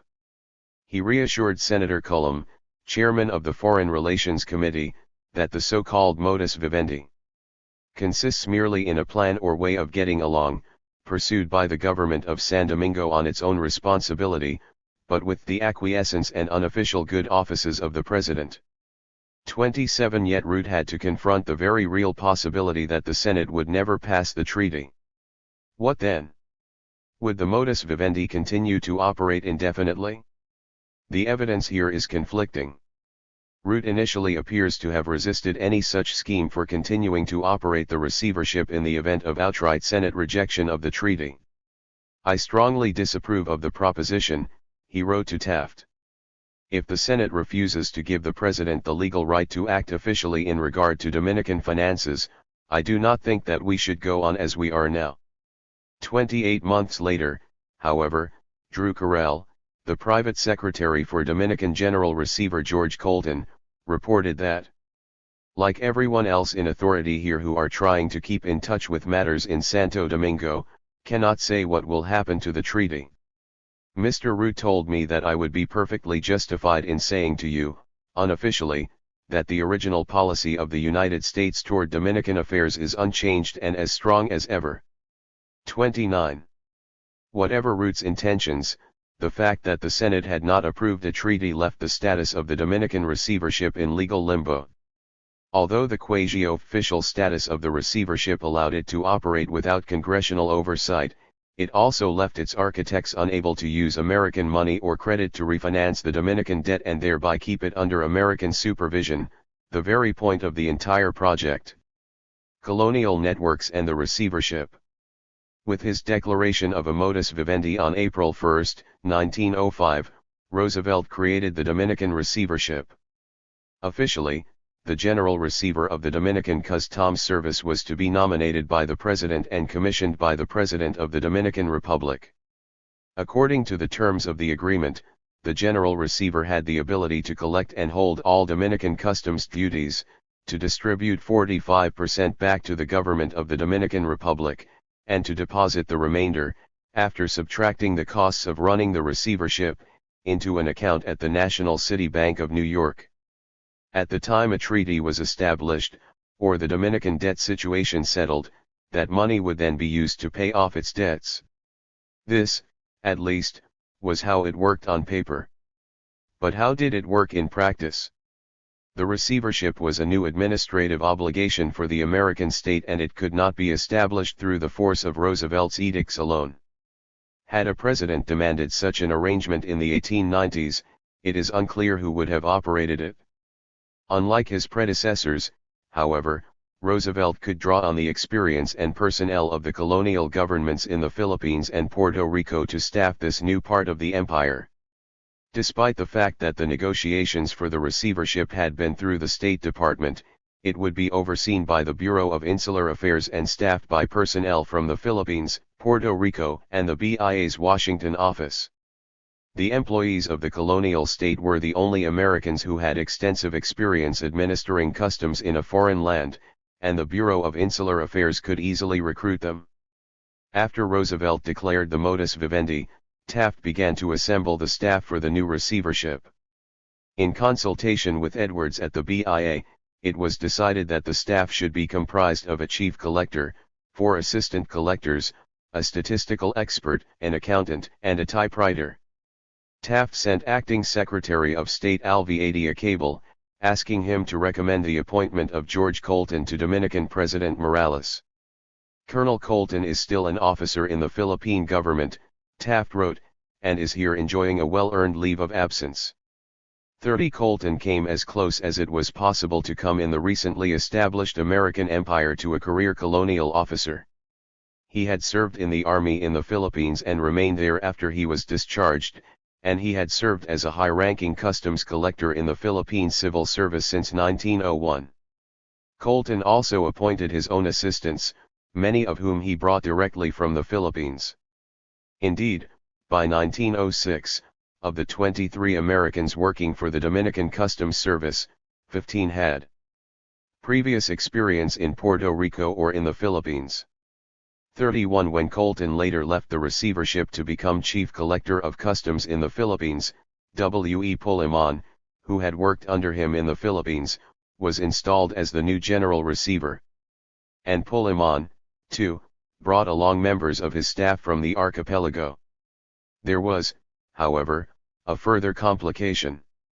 Since the modus vivendi was technically an informal agreement with the Dominicans, Roosevelt could not legally dispatch American civil servants to staff it. Any employee of the receivership, at least until the treaty was signed, would need to voluntarily become an employee of the Dominican government, and the resulting authority structure was almost comically convoluted.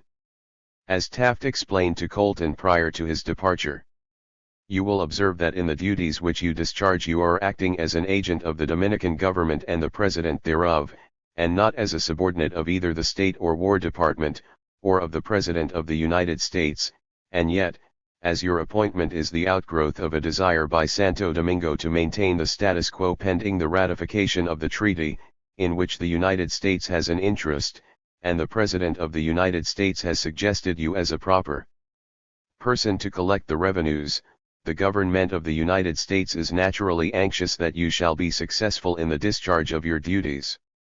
Should you find time, I shall be glad to receive an unofficial account of the transactions of your office, so that I may be advised of the current events."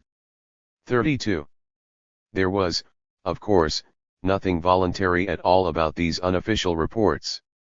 As Colton knew, he was expected to run the new receivership just as he had run the Philippine Customs Service, and he would report directly to the Edwards at the BIA. Recruiting lower-level officials was a more delicate matter.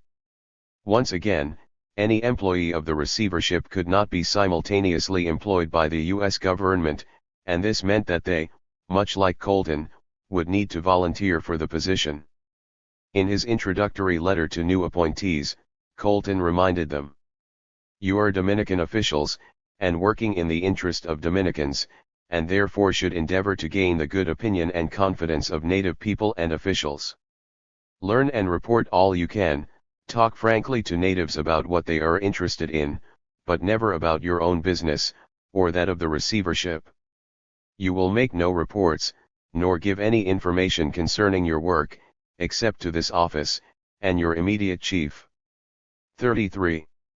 As Colin made clear in his report, all employees of the receivership were either members of the American or Philippine Civil Service on leave of absence, or granted leave through the courtesy of Colonel C.R. Edwards, from the Bureau of Insular Affairs, War Department, for that purpose. 34. To preserve their status on the American or Philippine Civil Service rolls, the BIA engaged in a number of creative schemes almost too confusing to piece together from the archival record.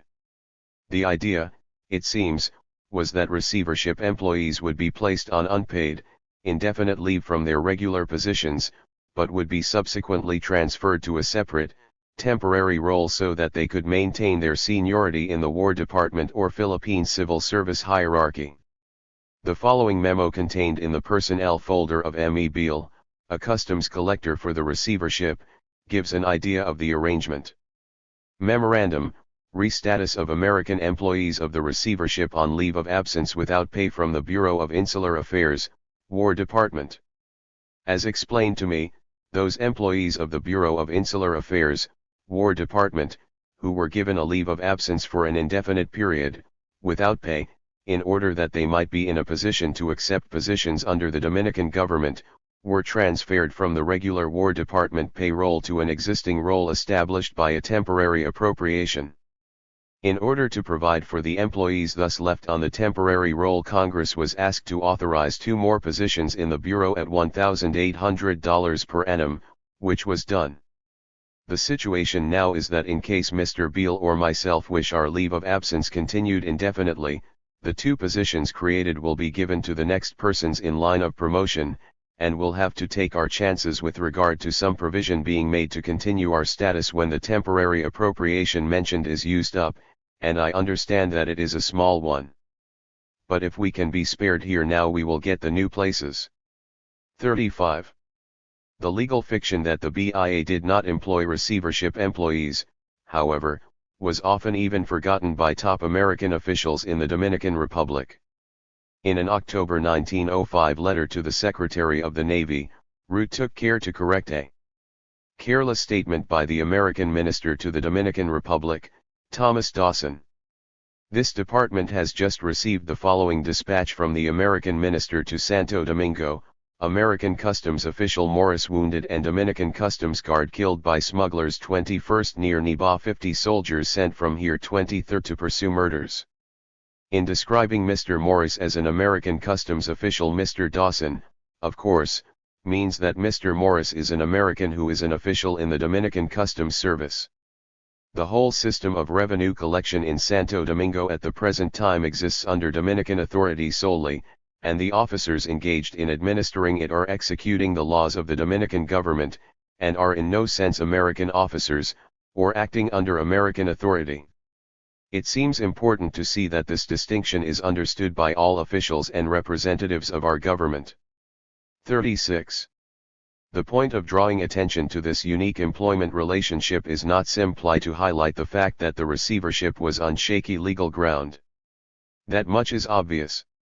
The central point is that the closed network of insular state authorities allowed them to exercise control over the colonial state even when the official lines of authority remained ambiguous.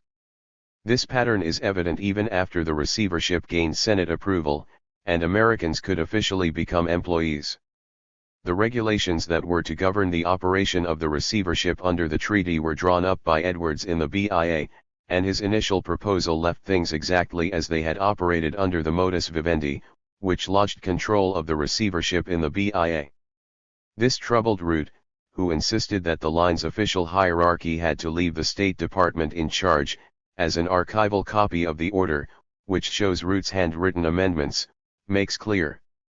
In accordance with the provisions of Article 4 of the treaty, the accounts of the General Receiver shall be rendered to the Contaduria General of the Dominican Republic, and to the State Department of the United States, and submitted referred for examination and verification to the Bureau of Insular Affairs, which shall have immediate supervision and control of the receivership, pursuant and subject to such directions in regard thereto as shall be received from the President directly or through the Secretary of State.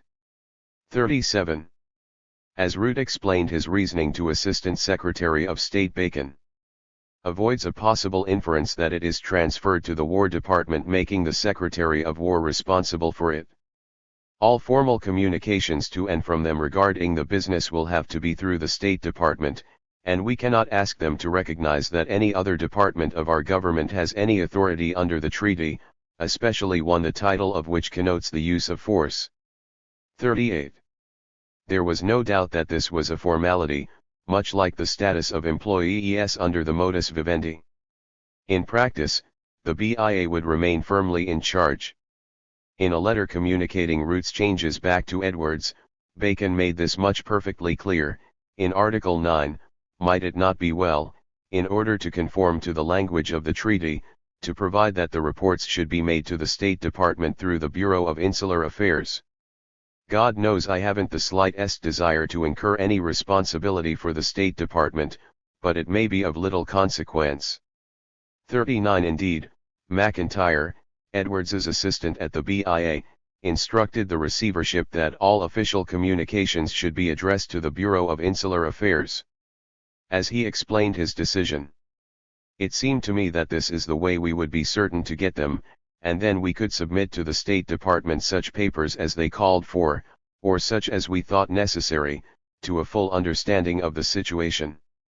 I have, in looking over the matter, thought it well to call on the National City Bank for a monthly statement of the account of the Santo Domingo funds, in accordance with the custom which we now follow with Philippine funds. We could not, without this, check the statements received from the General Receiver from time to time. 40. Given the fact that nearly all the employees were former members of the BIA or the Colonial Service, the BIA could maintain its unofficial oversight rather easily. Employees who expected to return to their positions in either service after serving in the Dominican Republic were unlikely to mistake who their actual superiors were. Bureaucrats and banks, securing the Dominican loan. Among the Senate's central objections to the treaty was a provision that put the United States in charge of refunding the Dominican loan. But without Congressional authorization, Root could not obtain funds from the American Treasury to refinance the debt. What was needed was a way to confine American responsibility only to debt collection, not to the payment of creditors. Root's solution was to employ a third private party to take on this responsibility. The question has arisen in my mind whether the two questions could not be separated, the debt being adjusted on a fair and reasonable basis by someone acting under the authority of Santo Domingo, and making the adjustment conditional upon the United States ensuring the service of the debt substantially as provided by the pending treaty. We would then have a different proposition to present to the Senate, that is, the single proposition of ensuring the service of a debt already adjusted. 41. What Root had in mind was essentially this: a private investment bank would refinance the Dominican debt and settle with creditors, while a U.S. Customs receiver appointed by the American president would supervise debt collection. The United States would get out of the business of debt settlement, thus pleasing the Senate opposition, but its presence in the island would reassure a private bank that such an investment was sound. That Root had overseen the successful bond sales for American colonial state projects in the Philippines, projects that were also not guaranteed by the U.S. Treasury, likely reassured him that this would work. Before any loan could be made, however, someone would first need to sort through the web of Dominican creditors and ascertain who owed what to whom, much like any bankrupt corporation. In 1905, While the treaty was still being debated in the Senate, Jacob Hollander, a Johns Hopkins economist who had organized the conversion of Puerto Rico to the gold standard, was appointed as the president's confidential agent to study the debts and to examine the amount actually received by Santo Domingo, the amount of indebtedness nominally incurred, the circumstances so far as they are known under which the various debts were incurred, and so forth. 42 As he began to dig into the records, Hollander became convinced that a great deal of the debt was fraudulent or the result of terrible financial decisions made by past corrupt regimes. Loans that were in default for decades had now, through the effects of compound interest, reached ludicrous amounts. 43 In all, Hollander found that the Dominican Republic owed more than $40 million to its creditors, an impossible sum given that its annual income had never exceeded $2 million. To settle the debt, Hollander began to negotiate general reductions, and he managed to get French and Belgian bondholders to agree to accept a 50% reduction on the principal, while other creditors agreed to reductions of between 10 and 90%. Even the American-owned SDIC, the Republic's largest creditor, was not immune from Hollander's audit.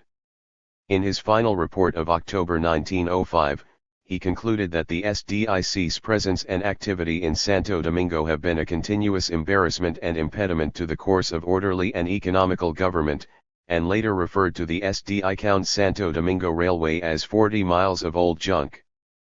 44 Other members of the Roosevelt administration shared Hollander's negative reaction to the SDIC's claims. Indeed, Roosevelt himself had written to Hollander that if negative reports on SDIC practices proved to be true, we must take sharp measures to disassociate the government from all responsibility for the debt. 45 The administration's hostility to the SDIC belies the notion that the receivership was merely a scheme to defend America business.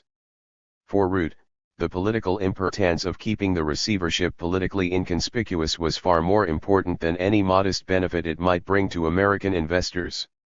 In fact, it seems that administration officials were worried that the very appearance of impropriety would draw the attention of muckraking journalists or Congress. To further combat such charges during the final loan agreements, Root insisted that the white shoe law firm of Stetson, Jennings, and Russell, the same firm used by J.P. Morgan and other major Wall Street financiers, represent Dominican interests. 46 Hollander's familiarity with the Dominican situation led Roosevelt to ask him to work out the refunding negotiations with private bankers. The problem they confronted, however, was convincing banks to lend to the Dominican Republic.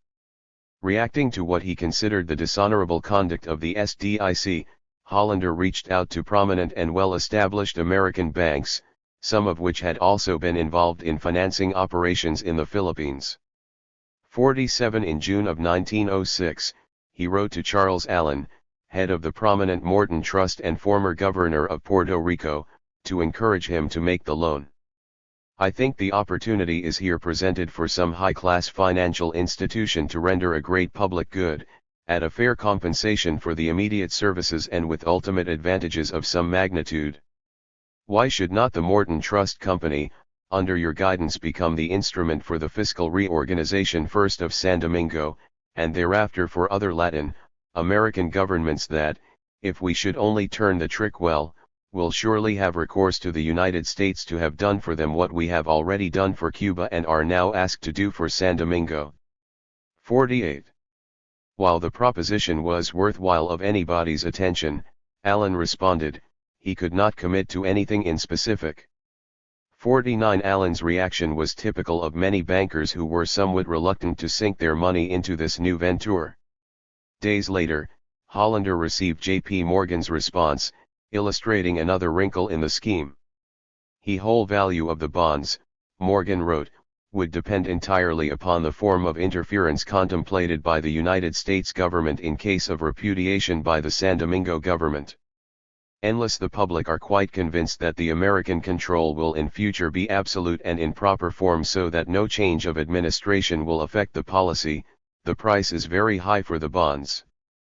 50 What the House of Morgan wanted, however, was the exact thing that had held up the earlier treaty, a U.S. guarantee of the bonds. In the Philippines, after all, the colonial state had managed to maintain a certain ambiguity about this issue, but bankers were taking a much more significant risk in floating these Dominican bonds. Hollander must have been relieved, then, when Jacob Schiff, the legendary financier and senior partner of Kuhn, Loeb, agreed to entertain a Dominican offer. It is not entirely clear why Schiff agreed to proceed, although Hollander later claimed that he had agreed in part as an idealistic proposition, because, as he noted, it was such a picayune profit that it would not interest them as a business proposition. 51 Even Schiff, however, had his initial doubts. As he wrote to Assistant Secretary of State Robert Bacon a few days after acknowledging his interest. 01, I believe, will touch the proposed new bonds unless the United States will undertake to look to the sufficiency of the customs tariff, to its proper collection and application to the service of the debt, and unless the bondholders can look to the United States for this, no bank ERS, who value their reputation should undertake to sell the proposed bonds to the public. 52. In other words, if the government could not formally guarantee the loan, then it must administer the receivership itself. This was, of course, an easier challenge to surmount, particularly because American officials were already running Dominican finances under the modus vivendi. Root and Hollander now could take advantage of the new strength of American investment banks in refinancing the Dominican loan. There was, however, one additional complication.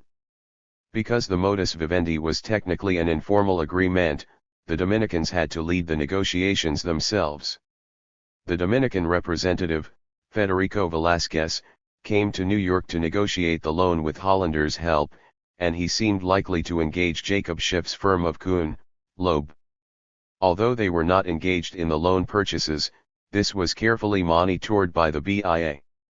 As McIntyre reported to Edwards, Velázquez, who is Secretary of Finance and Commerce of Santo Domingo, has been in the United States for some time. His object seems to be to float a loan of about $20 million, with which he can pay off the former debts to the Republic. He seems to have been dickering with Spire and Company and Kuhn, Loeb, and Company. It seems that the latter company has the better of the deal so far, and have practically arranged for the loan, contingent on the ratification of the present United States-Dominican Treaty. I think Spire and Company were very much disappointed at letting this matter slip through their hands, as they had been interested in this Dominican business for some time. 53. On July 20, 1906, the Dominican representative signed an agreement with Kuhn, Loeb for the sale of $20 million in gold bonds at a rate of 5% for 50 years, and with the Morton Trust Company, where Root had previously been general counsel and Conant was treasurer, to serve as the depository for payments. 54. Furthermore, as a result of Hollander's efforts with the Dominican creditors, the debt was cut in half, leaving $5 million of the expected bond sale for the use of public works.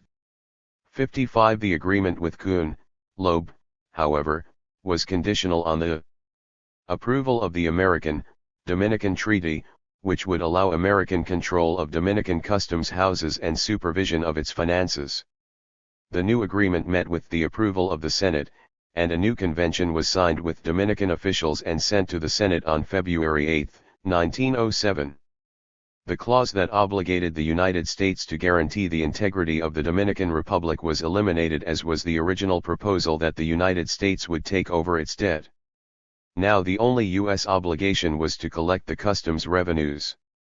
Further stipulations prevented the Dominicans from taking on more debt or changing their duties without American consent. These amendments were enough to secure the support of 2/3 of the Senate, and the treaty was adopted on February 25, on a 43-19 vote, and was subsequently signed by Roosevelt on June 22. Yet the Senate, in approving this treaty, had been asked for very little. No money was appropriated. No official guarantees were provided. Whatever oversight might be necessary if U.S. funds were used was significantly reduced, with what appeared to be, at least superficially, a relatively minor diplomatic agreement. Santo Domingo remained officially sovereign even as it came under the control of a tiny force of Americans who reported to the Bureau of Insular Affairs. It also had the added effect of limiting attention to the executive's actions in the Caribbean. As Figure 5.2 shows, the Dominican Republic received very little metropolitan press coverage after the establishment of the receivership. American goals in operating the Dominican receivership, of course, were far more modest than those in the Philippines, but the American customs officials did manage to settle the Dominican debt situation and to provide the Dominican government with a stable supply of revenue for the first 10 years of its operation. Under American administration, trade increased dramatically with exports nearly doubling in 5 years. 56 Furthermore, as Table 5.1 shows, total Dominican revenues went from $1.80 to $3.5 million in just 4 years, and by 1911, the Republic was receiving more money than it had in 1904 even after payments had been made to its creditors. 57 The lessons American executive officials drew from this was simple: their solution worked. Through Dominican-style arrangements they could project power into Latin America and keep the Europeans out, while also avoiding the ire of the Senate. By moving to market arrangements facilitated by the state, American executive officials were able to further expand the public-private partnership that was already at work in the Philippines. What did bankers want? Evidence from sovereign bond prices. Although Hollander attributed Jacob Schiff's interest in refunding the Dominican debt to be based partly on idealism, no investor as talented as Schiff would have pledged his bank to an unprofitable proposition. Furthermore, the bond sale itself, while significant, was hardly a massive prize, given that Kuhn, Loeb had sold $75 million worth of Japanese bonds the year before. What, then, was in it for the bankers? In part, the bankers' enthusiasm stemmed from the fact that these foreign loans commanded a higher interest rate and were becoming increasingly attractive as the market for domestic securities began to decline in the latter half of the decade. 58 A more significant gain, however, may have come from the financial stability American intervention provided to the region. For years, the Caribbean market for sovereign debt had suffered as state after state defaulted on massive obligations. According to a 1901 edition of the Investor's Monthly Manual, a major English securities publication, the Guatemalan government continues to trample upon every obligation undertaken by them towards their external creditors, while finding £110,000 for the payment of a junior and more favored creditor. Honduras has, in its 28 years default, piled up its arrears until, with the principal, they amount to nearly £19,000,000. 59 Along with Guatemala and Honduras, by 1904 Colombia, Costa Rica, and Venezuela had all defaulted on their debt obligations, leaving creditors to trade these so-called rubbish stocks on speculation that they might begin to service their debt again someday. If, then, bankers assumed that the entire Caribbean region would become a substantially better place to invest after an American intervention as the cost to default or revolution among Caribbean nations increased, they might be far more willing to encourage such actions by the government by providing it with the necessary capital.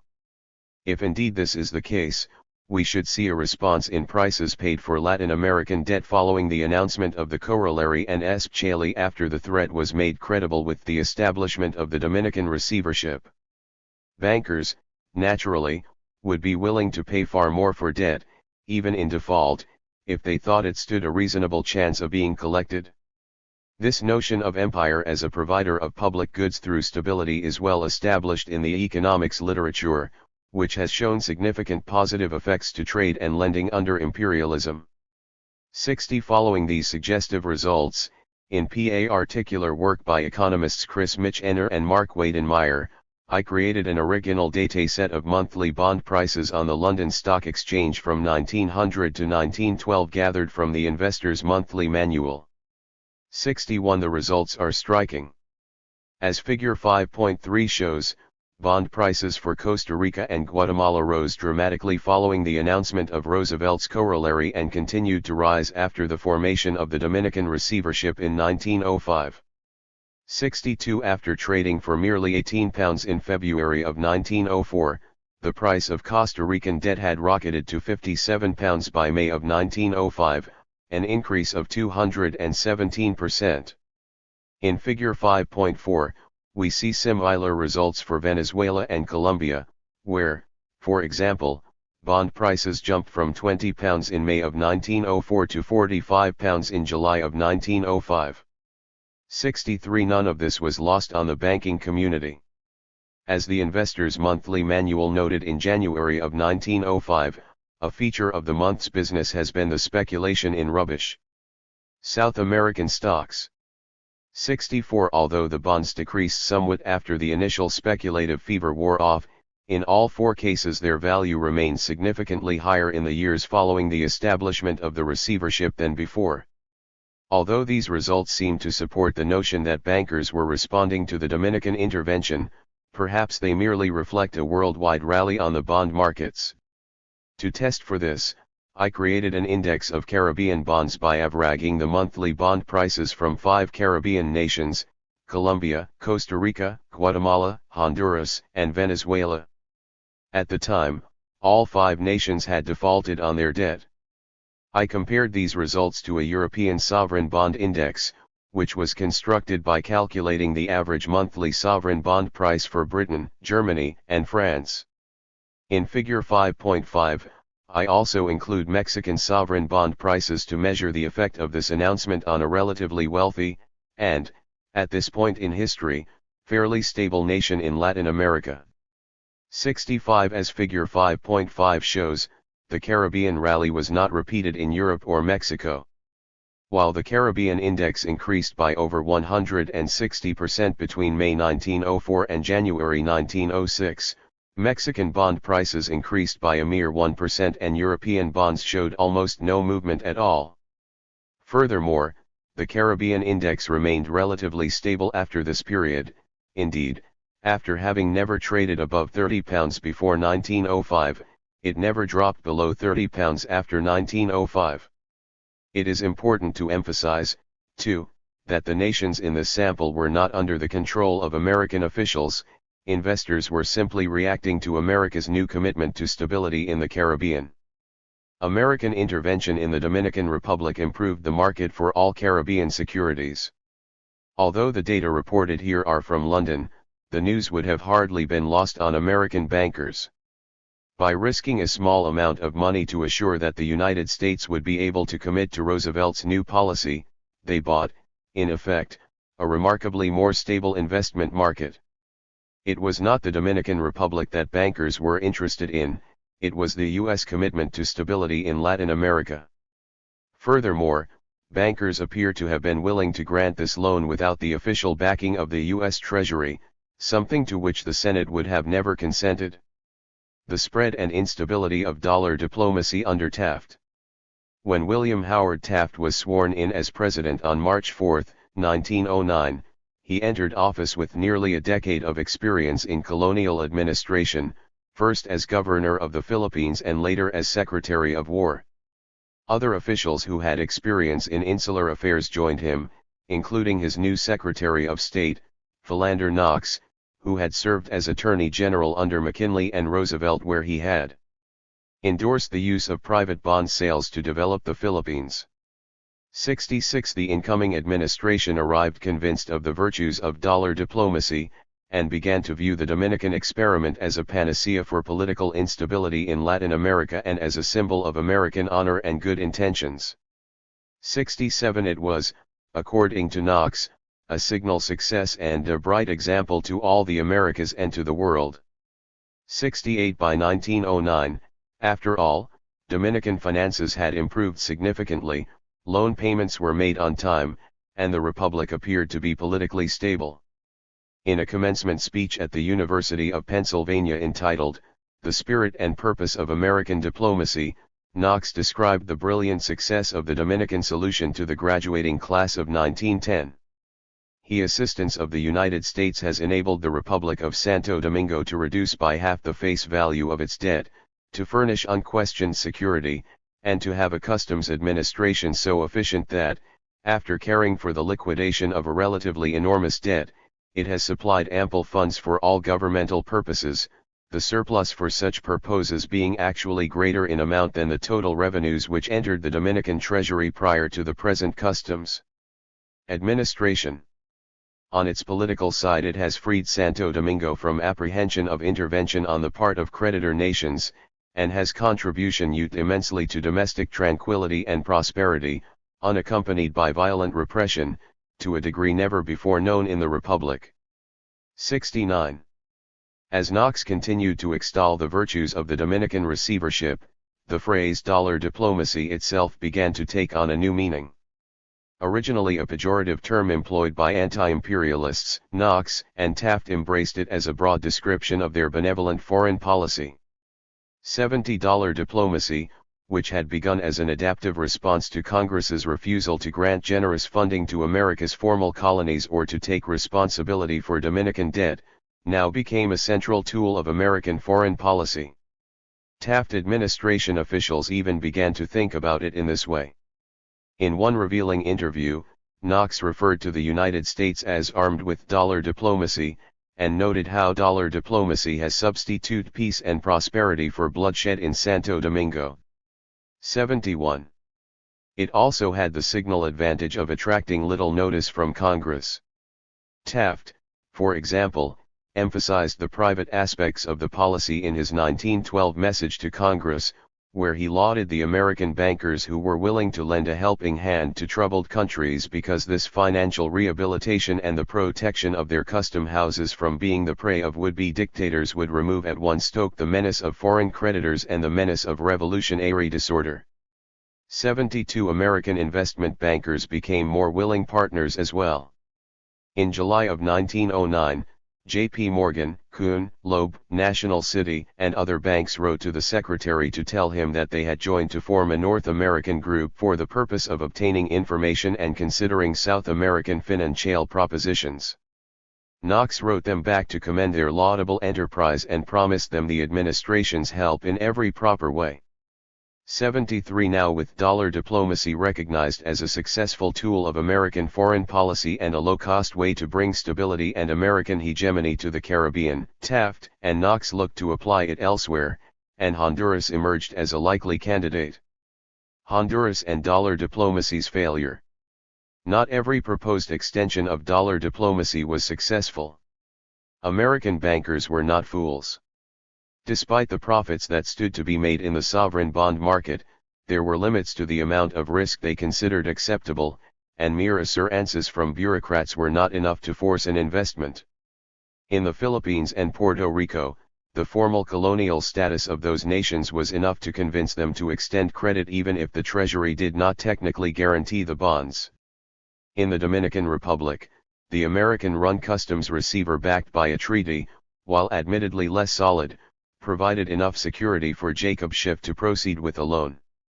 The problem, of course, was that a formal treaty, the most credible commitment the American state could make, required congressional approval.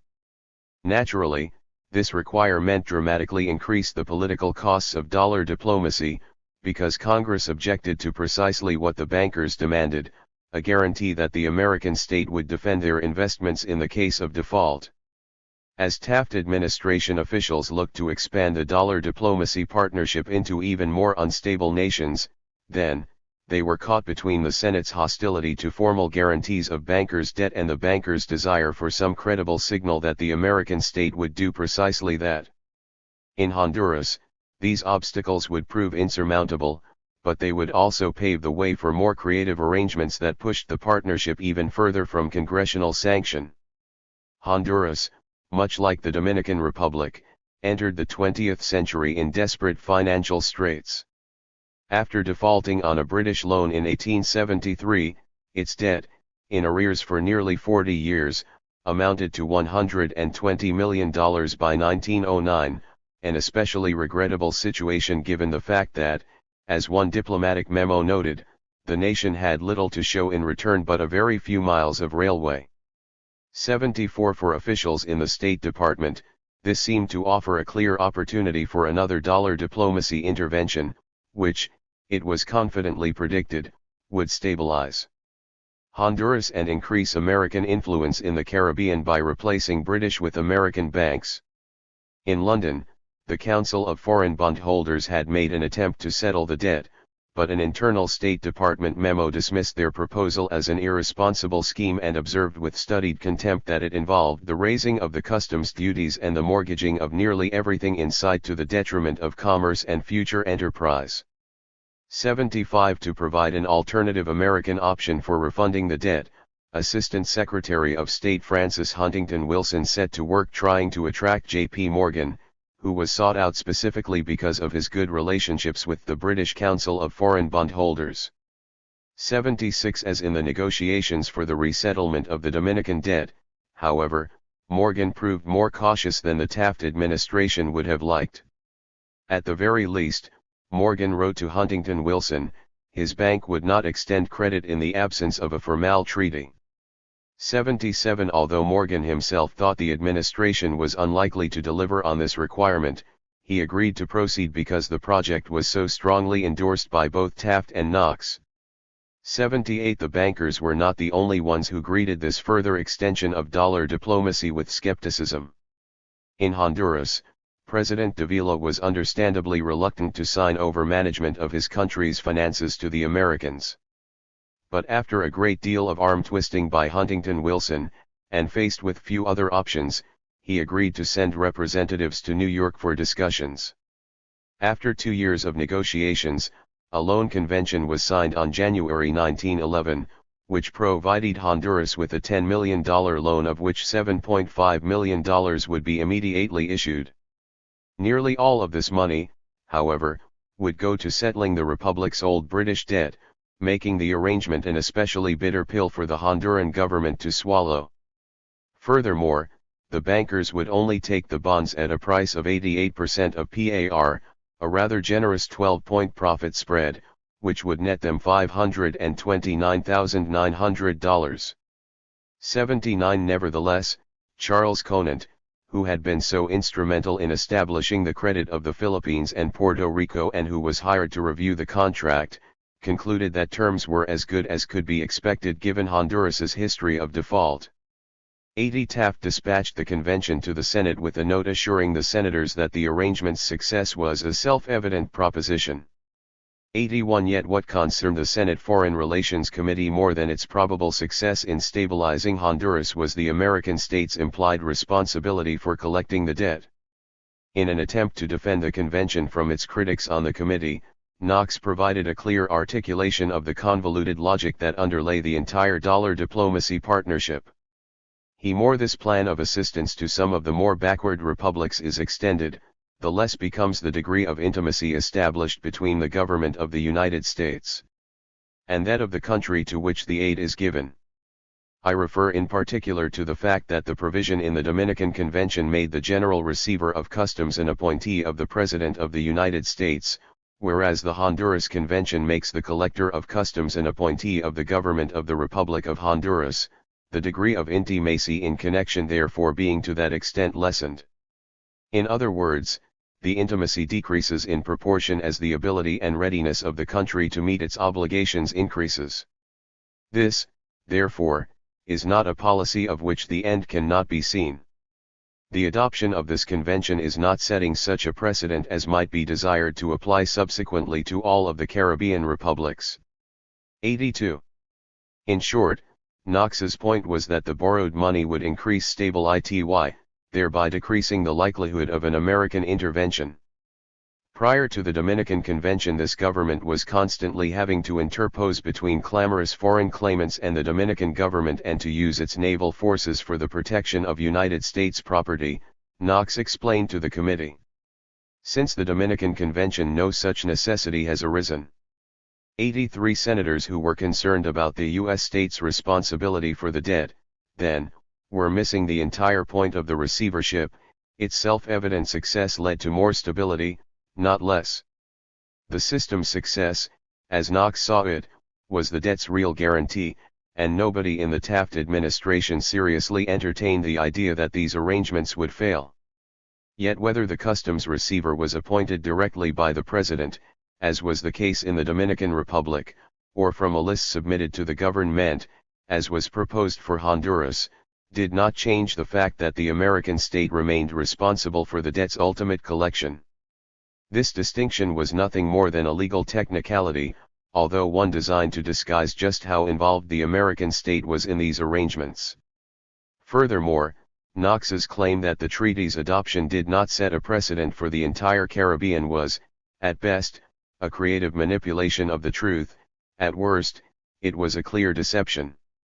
Earlier that year, Huntington Wilson had described the Honduran case to a State Department colleague as a test case of utmost importance because the principle we seek to act upon in Honduras is one we are bound to have to resort to in still other cases, and Knox himself had proposed similar arrangements for Liberia, Guatemala, and Costa Rica. 84 In the meantime, however, a revolution had broken out in Honduras, which eventually doomed the Honduran receivership proposal. Although it was favorably reported out of the Foreign Relations Committee in 1912, the intense Democratic opposition kept it off the floor. Finally, in February 1912, with little possibility that the treaty would be approved, J.P. Morgan withdrew from the convention, leaving Knox with no private bankers who were willing to refinance Honduras's debt. 85 Not that this failure led the Taft administration to abandon dollar diplomacy. What was needed was a way to remove the Senate from the picture altogether, yet still signal to the bankers that their investments would remain safe. Nicaragua, dollar diplomacy, and the private contract. American-Nicaraguan relations had declined precipitously after the United States shifted the transoceanic canal route to Panama in 1903. Nicaraguan President José Santos Zelaya made no secret of his dim view of this bit of Yankee treachery, and by 1909 the Diario de Nicaragua, Zelaya's official mouthpiece, was calling for a Nicaraguan-Japanese alliance to keep the United States in check. In Washington, Zelaya was widely blamed for fomenting instability in neighboring Central American nations. 86 In particular, Taft administration officials feared that he might attempt to sell Nicaragua's canal rights to a foreign power. In 1909 a revolution broke out in Bluefields, the American-dominated commercial center on Nicaragua's Mosquito Coast, and Zelaya was forced to flee the country after Knox ordered American Marines to the region on the pretext of protecting American lives and property. 87 To fill the power vacuum created in the wake of Zelaya's departure, Knox ordered Thomas Dawson, who had earlier negotiated the Dominican Customs Agreement, to Managua to work out a similar arrangement for Nicaragua. Knox also arranged for the investment houses of Brown Brothers and J&W Seligman and Company to send representatives for loan negotiations. Brown Brothers had earlier indicated their interest in providing such a loan, writing to Knox several months earlier to inquire if the government of Nicaragua is desirous of enlisting the good offices of our own government and of entering into engagements with it which shall furnish a satisfactory basis for such security as may be required. 88 Unlike the Dominican Republic, however, Nicaragua had never defaulted on its debt, and could possibly have obtained a loan without the receivership. Earlier in 1911, Spire & Co. had offered to make a $15 million loan on less favorable terms, and Brown Brothers and Seligman had signaled that they would also consider making an offer before a receivership was in place. Officials in the State Department, however, had no interest in such arrangements. After all, the creation of a receivership, which they believed would have a stabilizing effect on the country, was the purpose behind all the negotiations. 89 On June 6, 1911, the Knox-Castrillo Convention was signed providing for a $15 million loan in exchange for control of customs receipts and the appointment of an American general receiver. 90 The contract, however, was contingent on the U.S. Senate's approval of a Dominican-style convention, but this proved impossible to get when the Senate adjourned before considering the treaty. When the Senate again took up the Nicaraguan treaty in early 1912, Knox worked tirelessly to have the Committee on Foreign Relations consider it. Among other things, he sent to the members a copy of a speech he had made earlier in the year in which he explained in glowing terms the success of the Dominican receivership. In the speech, given before the New York Bar Association, he described the success of the Dominican receivership as brilliant and noted that it was the best possible guarantee of the good effects to be expected from the Nicaragua Convention. More importantly, instead of producing foreign entanglements, he argued, they have precisely the opposite effect because they do away with the present discontent and clamor of foreign creditors, because they ensure prosperity, and because they make for peace. 91 Knox's arguments, however, did little to sway to the Senate, and the treaty never made it out of the Foreign Relations Committee. 92 Without Senate approval and after the Honduran loan negotiations had lapsed, Taft and Knox now had a serious problem on their hands, one that placed the entire institution of dollar diplomacy in jeopardy. The solution was not to abandon what had become a cornerstone of American foreign policy, but rather to move even further in the direction of market-based contractual relationships.